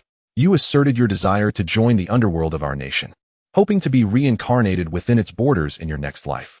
You also proclaimed that you had seen through the hypocrisy of the Western celestial system, realizing it was merely a deception designed to fool spirits, utterly unreliable. The underworld system of our nation, however, is a far more secure option. I must admit, you have truly grasped the essence of the matter. However, I must clarify that I have no influence over such matters, as I am not acquainted with the officials of the underworld. Nonetheless, I advised you to reach out to your family in a dream, urging them to purchase some paper money from our country. The more they buy, the better, and they should burn it before the seventh day, as quantity is paramount. Perhaps the overseers of the underworld might be lenient and grant you a passage. After all, lacking citizenship in our nation could be construed as a legal entry, and money is the only means to pave the way. You expressed immense gratitude, inquiring if there were any other instructions. Seeing your earnest demeanor, I pondered and realized there was indeed something crucial to note. I cautioned you to ensure that the paper money was issued by the Bank of Heaven and Earth, bearing the visage of the Jade Emperor. Do not fall prey to counterfeit bills, for if you do, the officials of the underworld will not recognize them. Currently, there are numerous and scrupulous merchants in the West openly selling fake paper money, poorly crafted and issued by the Heaven Bank instead of the Bank of Heaven and Earth. The difference in nomenclature belies a vast disparity in effectiveness. Therefore, caution is advised, lest your offerings go to waste. You departed with heartfelt thanks, followed by a throng of soldiers from the Alliance. They, having overheard our conversation, hurried off to convey their dreams.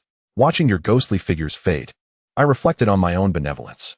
Suddenly, I noticed the modified 052D was nearing the dock, and glancing at the time, I realized I could still catch dinner at the cafeteria.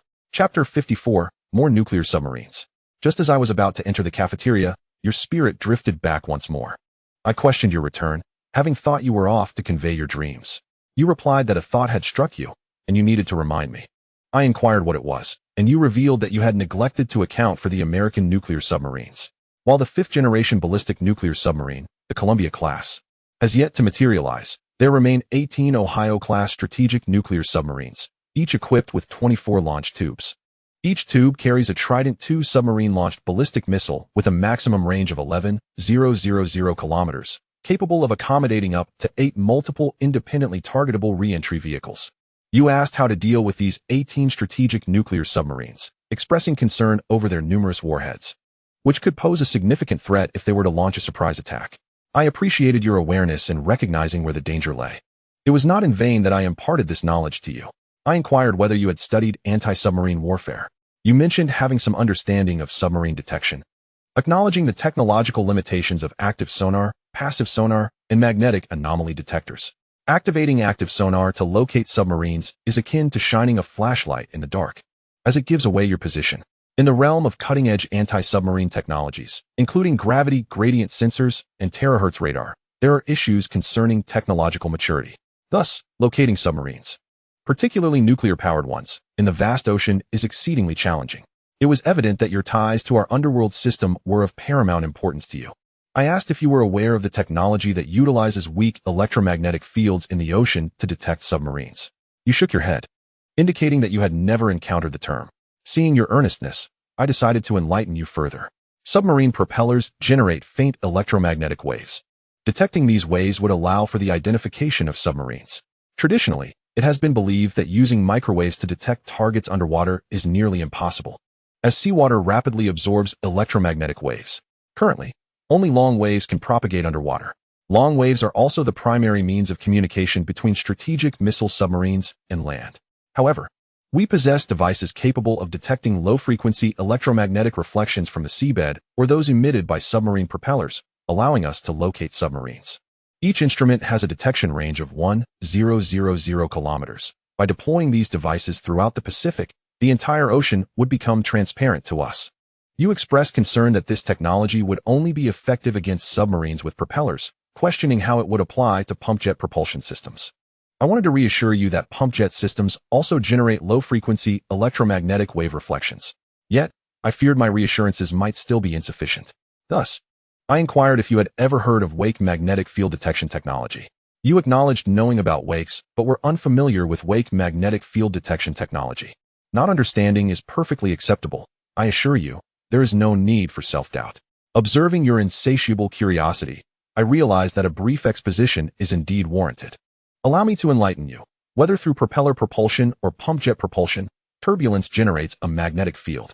As a submarine navigates beneath the waves, its stern creates a V-shaped surface disturbance. This phenomenon is known as the Kelvin wake.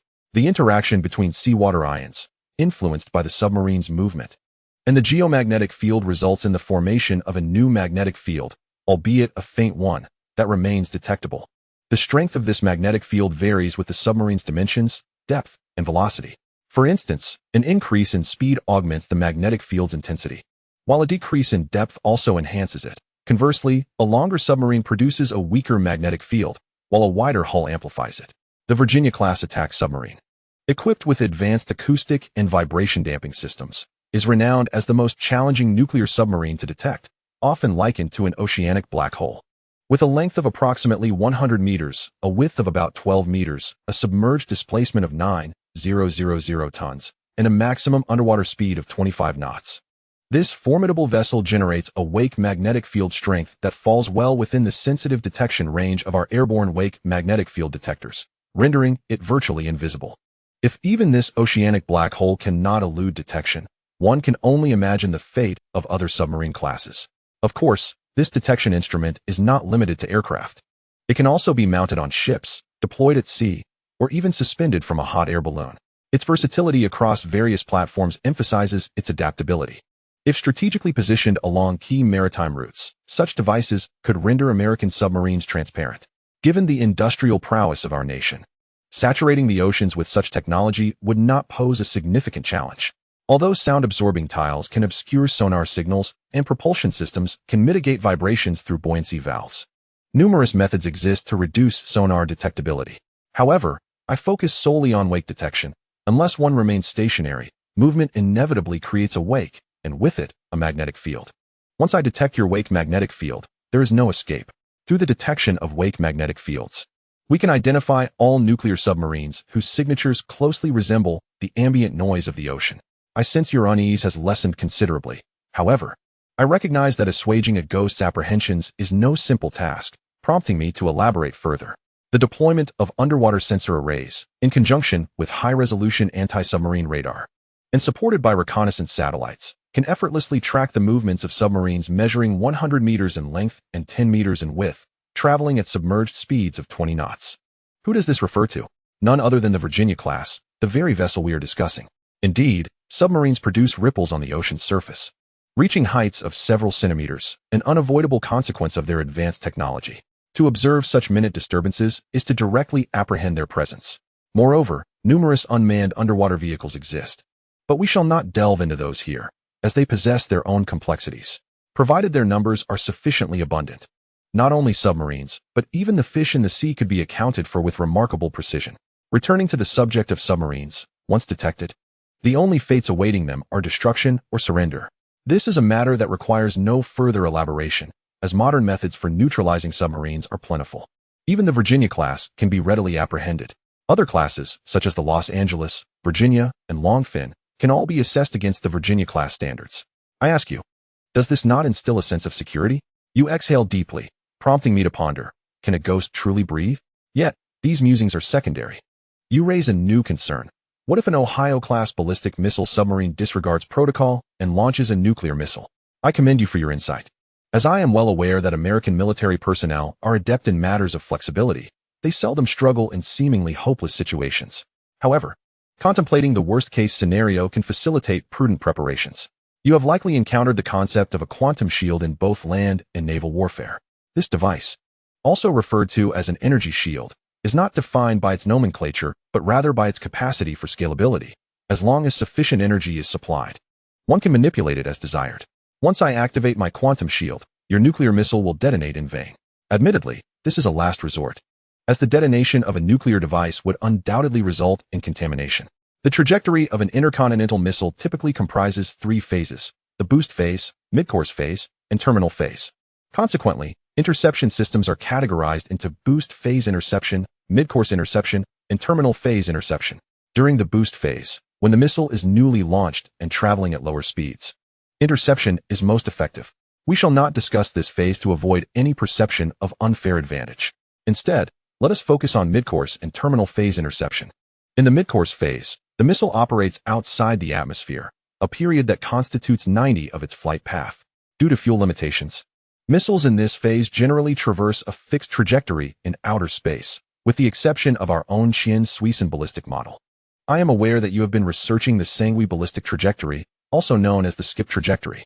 When a missile follows this trajectory, it repeatedly bounces near the atmosphere, exposing it to surveillance by defense radars for extended periods. Furthermore, the parameters of the missile alter after multiple bounces, making it exceedingly difficult to ensure a precise strike on the target, often leading to uncertainty about its final landing point. Thus, the reasons for your persistent failures become evident. In the late 1940s, Qian-Suisun identified several drawbacks of the skip trajectory. Your obstinacy in pursuing it for decades, to no substantial result, is telling. I ask you, against your traditional parabolic trajectories, isn't midcourse interception a trivial endeavor? Well, even if there are occasional oversights in midcourse interception, have you heard of the metal storm? It boasts a staggering rate of 450,000 rounds per minute. Just envision that figure, 450,000 rounds in a single minute, an impenetrable wall of fire. I perceive you are now wholly at ease, prompting me to suggest you hasten to convey your thoughts. The 7-day period is neither long nor short. It passes in the blink of an eye. Matters must be addressed with urgency. You express your gratitude, drifting away in high spirits. Chapter 55. Industrial Design Software. After a thorough analysis, Liu Yang felt that the overarching concepts were largely in order, though some details required refinement. However, this was inconsequential. Details are perpetually subject to adjustment. The crucial aspect was that the general direction had been established. Liu Yang was acutely aware that this represented only his vision and did not necessarily indicate that the nation would follow suit. Communication was essential. Above all, the higher-ups needed to see tangible results. Mere words would not suffice. Liu Yang glanced at the time on his phone, 3 o'clock in the morning. There remained 4 hours until the scheduled departure. Previously, Qian had mentioned a 7 a.m. departure to Yanjing, accompanied by Commander Gua. This meeting with the higher-ups was significant, centering on discussions pertaining to controllable nuclear fusion. With time on his hands, Liu Yang resolved to refine the intelligent swarm of ultra-small, unmanned aerial vehicles. The sooner it was completed, the sooner it would provide reassurance to Commander Gua, who was well into his 60s. He had at his disposal a new laptop, recently delivered alongside his phone by the Eastern Theater Command. His personal device had already accompanied the controllable nuclear fusion apparatus to Yanjing. This new laptop was a gift to himself, equipped with an operating system and standard applications.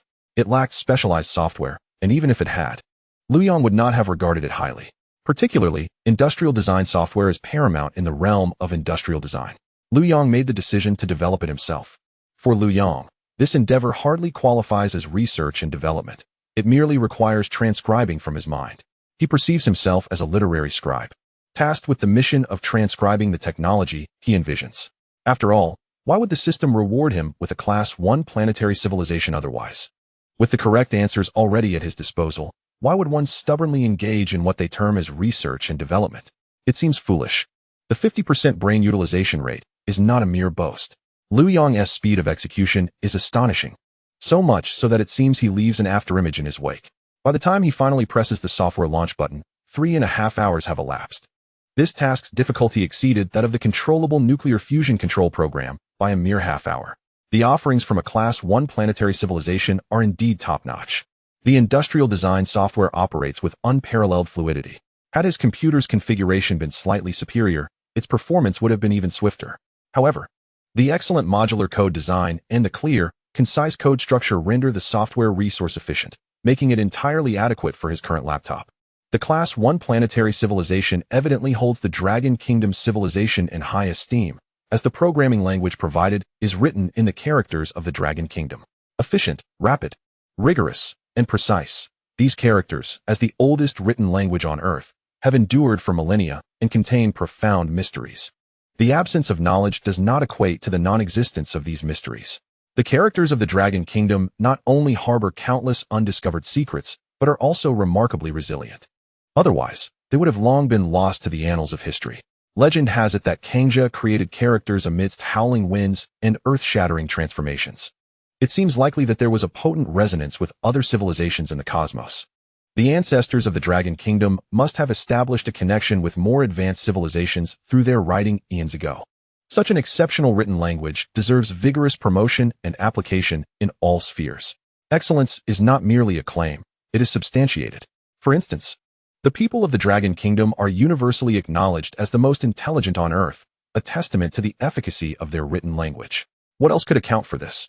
Everyone has a similar brain utilization rate and learns similar things. Why should one be more agile in thought than another? The answer lies in the characters of the Dragon Kingdom. Look at the common folk across the vast expanse of the Dragon Kingdom. And one can see that even the elderly, from 70 to 80 years old, and toddlers as young as 3 or 4, are adept at using smartphones, certainly high-tech products. This scenario may seem commonplace to us, but a comparison abroad would leave a lasting impression. Of course, this presupposes literacy. Without it, the characters of the Dragon Kingdom cannot nurture or develop one's potential. Comparing the common people of the Dragon Kingdom with those from the past, it is evident that many could barely recognize a few characters, appearing somewhat dazed and confused. It is no wonder they were often left searching for their teeth after conflicts. Thus, the feudal dynasties of millennia relied on literacy to enforce class distinctions. Those who could read were considered more agile and astute than those who could not. This specifically pertains to the characters of the Dragon Kingdom, as other written languages on Earth do not yield the same results. They merely serve as vessels for thought, quickly succumbing to the ravages of time and mutation, rendering them unreliable. This is why nations strive for literacy and mandate compulsory education. It is fundamentally about enhancing cognitive capacity. Therefore, if one wishes to become more intelligent, the swiftest route is to learn the characters of the Dragon Kingdom. Although Liu Yang had previously utilized the programming language rooted in the characters of the Dragon Kingdom while designing the controllable nuclear fusion control program, he was still profoundly struck by the elegance of their expression upon using it again. The simplicity, efficiency, rigor, and precision of the language meet all the requisite conditions for program design, as if the existence of these characters were tailored expressly for programming. Everything flows so naturally, devoid of discord. As a student at the Software Academy, Liu Yang is acutely aware that the prevailing programming languages are largely founded on the English language system. The programming community widely acknowledges that the characters of the Dragon Kingdom possess significant limitations and inaccuracies as a programming medium, asserting that English reigns supreme. Liu Yang adamantly disagrees with this notion that the characters of the Dragon Kingdom are unfit for programming. Just because you cannot utilize them does not imply that others cannot. Is it not excessively absolute to dismiss them outright? Furthermore, what truly defines quality? That which is perpetually used and widely embraced is what constitutes excellence. Regardless of wealth, social standing, or physical appearance, if something is commonly utilized, it is deemed good. For instance, rice has been consumed for thousands of years. Why does it remain a staple? Simply because it is good. Presently, the only man-made construct on Earth that meets this standard is the written language of the Dragon Kingdom. Some may argue that English meets this criterion as well. But does it truly? This language is derived from the Latin language family. Can it be compared to the characters of the Dragon Kingdom? Is it not the case that the characters have undergone little change over thousands of years? Can we not easily comprehend the writings of ancient individuals from millennia past? Can English achieve that?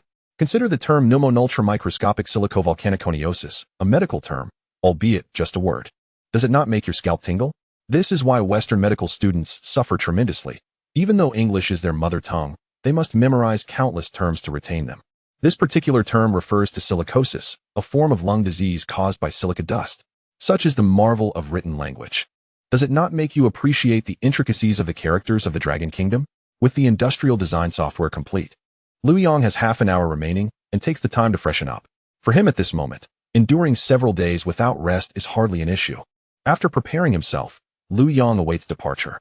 Chapter 56. Departure and Personal Security. With 2 minutes to 7, Liu Yang hears a knock at the door. Upon opening it, he finds Elder Qian, Commander Gua, and a young man with a buzz cut standing outside. Liu Yang, we are departing now. For safety considerations, we will travel in separate vehicles, Commander Gua explains upon seeing Liu Yang. Elder Qian and I will be leaving now. This is Lieutenant Li Haidao, the commander of a small team from the Eastern Theater's Eagle Special Forces. He is responsible for your personal security. As Commander Gua finishes speaking, Li Haidao offers Liu Yang a crisp military salute. Greetings, Liu Yang. I look forward to a fruitful collaboration. His voice is resolute and unwavering, indicative of a seasoned warrior. Liu Yang quickly bows in return and shakes the hand that Li Haidao has extended. I appreciate it immensely, thank you. You may not know this, but it was Haidao who first discovered you in Building 3, and his team was responsible for escorting you out, Commander Gua adds. Oh, is that so? What a coincidence. Liu Yang hadn't anticipated such a connection with Li Haidao and smiles as he speaks. That was simply our duty, no need for thanks. Li Haidao replies with a smile. Very well, we shall be on our way then. See you shortly. Commander Gua and Elder Qian turn to leave. Liu Yang, have you packed your belongings? Li Haidao inquires, observing Commander Gua and Elder Qian depart. Please hold on a moment. I don't have much, just a laptop bag. I'll fetch it now. Liu Yang turns back to his room, slinging the already packed laptop bag over his shoulder. After a final glance around the room to ensure he hasn't forgotten anything, he steps outside. All right, we can go now. Follow me. Li Haidao leads Liu Yang towards another exit of the hospital. We will be using a different exit, Li Haidao explains proactively. Liu Yang nods, and the two arrive at another elevator. The elevator swiftly delivered them to the exit of the inpatient department. A sleek black sedan awaited at the entrance, while several plainclothes guards with crew cuts stood vigil nearby. It was this very car. Li Haidao hastened his pace, pulling open the back door in advance. Liu Yang swiftly entered. The driver's seat and the front passenger seat were already occupied by two young men with crew cuts. Li Haidao circled the vehicle and entered from the opposite side. Daniel, let's set off, Li Haidao commanded the driver as soon as he settled in. Attention all teams. Old A is now departing. I repeat, Old A is now departing. Please proceed according to the predetermined plan, Li Haidao announced through the communicator. He clutched at his collar. Hearing his voice, Liu Yang noticed that Li Haidao was also wearing an earpiece, indicating that their protection extended beyond just the occupants of the car. The vehicle gradually started moving, and upon exiting the inpatient department, a similar black sedan appeared abruptly ahead. This new vehicle elicited no reaction from Li Haidao and his companions. Liu Yang understood it was another escort vehicle. Turning to look out the rear window, Liu Yang spotted yet another similar sedan trailing behind. Is this the first time you've seen this? Li Haidao inquired, noticing Liu Yang's glances back and forth. Yes, Liu Yang nodded. So, we have 3 cars in total? Not quite. Li Haidao shook his head. We have 3 teams, each with 3 vehicles, exiting from different exits of the military hospital. We are one of those teams. He elaborated. Oh, Liu Yang understood this was a strategy to confuse potential threats regarding which group they were in. What about Old Qian and Commander Gua? Liu Yang asked. They have other means of protection, and their security levels are quite high, Li Haidao explained. What about the scientists from Lonk Institute who arrived yesterday? Liu Yang recalled the group dedicated to life sciences. They departed half an hour earlier. We will rendezvous with them shortly, Li Haidao said, glancing at his wristwatch. According to the plan, we will reach the designated meeting point in 14 minutes. 14 minutes? Is it really possible to reach the airport that quickly? Liu Yang remembered that the distance from the military hospital in the Magic City to the airport didn't seem that short. We are not flying. We are taking the high-speed train. A special train has been arranged, heading straight to Yanjing. Upon hearing Li Heidao's words, Liu Yang nodded. Whether by plane or high-speed train, or even driving directly to Yanjing, he had no objections. However, he was quite curious about the security measures, having never encountered anything like it before. Could you tell me more about the security? Liu Yang asked Li Heidao. This is a bulletproof armored vehicle, Li Heidao said, patting the car door frame. Then the all-carbon fiber body of the vehicle, which was also reinforced with carbon manganese alloy steel plates, boasting B6 level bulletproof protection. This is 39 millimeters bulletproof glass. Li Heidao flicked the glass with his finger. Don't underestimate it. It can withstand continuous fire from a 7.62 millimeters bullet from an A-47. The vehicle frame, made of low-carbon steel, not only adapts to bumpy roads, but also bends upon explosive impact without cracking. The undercarriage is welded with bulletproof steel plates, and the interior is equipped with fire prevention designs that can extinguish flames at the press of this button. Li Heidao pointed out a red button on his side of the armrest to Liu Yang. Liu Yang turned to see a similar button on his own armrest. B6 level bulletproof is not the highest. There's also B7, but B6 is sufficient domestically, Li Heidao remarked. There are drones patrolling above, 3 in total, 1 in the front, 1 at the rear, and 1 hovering directly above. The escort vehicles you can see are just the beginning, 3 kilometers ahead. There are vehicles scouting to ensure the road is safe. Additional vehicles are trailing behind to guarantee no one is following us. This gives you a general idea of our equipment, Li Heidao summarized. As for personnel, your close protection detail consists of my team members, each an expert in their field. Li Heidao pointed to the driver with the crew cut. This is Daniel, our heavy weapons specialist. Hello. Daniel greeted Liu Yang through the rearview mirror. Thank you for your help. Liu Yang expressed his gratitude promptly. That's Monkey, our sniper. Li Heidao gestured to the person in the front passenger seat. Hello. Liu Yang quickly returned the greeting. Monkey shifted slightly, adjusting the sniper rifle he was cradling, and turned to smile at Liu Yang. Li Heidao continued. The comrades in the front and rear vehicles are also members of my squad. We have a total of 12 members in our team, which belongs to the Eagle Special Operations Brigade under the Eastern Theater Command. There are other comrades on the periphery as well. Do you see that person? Li Heidao pointed outside. Liu Yang followed his gesture and spotted a man on a motorcycle in the slow lane, maintaining a speed similar to theirs. Considering they were also moving slowly through the city, the motorcyclist appeared ordinary, indistinguishable from the average citizen. That's Old He from the second team, a veteran special operations soldier. They are responsible for the outer perimeter, Li Heidao explained. The entire second team is deployed, with others positioned where we cannot see them. That one over there is also from the second team, Li Heidao indicated through the windshield. Are you referring to the taxi parked by the roadside? Following Li Heidao's finger, Liu Yang spotted a taxi halted at the curb. Yes. Do you know why it stopped there? Li Heidao inquired. Liu Yang took the chance of passing the taxi to observe it more closely, but could not discern any unusual details. Shaking his head, he admitted, I can't tell why it stopped by the roadside. That's because there's an exit over there. Did you notice? It's stationed there to prevent any sudden incidents. This security force is among the best in the country, Li Heidao said with a smile. As their conversation continued, the vehicle swiftly arrived at the high-speed train station. The convoy drove directly onto the platform. Without pausing, Li Heidao escorted Liu Yang onto the first-class carriage of the high-speed train. This temporary train had only a few carriages. Liu Yang glanced around and estimated there were only 4 or 5 cars besides the front and rear engines. Inside the first-class carriage, apart from Liu Yang, only Li Heidao's team occupied the space. Where are Old Qian and Commander Gua? Haven't they arrived yet? Liu Yang was surprised not to see them. Old Qian and Commander Gua took the Air Force's special plane. They are traveling separately to avoid any unforeseen incidents, Li Heidao replied with a smile. What about the other scientists from Lonk Institute? They are also on this train. This is a special service, just us and the scientists from Lonk Institute. Traveling non-stop to Yanjing, Li Heidao informed Liu Yang, who was surprised to learn they had arranged a dedicated train. Once seated, Li Heidao introduced the other members of the team to Liu Yang, each a top-notch expert in their field. Shortly thereafter, the high-speed train set off. Liu Yang took out his laptop, seizing the opportunity to continue his work. The industrial design software was in place, but that was merely the initial step. The next phase involved machine tools, particularly industrial mother machines. In simple terms, an industrial mother machine is a machine tool used to manufacture other machine tools. Only high-end industrial mother machines can produce advanced machine tools, which in turn can manufacture components with more stringent parameters to meet design specifications. Otherwise, even the most brilliant designs would be futile if they could not be produced. Enhancing the precision of industrial mother machines is not as straightforward as upgrading software with a few keystrokes. Upgrading the precision of a mother machine requires a solid foundation. So, how does one manufacture a machine tool that is more precise than the existing ones? For instance, when the precision of machine tools globally was merely 0.1 millimeters, how did humanity manage to produce machine tools with a precision of 0.01 millimeters? Presently, there exist two predominant approaches to this dilemma.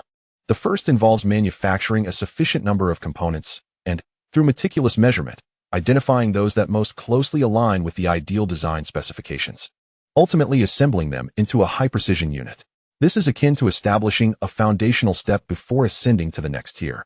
The alternative method entails skilled artisans manually crafting components of even greater precision, a process often referred to as handwork. It is no exaggeration to assert that the caliber of industrial mother machines delineates a nation's manufacturing capabilities. A breakthrough in industrial mother machines signifies a substantial enhancement in a nation's overall manufacturing prowess. Consequently, nations possessing advanced industrial mother machines impose stringent controls over their utilization. Just how rigorous are these controls? They likely exceed the imagination of the average person. In the late 1980s and early 1990s, McDonnell Douglas, a company from the United States, resolved to establish a factory in China to produce 40 units of the MD-82 and MD-90 aircraft. The production of aircraft components necessitates high-end machine tools, and fortuitously, McDonnell Douglas had a dormant aircraft factory in Ohio. The company promptly sought approval from the U.S. Department of Commerce to export 19 units of second-hand high-end machine tools to China, including 10 5-axis machining centers from Cincinnati and 2 coordinate measuring machines. Given that the Ohio facility previously manufactured military aircraft and that the 19 units slated for export had once produced components for the B-1 bomber, C-17 Globemaster, and cruise missiles, the Department of Commerce remained highly vigilant. The prospect of exporting to China intensified their apprehension, even if each machine tool was valued at a staggering $5 million. The U.S. Department of Commerce preferred to allow these machines to gather dust in the inactive factory rather than sell them to us. After considerable negotiations, the department finally relented but imposed a plethora of additional conditions. Firstly, there must be personnel designated by the U.S. Department of Commerce stationed at the factory in China year-round, with production reports submitted biannually. Secondly, all machines must be equipped with measuring devices to monitor usage duration and the specific components they are permitted to process, strictly regulated by these devices. Even for approved components, the actual production quantity must match the figures reported to the U.S. Department of Commerce. No excess production is permissible. Furthermore, the measuring devices possess data transmission capabilities that regularly report production data to the U.S. Department of Commerce and the Department of Defense. Lastly, every machine requires a startup key, which only authorized personnel from the U.S. Department of Commerce can access. In essence, despite the substantial investment in these machines, their operational control does not reside with us. Even under such stringent regulations, the U.S. Department of Commerce and the Department of Defense remained uneasy and decided to reduce McDonnell Douglas's production capacity in China from the initially planned 40 aircraft to 20. The review involved not only the U.S. Department of Commerce, but also entities such as the Defense Intelligence Agency, the Central Intelligence Agency, the Defense Technology Security Administration, and the National Air and Space Intelligence Center, underscoring the intense scrutiny surrounding high-end machine tools. China still faces considerable gaps in its industrial machine tool capabilities compared to the world's high-end machine tools. Many of these advanced machines are subject to strict regulations, and merely possessing the financial means does not guarantee acquisition. Numerous similar instances abound, highlighting the urgent need for the advancement of high-end industrial mother machines. The design and manufacturing processes of these machines are intricately interconnected. For example, in the processing of metallic components, residual stress can lead to deformation and cracking, making its elimination paramount. During machining, if a counteracting force can be applied to offset the positive pressure exerted on the material, the resultant pressure on the material diminishes, thus altering the effects of residual stress-induced deformation and cracking. However, residual stress is merely one of many factors to consider during processing. Liu Yang recognizes that even if the most advanced industrial mother machine designs were presented, the current technological level would render their fabrication impossible. The substantial technological gap cannot be bridged through traditional methods aimed at enhancing component precision. For instance, if a machine tool's precision stands at 0.01 millimeters, achieving a precision of 0.00001 millimeters would be unattainable without first developing a machine tool with a precision of 0.0001 millimeters. Only with such a machine tool can one begin to identify the components required for the next level of precision. At present, the only achievable technology surpasses the current best industrial machine tools by one tier. While this level of industrial machine tool may not be considered remarkable on the technological tree of a first-tier planetary civilization, it does represent a significant advancement over the most sophisticated industrial machine tools available today. The objective is to manufacture this level of machine tool, subsequently using it as a foundation to pursue the next incremental improvement. This approach facilitates rapid advancement. Fortunately, industrial design software has been developed, providing robust support for the design of industrial machine tools. On the high-speed train, Liu Yang raced against time to commence the design of the industrial mother machine. Chapter 58. First encounter. Liu Yang found himself once again marveling at the comprehensive nature of a first-tier planetary civilization. As a proficient writer, Liu Yang's speed at the keyboard proved invaluable. Li Haidao watched in awe as Liu Yang deftly maneuvered the computer. The other team members regarded the handsome university student with newfound respect. The high-speed train sped smoothly along its route, bypassing the yanking station and heading directly to the train maintenance base. A fleet was already prepared for their arrival. Under the protection of the Special Operations Team, Liu Yang and his companions departed the maintenance base in a convoy of 3 vehicles, while the other scientists were assigned to different vehicles for efficient dispersal. Some returned home, while others headed back to their research institutes. Liu Yang was taken directly to the cafeteria of the Dragon Academy of Sciences, having departed from Magic City early that morning. It was nearly mealtime. In a specially arranged private room, Liu Yang encountered Qian Lao, Commander Gua, and 2 others who had arrived ahead of him. One was an elderly man wearing black-framed glasses, and the other was a serious-looking middle-aged man. Xiao Lu, this is Minister Yu Ziwan from the Ministry of Science and Technology, Qian Lao introduced, pointing to the bespectacled elder. As Qian Lao finished his introduction, Yu Ziwan smiled and extended his hand, saying, Xiao Lu, I've been eagerly awaiting your arrival. Liu Yang swiftly took the elder's hand, expressing his apologies. Minister Yu, I sincerely apologize for my tardiness. Liu Yang was well aware of Minister Yu Ziwan's contributions, having fostered an excellent research environment within China's scientific community. Under his leadership, numerous research achievements were successfully transformed, significantly enhancing the nation's overall technological prowess. He has made substantial contributions to safeguarding China's scientific endeavors. After exchanging pleasantries with Minister Yu, Qian Lao pointed to the middle-aged man, Xiao Lu. This is Minister Lei Zhenggu from the Ministry of Commerce. I bet you didn't expect our ministry to be here as well, right? The higher-ups have instructed us to fully support all your needs. The matter of controlled nuclear fusion is monumental, and we are to ensure that all your requirements, whether for materials or equipment, are met without delay. Lei Zhenggu, true to his name, speaks with a commanding presence, exuding vigor and decisiveness. Liu Yang shakes Lei Zhenggu's hand repeatedly, expressing his gratitude. Everyone, let us not stand idly. Let us eat and converse, as we are all famished, Commander Gua interjects. Indeed, Commander Gua is right. Let us dine while we discuss, echoes the sentiment. Elder Qian takes the lead, sitting down first. Observing Elder Qian take his seat, everyone else follows suit. Liu Yang, regarding the controllable nuclear fusion device, enlighten me. First, is the system stable enough for commercial application? Second, can it be mass-produced? The significance of controllable nuclear fusion is well understood by all present. Our Ministry of Science and Technology has established a dedicated project, of which I am personally the head, tasked with coordinating all resources. The goal is to ensure the unimpeded advancement of your controllable nuclear fusion project. Whatever is needed, be it funding or personnel, is at your disposal. Even I, an old man, am at your service, ready to assist you, Elder Yuxi Yuan concludes, eliciting laughter from the assembly. As Liu Yang prepares to respond to Yuxi Yuan, Lei Zhenggu interjects. The Eagle Nation has already begun to take action against us. This time, they have raised trade tariffs to 125. The conflict between our nation and the Eagle Nation has, in effect, already commenced. The understanding of Wang is not a foolish one. Quite the contrary, he is astute, having been a businessman. While tariffs may seem to be an economic matter, a figure like 125 has transcended economic significance.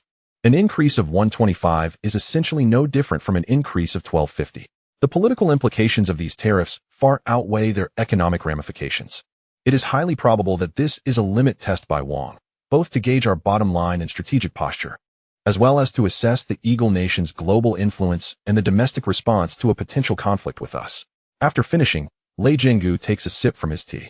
Noticing his silence, Commander Gua speaks up. Old Lei's analysis aligns with our military perspective. If this test proves successful, the possibility of open conflict cannot be dismissed. They have employed similar tactics against us multiple times, rallying numerous allies to strike hard. Thus, controllable nuclear fusion represents a pivotal opportunity. Perhaps with it, we can completely alter the current situation, seizing this chance to decisively undermine the Eagle Nation. The Minister of Commerce, Lei Jinggu, slams his palm on the table, visibly excited. Liu Yang is acutely aware of the intricate and ever-changing global landscape, a simultaneous crisis and opportunity, heralding an unprecedented shift in the century. Elder Yu, esteemed leaders present. Liu Yang stands, glancing at Yuxi Yuan before surveying the room. I understand that you may find it difficult to believe at this moment, but I assure you that the technology for controllable nuclear fusion is fully mature and ready for commercial deployment. Provided the conditions are right, large-scale production poses no issues. Here at the Dragon Institute, we have the finest facilities and the most elite scientific team, and I will conduct rigorous scientific validation to substantiate my assertions. Liu Yang's tone is resolute. Little Liu, are you certain? Minister of Science and Technology, Yuxi Yuan seeks clarification. After all, the current controllable nuclear fusion technologies can only sustain stable combustion for just over 1,000 seconds, rendering commercial viability a distant prospect. Liu Yang's controllable nuclear fusion has emerged, having already operated stably for several hours. Although Yuxi Yuan is aware of this, it still feels surreal. Hearing Yuxi Yuan's words, Liu Yang nods affirmatively. Haha, splendid. Lei Jinggu's hearty laughter fills the room. I may not grasp the intricacies of your scientific endeavors, but I know that little Liu's controllable nuclear fusion device has been operating stably for over 10 hours. That is more than sufficient for our Ministry of Commerce. What does it mean to be well-positioned? Commander Gua, could you clarify what you mean by that? Commander Gua expresses his confusion. Lei Jinggu gestures for Commander Gua to remain calm, then turns to Liu Yang, asking, Little Liu, do you require funding for your research? The sudden shift of topic to research funding leaves everyone puzzled. Liu Yang is uncertain of Lei Jinggu's intentions, but research invariably requires financial resources, especially given the magnitude of Liu Yang's forthcoming endeavors, which are indeed substantial. Liu Yang nods at Lei Jinggu. Very well. Your research funding will be covered by our Ministry of Commerce, Lei Jinggu assures, patting his chest with a smile. Little Lei, you must understand that research can be costly. Are you sure you can manage this? Elder Qian expresses incredulity at Lei Jinggu's assertion. In the past, I hesitated to say this, but now, bolstered by Little Liu's confidence, I can assure you that our Ministry of Commerce can indeed secure these funds. Not only can we acquire the necessary financing, but we can also stir up significant turmoil for the Eagle Nation. Lei Jinggu beams with enthusiasm.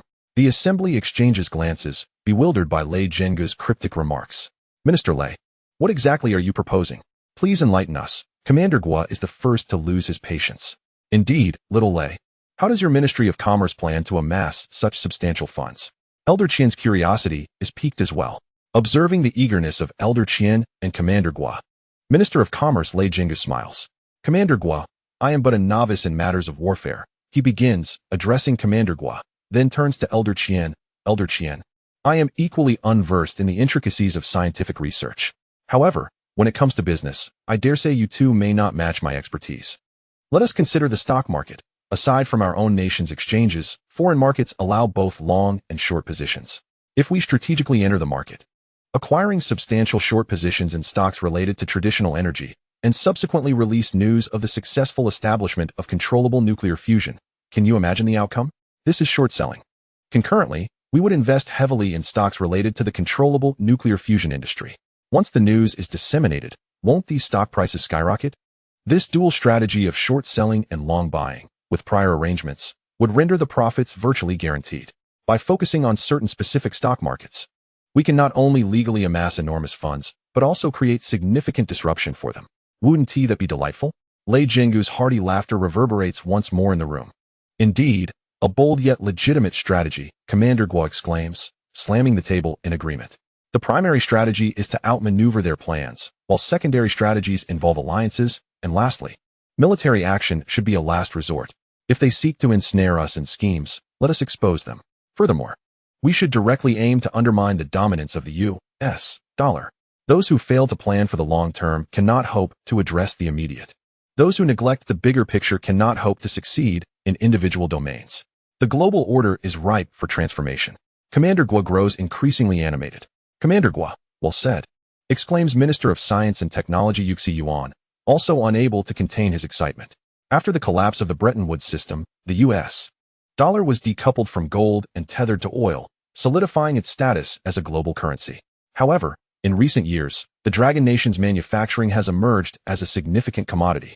With pricing anchored in our currency rather than the U.S. dollar, we have struck at the very heart of the Eagle Nation, a transgression they cannot tolerate.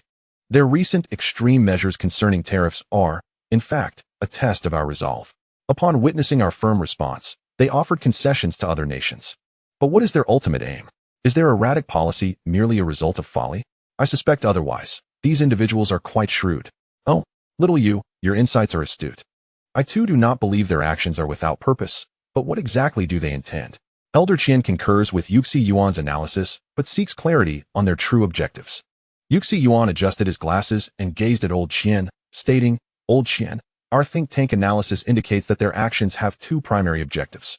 First, to unite the majority in suppressing us. These individuals are all too familiar with the strategy of fattening up the second place before taking them down for a feast. This tactic has been employed 4 times since the end of World War II, each time with them feasting heartily. The first instance involved John Bull, post-World War II. They colluded with the Soviet Union, fervently advocating for the independence of John Bull's overseas colonies. They themselves heavily invested in Europe through the Marshall Plan, becoming Europe's largest creditor. The establishment of NATO completely severed any chance of John Bull's resurgence, relegating him to their subordinate. The second instance pertains to the Soviet Union, which, following a series of maneuvers, disintegrated in 1991, further enriching these individuals. The third instance involved Japan, where the Plaza Accord effectively drained the country's vitality, leaving it gasping for breath decades later.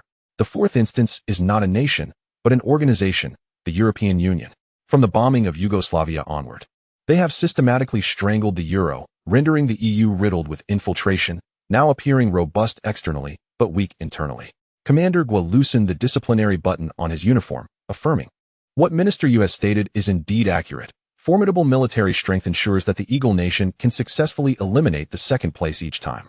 Our military has long been prepared. Dongfeng Express is not to be trifled with. No matter how many aircraft carrier strike groups they deploy, should they dare to engage, we shall envelop them entirely. With that, Commander Gua slammed his palm on the table, radiating a fierce aura. Observing his intense demeanor, Liu Yang felt compelled to share his perspective. Commander Gua, I have some immature thoughts regarding the Eagle Nation's aircraft carrier battle groups. Liu Yang proceeded to elaborate on his military simulations concerning naval warfare. Weather weapons? Little Liu, can you truly develop such a thing? Old Qian was the first to lose his composure upon hearing Liu Yang's words. He comprehended the significance of weather weapons. Currently, major nations are covertly researching them, with practical application still a distant prospect. The enormity of Liu Yang's revelation was overwhelming for Old Qian, causing his heart to race. Although my design has yet to undergo experimental validation, I have rigorously examined all technical details. Theoretically, it should pose no issues. Liu Yang tempered his assertions. Knowing others were unaware of the existence of a Level 1 Planetary Civilization's technological tree. Thus, he humbly addressed Old Qian's concerns.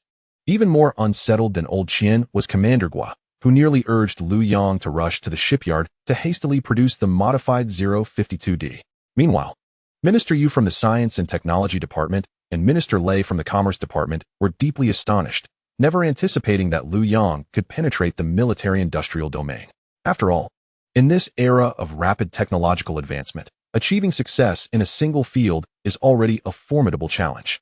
The polymaths of history are virtually non-existent in contemporary society, as the vast expanse of knowledge makes such mastery implausible. Their astonishment was entirely warranted. Liu Yang, once again adjusting his glasses, fixed an intense gaze on Liu Yang, inquiring, Little Liu, is what you claim true? Do you genuinely have confidence in developing practical weather weapons? Indeed, Liu Yang responded with a smile. I would estimate my confidence at around 80 to 90%. Liu Yang abruptly stood, his eyes firmly locked on Liu Yang, exclaiming, Little Liu, if you can truly accomplish this, I shall serve you loyally from this day forth, at your beck and call. Yuxi Yuan's excitement was palpable. As the head of the Science and Technology Department, his greatest frustration was funding. Research demands vast sums of money. While the military would cover costs for operations against aircraft carrier strike groups, it bore no relation to his department. However, upon hearing Liu Yang's naval combat proposal, Yuxi Yuan's long-standing frugality resurfaced, rendering him even more impatient than Commander Gua. Indeed, what drives modern warfare? It is fundamentally a battle of finances. Everyone present understood this principle. Hence no one found Yuxi Yuan's reaction inappropriate. The Eagle Nation has harbored disdain for the Dragon Country for quite some time. Why have they not taken action? The individual currently residing in the White House has long sought to suppress the Dragon Country since his first term. Even children as young as 7 or 8 in the Eagle Nation recognize that the optimal approach to dealing with their major creditor, the Dragon Country, is to eliminate it. Once the creditor is dealt with, the debt naturally ceases to exist. Why refrain from action?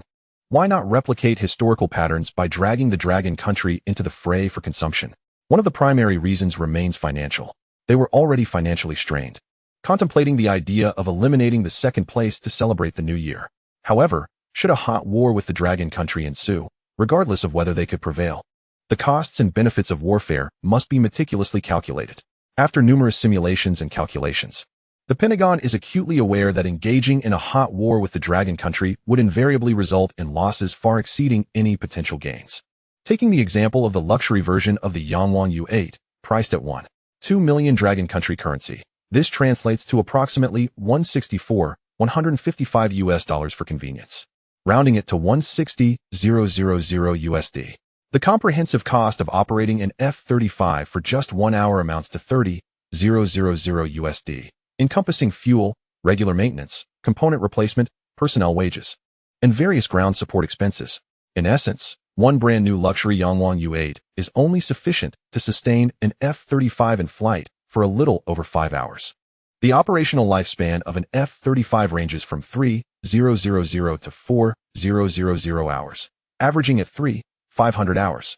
The total cost of maintaining an F-35 from service to retirement is approximately 1.05 billion USD, equivalent to the price of 656 Yangwang U-8 luxury vehicles.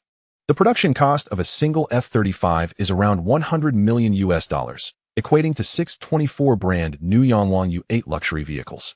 Therefore, the total expenditure from production to retirement for one F-35 amounts to the value of 1,280 brand new Yangwang U-8 luxury vehicles, with over 1,000 F-35s globally. Including 553 owned by the Eagle Nation, the cost of merely this aircraft type approximates the combined total of 70,000 Yangwang U-8 luxury vehicles. In the Iraq War, the Eagle Nation expended 763 billion US dollars on military expenses.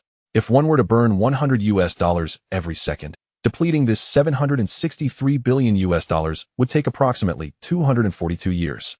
The conflict in Iraq lasted 8.5 years. On January 17, 1991, a coalition led by the Eagle Nation commenced bombings in Baghdad. Within just over 40 days of combat, the total expenditure across all nations surpassed 100 billion US dollars, with the Eagle Nation contributing between 60 to 71 billion US dollars and other nations covering 53 billion US dollars. During this period, coalition forces deployed over 100,000 aircraft. The operational cost of an F-117 was 90,000 USD per hour, while an F-15 stood at 420,000 USD. The price of a Tomahawk missile reached 1.3 million US dollars, with the coalition launching 288 missiles, resulting in an expenditure of 3.7 billion US dollars just on this weaponry.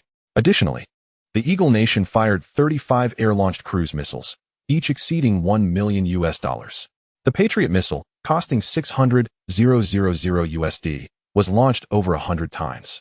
Moreover, more than 2,000 air-to-ground missiles were deployed in Iraq.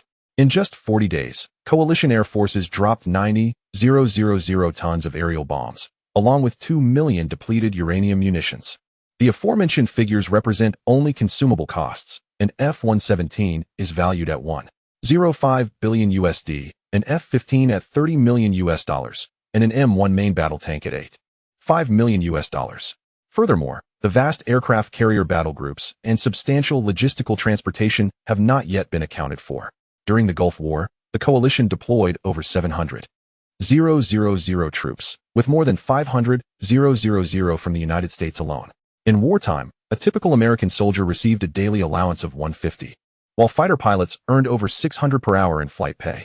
Coupled with the costs of sustenance and various essential supplies, such expenditures left many nations in dire financial straits, potentially realizing, even before the war commenced, that they lacked the funds to sustain their military operations. The Iraqi side in the Gulf War suffered immensely, with over 20,000 soldiers killed and more than 80,000 wounded. They lost 324 aircraft, 300 tanks and armored vehicles, and nearly 3,000 artillery pieces. A total of 143 vessels were sunk, leading to direct economic losses amounting to 200 billion. These figures represent only direct losses. The subsequent costs of reconstruction and labor loss are incalculable. In 2024, the defense budget for China is projected at 169 trillion yuan, approximately 231.3 billion. In the same year, the U.S. defense budget is estimated at 842 billion, equivalent to around 61 trillion yuan. While these sums appear substantial, they would prove insufficient in the event of a large-scale hot conflict. U.S. think tanks have posited that, under the current paradigm of modern warfare, daily expenditures in large-scale operations conservatively exceed 1 billion. This does not include losses in hardware or damage to urban infrastructure. The naval forces undoubtedly incur the highest costs.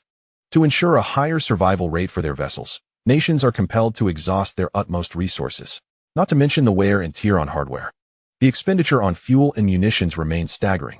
For instance, the daily operational cost of a Nimitz-class aircraft carrier reaches 1.2 million, with fuel expenses alone amounting to 110,000.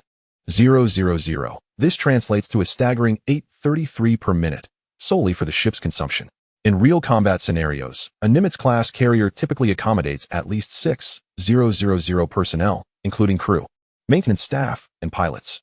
According to U.S. dietary standards for 2023, each individual consumes 7 daily, equivalent to approximately 50 yuan.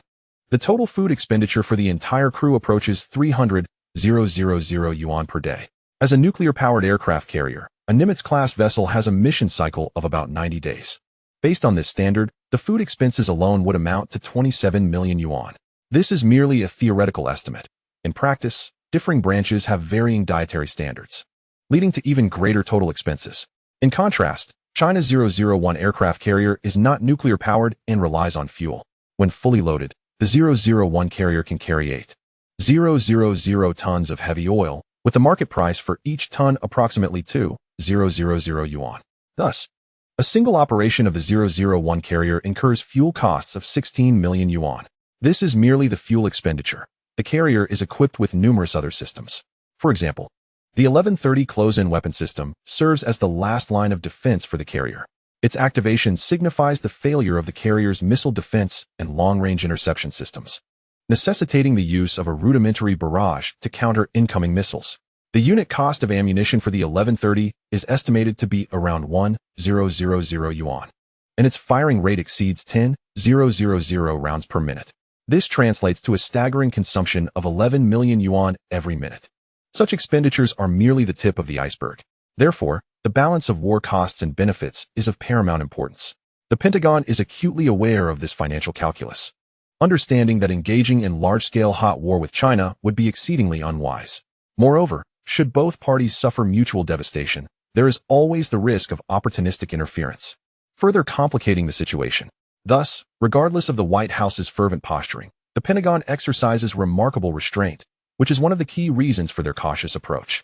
Another critical factor is their genuine uncertainty about defeating China, especially considering the capabilities of China's rocket forces in the Dongfeng series, which boast a maximum range of 4,000 kilometers and can strike an aircraft carrier within 7 to 8 minutes. Even if detected, the sheer size of an aircraft carrier leaves insufficient time to evade. Interception or enduring the impact becomes the only recourse. The Pentagon cannot afford to underestimate this threat. An endless supply on land contrasts sharply with the finite ammunition available at sea. The advantages are crystal clear. These considerations are merely the visible aspects. Who knows what other peculiar technologies China possesses? Recently, a flying vehicle exceeding 30 Mach was unveiled by China, further necessitating the Pentagon's cautious demeanor. While they may engage in minor provocations to assert their presence, the prospect of large-scale hot war remains daunting. Today's China is not the same as it was in 2016. Our reluctance to initiate hot conflict stems from reasons analogous to those of the United States.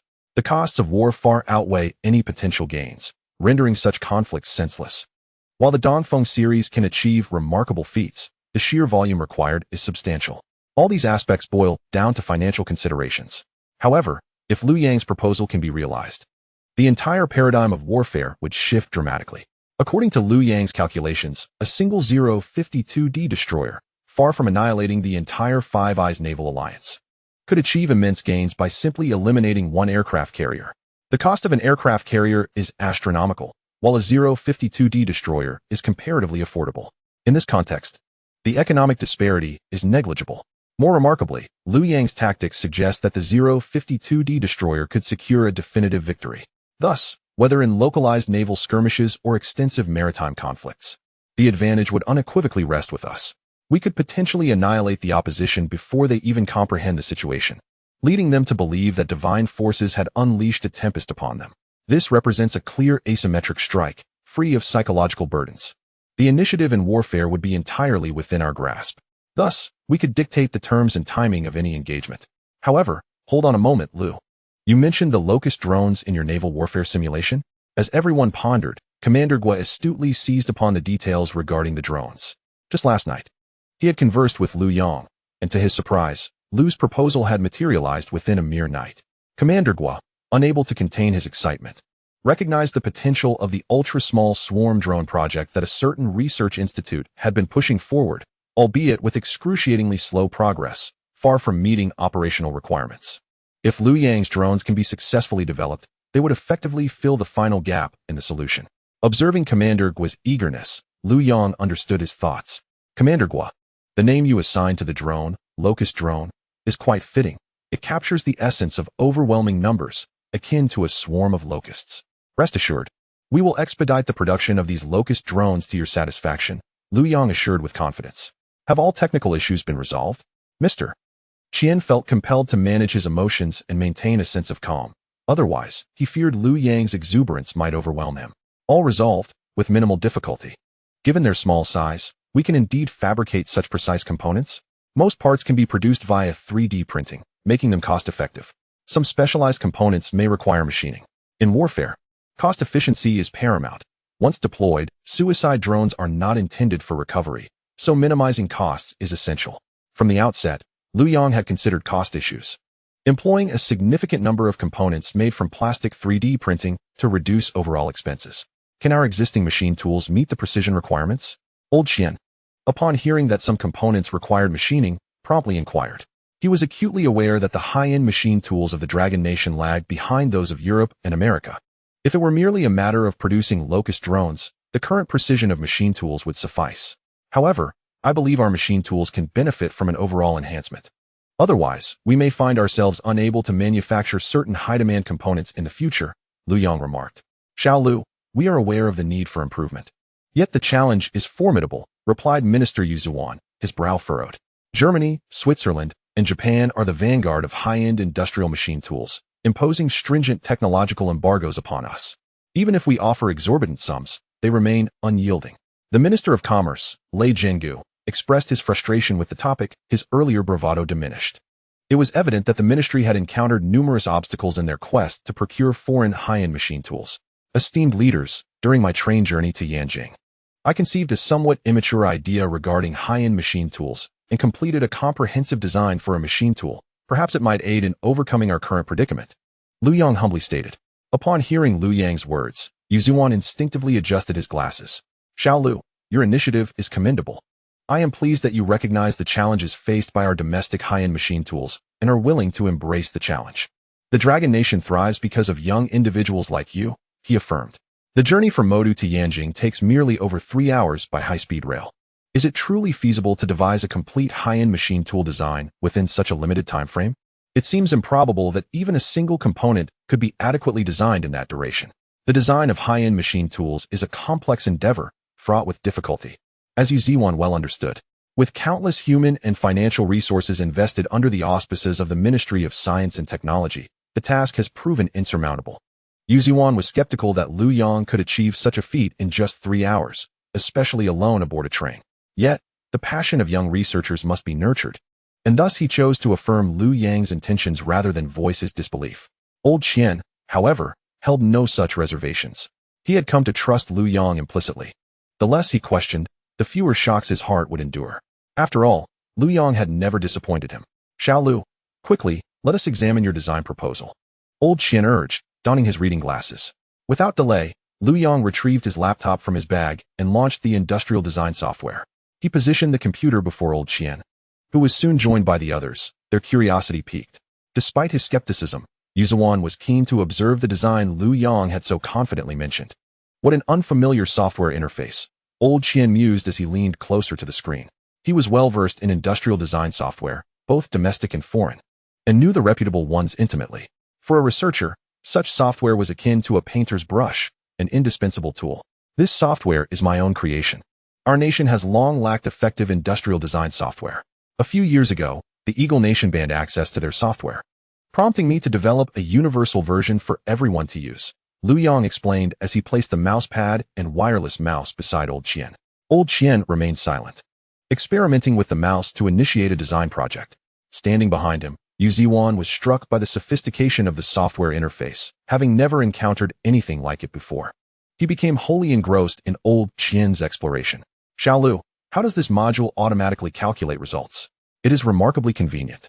Old Qian exclaimed, marveling at the software's capabilities. The innovative modules significantly accelerated the design computation speed, providing instantaneous results for various parameters inputted.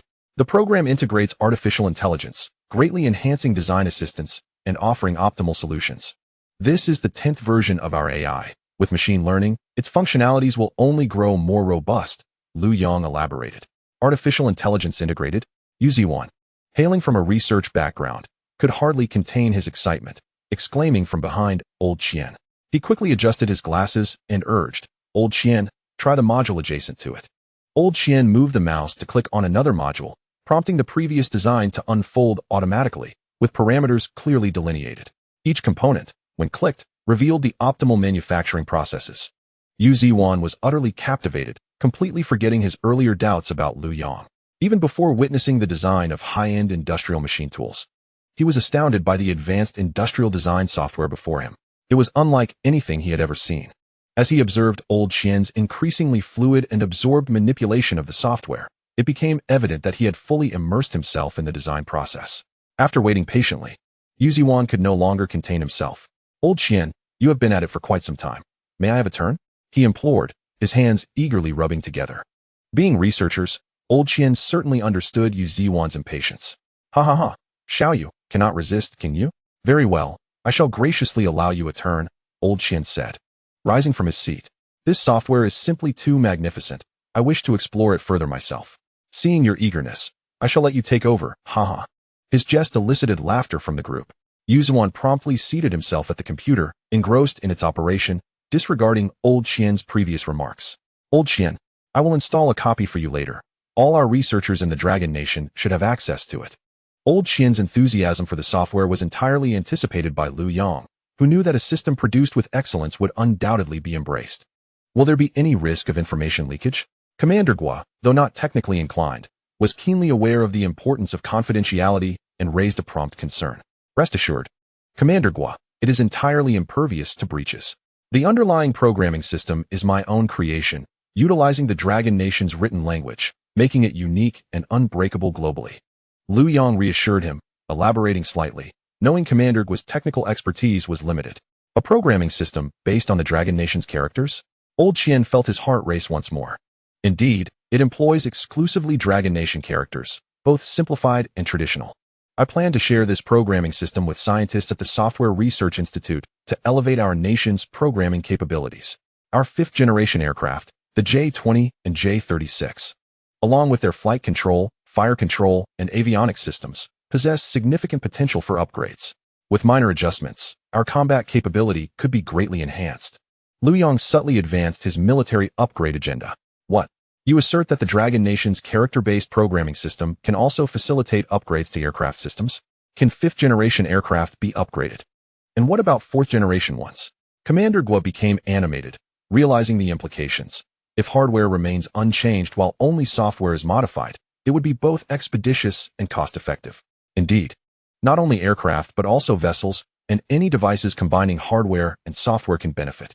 By enhancing software, we can unlock the potential of hardware, thus realizing an increase in combat capability. Liu Yang responded just as Commander Guo was about to speak again, when Minister Lei interjected, "Xiao Lu, could we develop our own operating system?" Minister Lei, true to his business acumen, had swiftly identified a significant market opportunity. Minister Lei, there are absolutely no issues.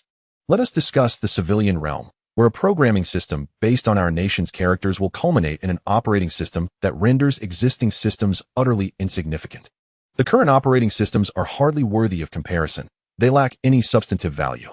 The programming framework anchored in the English language is profoundly antiquated, devoid of any prospects for advancement. Microsoft's operating system, from its inception to the present day, has merely undergone superficial repairs over the decades, revealing no significant evolution. Liu Yang's assertions left Minister Lei in a state of agitation. As the Minister of Commerce, Lei Jinggu is acutely aware of the paramount importance of operating systems. It is no jest, an operating system equates to wealth, and we all know the fortunes amassed by Microsoft. Setting aside the matter of money, the critical issue of information security cannot be overlooked. The incident in July 2024, where the CrowdStrike security software upgrade incapacitated Microsoft's operating system, is still fresh in our minds. This so-called minor upgrade error resulted in a global wave of blue screens, causing countless flights to be grounded and railway companies to lose track of their trains. Television networks were paralyzed, and major global websites, e-commerce platforms, and social media were all affected. Numerous banks faced disruptions, while several stock exchanges in London experienced technical failures. Even law enforcement and medical systems in multiple countries came to a standstill. This incident had a severe impact on critical sectors such as air traffic control, power, water resources, and communications across various nations. Even individual PCs were not spared. The only country that remained unscathed was our own, as we had long anticipated that the digital domain would inevitably become a battleground. Consequently, our essential governmental departments had already transitioned to domestically produced operating systems and hardware, ensuring that while the world suffered, we remained unharmed. A mere software upgrade error leading to such catastrophic consequences raises suspicions of conspiracy. This so-called upgrade error can be likened to a nuclear bomb unleashed within the realm of network information, possessing immense destructive power. CrowdStrike, a software championed by American capital, claims to be omnipotent, having duped numerous countries into adopting it.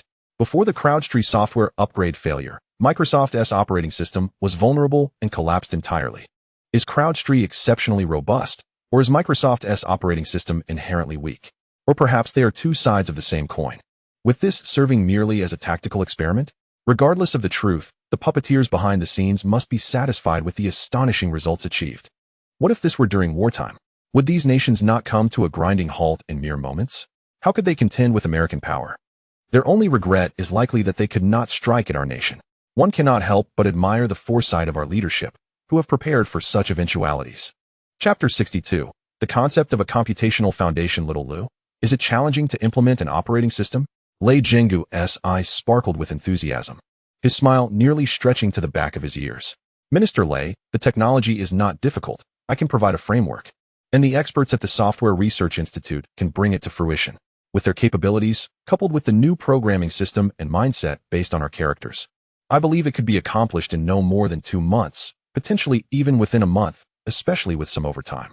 Liu Yang estimated the timeline, realizing that this endeavor would not only involve sharing the new programming system with the Software Research Institute, but also providing a skeletal framework for the operating system, which they could flesh out. This operating system must incorporate advanced artificial intelligence, specifically a growing form of intelligence. Current AI relies on the cumulative power of chips to function. Liu Yang envisioned a different approach, leveraging the vast number of terminals in our nation. Not to mention enterprises, but consider individual devices, personal PCs, smartphones, smart vehicles, smart appliances. How many terminals does that amount to? Hundreds of millions? Over 1 billion? Or even several billion? This is just within our borders. When viewed globally, how many NVIDIA H100 chips would be required to harness the computational power of these devices? Would it not be a tremendous waste to neglect such valuable resources? The new operating system could unify all terminals, presenting an immeasurable computational capacity. It could be tailored to develop distinct operating systems for various smart devices, encompassing everything from children's smartwatches to ensure no computational power is wasted. This would forge the first substantial computational foundation for our nation. With this foundation, the learning speed of artificial intelligence would be beyond imagination. All of this can be realized through software. Hardware is secondary. Thus, it is imperative to not only develop this new operating system, but to do so on a grand scale. It must be promoted domestically while capturing market share from all existing operating systems. Profit is one aspect, but every terminal equipped with the new operating system represents a unit of computational power. This power will solidify the first computational foundation for our nation, erecting a new Great Wall. Liu Yang laid bare his vision for this computational foundation, leaving Minister Lei astounded. While he contemplated profit and information security, he had not anticipated Liu Yang's profound insight. Little Liu, this endeavor is monumental. My ministry is not even qualified to take the lead. I will promptly report to the higher-ups. However, I need you to clarify, how confident are you in the development of this new operating system? Lei Jinggu gazed intently at Liu Yang, his demeanor serious. Minister Lei, I am 100% confident. Liu Yang understood that this was not the moment for modesty. Very well, I trust you. I will report this to the authorities. After saying this, Lei Jinggu took out his phone, seemingly ready to contact the higher-ups immediately. Little Lei, hold on. I've come to realize that this Liu Yang has much more to offer. We must delve deeper before reporting. Old Qian hastily intervened, recalling his mistake from the previous day in Shanghai, where he had rushed to report every new discovery to the special response team, nearly causing their leader, Yu Tianming, to suffer a heart attack. We must learn from our past mistakes, haha. Old Qian's reasoning resonated, and Lei Jinggu chuckled in response. Shall we first examine the design of the industrial machine tools? Old Qian suggested. Everyone was in agreement, save for Yu Ziwan, who was reluctantly engaging with the industrial design software. Following Liu Yang's guidance, he opened the design machine tool project. Upon viewing the effect video of the entire machine tool, Yu Ziwan's earlier discontent vanished. He quickly manipulated the mouse to review various parameters, growing increasingly astonished. The design standards of this machine tool surpassed those currently being promoted domestically. Yu Ziwan possessed a relatively deep understanding of machine tools and was quite knowledgeable about their design. Liu Yang's design was ingenious and exhibited a high level of credibility.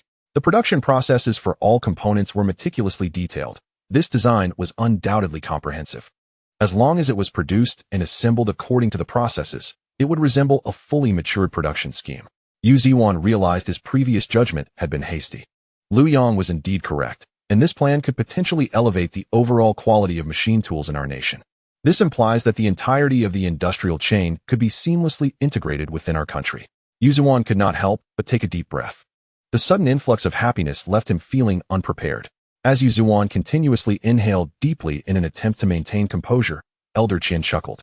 Shall you relax? The more you experience such situations, the more accustomed you will become. That is how I managed to endure it. Fortunately, my heart remains strong. Otherwise, this young lad would have scared me to death long ago. Elder Qian jested. Elder Qian, it's impossible for me not to be alarmed. Xiao Lu's design is simply exquisite. It could be put into production immediately.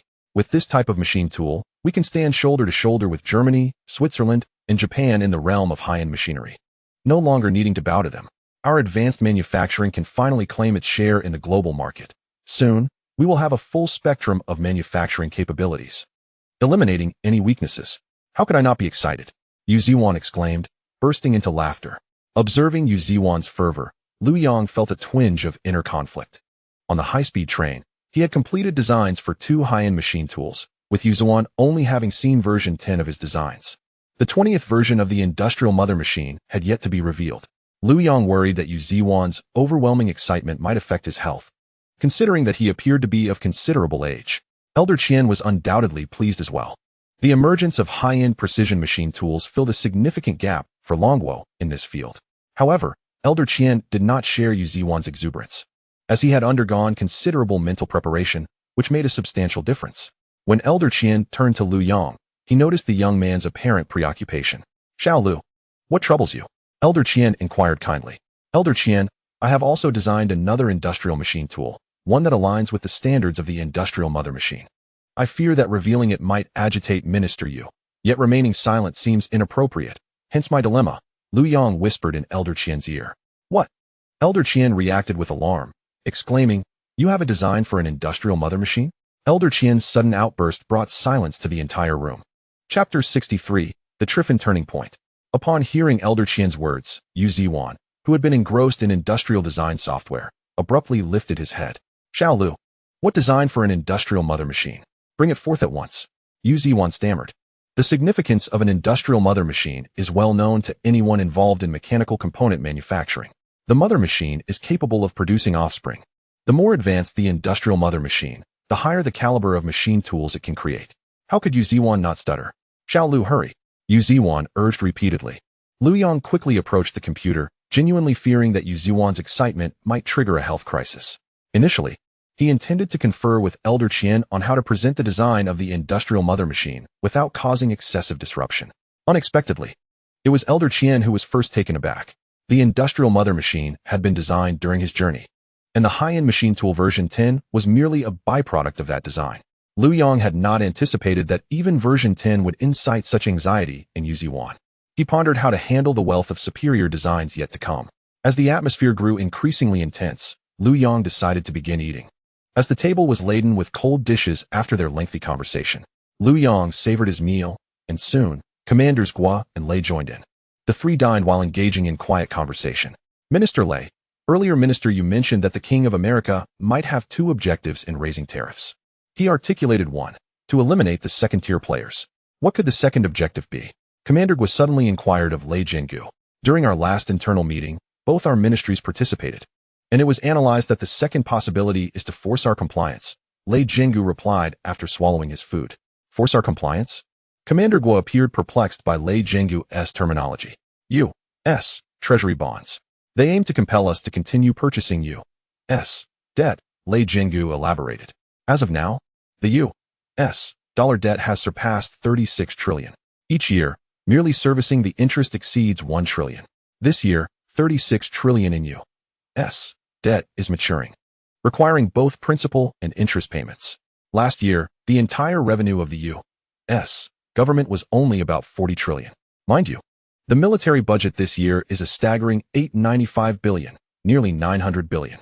A quarter of their income is allocated to military expenditures, leaving insufficient funds for debt repayment. How can they sustain themselves? This explains why Musk has been advocating for budget cuts, but who can enforce such cuts? As it stands, Musk is out of the picture.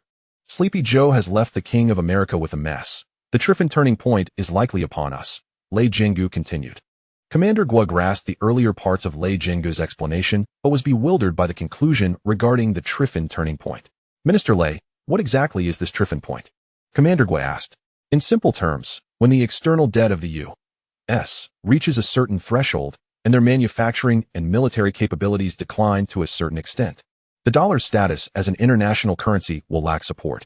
At the slightest disturbance, the credibility and trustworthiness of the dollar will collapse, leading to the downfall of U.S. debt and, consequently, the erosion of U.S. global hegemony. This point of collapse is what we refer to as the Triffin turning point, Lei Jinggu patiently explained. Commander Gua remained perplexed by Lei Jinggu's clarification. Noticing his confusion, Lei Jinggu felt compelled to elaborate further. For the dollar to become a world currency, it must satisfy two requirements. Firstly, it must achieve external output, meaning that goods must be imported while dollars are spent abroad. Secondly, it must possess a robust manufacturing sector to underpin the dollar, ensuring stability in its price and exchange rate.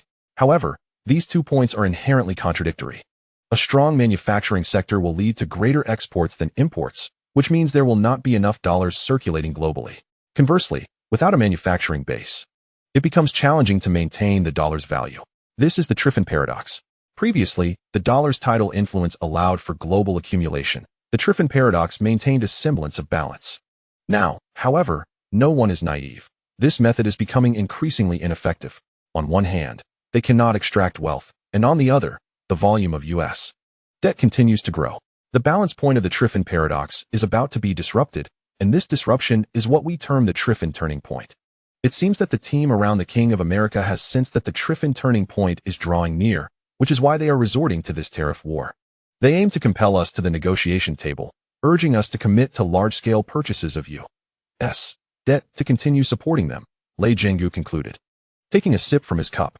What a delusional fantasy. Do they truly believe we are mere soft persimmons to be squeezed at will? Commander Guo exclaimed, forcefully casting his chopsticks onto the table. He loosened 2 buttons on his outer coat, revealing his evident agitation. The consequences seemed dire. Commander Guo, do not be angered. The higher-ups have devised a plan. The King of America will not stir up much trouble. His schemes are futile. Today is not like the past. Even if he wears out his abacus, it will be of no use. Lei Jingu chuckled, seemingly in high spirits. Oh, how so? Commander Guo pressed, eager to delve deeper into the matter.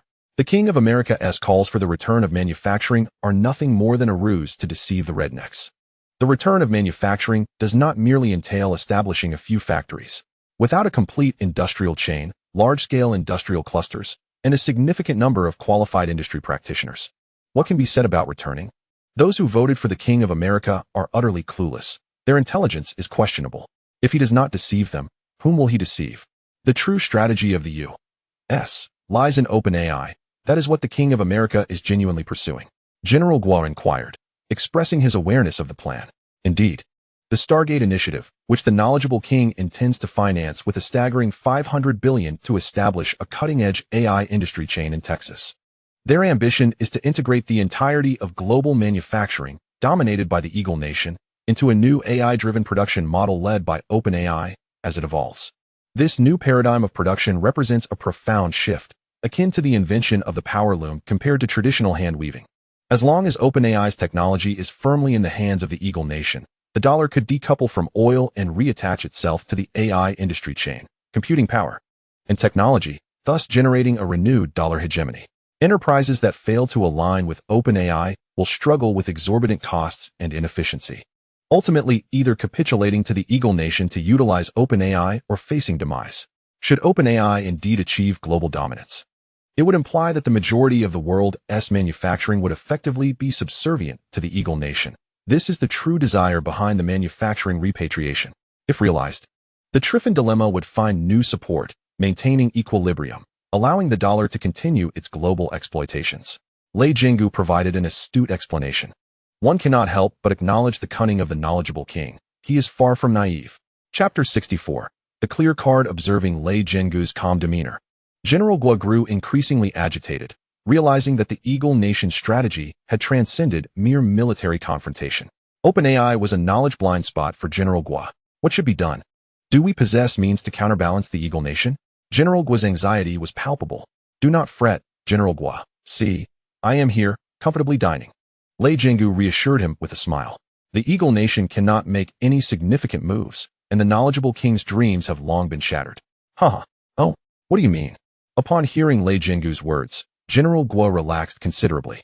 During the Spring Festival, Deep Sea emerged unexpectedly, like a knight in shining armor, to rescue the market, effectively awakening the knowledgeable king. We have sent a clear signal to the world. Not only do we possess the capability to develop AI large models, but we are also willing to share them for the benefit of all. This simultaneously conveys our steadfast refusal to become a second hegemonic nation or to exploit the world with the Dragon Kingdom currency. When comparing Deep Sea to OpenAI, it becomes evident that Deep Sea excels in every aspect. Most importantly, it circumvents the hardware technology lock imposed by NVIDIA and operates independently of the Eagle Nation's control. The source code for Deep Sea is readily available for download online. Consequently, the new manufacturing model predicated on OpenAI, which the knowledgeable king so eagerly envisions, becomes obsolete. Our move has dealt a serious blow to the knowledgeable king's ambitions. How could he not be driven to hysteria? Haha. Lei Jingu's laughter did not disturb Mr. Qian and Yu Ziwan, who had already begun a fervent discussion in front of their computer screens. After hearing Lei Jingu's explanation, General Guo felt entirely reassured. Alas, we cannot confront the Eagle Nation directly. Witnessing the knowledgeable king's frantic antics is infuriating. General Guo lamented. General Guo, who says we cannot confront this old man? Lei Jingu replied mysteriously. Really? Is there a plan? General Guo's interest was piqued. Lei Jingu nodded and began to elucidate.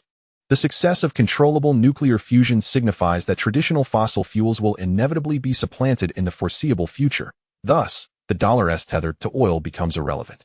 The global currency status of the dollar must yield, as energy and various commodities will ultimately anchor to the Dragon Kingdom currency. The dollar will soon be reduced to mere scrap paper.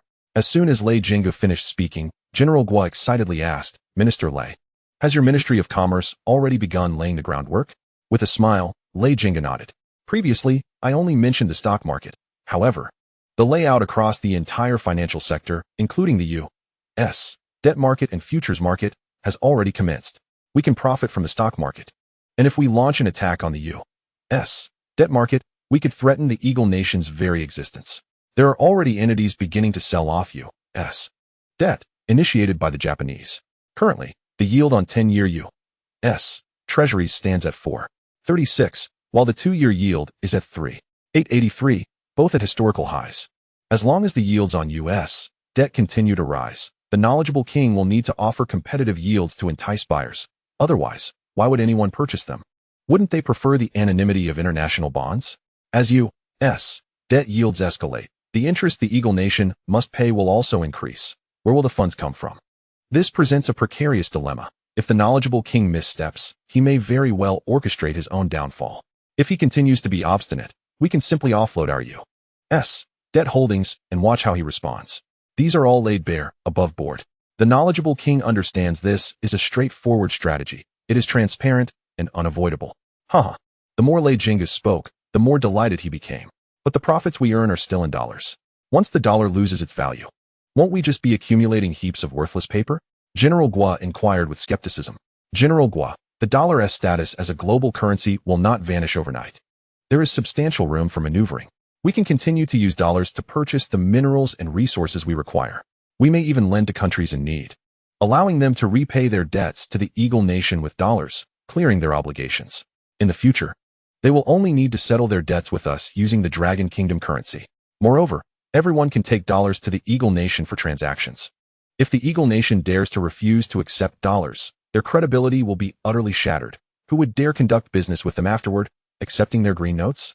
In the face of undeniable strength, all schemes and conspiracies will fall apart. The unprecedented shifts of the past century are not mere rhetoric. Liu Yang explained leisurely, his demeanor remarkably relaxed. Minister Lei, this is splendid. Little Liu, this battle hinges on your controllable nuclear fusion. Without it, the entire strategy cannot be executed. Mr. Qian interjected, having approached unnoticed. Mr. Qian, everyone is aware that based on the Earth's resources, known controllable nuclear fusion can be categorized into 4 types, depending on the reaction materials. Liu Yang immediately interjected, sensing Mr. Qian's involvement. Deuterium-deuterium fusion, deuterium-tritium fusion, deuterium-helium fusion, and helium-helium fusion. Deuterium is essentially inexhaustible from the ocean. My previous device operated on deuterium-deuterium fusion since I couldn't obtain tritium at that time.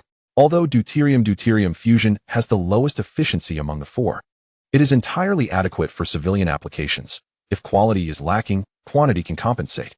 If we are merely coordinating with the Ministry of Commerce, the simplified controllable nuclear fusion setup in Building 3 of Magic City Technology Institute will suffice. For commercial deployment, however, a redesign is necessary to enhance output power, stability, and other parameters. With reliable equipment and nearly limitless deuterium, our nation will swiftly enter an era of infinite clean energy. Liu Yang appeared to be addressing Mr. Qian, but he was also reassuring the others present, hoping to instill confidence. Excellent, little Liu. Our confidence was already substantial, but now it has only grown stronger.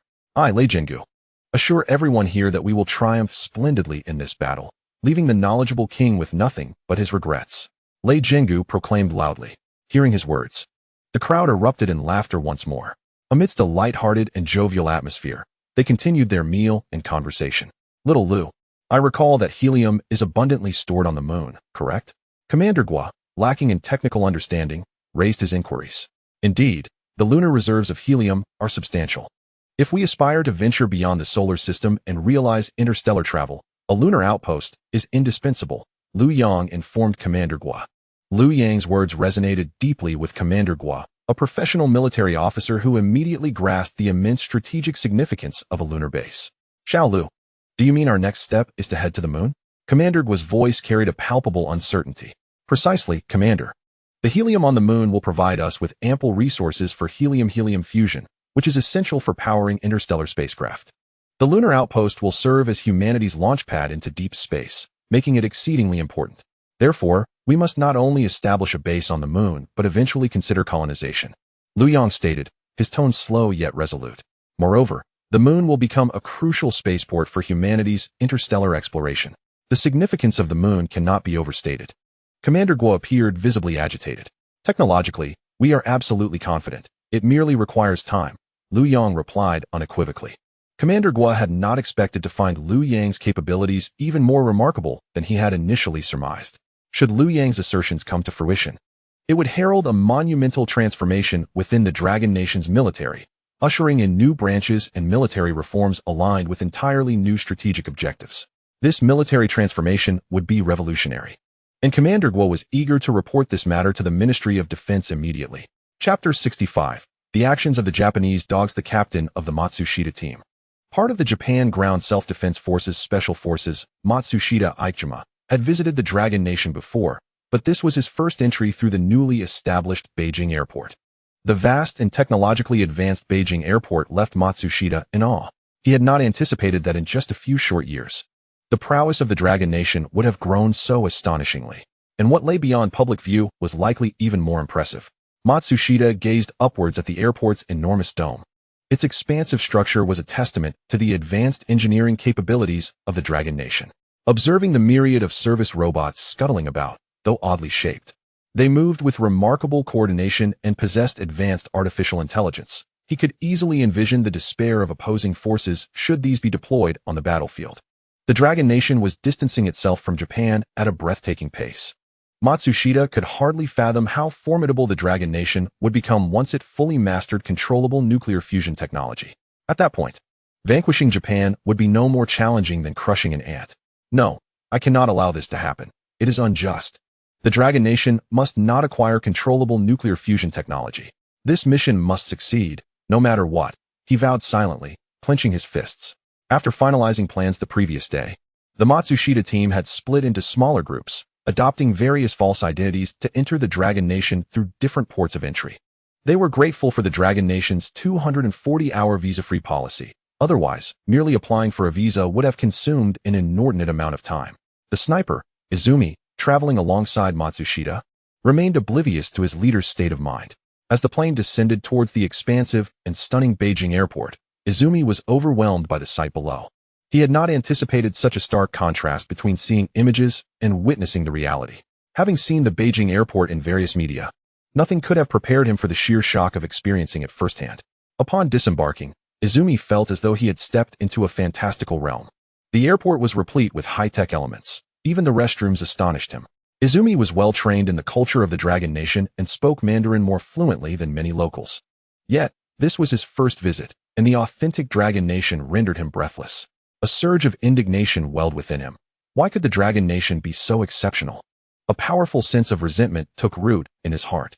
Decades ago, they had nearly subdued this ancient empire, fully conquering its land.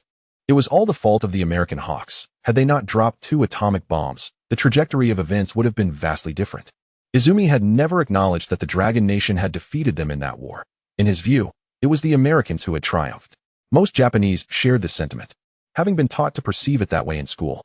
Although he harbored some concern about engaging in operations on Dragon soil, the memory of a near victory slipping from his grasp decades ago smothered his apprehension. This time, we must succeed. I must demonstrate the weakness and inadequacy of the Dragon Nation. We shall succeed in abducting that couple and see what the Dragon Nation can do, he thought. Fixating on a distant armed patrol officer, filled with provocation, Izumi's self-encouragement evidently bore fruit. He felt he had recovered from his earlier astonishment at the Beijing airport and transformed back into the calm, indifferent sniper who regarded all with detachment. Izumi, we will transfer to a province in the southwestern part of the Dragon Nation shortly. We still have a bit of time.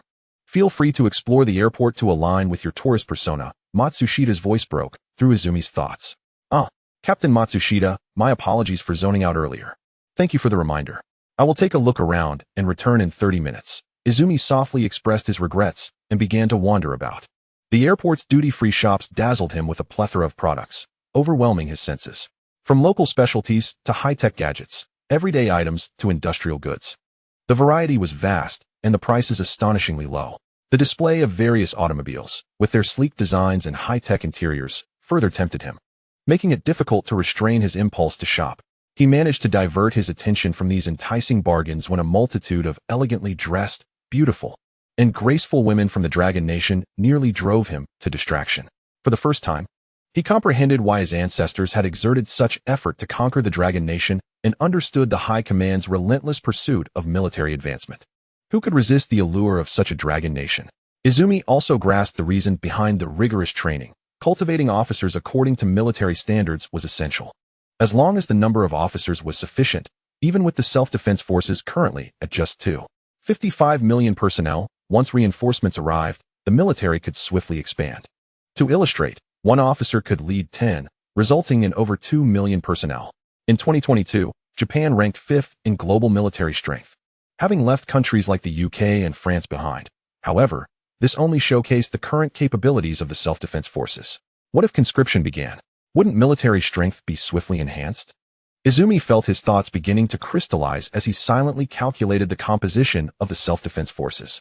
The ground self-defense forces numbered 150,000, equipped with 869 artillery pieces, 870 armored vehicles, and 1,004 tanks, nearly all upgraded to the most advanced Type 10 main battle tanks.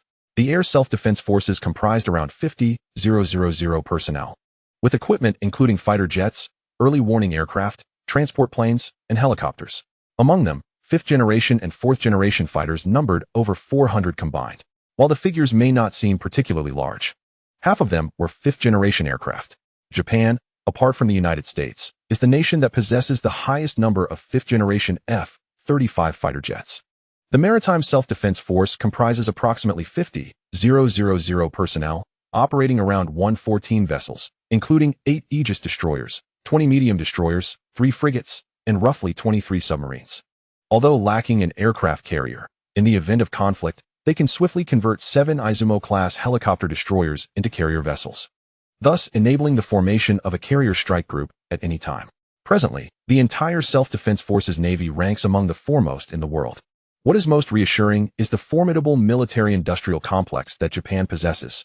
Companies like Toshiba and Mitsubishi Heavy Industries are significant suppliers in the defense sector. In the event of war, over 5 million automotive workers can quickly pivot to military production. This development is owed in part to the support from China, which has purchased numerous goods from Toshiba and Mitsubishi, allowing these giants in the defense industry to advance further. Once these colossal war machines are mobilized, the self-defense forces' various weaponry can be continuously replenished through production lines. Izumi felt that he had finally discerned the intentions of the higher-ups, and he was filled with excitement. He envisioned the Type 10 tanks rolling into Beijing, with himself perched atop a tank, overlooking the kneeling citizens of China. Overcome with exhilaration, Izumi's body began to tremble uncontrollably, unable to contain his anticipation. Meanwhile, in the surveillance hall of the new Beijing airport, 2 individuals were fixated on the screen displaying Izumi's erratic behavior. One of them pointed at the screen, saying, "Zhao, this fellow is Izumi Jiro, a sniper from the Japan Ground Self-Defense Forces Matsushita Special Operations Team." Accompanying him was Matsushida's team leader, Matsushita Ibe. After speaking, he handed over the dossier to Zhao, detailing their intel. The Matsushita team comprised 14 members, having split into smaller groups to enter the country through various ports using false identities, believing their disguise was flawless, unaware that they had already been flagged by big data upon entry. Enough of the bravado. These individuals will be handled. Continue monitoring, Zhao remarked with a smirk. With a 240-hour visa-free entry, all kinds of characters will show up. These fools act without thinking. If we weren't confident, would we dare to open our borders this wide? They truly are reckless, he jested. Indeed, a bunch of imbeciles, the other chimed in with a smile. Of course, Izumi was oblivious to their banter, still lost in his daydreams at the airport. Little did he know that a nightmare awaited him, and whether he would remain so blissful in his dreams is uncertain. Chapter 66. Operation Dog Hunt. In a small courtyard in Huixian, a province in the southwest, an elite national security task force convened. Team leader Liu Quan was pinning photographs on a makeshift board, a total of 14 images depicting all members of the Matsushita team. Liu Quan tapped the board and stated, "The elite forces of the Japan Ground Self-Defense Force have come to Huixian with a clear purpose, to target Liu and his wife." These audacious individuals split into small groups to enter the country, believing they were foolproof. Little did they know, we have already uncovered their entire operation. The higher-ups have ordered a decisive strike, tracking down their domestic contacts as well. Beside him, Bian Feng's eyes lit up. This was a guaranteed opportunity for merit. Unable to contain his enthusiasm, he raised his hand. "Chief, just watch. I guarantee none of these fools will escape. I volunteer to lead the charge." Observing Bian Feng's eagerness, Liu Quan chuckled, "Are you eager to earn your stripes?" Fear not. This juicy opportunity will not escape you. Can't you be a bit more composed at your age? Bianfeng sheepishly scratched his head. Chief, we are outnumbered in terms of personnel. Will there be support from above? One team member inquired. A special operations team from the Eastern Theater arrived yesterday afternoon. They are currently responsible for the perimeter, Liu Quan replied. Bianfeng grew anxious again. Chief, if they handle the perimeter, we might not even get a sip of soup. These guys can be ruthless. His concerns resonated with the others, who echoed his sentiments. Indeed. Chief, this cannot be allowed. We cannot just watch. The team was restless, eager for action. Liu Quan rubbed his temples, anticipating such a situation would arise. All right, listen to what I have to say. Raising his voice slightly, he quieted the group. Who says there won't be any rewards? Just then, Liu Quan's earpiece crackled with the voice of an external security team member. Chief, the special operations team has arrived. Let them in, Liu Quan instructed. After the call ended, he turned to the assembled members. Speak of the devil, they are here. The courtyard door swung open, and 12 sturdy men filed in. The team leader of the Eastern Theater's Eagle Special Operations Team, Captain Liu Di, stepped forward, saluting Liu Quan with a crisp military salute. Liu Quan returned the gesture. Thank you for your hard work. Please take a seat. Bianfeng, quick to notice, gathered plastic stools for everyone. Once everyone was seated, Liu Quan resumed. This operation is titled Operation Dog Hunt, and I will serve as the overall commander. The command post will be established here, and equipment will arrive shortly. The elite land forces from Japan are expected to gather in the provincial capital today. The higher-ups have ordered us to avoid alarming the locals and to eliminate them en route. These individuals are already under strict surveillance. Once they depart from the provincial capital, we will initiate our operation. We will engage them on the road, Liu Quan elaborated. He turned to Liu Di. Captain Liu, do you have any additions? Captain Liu, the plan states that once they are on the road, we will block both ends and utilize drones for the strike. Is the Western Theater getting involved? Will there be any spoils left for us? Liu Di expressed his dissatisfaction with the plan. Exactly. Chief, why is the Western Theater meddling? If they fire their shells, what will we do? Collect the bodies? Bianfeng chimed in, equally displeased. Indeed, a bunch of amateurs. The Western Theater has no business interfering. This is clearly our Eastern Theater's responsibility. Voices rose in disagreement, each member eager to secure the glory that seemed imminent. Liu Quan, witnessing the turmoil, rubbed his temples once more, knowing he had anticipated this scenario. Chief, the Western Theater personnel have arrived, came the voice from the external security team once again. Let them in, Liu Quan instructed, turning to the courtyard entrance. The group followed suit, their eyes fixed on the door. 3 men in civilian attire entered. The foremost stepped forward and saluted, the drone operations team from the Western Theater, team leader Hu Yuanzi reporting. Welcome, welcome, thank you for your efforts. Liu Quan returned the salute. Noticing Bianfeng's lack of action, he approached and nudged him. Can't you show a little awareness? Hurry and fetch some stools. The reluctant winger, having received a kick, begrudgingly moved 3 small stools, clearly showing disdain for the personnel from the Western Theater. Hu Ziwen, however, remained unperturbed and sat down with an upright posture. Comrades, I fully understand your sentiments. This is not a matter of significant concern. Confronting the Matsushita team, any of the 3 factions present here could easily handle them. This time, the higher-ups are employing a sledgehammer to crack a nut, intending to serve as a warning to those lurking in the shadows, urging them to return to reason and refrain from impulsive actions. Today, it is the Matsushita team. Tomorrow it could very well be the Nida team. We must instill fear in these individuals, so they dare not covet our interests. Hence, we have united our 3 factions. In fact, unseen by us, the public security and armed police have also been mobilized. The higher-ups have considered the matter of credit. As long as the participating units contribute, they will receive their due recognition. Therefore, let us refrain from bickering. Upon hearing Liu Quan's words, everyone nodded in agreement. Liu Quan continued. There is a saying, a thief may operate for 1,000 days. But who can guard against a thief for 1,000 days? Brother Liu and Sister Zhang should be arriving in Yanjing shortly. We are currently fishing. We are not afraid of an abundance of fish, only of their absence. The higher-ups require a decisive battle. Should they dare to come, we shall engage.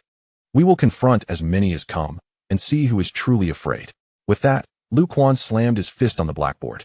Chapter 67. The hunting operation commences. Little Dog Shiai arrived early at the Cabinet's Intelligence Investigation Office, specifically at the office of the Chief Secretary, Damao Hiroki. The secretary informed him to wait, as Damao Hiroki would arrive shortly.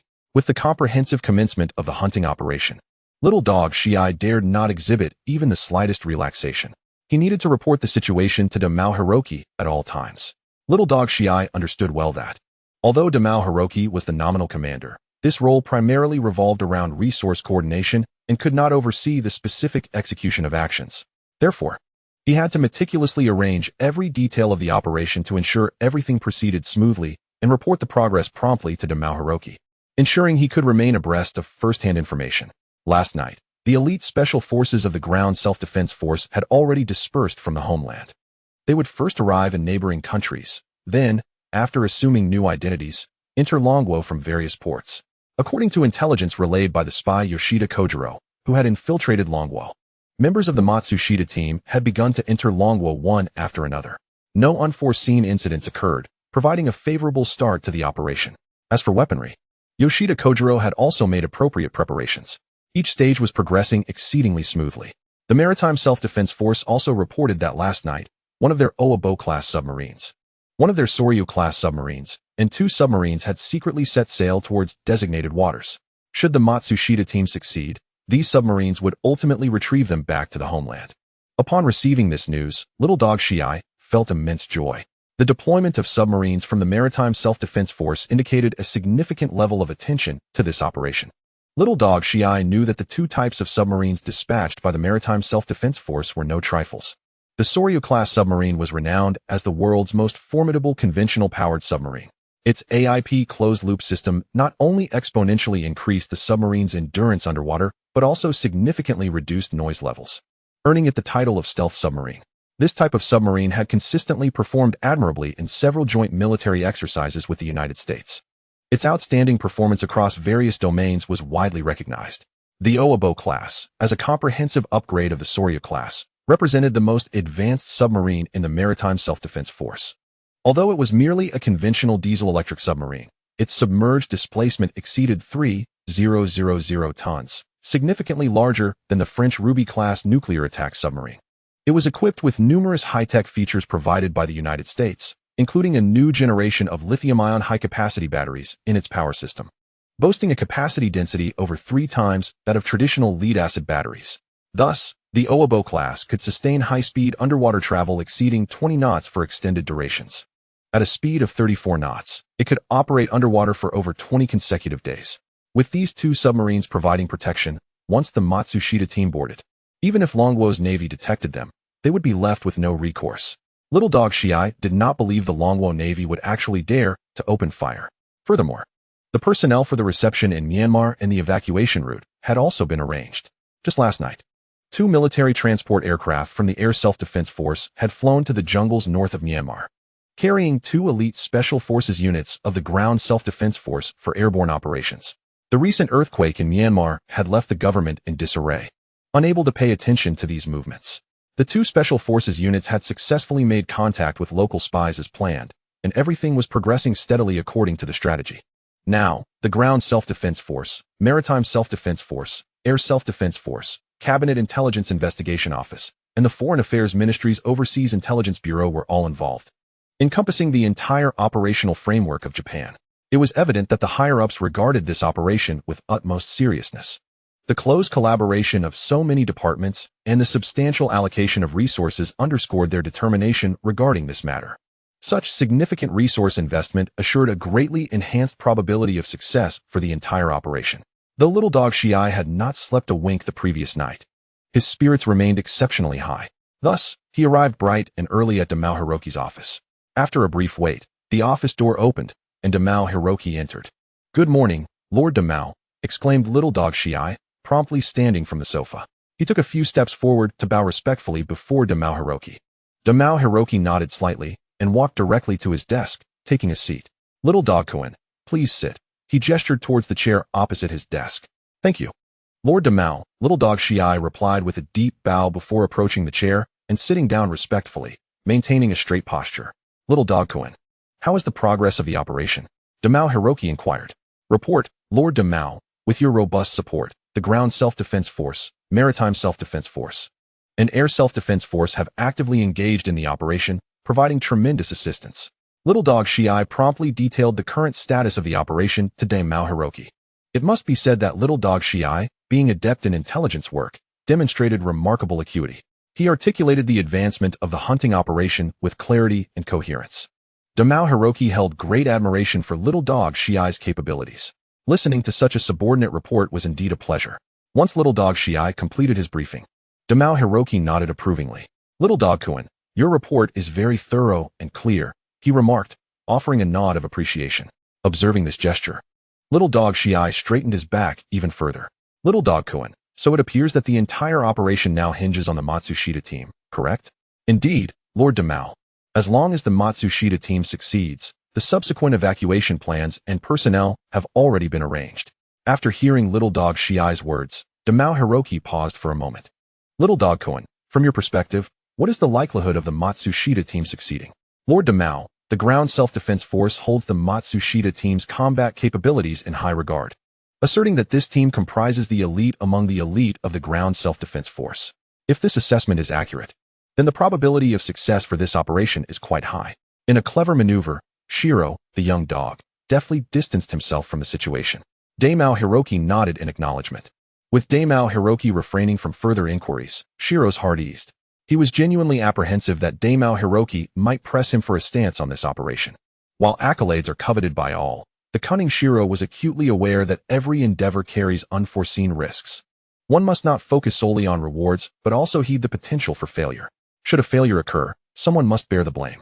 Given the significant implications of this operation, a successful outcome would benefit everyone, albeit to varying degrees.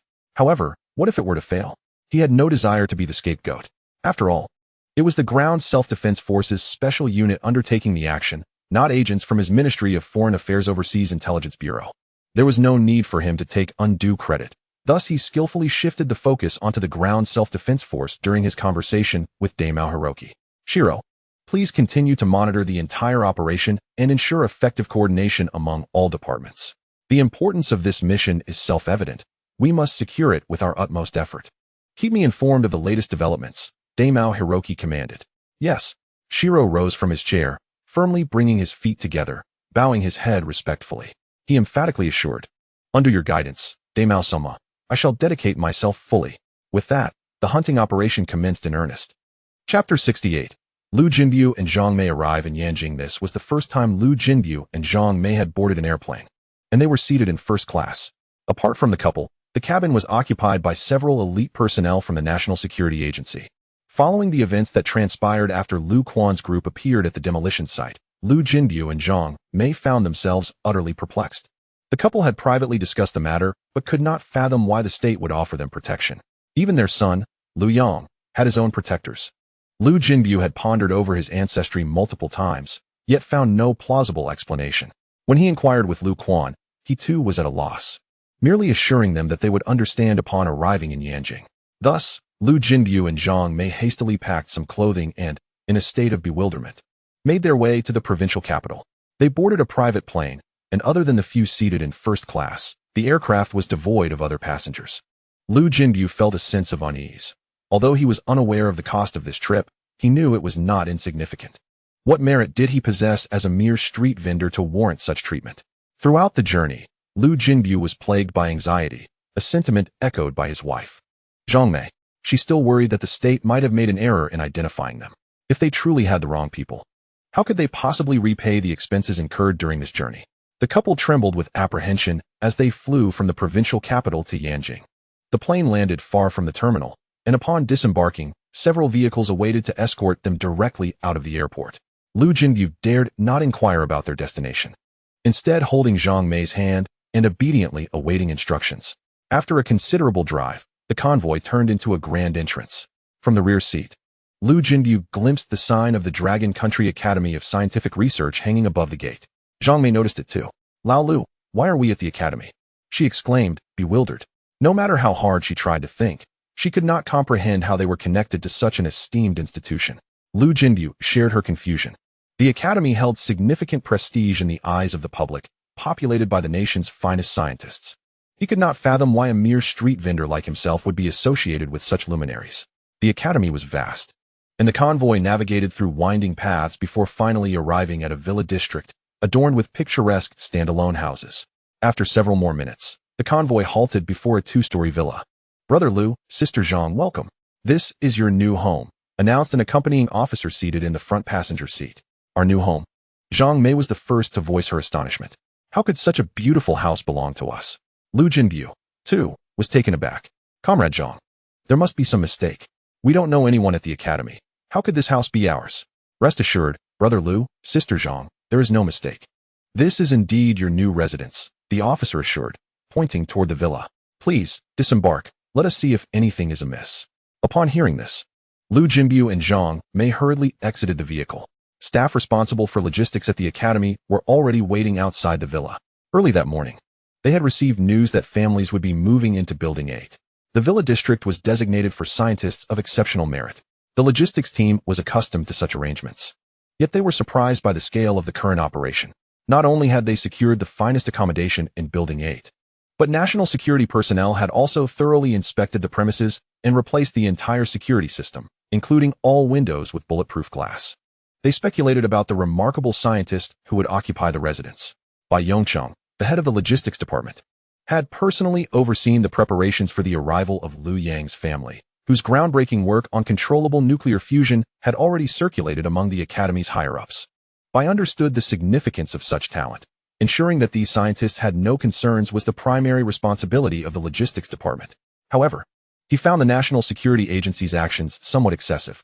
Fortunately, their efficiency ensured that there were no delays. Xiaozhang, could it be those two?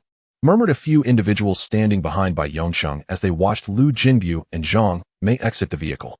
Xiaozhang furrowed his brow, observing the couple. Surely not. They don't appear to be scientists at all. After spending so much time around scientists, he sensed no trace of a scientific demeanor in Lu Jinbu and Zhang Mei. Indeed, I feel the same, chimed in a third person quietly. While the three whispered among themselves, Bai Yongqing strode purposefully towards Lu Jinbu and Zhang Mei. Hello, welcome. Thank you for your patience during the journey. Bai Yongqing greeted warmly, extending his hand toward Lu Jinbu. Lu Jinbu quickly returned the handshake, nervously replying, It's no trouble. Just a hassle for everyone. I am Bai Yongqing, head of logistics at the academy. Should you need anything, do not hesitate to reach out to me, Bai Yongqing said, maintaining a firm grip on Lu Jinbu's hand as he addressed the couple. Upon learning Bai Yongqing's identity, Lu Jinbu realized he was in the presence of a high-ranking official, which only heightened his anxiety. Minister Bai, I apologize for any inconvenience. I am not eloquent and do not know what to say. Please forgive my shortcomings. Lu Jinbu explained hastily. Minister Bai, you truly have not mistaken us? Zhang Mei, unable to contain herself any longer, voiced her concern. Wrong person? Huh. You are Zhang Mei. And your husband is Lu Jinbu, correct? Rest assured, there is no error. Bai Yongqing replied with a smile. Come, let us go inside and chat. We will see your new home and check if anything is lacking. Bai Yongqing took Lu Jinbu's hand and led him towards the villa, with Zhang Mei hastily following behind. The tour of the luxurious residence left Lu Jinbu and Zhang Mei utterly astonished. They had never encountered such opulence before. Every piece of furniture was brand new, and the array of appliances was astounding. Many of the lights and curtains were even voice-activated. The household was replete with every essential, and the refrigerator in the first-floor kitchen was brimming with fresh produce. The two expansive gardens were meticulously maintained, further overwhelming Lu Jinbu and Zhang Mei with this sudden wave of happiness. Chapter 69. A family reunion. After Liu Yang concluded his meal with Mr. Qian and others, he was driven directly to building number 8. Gazing at the villa before him, Liu Yang felt a bit bewildered. He had anticipated that the Dragon Institute would merely provide him with a private dormitory. To his surprise, he had been allocated an entire villa instead. As he alighted from the vehicle, he spotted his parents emerging from building number 8. Dad, Mom, what are you doing here? Liu Yang exclaimed, astonished to see his parents. Yangzi, you are at the Dragon Institute too? Zhang Mei, who had just noticed a car stopping outside their yard, had hurriedly pulled Lu Jinbu outside, only to find it was their son who had disembarked. I arrived this morning, just had a meal at the cafeteria, and was brought here afterward, Liu Yang quickly replied. Your father and I just got here not long ago. Minister Bai and the others have just left, Zhang Mei informed him while taking Liu Yang's backpack off his shoulders. Yangzi, how come you are here? Lu Jinbu questioned, equally perplexed. Zhang Mei, holding Liu Yang's backpack, urged, Come on, let us go inside and talk. Once inside, Liu Yang broke the silence. Mom, who exactly is Minister Bai? The logistics minister of the Dragon Institute, Bai Yongqing. He personally welcomed us earlier and mentioned that we could reach out to him for any future needs, Zhang Mei explained. Yangzi, what on earth has transpired over the past couple of days? There's talk of national security protection and gifting us a house. Lu Jinbu could no longer contain his curiosity. Indeed, Yangzi, your father and I have pondered this for quite some time, but haven't deduced anything. Do you know what is going on? Zhang Mei pressed eagerly. I felt uneasy about it, Yangzi. Do you know that your father and I took a private plane here? Aside from us, there were only a few people from national security on board. Just think of the expense.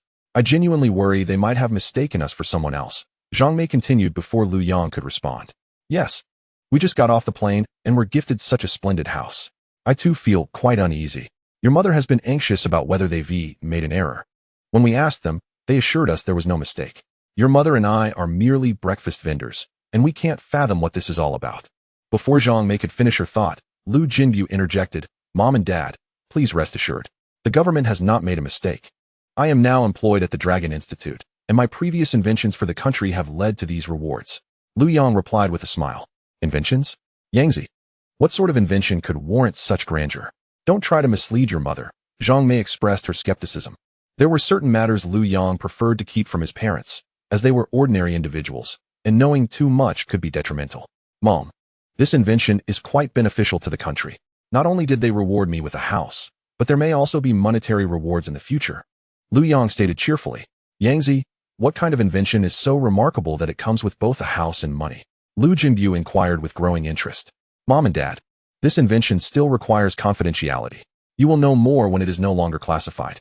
All right, I want to ask further. Hearing you say this alleviates my worries. Zhang Mei said, her frown easing. Are we going to live here from now on? What about our breakfast business? Liu Jinbu questioned.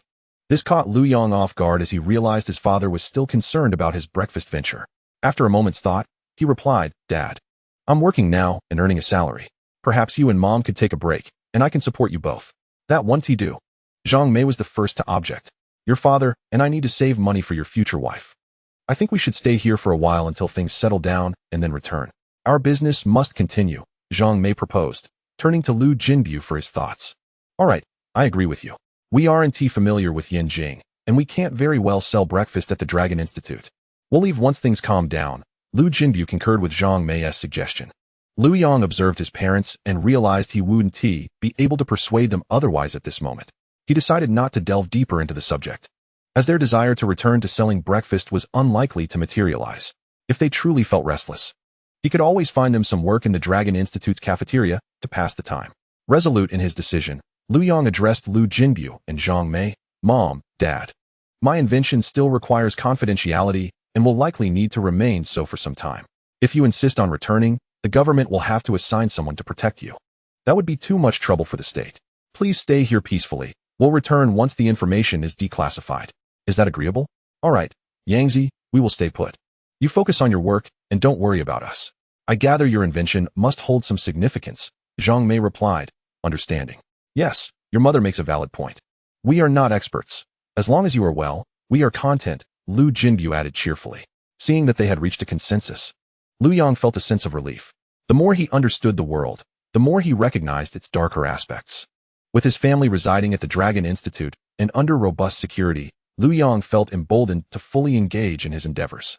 After calming his parents, Liu Yang retreated to his study, retrieved his computer, and resumed his work. He aimed to finalize the locust drone design he had promised Commander Gua.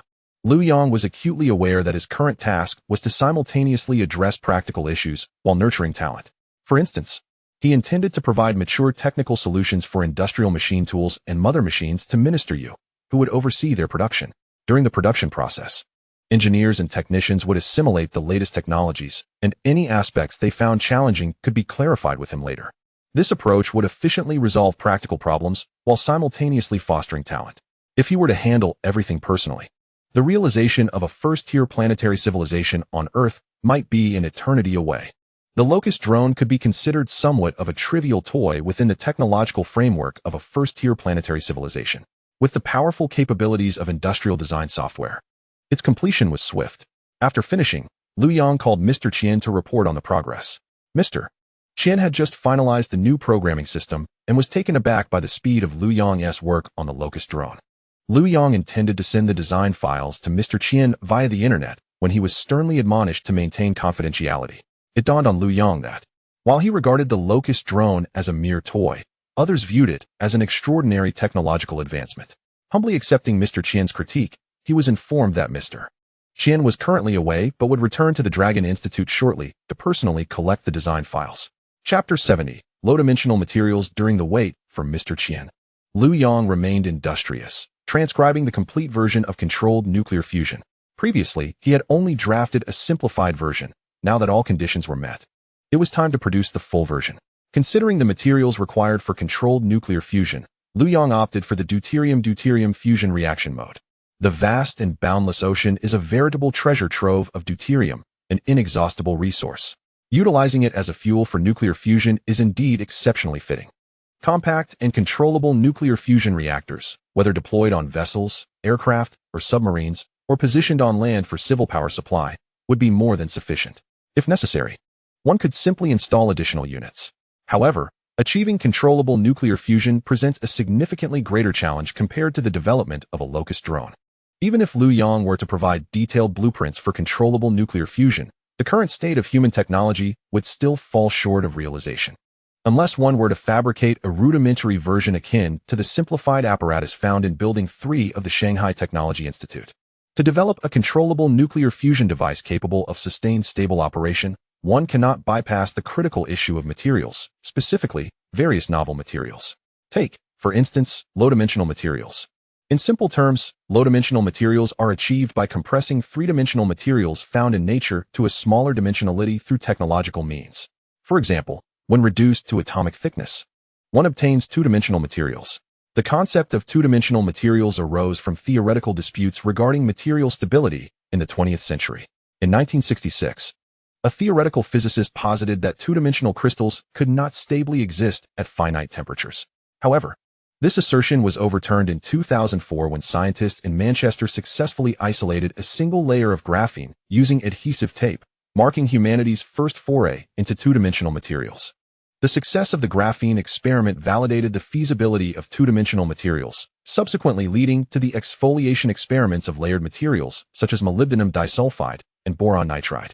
These materials, including graphene, molybdenum disulfide, and boron nitride, inherently possess a layered structure, akin to a mille-feuille pastry, with each layer bound together by covalent, ionic, or metallic bonds, while interlayer interactions are governed by relatively weak van der Waals forces. Thus, materials with layered structures are relatively easier to exfoliate into two-dimensional forms. However, within the known material systems, approximately 975 are non-layered structures. The question then arises, how can we synthesize the low-dimensional forms of these materials? This is particularly challenging for metals, whose atomic structures interact through strong metallic bonds in all directions, forming a dense three-dimensional network. To achieve low dimensionality in metals, one must essentially flatten the entire metallic structure without dispersing it. For instance, imagine a 3-meter square metallic sheet being reduced to an atomic-level thickness, resulting in a two-dimensional metallic layer capable of covering the entire city of Yanjing. The reduction of materials to lower dimensions induces a qualitative transformation. Monolayer materials exhibit remarkable properties in optical, electrical, and mechanical domains, differing fundamentally from their three-dimensional counterparts. In other words, materials manifest entirely distinct physical properties across various scales. Parameters such as carrier mobility, thermal conductivity, mechanical strength, and specific surface area can vary dramatically between three-dimensional and low-dimensional states. For example, copper, when fabricated into an atomic-level two-dimensional metal, displays conductivity 3 times superior to its three-dimensional form. This enhancement arises because electric current propagates exclusively within a plane of atomic thickness, as opposed to the chaotic movements observed in three-dimensional structures. With a single atomic thickness, the resistance is naturally lower than that of multi-atomic thickness in three-dimensional states, leading to reduced losses and accelerated current flow. Such transformations in the physical properties of materials due to changes in form are profound. Three-dimensional metals have historically ushered in eras of civilization characterized by copper, bronze, and iron. However, to propel humanity into the next phase of development, low-dimensional materials must become an indispensable threshold. Presently, the research in low-dimensional materials is spearheaded by the Dragon country, having achieved large-scale production of two-dimensional states from three-dimensional metals. For any novel technology to transition from the laboratory to practical application, engineering is an essential hurdle to overcome. This reflects the harsh reality of progressing from scientific discovery to technological validation and ultimately to engineering implementation. For example, When scientists utilize laser deposition to create atomic-level thin sheets measuring just a few square centimeters in the lab, it is akin to crafting a toothpick with a diamond cutter, exhibiting remarkable precision. However, considering the cost, such endeavors become economically unfeasible, as a price of $20,000 per gram renders it devoid of market value. All truly transformative products must traverse the journey from scientific discovery to technological demonstration and finally to engineering realization, transitioning from laboratory settings to production facilities and ultimately to supermarket shelves. Engineering must address whether new technologies can be produced and manufactured on a large scale, and whether stable products can be obtained at controllable costs. Without resolving engineering challenges, even the most advanced technologies cannot be transformed into productive forces. In March 2025, the Physics Research Institute of the Dragon Academy successfully resolved the engineering challenges associated with two-dimensional metals, achieving the large-scale production of the first atomic-level two-dimensional metal material in human society. The produced atomic-level two-dimensional metal consists of a single atomic layer with a thickness of just 0.1 nanometers, equivalent to 1/200,000th of a human hair. Andrei Geim and Konstantin Novoselov, both esteemed scientists in the field of single-atom materials, achieved this by adhering a high-purity graphite material with adhesive tape and subsequently peeling it away, resulting in monolayer graphene, the two-dimensional state of graphite. Their groundbreaking work earned them the Nobel Prize in Physics in 2010. However, without addressing the engineering challenges, graphene would fail to transition into a productive force.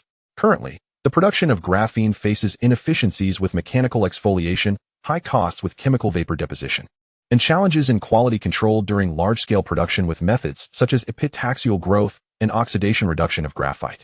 Thus, after several years, mass production of graphene remains elusive. The recent publication from the Physics Institute of the Dragon Academy reflects a resolution of engineering challenges. The scientists of the Dragon Country are indeed formidable. Originally, low-dimensional materials were a primary focus of Liu Yang's endeavors. With the material challenges surmounted, many designs can now be realized.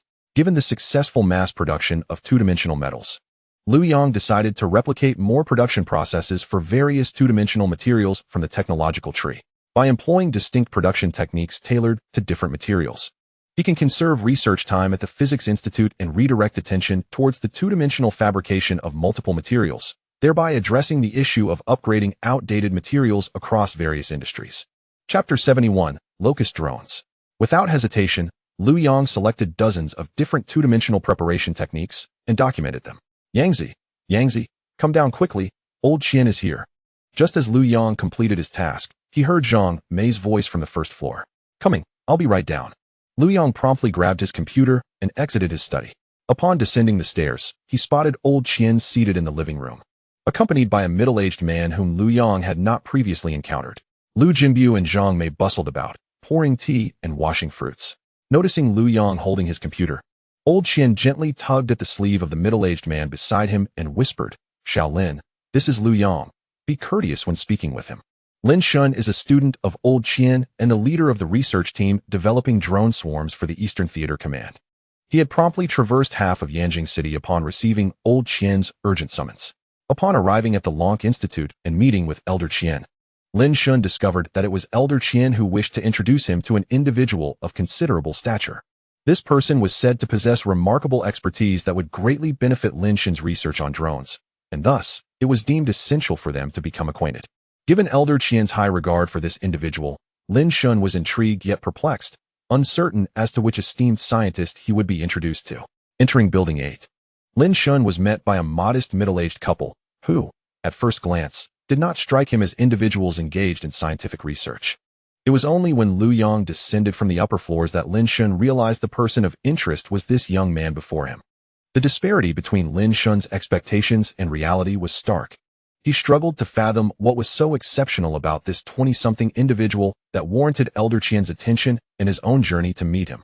As a Harvard PhD, Lin Shun felt somewhat justified in his discontent, particularly given his busy schedule and the myriad challenges surrounding his drone project. With time already in short supply, he now faced the prospect of spending a significant portion of his day here. Unbeknownst to Liu Yang, who approached with a warm greeting for Elder Qian followed by an enthusiastic introduction to Lin Shun, the latter's displeasure was evident. Lin Shun's response was curt and devoid of warmth, as he settled into a chair, choosing silence over conversation. Elder Qian, aware of Lin Shun's prideful nature, discreetly tugged at his sleeve, a gesture not lost on Liu Yang, who opted not to comment but instead placed his laptop on the coffee table before Elder Qian. Thank you for your trouble, Elder Qian. I'm unsure to whom I should present this, so I truly appreciate your assistance, Liu Yang said with a smile, expressing his gratitude. Not at all, not at all. My old bones can still endure a bit of exertion. I had hoped you would take today to rest and spend time with your family, and we could arrange for an assistant tomorrow once you officially commence your position. I didn't anticipate you would be so swift in preparing this, Elder Qian replied jovially. At that moment, Lin Shen's phone rang, prompting him to step outside to answer it. Meanwhile, Liu Yang, after a few clicks on his laptop, opened the project regarding the locust drone. Elder Qian, donning his reading glasses, took the mouse from Liu Yang and began examining the drone's design. The total weight is only 16 grams. Elder Qian exclaimed, visibly impressed. Indeed, it weighs 15 grams, including a 5-gram warhead of 4th-generation high-explosive CL-20. With the implementation of two-dimensional metallic drones capable of self-charging via microlight, theoretically, the flight duration could be limitless. Most importantly, it employs artificial intelligence, data link integration, and cloud technology for swarm control, Liu Yang explained, demonstrating the control software interface on his screen. Slow down, Liu Yang, Elder Qian interjected, turning to scrutinize him. Did you just mention two-dimensional metal?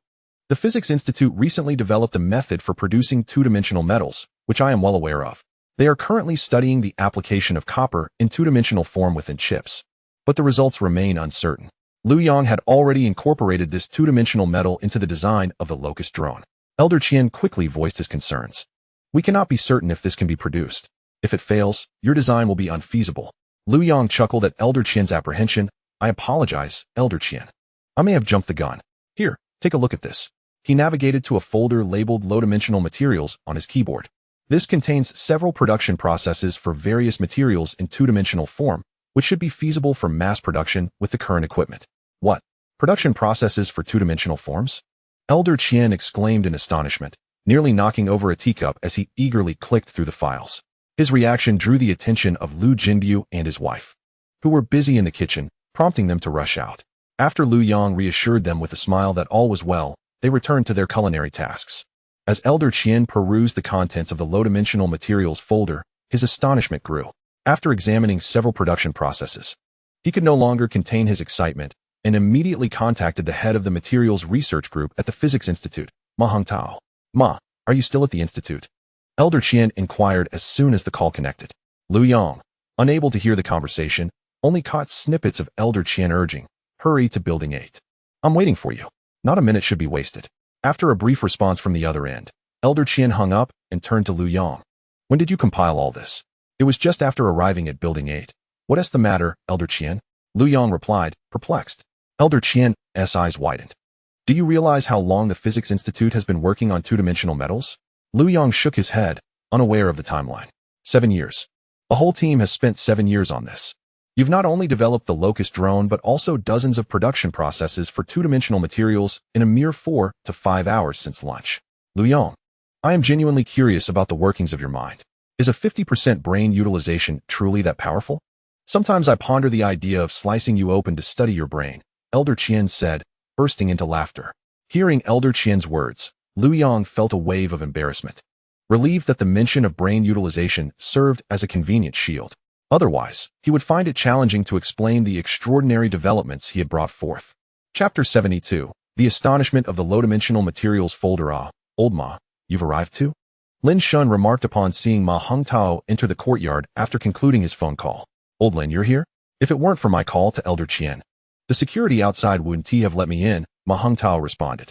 Currently, Building 8 was under the watchful eye of 2 visible security personnel, with 2 members of the national security disguised as guards patrolling the vicinity. They were not permanently stationed but had increased their presence, especially when outsiders were present. Ma Hongtao had been stopped earlier until Elder Qian connected with him via video and opened the entrance. What kind of individuals reside in Building 8? The security seems overly cautious, Ma Hongtao inquired, curious. I'm not entirely sure. I only know it's a young man named Liu Yang. My teacher called and insisted I come here, claiming he wanted to introduce me to someone impressive. I never expected it to be such a young fellow. Lin Shin lamented to Ma Hongtao. Oh, is that the case? Elder Qian just called me as well, urging me to come quickly and emphasized not to delay even a minute. Could he also be referring to this young man you mentioned? Ma Hongtao speculated. It seems likely. You should head in first. I still need to make a couple more calls. Then I shall enter first. Elder Qian is waiting for me, Ma Hongtao replied, hurriedly pushing the door open to the living room. Hearing the commotion, Elder Qian turned to see Ma Hongtao and beckoned him over. Ma, come here quickly. Elder Qian stood up, offering his seat to Ma Hongtao and gesturing towards the computer screen. Ma Hongtao glanced at Qian Lao and then cast a quick look at Liu Yang, who stood on the other side of Qian Lao. He said nothing but hurriedly took a seat to examine the materials Qian Lao had presented. Manipulating the mouse, Ma Hongtao swiftly skimmed through a document. Within minutes, his pace of flipping through pages noticeably accelerated, and he leaned closer to the screen. Ah, so this is the issue? No wonder we couldn't resolve it at the time. It turns out there's this approach, he murmured, his excitement palpable. His voice grew louder, drawing the attention of Liu Jinbu and his spouse, who were busily cooking in the kitchen. They peeked out to observe the commotion in the living room. Noticing an additional presence, Liu Yang smiled reassuringly, indicating that all was well, prompting them to return to their culinary duties. Earlier, the software team had called Lin Shen to report that their previous design had once again failed in the experimental phase. To achieve autonomous attacks, a single operator could only control up to 50 drones. Any additional units would require more personnel. The existing control system fell short of enabling swarm control. Lin Shen felt a headache coming on as he listened to the software team's update. They had modified and optimized the current control software repeatedly, yet the control quantity remained stagnant. This was merely the software team. The hardware team had also made little progress. To meet the tactical requirements set by the Eastern Theater Command, the current drones were still too large. Miniaturizing the drones posed significant challenges. The Eagle Sauce drone, the Black Hornet, measured 16 centimeters in length and 25 centimeters in height, weighing a mere 18 grams.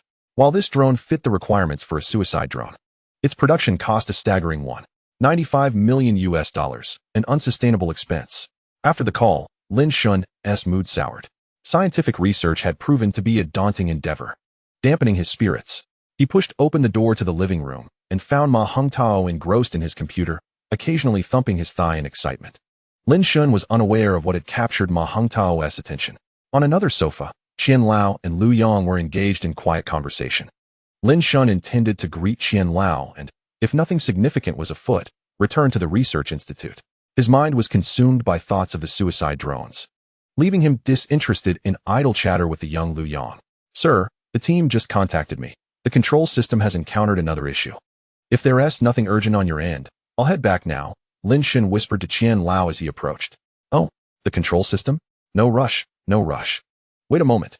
I have something wonderful to show you. Once you've seen it, you can decide whether to leave immediately, Qian Lao replied with a smile. Something wonderful? Lin Shen's face was etched with confusion, unsure of what Qian Lao intended to reveal. Without addressing Lin Shen's inquiry, Qian Lao turned to Ma Hongtao. Xiao Ma, isn't it time to log off? Let Lin Shen have a look too. Ma Hongtao appeared completely oblivious to Qian Lao's words, continuing to deftly maneuver the mouse and mutter to himself. Xiao Ma, Xiao Ma. Qian Lao raised his voice. Ma Hongtao remained fixated, seemingly unaware of his surroundings.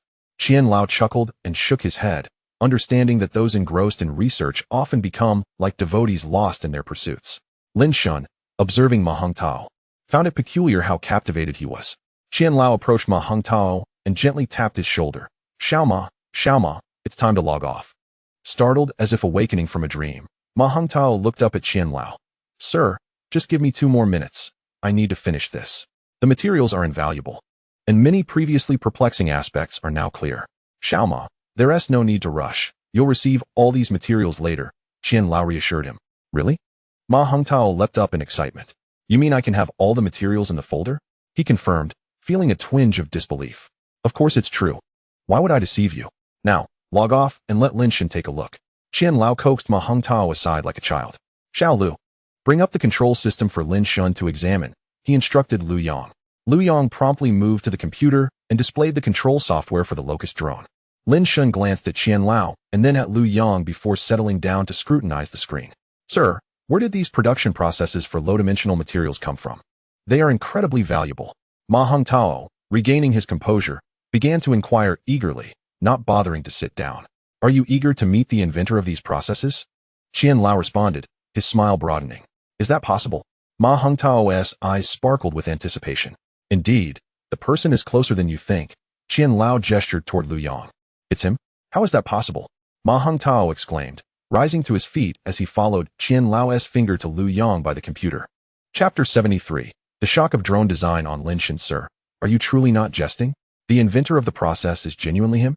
Ma Hongtao questioned Liu Yang, still filled with skepticism regarding Qian Lao's words. I'm not joking, it's this little fellow. Do you know what Lin Shan is currently examining? Isn't he looking at the production processes for two-dimensional materials? No, if I'm not mistaken, Lin Shan is now reviewing the control system for the suicide drones. Qian Lao had no intention of concealing anything from Ma Hongtao. Lin Shan's drone project had always collaborated with Ma Hongtao's material research, and they were well aware of each other's projects. Sir, you're not implying that this control system was also developed by Liu Yang, are you? Ma Hongtao's astonishment was unmistakable. If it's not him, then who else? This little fellow is remarkably talented.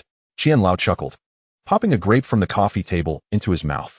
Lin Shan was entirely absorbed in operating the Locust drone control system. The system was straightforward to navigate, exhibiting a remarkably high level of artificial intelligence.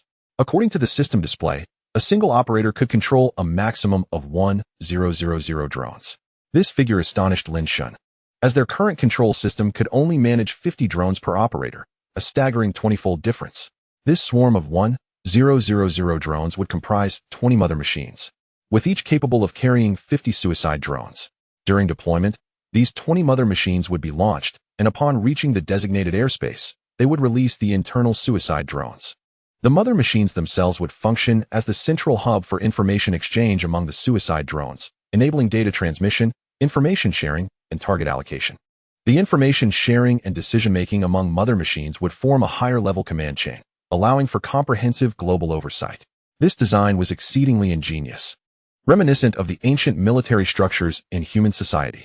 By dividing forces into smaller units, it facilitated command and control. However, achieving this was no small feat, particularly concerning the artificial intelligence system. Tasks such as enemy identification, mission allocation, route planning, and battlefield self-protection posed significant challenges. This control system adeptly addressed all the aforementioned issues. Lin Shan had to concede that this was the first time he had encountered such a design. Upon seeing the blueprints and parameters for the suicide drones, he was utterly captivated. Liu Yang's design for the suicide drone was merely 1/5 the size of their current models. Lin Shan could hardly believe his eyes. Comparing it with the diagrams on the computer, he quickly grabbed paper and pen to begin sketching and taking notes. Liu Yang observed old Qian beckoning to him and promptly settled onto the sofa beside him. Xiaoma, this is Liu Yang. Liu Yang, this gentleman is Ma Hongtao, the leader of the two-dimensional material research group at the Institute of Physics. Old Qian, realizing he had neglected to introduce them earlier, rectified the oversight in this congenial setting. Hello, Liu Yang. I must say, I found your design incredibly enlightening. In the process of fabricating high-density metallic two-dimensional materials, why is it that the external pressure applied is less than that of low-density metals? Before Liu Yang could respond, Ma Hongtao, brimming with curiosity, ventured forth with his question. Haha, Xiaoma, there's no need to rush. Such matters cannot be resolved in haste. Old Qian interjected, keen to prevent an endless barrage of inquiries from Ma Hongtao. Immersed in research, once a breakthrough or a novel idea emerges, it becomes an irresistible pursuit to delve deeper until every aspect is thoroughly understood. I have also documented various preparation principles and derivations. I will share them with you later. Should you have any uncertainties, feel free to reach out. Liu Yang empathized with Ma Hongtao's eagerness. Really? That is splendid. We shall commence trial production immediately. Based on the current design, I am optimistic about our chances of success. Ma Hongtao exclaimed excitedly, rubbing his hands together while frequently casting glances at his computer. It appeared he was eager for Lin Shan to vacate the computer so he could access the copied materials. Ma Hongtao's enthusiasm amused old Qian, who turned to Liu Yang and remarked, Xiao Lu, it seems Xiaoma can hardly contain himself. Perhaps you should hand over the materials to him. Certainly, old Qian. I will prepare the documents for team leader Ma right away, Liu Yang replied, gesturing toward Lin Shan, who was practically sprawled over the computer with a wry smile. Extracting him from his current focus seemed quite the challenge. Xiao Lin, old Qian called out loudly.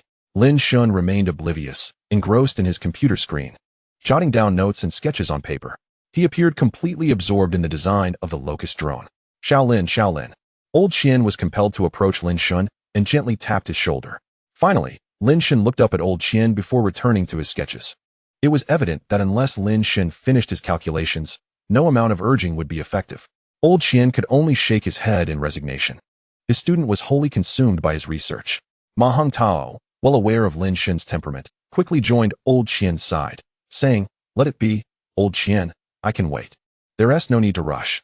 Old Lin's disposition is quite unyielding. Having been classmates since graduate school and later pursuing their doctorates at Harvard together, both men shared a deep understanding of each other's quirks after more than a decade of friendship. Meanwhile, in the kitchen, Zhang Mei was cooking while engaging in conversation with Liu Jinbu, who assisted her. "Old Liu, when did our Yangzi get acquainted with old Qian? I was quite startled when he visited earlier." Indeed, when old Qian mentioned he was looking for Yangzi, I was taken aback as well. "Can you believe it?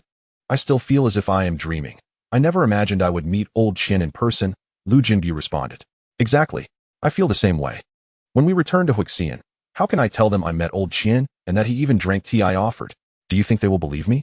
"Liu Jinbu, why do you always dwell on such fanciful thoughts? Have you chopped the tomatoes yet? I need them." All right.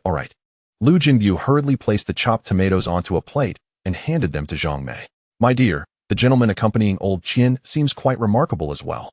Zhang Mei dished out the stir-fried vegetables while washing the pan. Who could accompany old Qian and not be extraordinary? And the one who arrived later also seems impressive.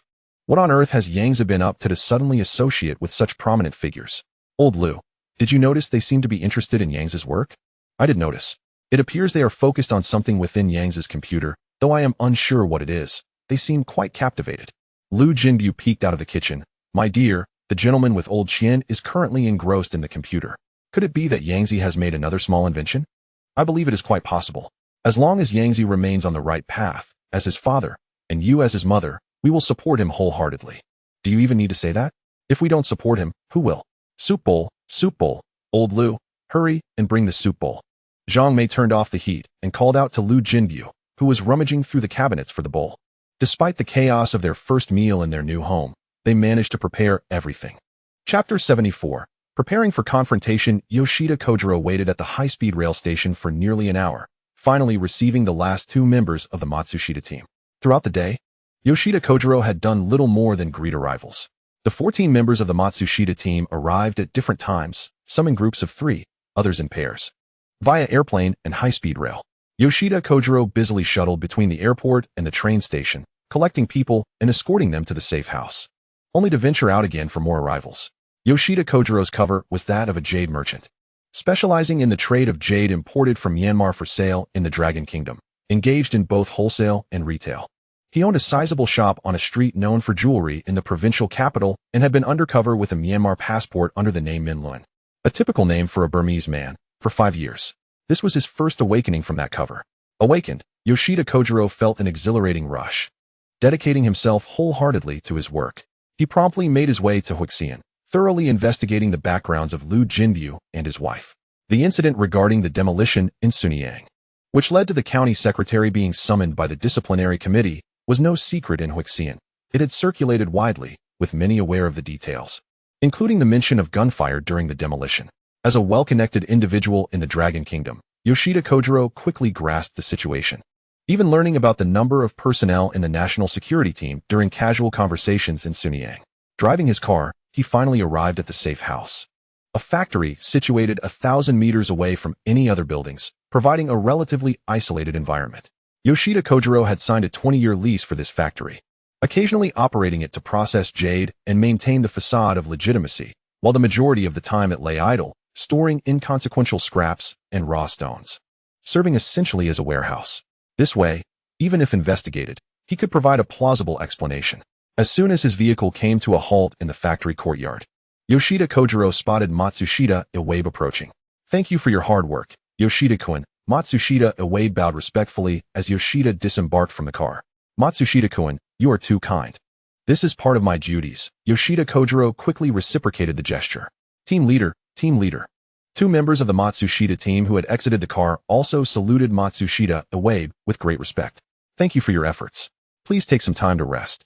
We will hold a pre-battle meeting shortly," Matsushita Iwabe replied with a slight nod before instructing them. After bowing, the 2 turned and left. "Yoshida-kun, I am astonished by the impressive array of weapons you have prepared for us," Matsushita exclaimed, patting Yoshida on the shoulder. Matsushita began to catalog the weapons Yoshida Kojiro had arranged for them. Fast tactical helmets, Gator's goggles, GPNVG-18 quad-tube night vision goggles, Comtac variant headsets, and throat microphones. The LTB-6094 bulletproof vest, mechanics tactical gloves, and Belleville 550 ST combat boots, alongside the H-416 assault rifle, M9 pistol, M249 light machine gun, and M11 sniper rifle. These are indeed standard issue for the esteemed Navy SEALs. To be candid, I had even prepared to utilize the Japanese Type 89 automatic rifle for this operation. I never anticipated that your intelligence department would be so formidable, especially you, Yoshida-kun. You deserve the lion's share of the credit for this operation, haha. After expressing his satisfaction, Matsushita patted Yoshida on the shoulder. Over the past 5 years, Yoshida has meticulously smuggled weapons from the China-Myanmar border into the Dragon Country. He has awaited this day. Observing Matsushita's praise, it was evident that Yoshida Kojiro was quite pleased. Thank you for your kind words, Matsushita-kun. Now that everyone is present, shall we first review the plan? As a seasoned spy, Yoshida Kojiro's thinking remained astute. Indeed, Yoshida-kun, your reasoning is sound. Let us discuss the operational plan. Matsushita nodded, and together with Yoshida Kojiro, they entered the factory to convene the team for discussions. Unbeknownst to them, a majestic eagle circled above in the high sky. Meanwhile, 5 kilometers away from the safe house arranged by Yoshida Kojiro, a factory site had been repurposed as a command center after Liu Quan and his team received new operational orders, relocating from Huixian. This factory, currently unoccupied and devoid of neighbors, was an ideal choice for their command operations. Liu Quan was attentively monitoring the images on the surveillance screen, which displayed real-time footage captured by a biomimetic drone. The audio was equally clear, allowing him to overhear the conversation between Yoshida Kojiro and Matsushita in the factory courtyard. Throughout the day, every action of Yoshida Kojiro had been under stringent surveillance, with the entire safe house being comprehensively monitored by the drone. Yoshida Kojiro truly lives up to his reputation in intelligence. He possesses considerable skill, Bienfone remarked, tossing a broad bean into his mouth. Indeed, he is a seasoned operative. Accurately assessing the situation, Liu Quan noted just as a team member approached with a paper document. Chief, this is the information from above, the team member said, handing the document to Liu Quan. Upon reviewing it, Liu Quan remarked, this Matsushita squad seems to have quite a background. Hearing Liu Quan's words, Rudy, the leader of the 4th Squad of the Eastern Theater's Flying Eagles Special Operations Team, became intrigued. Leader Liu, do elaborate on what makes this group noteworthy. They belong to the Anti-Terrorism Operational Squad under the 1st Airborne Brigade of Japan, headquartered at the Narashino Base in Funabashi, Chiba Prefecture. Oh, so they are from the 1st Airborne Brigade, the elite of the Japan Ground Self-Defense Force, Rudy responded, leaning closer to Liu Quan to examine the document. The combat capabilities of the 1st Airborne Brigade are quite respectable. It is Japan's sole airborne unit and serves as a rapid response force. Established in 2004, this brigade formed a special squad specifically for counter-terrorism operations, directly comparable to the U.S. Navy SEL Team 6. Over the years, they have engaged in numerous exercises with other members of the Five Eyes Alliance, proving their operational strength. How fortuitous that our Flying Eagles are also adept at confronting such elite forces, haha. Rudy appeared well-versed in Japan's military prowess, continuing to share his insights.